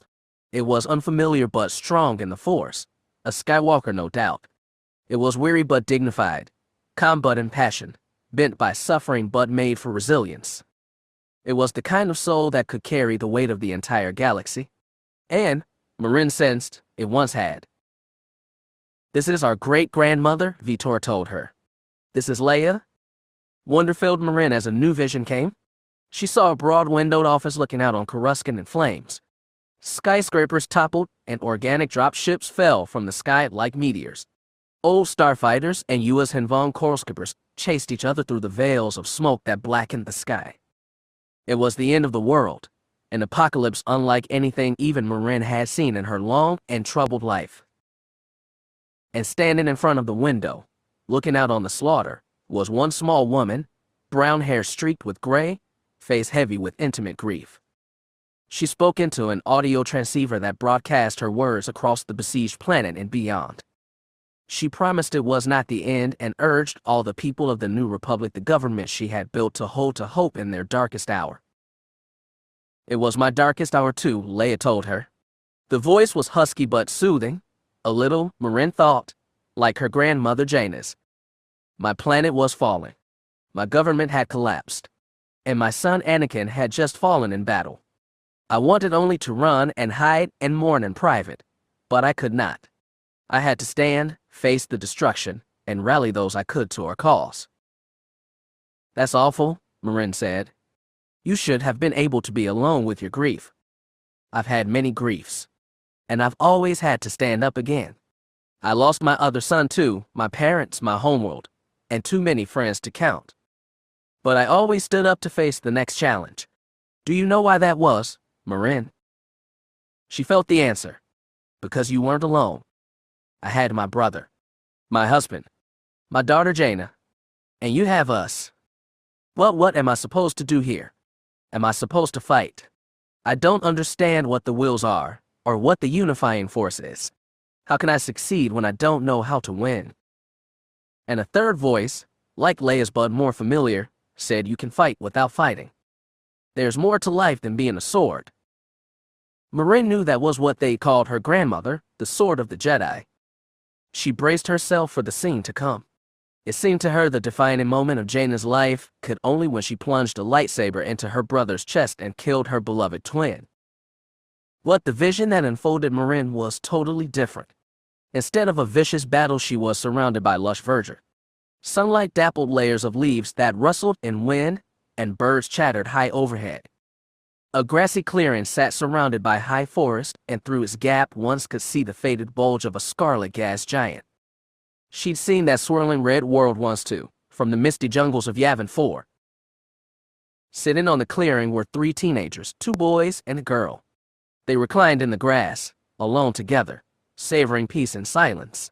Maine had only known Jaina as a small, severe, white-haired old woman. The smiling youth stunned her. My life could have been defined by many things, Jaina told her. By my killing Jacen. By watching Anakin die. By burying my lightsaber in the sands, marrying Jag, or watching Arlen and Davek grow up. But I choose to be defined by this. You were young and innocent. Your brothers were still you. My brothers have always been with me, even when they were dead, even when one had gone dark. And here we are all together, and all at our best. Marin realized the sweetness of the vision. Well, she was an old woman, and she'd learned to look on childhood nostalgia with shame. It denied all the harshness of adulthood and tried to hide in the past. I am not hiding, Jaina said. I am celebrating. No life fulfills its every potential. We all lose things, and we all suffer regrets. But we can define ourselves by defeats, or we can define them by aspiration. I chose to hope. As Jaina said it, Marin knew the moment that had defined her own life. She'd just seen it, Vitor impaled on a Sith blade while she'd watched helplessly, despite knowing this would come, and swearing to her cousin that she'd save him. Defeat had estranged Marin from the Force, and estrangement had cost her a chance to raise Ania. All her life she'd been defined by regret. All the names she'd taken Fel, Solo, Skywalker had been donned to fix past mistakes. You are all of those things, and none of them, Jaina told her. You're Marin Skywalker, too. One more regret bit at Marin, as old as her ache for Vitor. She had to get it out.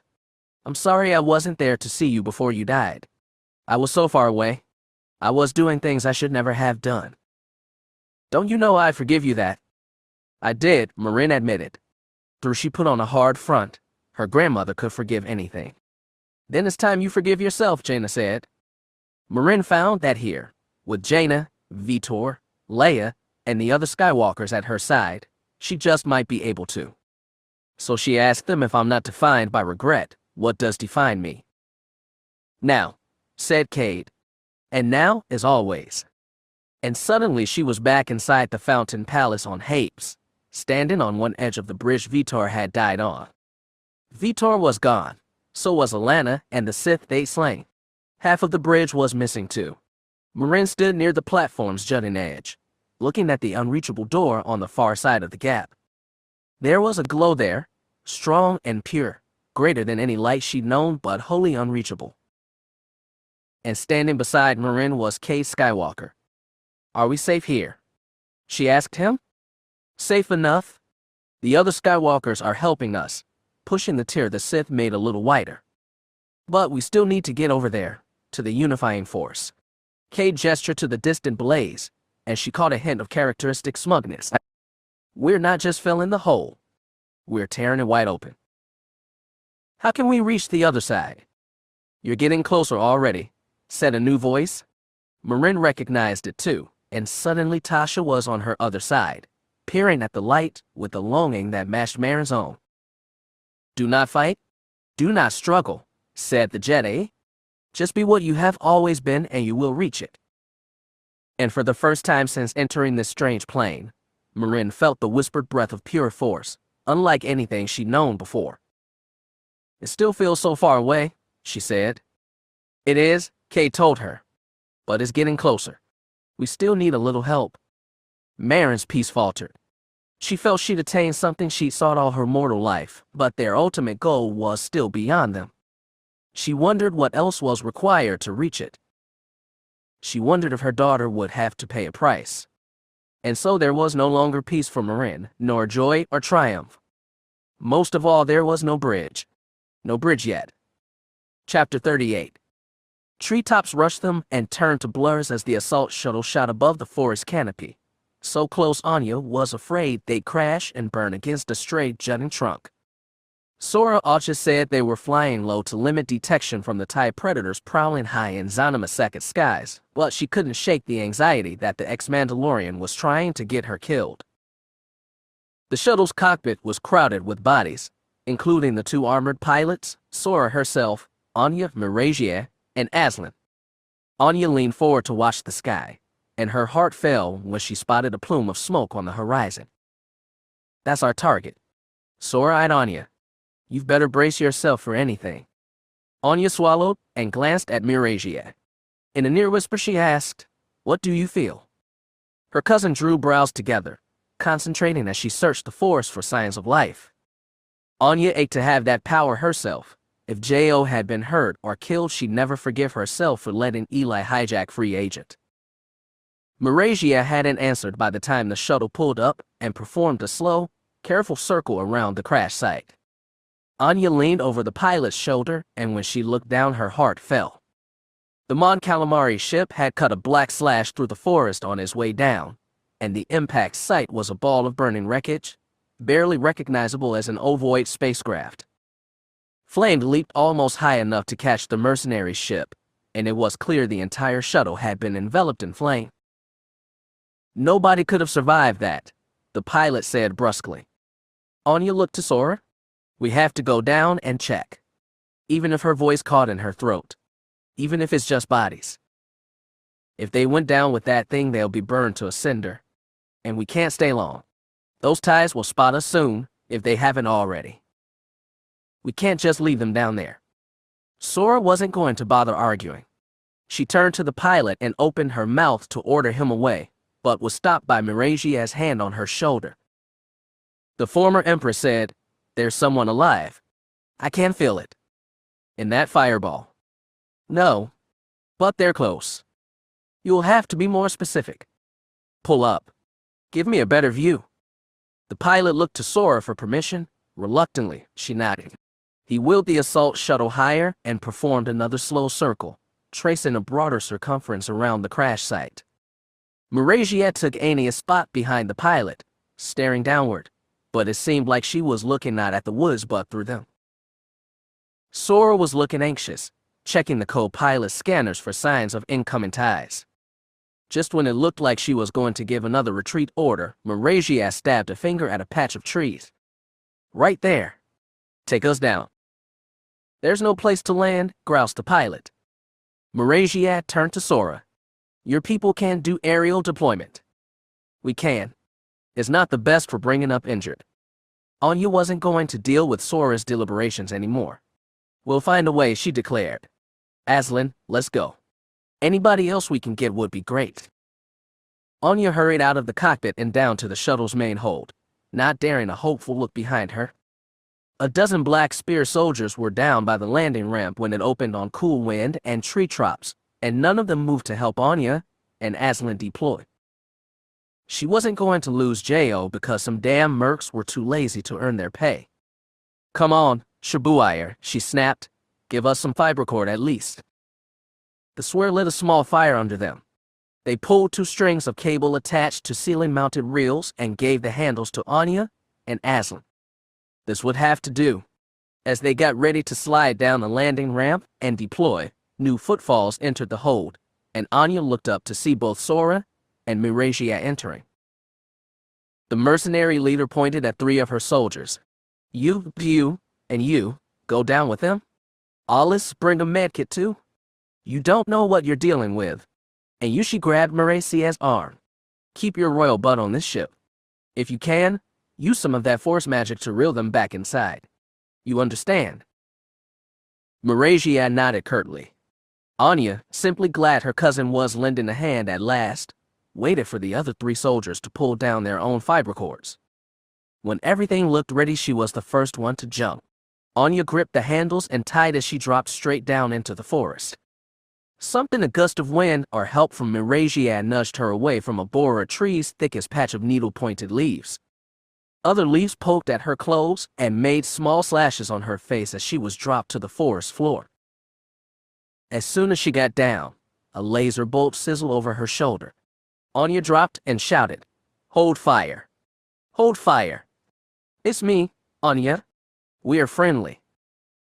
As Aslan and the others hit the ground, a voice bounced through the dense tree trunks. "What ship is that? Where did it come from?" "Master Val, is that you?" called Aslan. A short pause, then, "Master Ray, I thought you were dead." Ania didn't have time for chit-chat. She scampered through the forest, looking in every direction before she caught the source of the voices. She sprinted toward it, dodging one tree and then another, before finding two bodies pressed against a jutting rock. One of them was a human dressed in a blue senatorial guard's uniform. The man lowered his blaster to reveal a bearded face, scratched by cuts and darkened but dirt, familiar but not Jail's. Beside him stirred a Mon Calamari who could only be Senator Gain. "Where's Jail?" Ania snapped. "What happened to him?" Yalta Val dropped his pistol to the ground. "I don't know. I'm not sure if he made it out. Sorry." Aslan came in alongside Ania and helped the senator to her feet. "We found the shuttle crash. How did you two survive?" Rising on his own, Val said, "Trust a former snub fighter pilot to install ejection seats in her personal shuttle, even after she turned senator." "But what about Jail?" Ania pressed desperately. "Where did he go?" "I'm sorry. I could barely stay conscious when we ejected. I think he and Sari escaped," slurred the senator. She had a nasty, bleeding gash on her bulbous cranium and looked even worse off than Salk. "Then we still have to look for him." Ania looked at the three mercenaries, staring at her like restaurant staff waiting for an order. She snapped her fingers and said, "Come on, people. Get them back in the ship. We've got two more to find." The soldiers helped reel Val and Gaim back into the ship. As they waited for the cables to be lowered back down, Aslan warned Ania, "You can't get your hopes up right now. It looks like those two were lucky to survive." "Trust me, my hopes are not up," Ania scowled. Her mind was cycling through possible ways Jail could have gotten maimed or killed. There were too many to count. "That's all the more reason we've got to bust our butts and find them." Aslan didn't argue. When the tables came back down, they stuck feet and hands into the holds and allowed themselves to be pulled upward toward the shuttle. It occurred to Ania that Sora hadn't left them in the forest to starve or shot them like sitting newness, so that was one small thing to be thankful for. As soon as they clambered back into the hold, Ania got to her feet and wheeled on Marasiah, standing in the far corner. Taking her cousin by the shoulder, she said, "We have to keep looking. Jail's not down there." "I noticed." The other woman glanced at the medic looking over Val and Gaim. "Well, use your damn force powers and find him. Ania, he might not even be alive, and my uncles. Just because you lost your crown doesn't mean you can't still do things," Ania snapped. "He's depending on. I'm dependent on you. We need you." She actually shook Marasiah at the end. The former empress, still not used to disrespect, stared for a long second before saying, "Of course. I'll do what I can."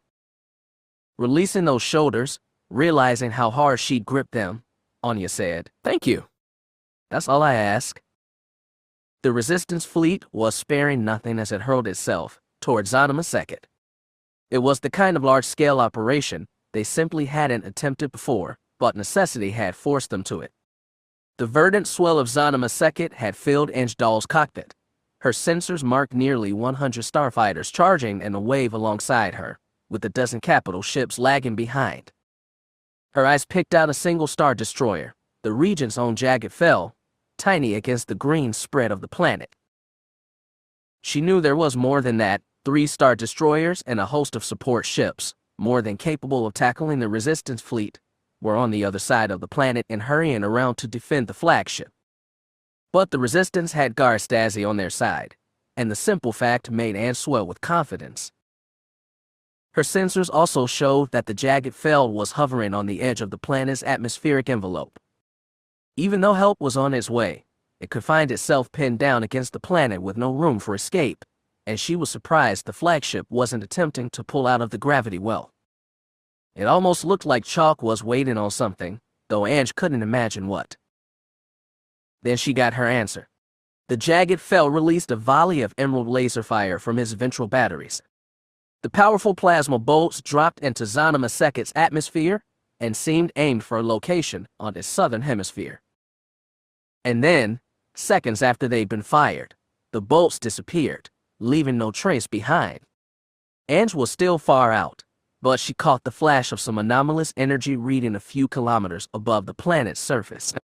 Her first thought was that some defensive shield had deflected the Jagged Fel's assault, but she caught no energy scatter typical with such a shield. It was like the turbolaser bolts had been swallowed whole, leaving no trace. "Lead, this is 5, said a voice on her headset. "Do you have any idea what that was?" She shook her head. "I heard this planet has unusual ways to protect itself. I guess we just saw one." "I heard this thing can even bust up fleets if it wants to," muttered Rogue 7. "Creepy." Ange checked her scanners again. "Maybe it won't need to. That destroyer's gaining altitude. Looks like it's pumping power to topside shields too. They're getting ready to fight us instead of the planet." "Bring it on. We've got accounts to settle," said 9, one of the ones who'd been with her since the massacre of Joram Bay's fleet. Ange understood his anger, but she knew Chalk would bring it hard. Her sensors picked up some ties heading their way, and the first of the Federation picket ships were making themselves visible around Zanima Seket's ecliptic. Even with help from the Black Spear mercs and the advantage of surprise, this was going to be a hard fight. Her comm board lit up with a wideband transmission, and Ange tapped the link open. Just when she needed it most, Gar Stazi's voice came on, deep and firm.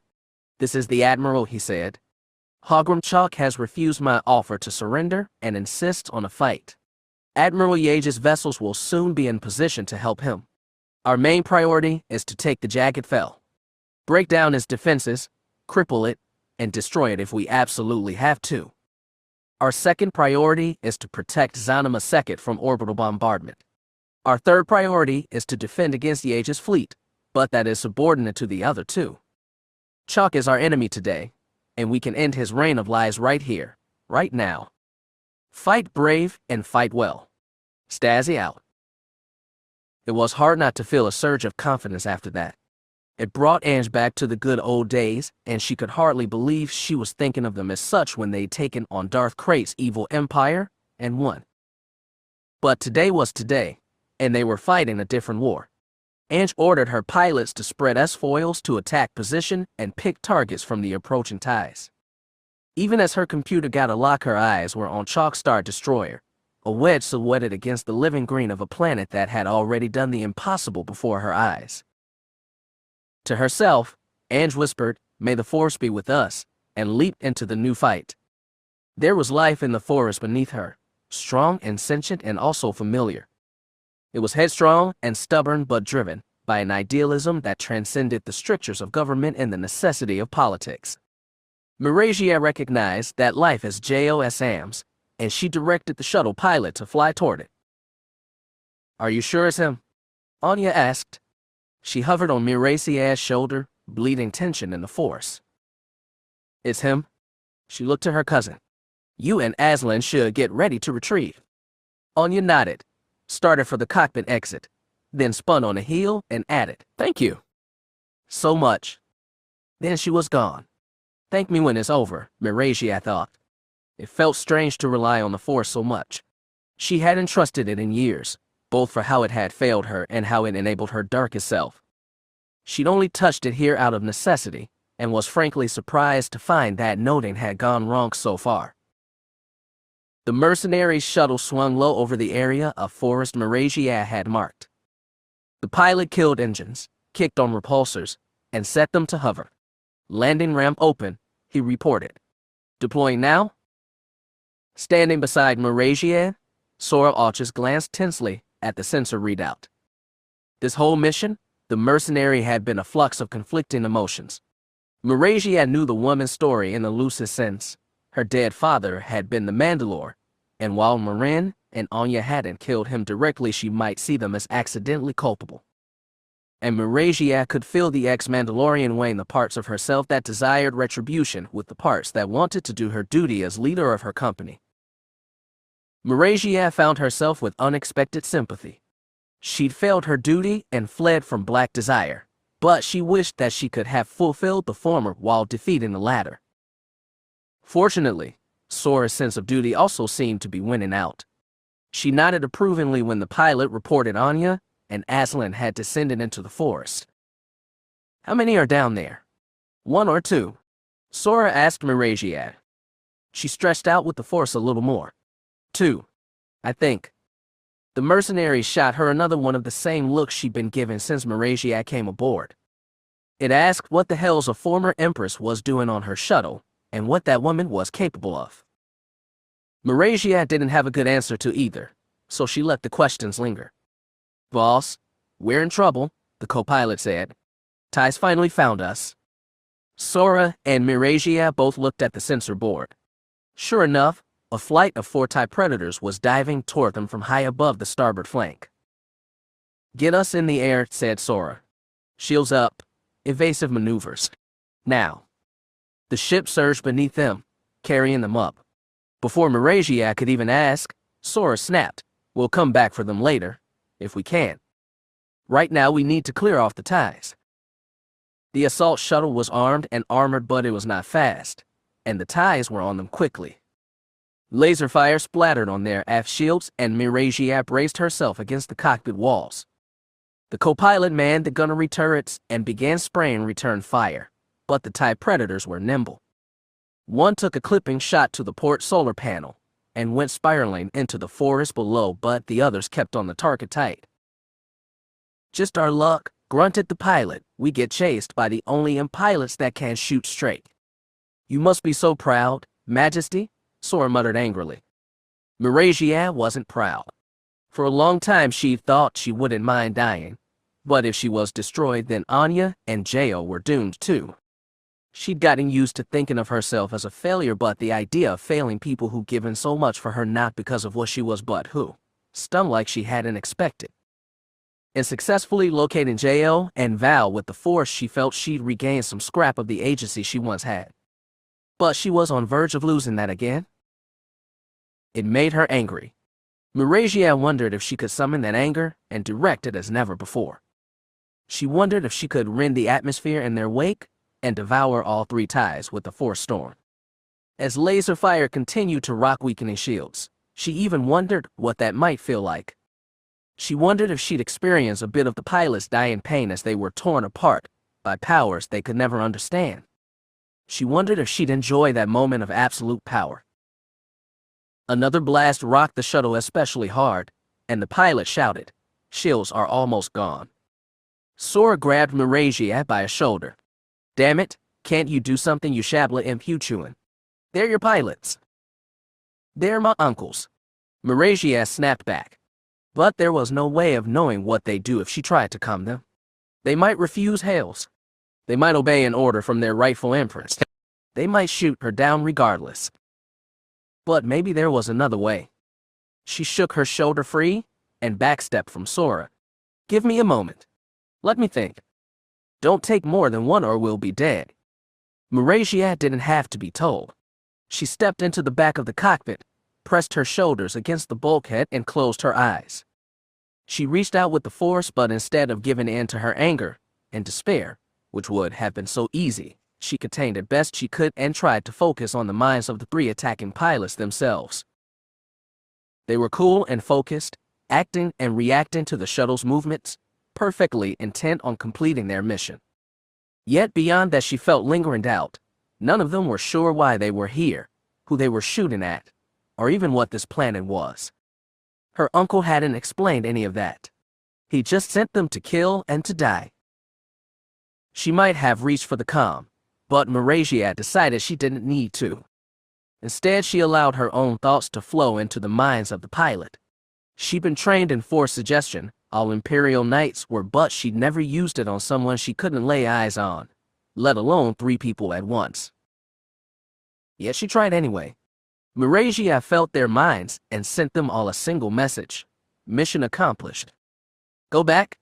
She repeated it over and over, like she was driving a spike into their minds. Nothing seemed to change, and her frustration mounted. As Empress, she'd commanded millions of soldiers with her words, but her thoughts couldn't even order 3 pilots. The Force was failing her again. And then she felt them leave. The TIEs broke formation, peeled into perfect 180-degree turns, and soared away. "They just ran," the pilot explained in disbelief. "What do you mean they ran?" asked Sora, incredulous. "They're gone. They just flew away. They didn't call for reinforcements. There's no incoming on our sensors, boss." Sora turned from the console and looked back at Marasiah. Her scowl softened just a bit. Whatever you did back there, it worked. Don't thank me, Marasiah said. She didn't need it. Just getting through to those pilots and willingly using the Force for good instead of harm was all the satisfaction she could ask for. Go find Ania. She should be ready for pickup now. After getting shot at the first time she went down to rescue someone, Ania really should have been prepared for it to happen again. Instead, she barely missed the first laser blast as it sizzled over her head, and she frantically blurted out, "Hold fire, J.O., it's me." A long heartbeat followed, then a surprised, hopeful voice. "Ania." She got to her feet and trotted through the brush to the source of the voice. Her eyes marked a bulky starship ejection chair slumped against the side of a thick tree trunk, and J.O. standing over it with the blaster in one hand and nasty cuts all over his face. Ania didn't care. She ran right into him and slammed him a half step back with a firm round-the-waist hug. Once J.O. disentangled himself, he gasped, "Damn it, Ania, how did you get here?" "What, you didn't hear that big loud shuttle drop us off? I heard Ty's chasing it away." Ania had heard that too. She looked up but only saw flecks of blue sky through the dense canopy. That was one of the mercenary ships we came on. They're armed and armored. They can't take care of themselves. And they had Marasiah aboard. She prayed that counted for something too. "Miss, are you all right? Can you stand up?" That was Aslan, and Ania looked past J.O. to see the figure still sitting in the crashed ejection seat. Aslan took one of Saray's blue hands and started helping her to her feet. The Chagrian's legs bucked and Ania's gut lurched to see her entire right arm missing from the elbow down. There should have been blood gushing from that wound, but she noticed a few sparks shed from shorn machinery. Saray noticed her gaze. Wearily, the Chagrian said, "It's okay. I've lost that one before." Ania looked back at the ejection seat and saw the blue synth flesh hand of a mechanical arm stuck between it and the tree trunk. Saray might not have been suffering from severe blood loss, but, like J.O., her face was laced by tiny cuts carved by needle-tip borer leaves, and patches of skin were darkened by burns. Nothing the little Bacta wouldn't fix, assuming they got out of here. Ania heard the faint crackle of laser bolts high above, plus the howl of ties, but from the forest floor her eyes availed her of nothing. "Let's see if we can find a clearing," Aslan suggested. "Someplace easy to evac from." "Good plan," said Ania. "Can you two move?" She looked at Saray as she spoke. The Chagrian drew straight and said, "I've survived worse." "Then we move," said Aslan. "Come on." As they started toward the nearest patch of visible sunlight, J.O. asked Ania, "How did you find us, anyway?" "Got a little help from the Force," she grinned. He stared in shock, and she corrected, "Not me, Dickett, Marasiah." "Then you can't feel anything here." Ania didn't answer. She thought back to that brilliant pillar of light, which her mother had looked at with a mystified attention. Marin and Katla had said they could feel Kade inside of it. Ania didn't know what it meant to feel anything through the Force, but staring at that light she'd had a knowing, deep down, that Kade was there, and he was brazenly struggling against something bigger than himself, fueled by anger and sustained by stubbornness. In short, Kade being Kade. She had no idea how she'd known. The fact hadn't even come to her in realization. It was like she'd known instantly the second she'd laid eyes on that light pillar. Maybe that had been the Force talking to her. It made sense that if it spoke anywhere, it would have been there. Her silence was loud, and J.O. asked, "What happened on Free Agent? Did someone hijack your ship?" "Yeah." "Long story," Ania growled. She was trying not to think about AG-37. She had no idea if the droid could be repaired, but once this was over, she'd do everything to get him working again. "What happened to the Thoyer?" asked Saray. Aslan was standing beside her, one arm around her waist to help her walk. "That's another long story. In fact, I can't explain that one." Ania looked to J.O. "But it's like what Kyra told us about. That explosion of light, like she saw on that weird planet." "There's one here," he gasped. "Yeah." And Kade went inside. J.O. was too shocked to speak. The opening for reply was suddenly drowned by the roar of starship engines. These were the shuttles, not from ties, and hot thrust blown by repulsors jostled the borer leaves overhead.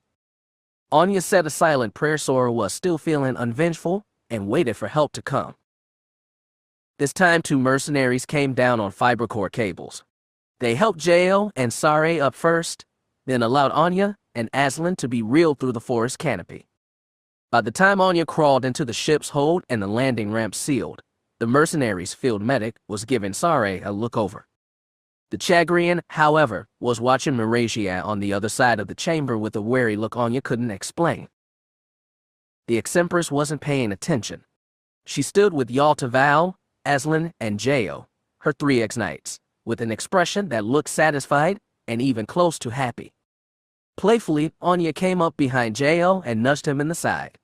"You should thank your old boss. She's the one who found you in the forest." "I know," Master Val just explained.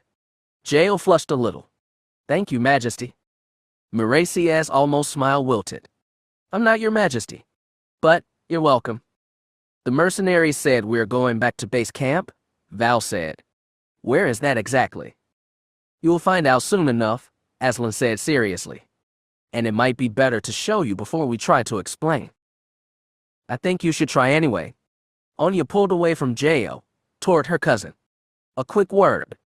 Reluctantly, Marasiah walked with her into the corridor past the hold, leaving the 3 ex-knights to talk.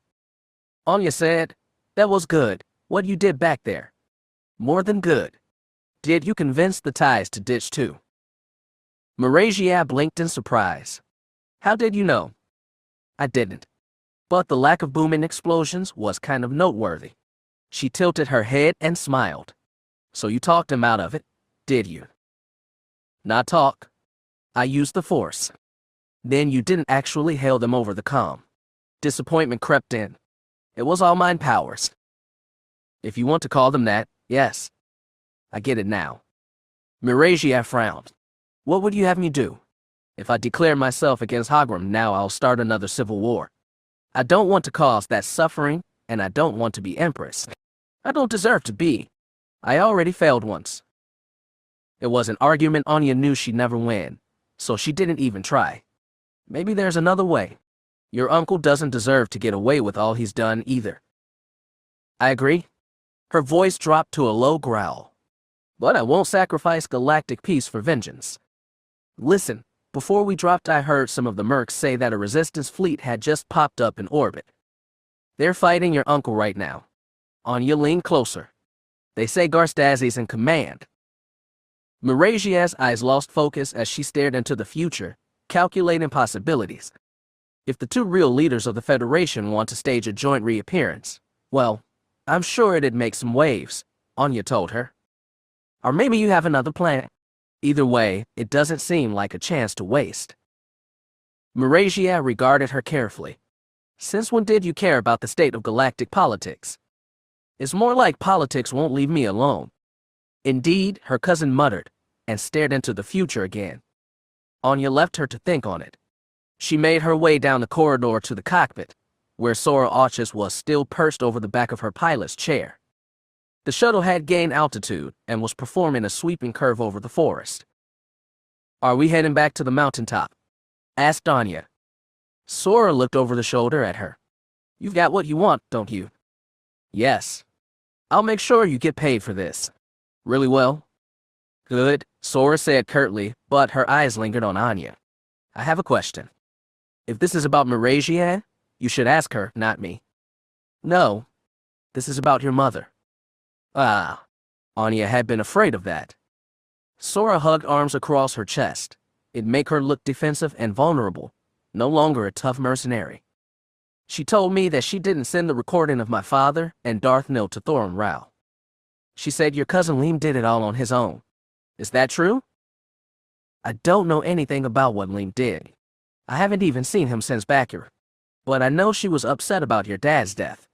She intended to honor her agreement with him. She wanted to put all that behind her."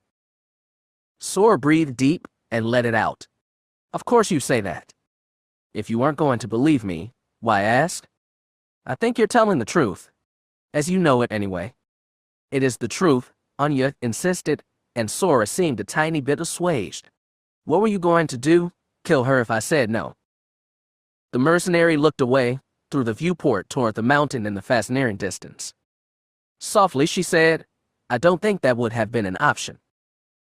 When shuttle dropped out of Paramount's landing bay, the inertia and sudden kicking of the smaller ship's artificial gravity made Kyra's stomach leap inside her. That, or it could have been nerves. After all she'd been through, she should have been immune to nervousness, but this was no ordinary deployment. If it came out right, it would be even bigger than the mission to free Admiral Stazi.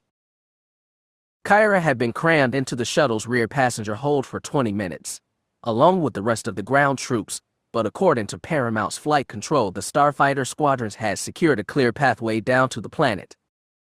The Regent's flagship had apparently pulled into upper orbit and, despite taking damage, was now being protected by 2 more star destroyers, which made Stazi's goal of ending Chalk's reign more difficult.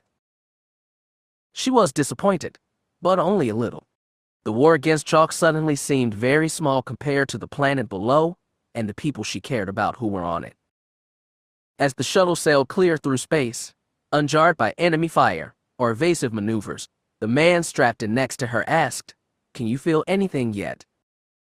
The desire was plain on Ganner Krieg's eyes. He'd insisted on coming to Zonima second himself, even though he needed hours more in the Bacta tank. His face was still pale, and his eyes sunken. He emanated desperate need. I'm not sure yet, Kyra admitted. There's this presence beneath us. I can't feel that. There's so much life.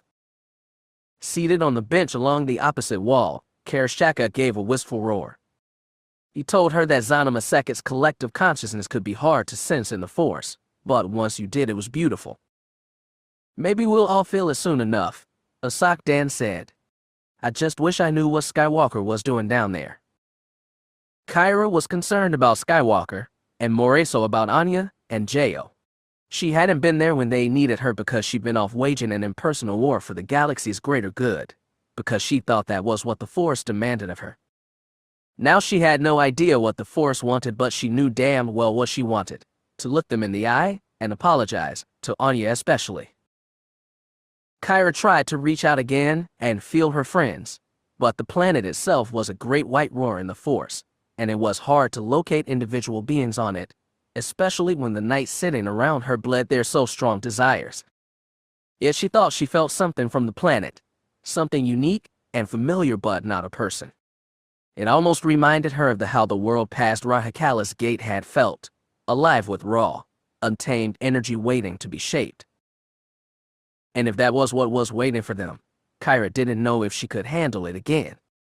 Old fears were jarred by new ones.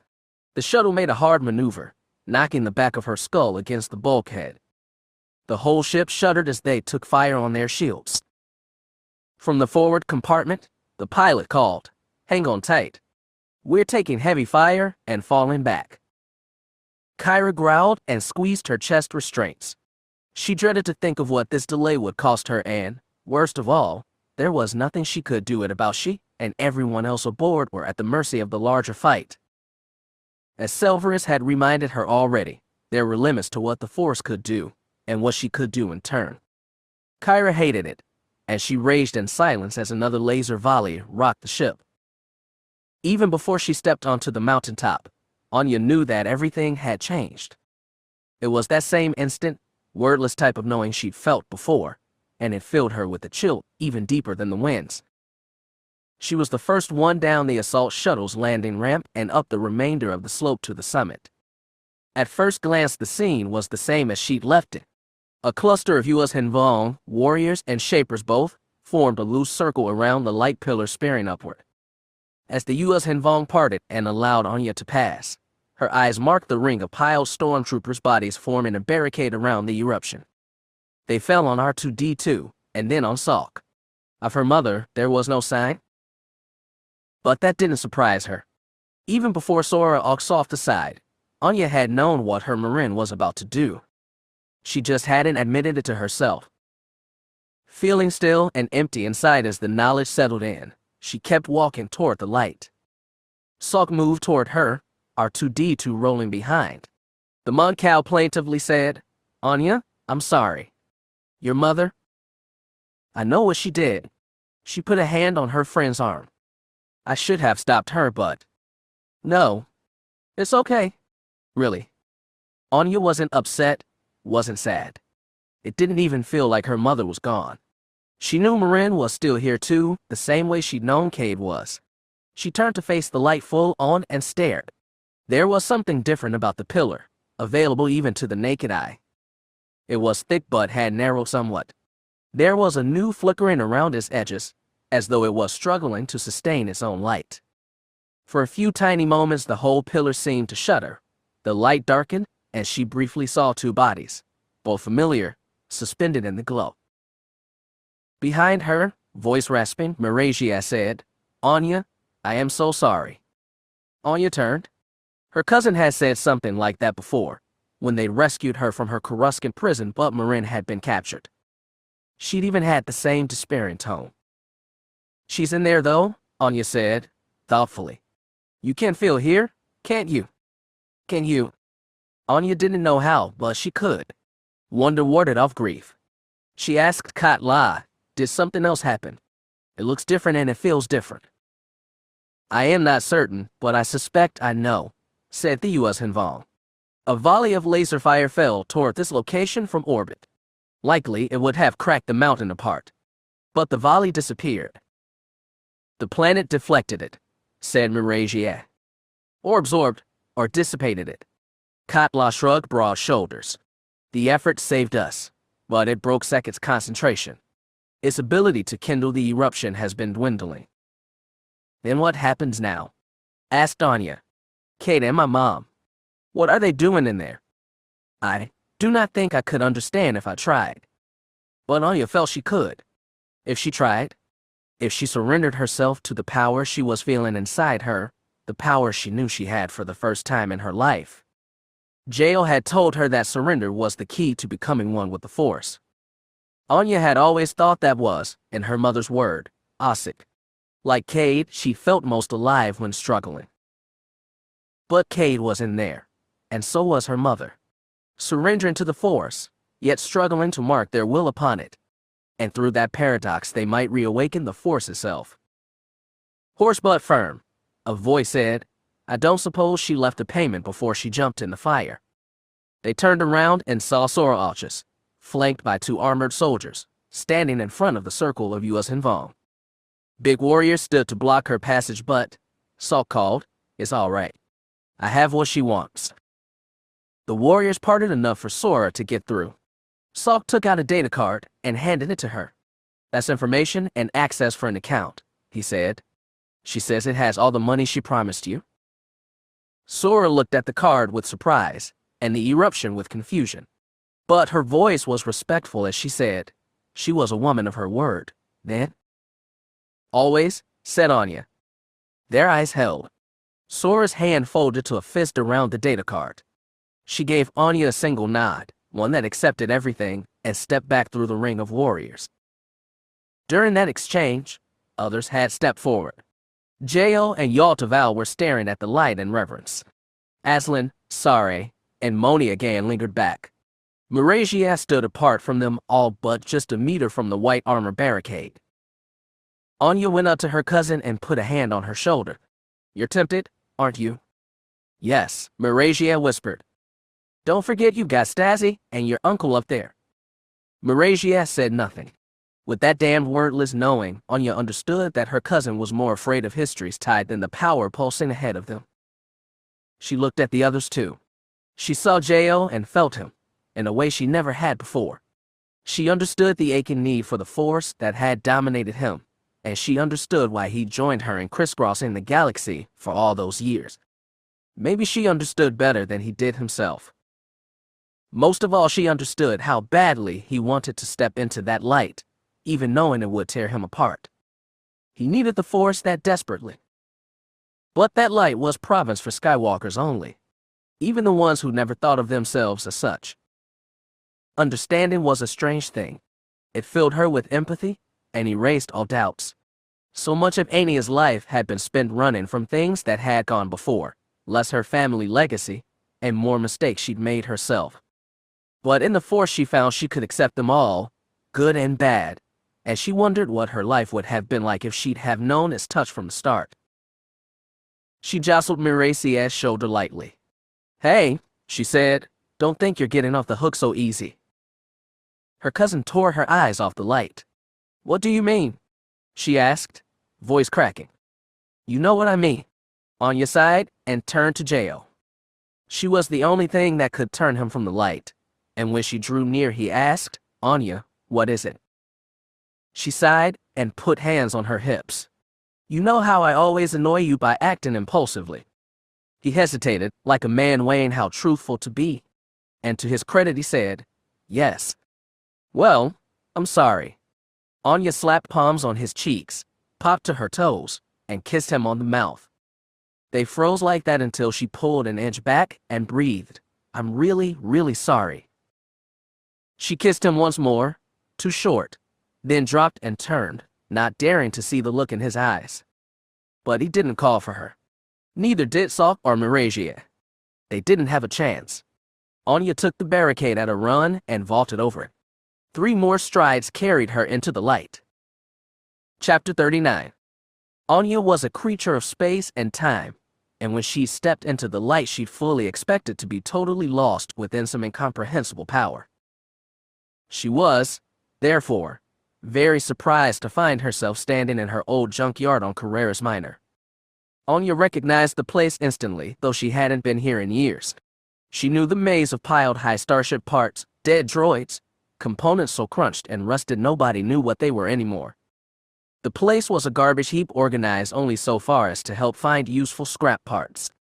As she wandered, Ania recognized crumpled body of an old binary load lifter. Turn a corner in the maze, and there was the tangled pile of conductor cables. Hang right in. Sure enough, there were 3 long fuselage thrust engines from an ancient Income X-wing, one piled atop the other. She'd never found out what had happened to the 4th. This was Carreras Minor as she'd known it, without a doubt. Even the sickly yellow-orange tint to the sky was a perfect match. For a long time she thought this was all she'd ever have. When people told her she had good instincts, that she might make something of herself one day, Ania had scoffed.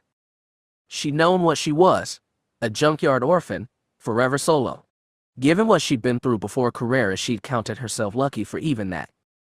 Then a damaged Imperial communications droid had shown up, and that seemingly random encounter had kicked off a series of events that led her to Jo and Marasiah, Kade and her mother.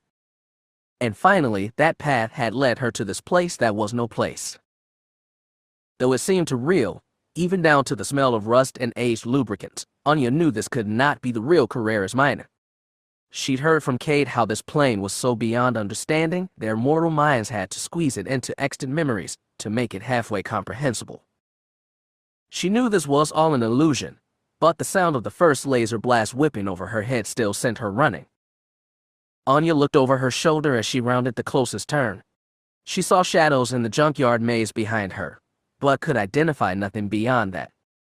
Another laser blast lanced at her, but she ducked behind cover.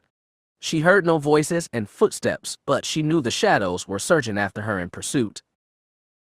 This was Ania's maze, and she knew it well. She hung a sharp left at the dead gunk droid, then crawled behind the tilted hull of a gutted landspeeder. She sensed, rather than heard, the shadows move past her. When she peeked out from beneath its edge, she saw nothing, and stepped back into the open path. Thinking the best way to elude her pursuers, whoever or whatever they were, was to backtrack, Ania started down the path she'd come. As soon as she turned a corner, she found herself looking down a long lane, with scrap parts piled high. Standing midway down the aisle was a figure in a loose green robe. Though a hood eclipsed her head, Ania could make out the gray face of a young Twi'lek woman. The Twi'lek tapped a finger on her lips for silence, then beckoned Ania to come. Something in her gut. The Force told Ania she could trust this woman, certainly more than the shadowed figures who shot at her. Still she hesitated. This figure was a stranger, and she had no idea where she might be taken. But then she heard the crackle of laser fire behind her, and the only choice was to run. Ania sprinted for the Twi'lek, and when she reached her, the Twi'lek grabbed her by the hand and dragged her ahead, taking her down twists and turns while their shadowy attackers continued to fire blasts at their backs. This place had been Ania's home, and she thought she knew every corner of it. But somehow the Twi'lek was taking her down unfamiliar, secret lanes. They skirted through narrow passages, around unfamiliar husks of droids and piled speeder parts, until they were finally far away from their pursuer. Despite the frantic rush, Ania didn't feel tired or out of breath, which she supposed was final proof this place was no place, her body no longer a body. When she looked at the Twi'lek beside her, thought became speech. Ania asked, "Who are you?" "I am Tasha Rio," the Twi'lek said. "You can think of me as your guide." She knew that name. "My guide to where? What is this place?" "It's not a place," said Tasha. "It's what is. Call it the cosmic force."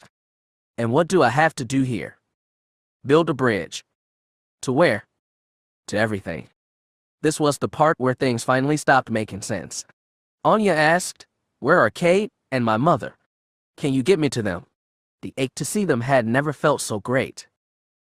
"I'll take you as far as I can," Tasha said, and took Ania's hand once more. And Tasha led her deeper into the junkyard maze. Her old home felt alien now. Ania sensed the hostile, unknowable powers chasing her, crowding her close. And in the direction she could only call forward, the one in which Tasha led, Ania sensed something else. It was a power, pure and strong and different from everything else here, without even a shade of individual consciousness. It felt to her what the eruption had felt like on the mountain, a blaze of life greater than the world she existed in. "Are we going there?" Ania asked, afraid for the first time. "You are," said Tasha, tinged with regret. "And there is no going back." I knew that going in. If she'd paused and thought about it longer, Ania might have been frozen in indecision. But she charged in recklessly, because she knew from experience that was the only way to make hard choices. You had to move fast to outrun your doubt. She was still doing it here, in this place that was no place, sprinting with legs that were not legs. That inchoate power lingered ahead of her, and she couldn't turn away, though she felt the quake of dread and awe. Sensing this, Tasha said, "Don't fight it, and don't fight yourself. You have to let it become you." "I don't know what that means. I've never even touched the Force before now. I don't understand how to use it." Just because you couldn't wield the Force doesn't mean you weren't a part of it. And suddenly they turned a corner, and Tasha was gone. The junkyard was gone too, and so were her pursuers. Ania was stranded in pure dark, but not alone. A new mind was with her. This one was strange and unfamiliar, but it had clearly once been immortal like Kate or Marin. This being was serious and dignified, and like Marasiah bent by too many responsibilities. But there was a core of deep love there too, love for family, and love for an ideal. Finally, there was a grimness. For either love, this being would sacrifice and would kill. "And in that way, I worked the will of the Force," he said. The colorless, spaceless void in which Ania existed disappeared in a flash. She found herself seeing the bridge of a starship. It was classically Imperial, with a forward viewport, consoles on the sides, 2 sunken pits for the helm, and weapons crews and an aisle down the middle, perfect for an admiral to promenade on. But the admiral here wasn't promenading. He saw staring down at the planet below. Ania vaguely recognized it as Bastion, the old Imperial capital, and at the array of mighty warships spread in front of it. All had turned to face him, and Ania could sense this was a standoff that could, and would, soon break into violence. Which meant this being standing before her, racked by silent conflict, was Marasiah Fel, Marasiah's grandfather and effective founder of the Fel dynasty. Ania was no history expert, but she knew he'd gone to war with hardline factions in the Empire, that he'd created the Imperial Knights, that he'd been assassinated during the liberation of Hapes, and that, all his life, he'd never used the Force at all. "But it used me, and I used it," Davek's voice told her. "The Jedi who became Imperial Knights were my guardians and protectors. They were also my conscience, guiding me to be fair and just in all I did." And as the vision progressed, Ania saw Davek give orders to his bridge crew. They snapped to action. Laser bolts lanced out from his destroyer toward the ones waiting, and a battle lit up between them. I plunged the Empire into a war with itself. To save it, Davek insisted. I did it to protect the ideals of my parents, but most of all, I did it to protect my family. I gave the fire order because down on Bastion my mother and my sons were in mortal danger, and I would tear apart the stars to save them. And was what the will of the Force? Asked Ania. They were Jedi. My enemies were puppets of the Sith and would have destroyed them. I admired and envied them all my life, and when the time came to take a stand, I tipped the history of the galaxy in order to protect them. Even without touching the Force, I preserved it. Ania felt humbled by his resolve, and for the first time understood some of the burden Marasiah had to carry. I appreciate all of that, but I'm no empress. I'm nothing. I ran a junkyard. But you shaped history nonetheless. I wasn't trying to. I was just trying to do the best I could at any time, and outrun the things I regretted. But you turned and faced them in the end. You showed what you really were then. This was a new voice, not imperious at all. The mind attached to it felt young but also old, worn by experience it shouldn't have had to endure. There was a bravery in it too, bordering on recklessness, and a painful self-sacrifice and nobility. So many people show who they really were in their last moments, the young voice said. I was no exception. The vision of the destroyer's bridge was washed away.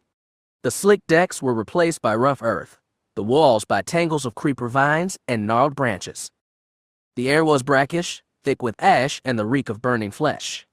Bodies clashed around her, moving among the smoky shadows, too fast and vague to be seen clearly. Lightsabers hummed through the air and projectile whistled in deadly arcs. Yuuzhan Vong thud bugs, Ania realized. This was a Yuuzhan Vong world. A world ship, the voice corrected her. A shaper's laboratory. And she saw one figure racing out of the shadows and into clarity, swinging his gold-bladed lightsaber in a desperate, losing battle. Ania's heart clenched at the sight of him. He was just a boy, 16 or 17 at most. Blood streamed from cuts across his face and arms, and an abdomen wound stained half his shirt ugly red. He was dying, but still fighting. My mother named me Anakin, after my grandfather, the young man said. And for a long time I thought that was a burden. But Skywalkers give for Skywalkers. As he gave himself, I gave myself. She watched Anakin dance among the Yuuzhan Vong warriors, cutting down one after another even as he took more wounds. A red corona appeared to around him, and she sensed the raw power of the Force was burning him from the inside, but he was pulling on it anyway to keep on his feet and fighting. I lost a friend at the start of the Yuuzhan Vong War, Anakin said, voice mournful but calm, so in contrast to the fierce combatant she was watching. I blamed myself for that death for a long, long time. I kept trying to outrun the loss, but I faced it in the end. I faced the end with as much bravery as my friend, and I won time for the Jedi to survive the war. And for them to save the Yuuzhan Vong, Ania told him. None of this where I am now would be possible without their help. I know, Anakin thought warmly. The Force works in mysterious ways, doesn't it? Are you saying it's working now, in whatever place I'm in? The place we're in, together, corrected Anakin. The unifying force is the final will toward life. It binds everything and touches everything, and whether it has a will like you or I do, I can't say.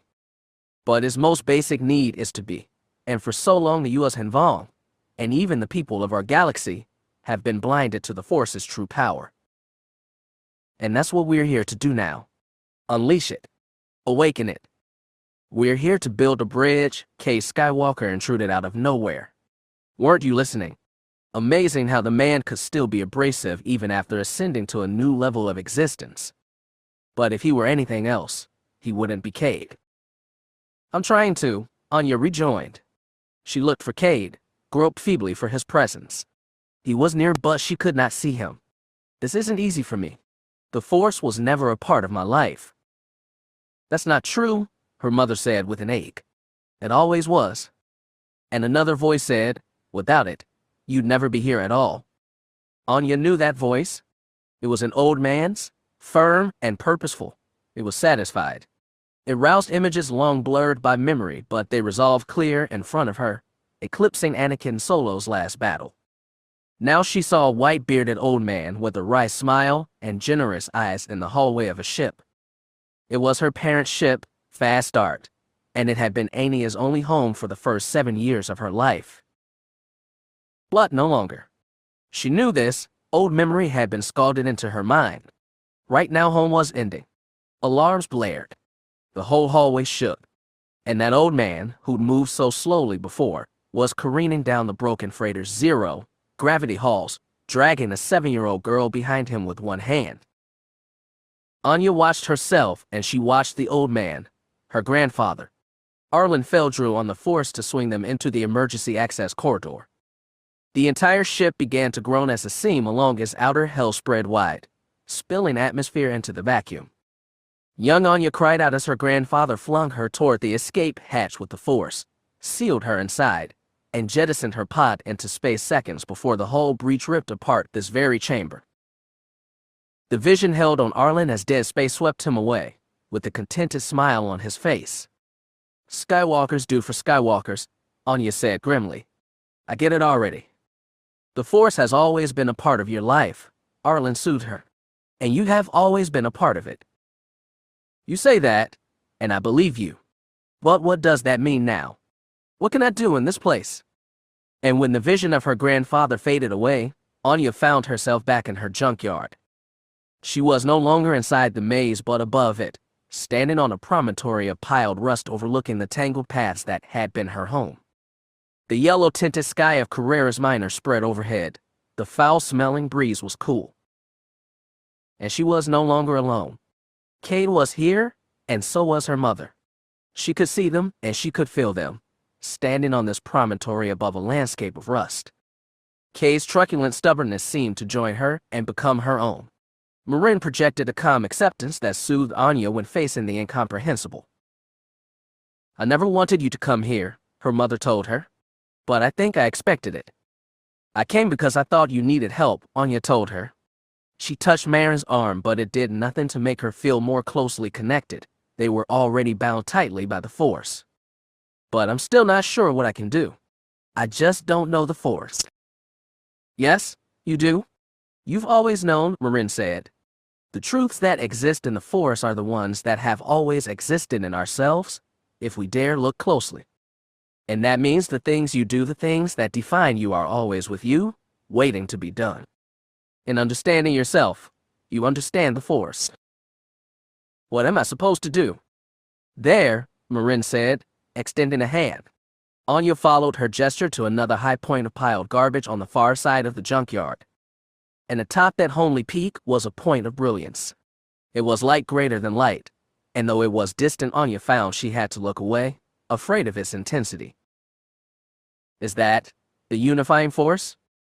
It's where we have to go, and you're part of this bridge too, Kade told her. Think of yourself as a plank laid on top. I'm one of those too, and your mom, and your grandpa and great uncle and whatever. They're the pillars that hold us on top of the water. And the water is what, then? Where we are now, Marin said. On one end of the bridge is the land you left behind, the people you loved and the ones you didn't. On the other end is the unifying force. She risked look back at that terrifying, glorious light. But if they're the pillars and we're the planks, who uses the bridge? Who walks on it?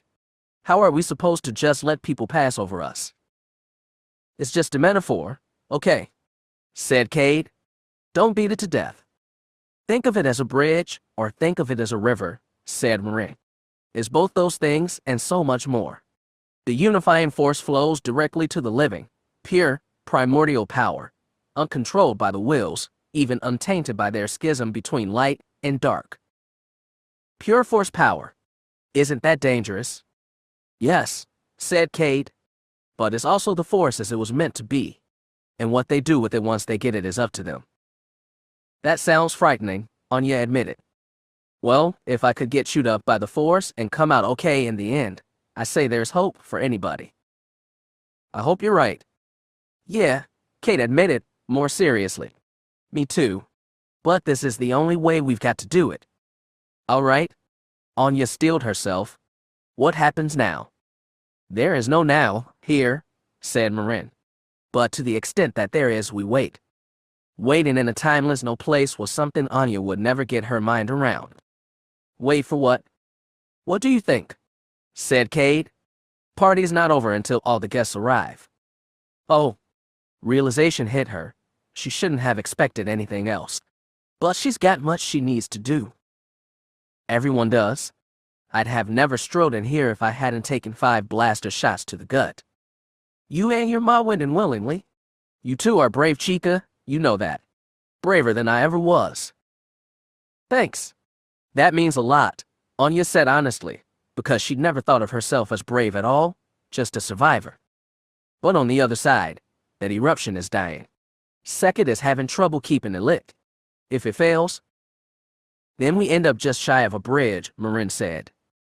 Ania couldn't guess what it would be like to exist as the bridge, or the river, or whatever metaphor made sense to her once mortal mind. What she did know was that, despite all the bravery and sacrifice it had taken to get her here, her ultimate fate was out of her hands. And so, Ania thought wryly, she was finally learning what Jo had meant when he told her about surrender. She just hoped she could do right by time and give him what he needed. She clung to that desire, as strong as any she'd ever had, as she waited for the last guest to come. Chapter 40. Against the gray stone of the mountaintop, and its white dusting of snow, Talon's scarlet and black corpse seemed like an intrusion from another world. The jarring sight, seen from a distance, instantly drew Marasiah toward it. She descended the slope carefully until reaching the cusp of the ledge on which Talon lay. The sight of a lightsaber stab wound through her unmoving chest instantly proved she was dead, but Marasiah's attention was drawn to her face. Death and cold wind had frozen her with lips lightly parted and slightly curved. Marasiah knew for a fact that she'd never seen Talon smile before. The expression of joy had always seemed alien to her harsh, beautiful face. But she was smiling now, and Marasiah would never forget the sight. Nor would she forget the bright blue of her eyes. In her dark pupils, Marasiah caught a reflection of the light pillars still flickering on the summit. She reached with unsteady hand to close them. Her fingers brushed Talon's forehead, eyelids, and cheeks. They were all cold as stone. The rampart of the dead built atop the mountain made more sense now. It had not been Kade's doing alone. She wondered who had killed Talon. Eli Horn was the most likely candidate, but his body was not on the peak, and when Marasiah spread her awareness with the Force, she found no trace of him. But then, it was hard to be sure.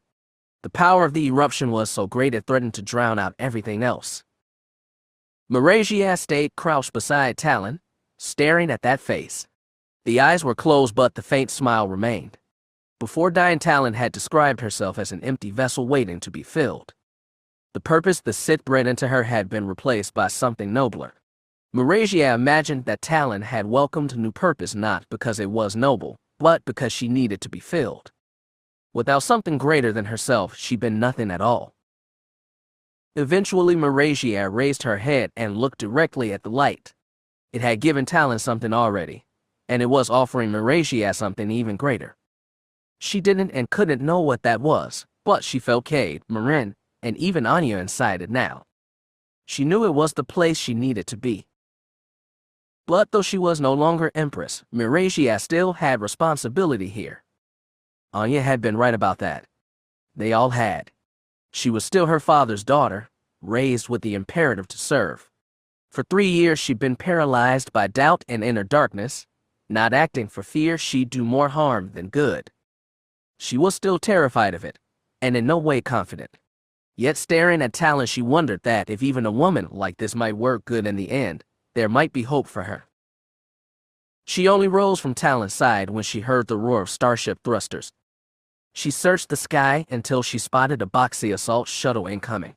The design wasn't Imperial, and that filled her with relief. She began walking up the slope toward the light in the newcomers. Rather than try to land on the mountain, the shuttle hovered near the peak and deployed passengers from an extended ramp before veering away. By the time Marasiah reached the summit, the shuttle was just lifting off, and its assemblage of armored resistance troopers were warily facing the U.S. Hanvong warriors. It's all right. They're friendly, called a young woman's voice. Marasiah spotted the one called Kyra walking quickly from the troops through the ranks of U.S. Vong. The silver lightsaber bobbing at her hip was unmistakable. Behind her were other half-familiar faces, a Togruta Jedi and a Wookiee, plus Ganner Krieg, looking so strange with his hair cut short and square jaw blurred by red beard. As Marasiah approached, most of the resistance troopers didn't pay her attention. Their eyes were on the Vong, and the surreal, light pillar but Ganners locked on hers across the distance. She gave him the tiniest nod and kept walking. Kyra was already talking with Jo Sam, looking between him and the light pillar.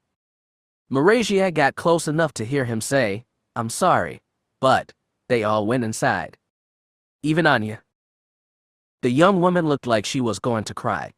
Staring at the light, Kyra staggered toward it, but Marasiah came alongside her and grabbed her arm.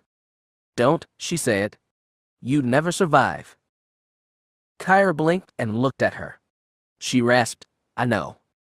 Of course, she'd seen one of these before. Marasiah let go of her. Ania made her choice. They all did. Jo told her, "Second is sustaining that eruption, but I don't think it will last much longer. It's a huge strain on the planet." "Then what else can we do?" Kyra stared at Marasiah. The former Empress took a deep breath. "I can feel Second still working. The eruption will last for a little while yet. But you, I know what I have to do. Better than you do?" Kyra looked away, chastened. She stared into the pillar as it began to flicker and dim. Light from the edges seemed to fray and dissolve with the cold wind. For the tiniest moment, three bodies looked to be suspended in the pure light, but then they winked out of view. Marasiah looked out on all the others still assembled. The U.S. Vong and the rebel soldiers, Kat La, Senator Gayan, Sare Daryl, Sok, Kyra, and 4 of her old Imperial knights, all here to witness. Her eyes locked on Aslan, who straightened to attention. "What can I do for you, Empress?" Marasiah didn't bother to correct her this time. "Master Ray, do you have a recording device?" Aslan looked uncertainly to Sok, who volunteered. "I think we still have one on free agent." "Then take me to it. Quickly." Marasiah looked back at the weakening light. "Our time is not infinite." The battle over Zanima Second had been joined in full. Regent Chalk's flagship had pulled nearly to the edge of the planet's gravity well and sidled next to another Star Destroyer. Together, they were too formidable to be taken on, but Admiral Yage's Warhammer was currently exchanging broadsides with an old Moncal cruiser while 2 fast mercenary frigates nipped at his aft shields. The other 4 Star Destroyers were being harassed as well, and starfighter squadrons snarled into massive dogfights that lit up the space between capital ships with a riot of small, second-long explosions. From Paramount's bridge, Stazi saw the full panorama. At the start of the fight, he'd hoped to catch the jagged Fel before it could rendezvous with Yage's fleet, but the flagship's fighter wing had fought an admirable delay in action and allowed Chalk to escape after taking a few withering blows. After that failure, things had started to fray into a free-for-all, and though Stazi did his best to coordinate the rebel fleet with the mercenaries, he knew that every passing second meant the odds of success were lower. This was not a fight he wanted to restart his career as resistance leader with. Raw numbers were in the Federation's favor, and the joint rebel mercenary fleet was unwieldy at best. Worse was that, with Chalk out of reach, he didn't even know what his victory conditions were. Supposedly Zanima Second needed protecting, though from the one volley Chalk had fired at it, it seemed capable of protecting itself. Supposedly momentous events were happening on its surface, but Stazi had no clue what they were and probably couldn't understand if he tried. And even if the planet did decide to lend a metaphorical, force-imbued hand, he wasn't sure if he could trust it. The Jedi were unreliable partners already, and he had a feeling this place would just amplify the problem. Because he was confused and, frankly, losing the fight, Stazi decided to try something desperate. He ordered the comm lieutenant to patch a direct line to Warhammer, with a request to speak to Admiral Yage. Stazi frankly didn't expect much. Yage was honorable enough, but he was Imperial to the core, and in their years of cooperation he'd never established a personal rapport with the man. But when the human's blunt face appeared via holo after less than a minute of waiting, Stazi chose to be encouraged. "Admiral Yates," he said, "thank you for the reply." "Admiral Stazi." Yates nodded. "I heard you'd escaped. I have the bravery of my comrades to thank for that. They're showing their bravery now, and their foolishness. A fool is a man who follows a leader when he knows that leader is wrong. Admiral, I bear you no ill will. Chalk is the man who staged his niece's assassination and used it as a pretext to purge his enemies. He also organized the attack on Galactic City and slaughtered the entirety of Joram Bay's fleet while ignoring his offer of surrender. Chalk deserves your loyalty as much as Cade did." Stazi had expected some flustered, angry rebuttal, but instead Yates looked thoughtful. "What are you suggesting, Admiral? That I switch sides and turn rebel? Rebellion is not in your blood. I understand that. I'm asking you to serve the true government. And that's you, is it? The rightful leaders of the Federation are myself and Marasiah Fel. Where is the Empress? Can I speak to her?" When Stazi gave no reply, Yates shook his head. He seemed more frustrated than skeptical. "Can you offer me any proof of what you're saying?" "Marasiah is not on hand. She's down on the planet. Likely she's the reason Chalk fired on Zanima. He did tell you what planet we're fighting over, didn't he?" "Yes, he did," Yates said, indignant. "I'm sorry, Admiral, but I'm no rebel." Yet he kept calling Stazi Admiral. He hoped that meant something. "You're also an honorable man. You refused to serve one unjust leader. I'm hoping you still have the strength." "Did you hell just to lecture me on my character? I came to appeal for help. This isn't about you or me, or Zanima II. We can correct the state of the whole galaxy right here, right now." "You're asking me to start a civil war?" "No, I'm asking you to stop a criminal. It's too much. I'm sorry, Admiral, I can't give you what you want. Good day?" But he kept saying Admiral. Stazi tried to cling to that in hope, but it was small solace as the holo winked off, and he turned his attention to the still raging battle. The Mon Cal cruiser battling Warhammer had taken severe blows all along its bow and was trying to pull out, but Federation frigates were giving chase and shredding its unshielded segments. The Resistance couldn't afford to lose a ship like that, and Stazi was afraid it might already be gone. He barked orders for the fighter wings to cover his escape. Warhammer held position, and so did the other destroyers. There was no need for them to give chase. So long as Ye stayed in the fight and Zanima II did nothing, Chalk had the battle well in hand. In his head, Stazi began calculating the best methods of withdrawal.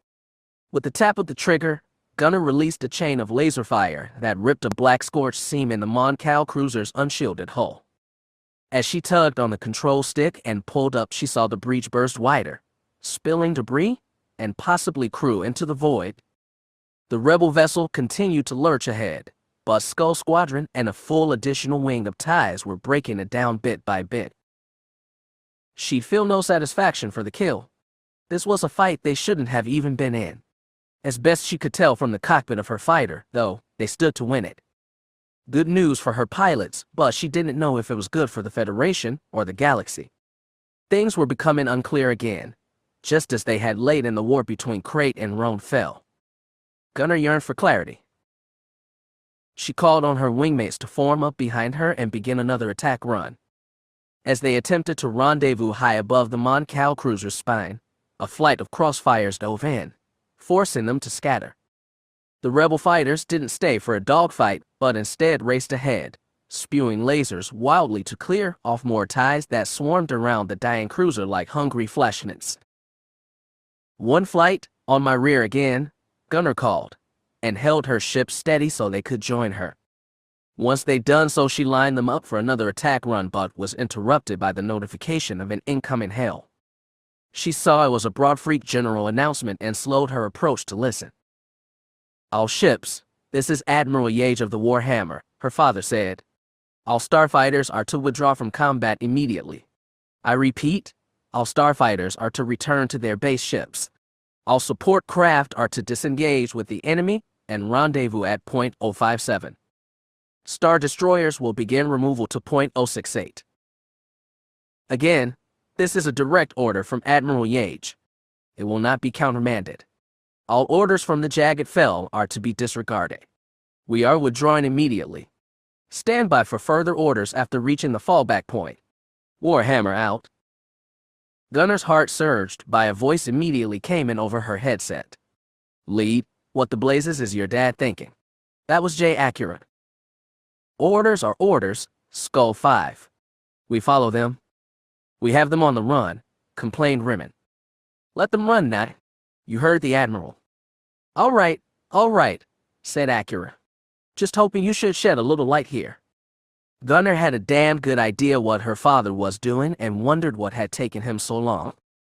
She twisted her starfighter away from the Mon Cal cruiser, and her wingmates, sluggish and reluctant, followed her. As she turned her fighter around and spotted Warhammer's welcoming gray wedge in her viewport, she felt elation, but calmed herself. Her father was abandoned and Chalk Buddy wasn't joining the rebels. That was fine. She wasn't crazy about throwing in with terrorists either. But regardless of what happened down on the planet, what her father had done here today would ripple through the Federation and shattering its fragile stability. And even if he tried to stay neutral in this brawl, the break-in to come would demand him to state allegiance. This wasn't the end of anything, just the beginning of a new kind of fight. Sometimes a battle could change so fast it made the dizzying G-forces of a corkscrew spin look mild. The arrival of 3 new Star Destroyers had turned the fast attack on Hogrum Chalk's flagship into a messy slog, and Ange's initial confidence flying into the battle had quickly dissipated. Like most of Paramount's fighter wings, she'd been dragged into a messy brawl with Warhammer's ties, and she'd ordered the rogues to clear as many fighters as possible away from the Mon Cal cruiser that was currently limping away from Admiral Yates' destroyer. As such, she was one of the first to notice when things changed again. The TIE Predators that had been harassing the cruiser suddenly veered away and began running toward Warhammer. She checked her scanners and saw many other TIEs were also peeling back and returning to their base ships, while the Federation gunships and corvettes were charging out of the planet's gravity well. Boss, what's going on? Asked Rogue 6. It looks like they're bugging out. More professionally, Rogue 5 asked, do we pursue? Rogue Leader. A few of the other fighter squads were giving the TIEs chase, but most were taking formation around the crippled Mon Cal ship. Protecting it had been their priority, so Anne said, negative. Just guard the cruiser. Her pilot sent quick affirmatives as she prepared a transmission to Paramount. She didn't expect to talk to Stazi directly, but she needed some guidance, or at least explanation as to what was happening. Unsurprisingly, the carrier was getting inundated with confused calls, and Ange had to wait. She watched her sensors as more TIEs withdrew, and even the big Star Destroyer started pulling away. She was wondering if something big had happened on the planet below when she noticed the Jagged Fel alone was holding position in orbit. Then a voice in her headset declared, Rouge Leader, this is Paramount. It took her a surprised second to realize she was speaking with Stazi himself. Thanks for taking my call, Admiral. Do we have any idea what's going on? I have a guess. Admiral Yates seems to be withdrawing from the battle. But why? Did you say something to him? Yes. Apparently I was more persuasive than I realized.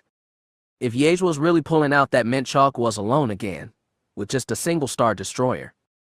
A formidable destroyer, true, but it was still just one, and it had already taken damage. Mouth dry, and said, Sir, the Jagged Fel is still holding position. What are your orders? She waited 2 heavy heartbeats before Stazi said, all ships are to attack Chalk's destroyer. I'll give the General order immediately. Very good, sir, she said, then signed off. Her heart was still pounding. Even her hands were trembling. They could end this right here, right now. They could get justice for Joram and all the others they'd lost. When Stazi's general order broadcast a minute later, Ange was already leading the rogues in an eager charge. When Marasiah stepped away from the mountain peak, she took all 4 of her knights with her back to Free Agent, explaining nothing. Yet it was clear she meant to step into the eruption. Sari had no idea what would happen if she did. The nature of that light was beyond the understanding of a Sith, a Jedi, or even a Skywalker. She only knew that she was terrified of what might happen when Marasiah did. The Force was a cruel master.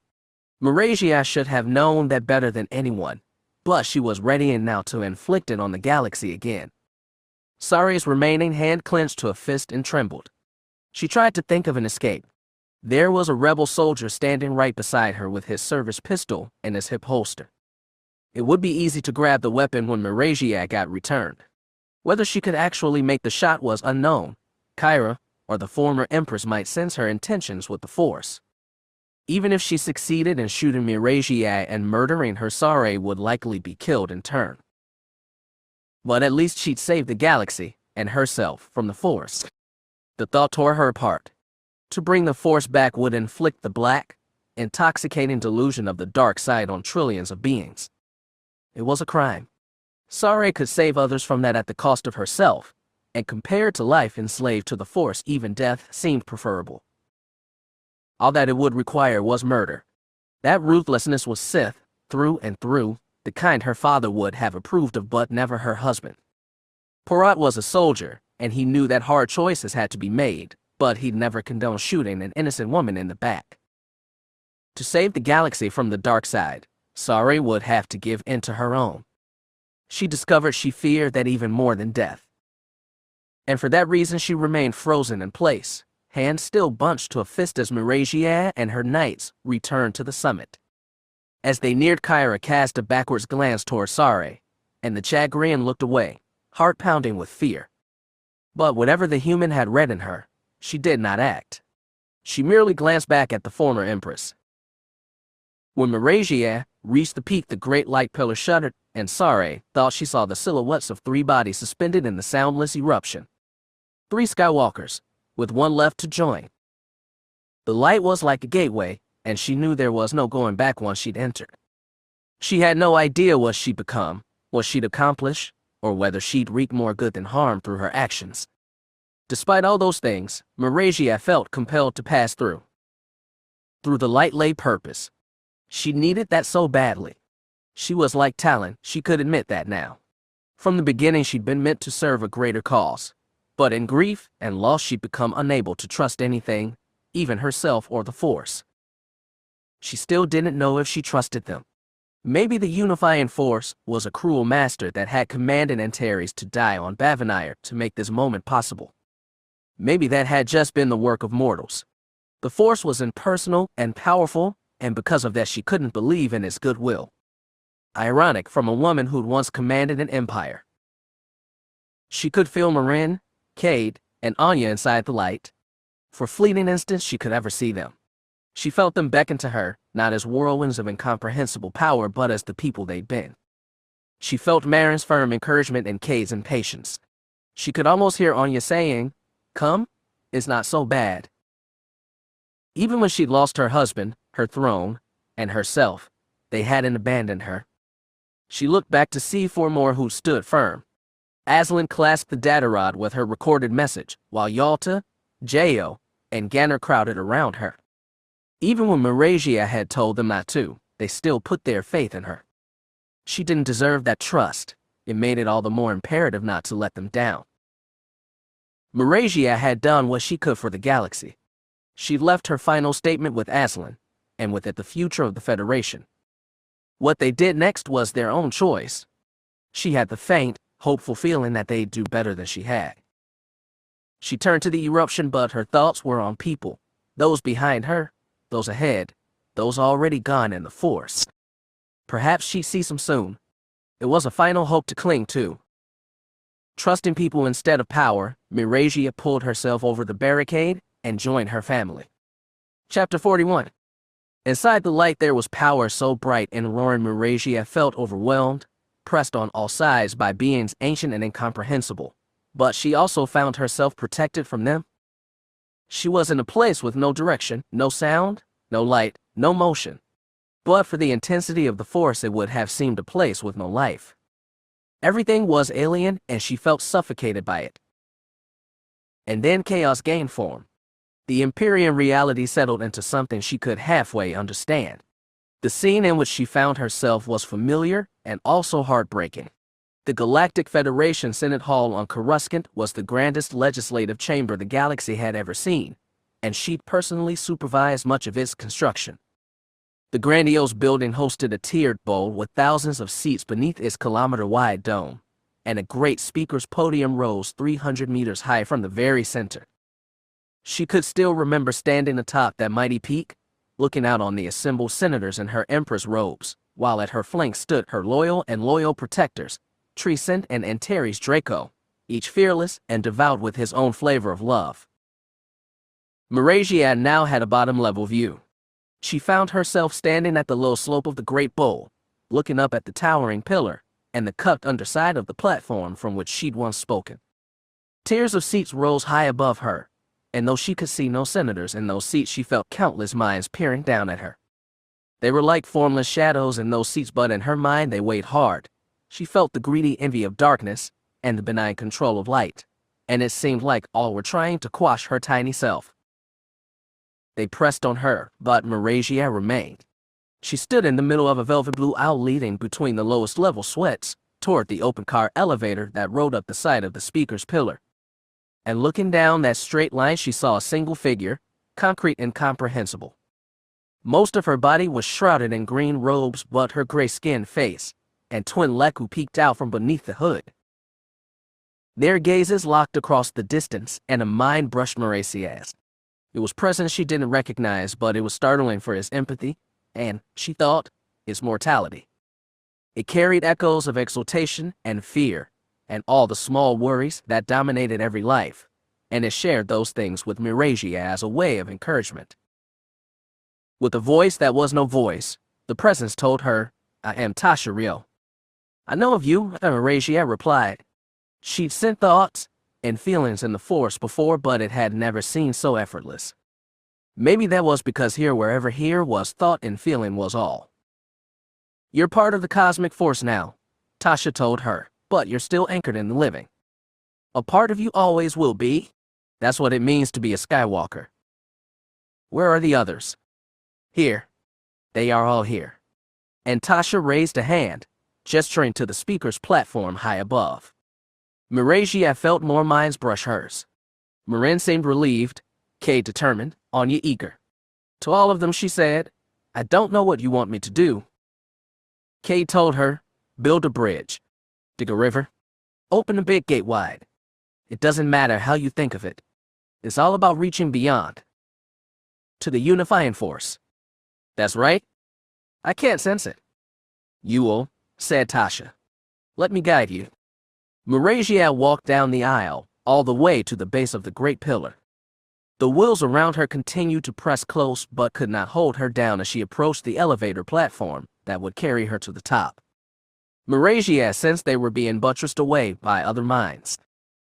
"What is protecting me?" she asked. "Who?" corrected Tasha. "And who do you think?" As the elevator surged beneath her, pushing her to the pillar's peak, Marasiah felt a new mind, one she hadn't been expecting. It was hard and commanding, but also brittle, and though it overflowed with love, there was a hate in its core, one she hadn't noticed until it was too late. "Father," she said, "you're here too." "We are all here," said Fel. "Even me. When you died, there was such anger in you. I didn't know if you'd even pass into the Force, or if you'd be trapped in the dark forever." She admitted, "I didn't want to consider it. I died with darkness in my heart, but you've done everything to avoid it. I'm proud of you for that, see ya? I've known darkness.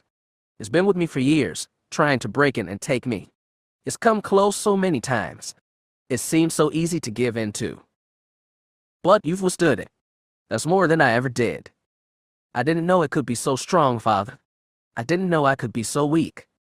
You are still strong. Stronger than I.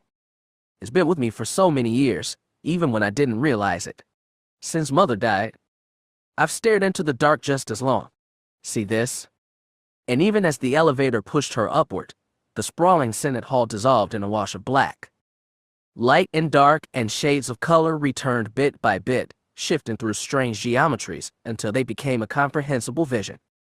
Marasiah saw a hangar base strewn with debris and ash, but the battle inside it was over. Sitting among the wreckage were a handful of humans. They were mere youths, none out of their teens. They were exhausted and shocked by the battle they'd been through, and none looked more stricken than the one with short black hair, who stared into the blank space ahead with something like dread. "That's you, my father." "That is me," he confirmed grimly. "This is the moment that defined me." Marasiah noticed others gathered around Rome. The tall boy with tan skin and Imperial knight armor was Sinde. She couldn't recognize his beardless, smooth face, but the quiet, compassionate eyes were unmistakable. The one with no armor and long sand-colored hair to his shoulders reminded her uncannily of Nat Skywalker. And, sitting right beside her father, hand nearly touching his, looking so painfully young, was her mother. "This is when I became emperor," Rome told her. "This is the day my father and brother died." Marasiah sensed the shocked, swirling emotions of her father as he'd been. Just 17 years old, an Imperial prince who never expected to be more, has suddenly had destiny thrust upon him. The dual losses of father and brother staggered him. The sudden power that laid on him beggared understanding. Elia edged closer, offering what comfort she could, but she'd never be able to heal the wound the Sith had left in him today. In time, she'd become a wound herself.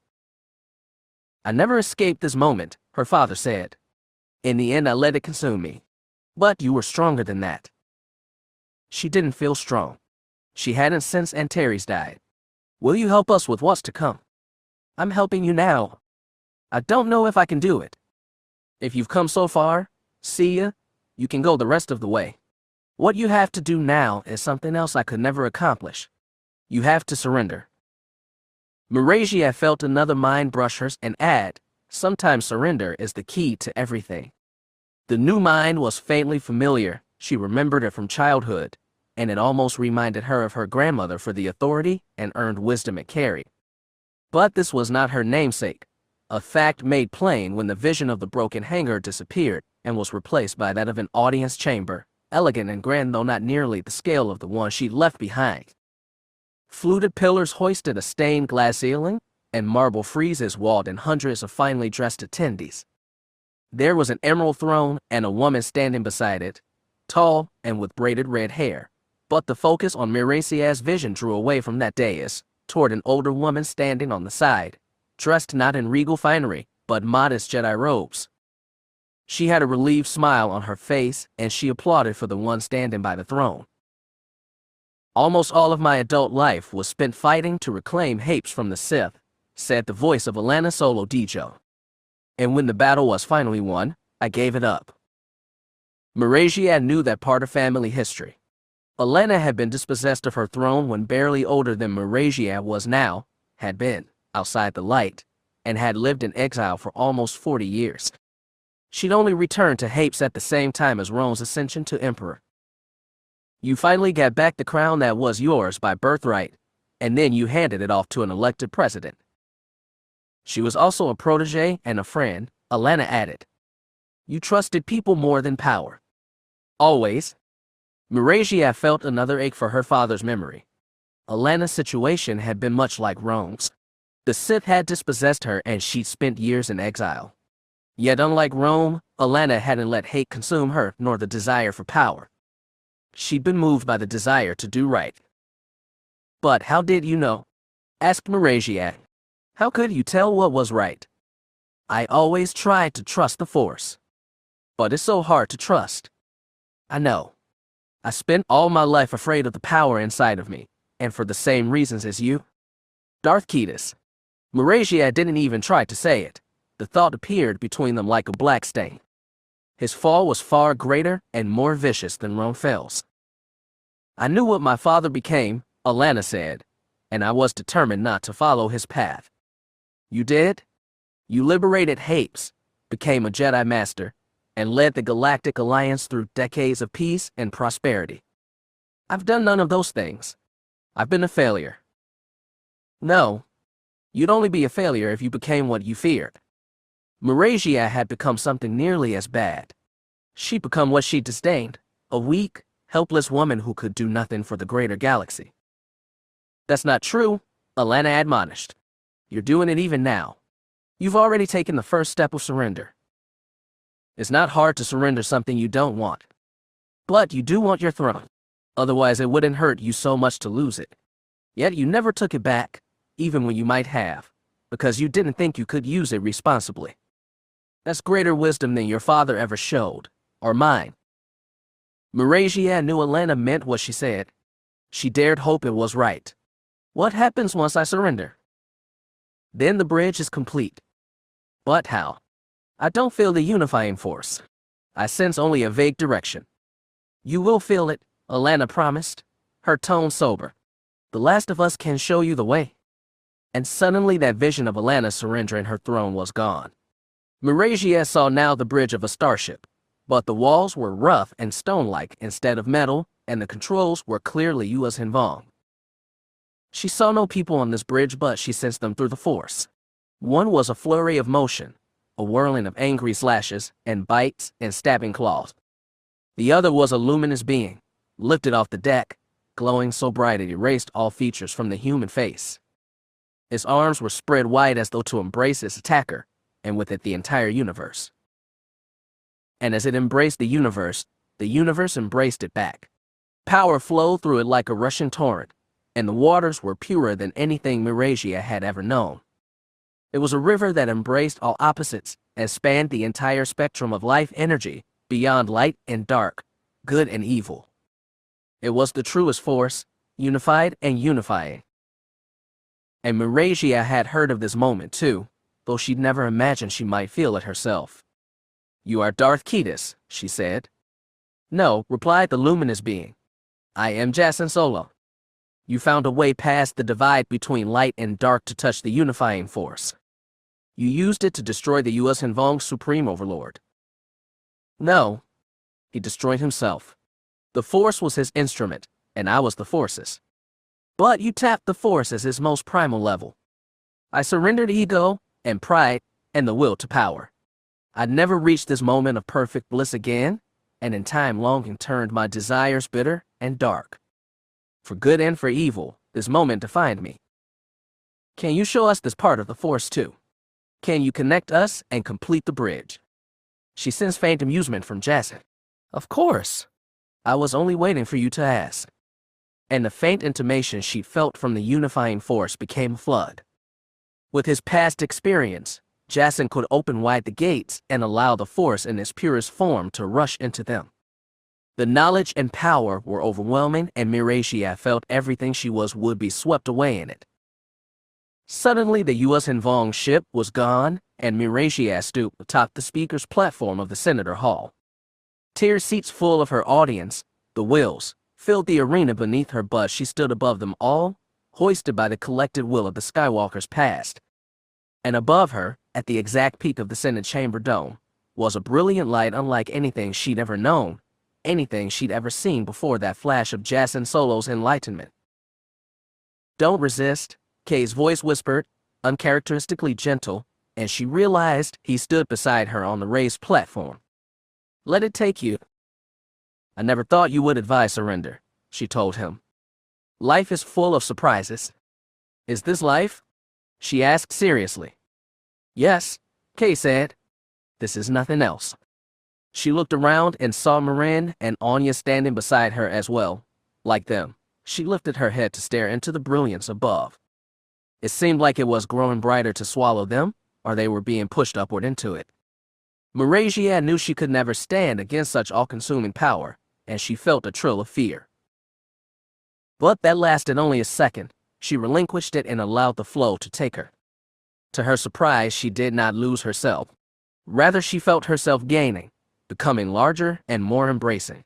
The barriers between her mind and the other Skywalkers began to dissolve, but there was no pain or fear for the loss of separation. Instead, Marasiah was marveled at the unity which bound them. She felt Ania's wonder in harmony with her own. She shared Marin's peaceful acceptance, and also Kade's fiercely independent need to do what he willed. And she felt other minds with her too, and she shared in them. She felt the anger inside her father's heart, the noble will that drove Alana through her losses, and Jason's craving for ascendancy. She knew all those feelings because they were her own, as every part of her was part of everyone else. They were one Skywalker spanning forever, the last, first, and only Skywalker, and they bridged the unifying force across the cosmic and anchored it in the wound the Sith had carved 200 years ago. They released into that gap a power beyond light or dark, a power ready to surge through and flood a living force made weak and fallow. The bridge was so close to complete, but one more door had to be opened. It seemed like the simplest one to push aside, but for a seeming forever the great river of collective minds smashed against the gate back to the living force, unable to open it. And from the river emerged a separate flow. The singular mind belonged to the first, last, and only Skywalker, but those left behind in the river knew him as they knew themselves. Anakin was them, and they were him because his story was all their stories. His heavy destiny, fear of his own strength, need to use his power wisely, aching loves that could never be fulfilled, all of them wrapped around a black heart of rage at the cruelties of fate. Those were Anakin's, and those were everyone's, and everything that was in them had been an Anakin long before. The first, last, and only Skywalker stood in the carved-out wound he'd been birthed to fill. He could feel the clamor of the wills, both light and dark, pleading with their creation not to lose untold power on the galaxy, because power was danger, and danger was chaos, and they hadn't created the chosen one to unleash strife in the galaxy. I know you made me to create balance, Anakin told them, gently, without hate or judgment. The unifying force is balance. And the collective mind of the will screamed at him. The mortals beneath you will break under such power. They will corrupt it with their own darkness. You know this, chosen one. You were broken yourself. Would you condemn infinite lives to the suffering you experience? But Anakin stood firm. Some will suffer. Many more will flourish. And even those who fall to darkness may find their way back to light. You give them destruction and strife. The voice of Anakin and every Skywalker said, no. We give them life. And with the final push, the only Skywalker knocked down the door. That vital, overwhelming energy rushed into the living force from his fountainhead to spread wide across the stars. Every Skywalker joined the flow and became the flow. They touched the threads that bound each life, then spun them into a single weave until they knit the raveled fate of worlds. It was a moment unseen in all of time and space, and for those at the heart of it, it passed without knowing. The bright eruption springing from Zonima Seket's mountaintop shuddered and disappeared, leaving only the bald stone summit and its disparate crowd. Wisps of light rose to the air like smoke from a snuffed-out candle and dispersed on freezing wind, like they'd never been there at all.